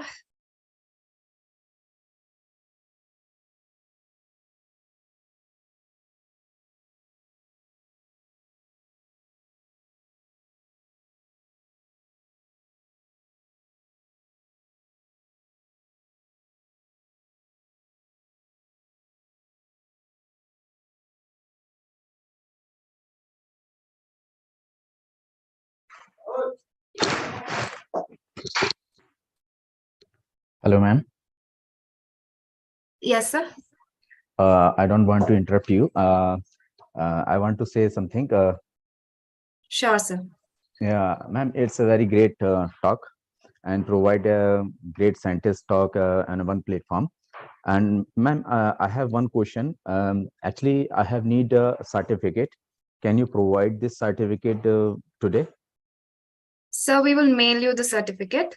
Yeah, I yeah, don't ma'am. think it is Mail. possible by today, but we will mail you the soonest. Hello. Okay, ma'am. Thank you Thank so you. much. Thank you, Okay. sir. Hello. Yes, sir. Should I make the list Yes, now? sir. Or? Please, sir. Yes, go ahead. Thank you. Okay, ma'am. Just a minute. I have to see the list. Sure, sir. 1 minute. Just hold on. Yes, sir. Yes. The first one is Kushagra Agarwal and Subha S. Hello. Am I audible? You're audible, sir. Okay. And the second place goes to Swati Krishna M and not Fatina Binti Bawai. So, 1 minute. So I'm really sorry to interrupt. Dr. Kriti, ma'am, can you please mute yourself? I'm sorry. It's okay, ma'am. Yes, sir. Please continue. And the third place is SS Pawar, Jayanti Shukla. And there is also an appreciation for 4 candidates: Shanawaz Ahmed, Arpita Ji, Ong Zing Yu, Anusha BS. Is that clear? Yes, Hello? yes, sir. Okay, ma'am. Okay. Thank That's you, it. sir. Thank you, ma'am. Thank you so much. Thank you. We congratulate the winners. Now I request Dr. Vaishali Dhange to propose a vote of thanks. Over to you, ma'am. Yes. Very good evening to everyone.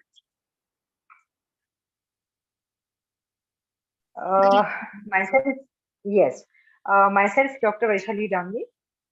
It's my privilege to propose a vote of thanks and acknowledge the contribution of those who work really hard to make this online third international conference on bioinformatics and data science and ninth international conference on public mental health and neurosciences. So I would like to express my heartfelt gratitude to respected chairman, Honorable Dr. R. Somashekar, Honorable Secretary Dr. Pradeep Naik, and Dr. Lakshmi Shastri, Madam. Special thanks to convener Dr. Prinon Bakchi and Dr. Kirti Jabalkar, organizing joint secretary and co-convener. Special thanks to them also, Mr. Rajesh and Mr. Shailesh Murthy. And the judges, the respected judges, Dr. Ravindra Henry and Dr. Dhana Lakshmi Madam. And special thanks to keynote speakers, Dr. Sanjay Harke, Dr. Anuradha, Dr. Suresh Babu, Dr. Dhana Lakshmi, the International Advisory Committee, special thanks to them also, Dr. Catherine Laney Rossi, Dr. Richard Hill, Dr. Kong Fat Wong Lin, Dr. Gustavo Jubeta Castillo, Dr. Hungyao Lim, and Dr. Archana Panche. And I want to express my heartfelt gratitude to all respected representatives, participating colleges, universities. So thanks again for making this conference successful, and hopeful we will meet offline. Thank you so much. Thank you, ma'am. I thank one and all for your valuable participation in this 2 days international webinar. Therefore, I firmly believe that closing of this conference is not an end, but a new starting. I hope that you all have found it a fruitful event. With this word, I would like to wind up the webinar. Thank you, one and all.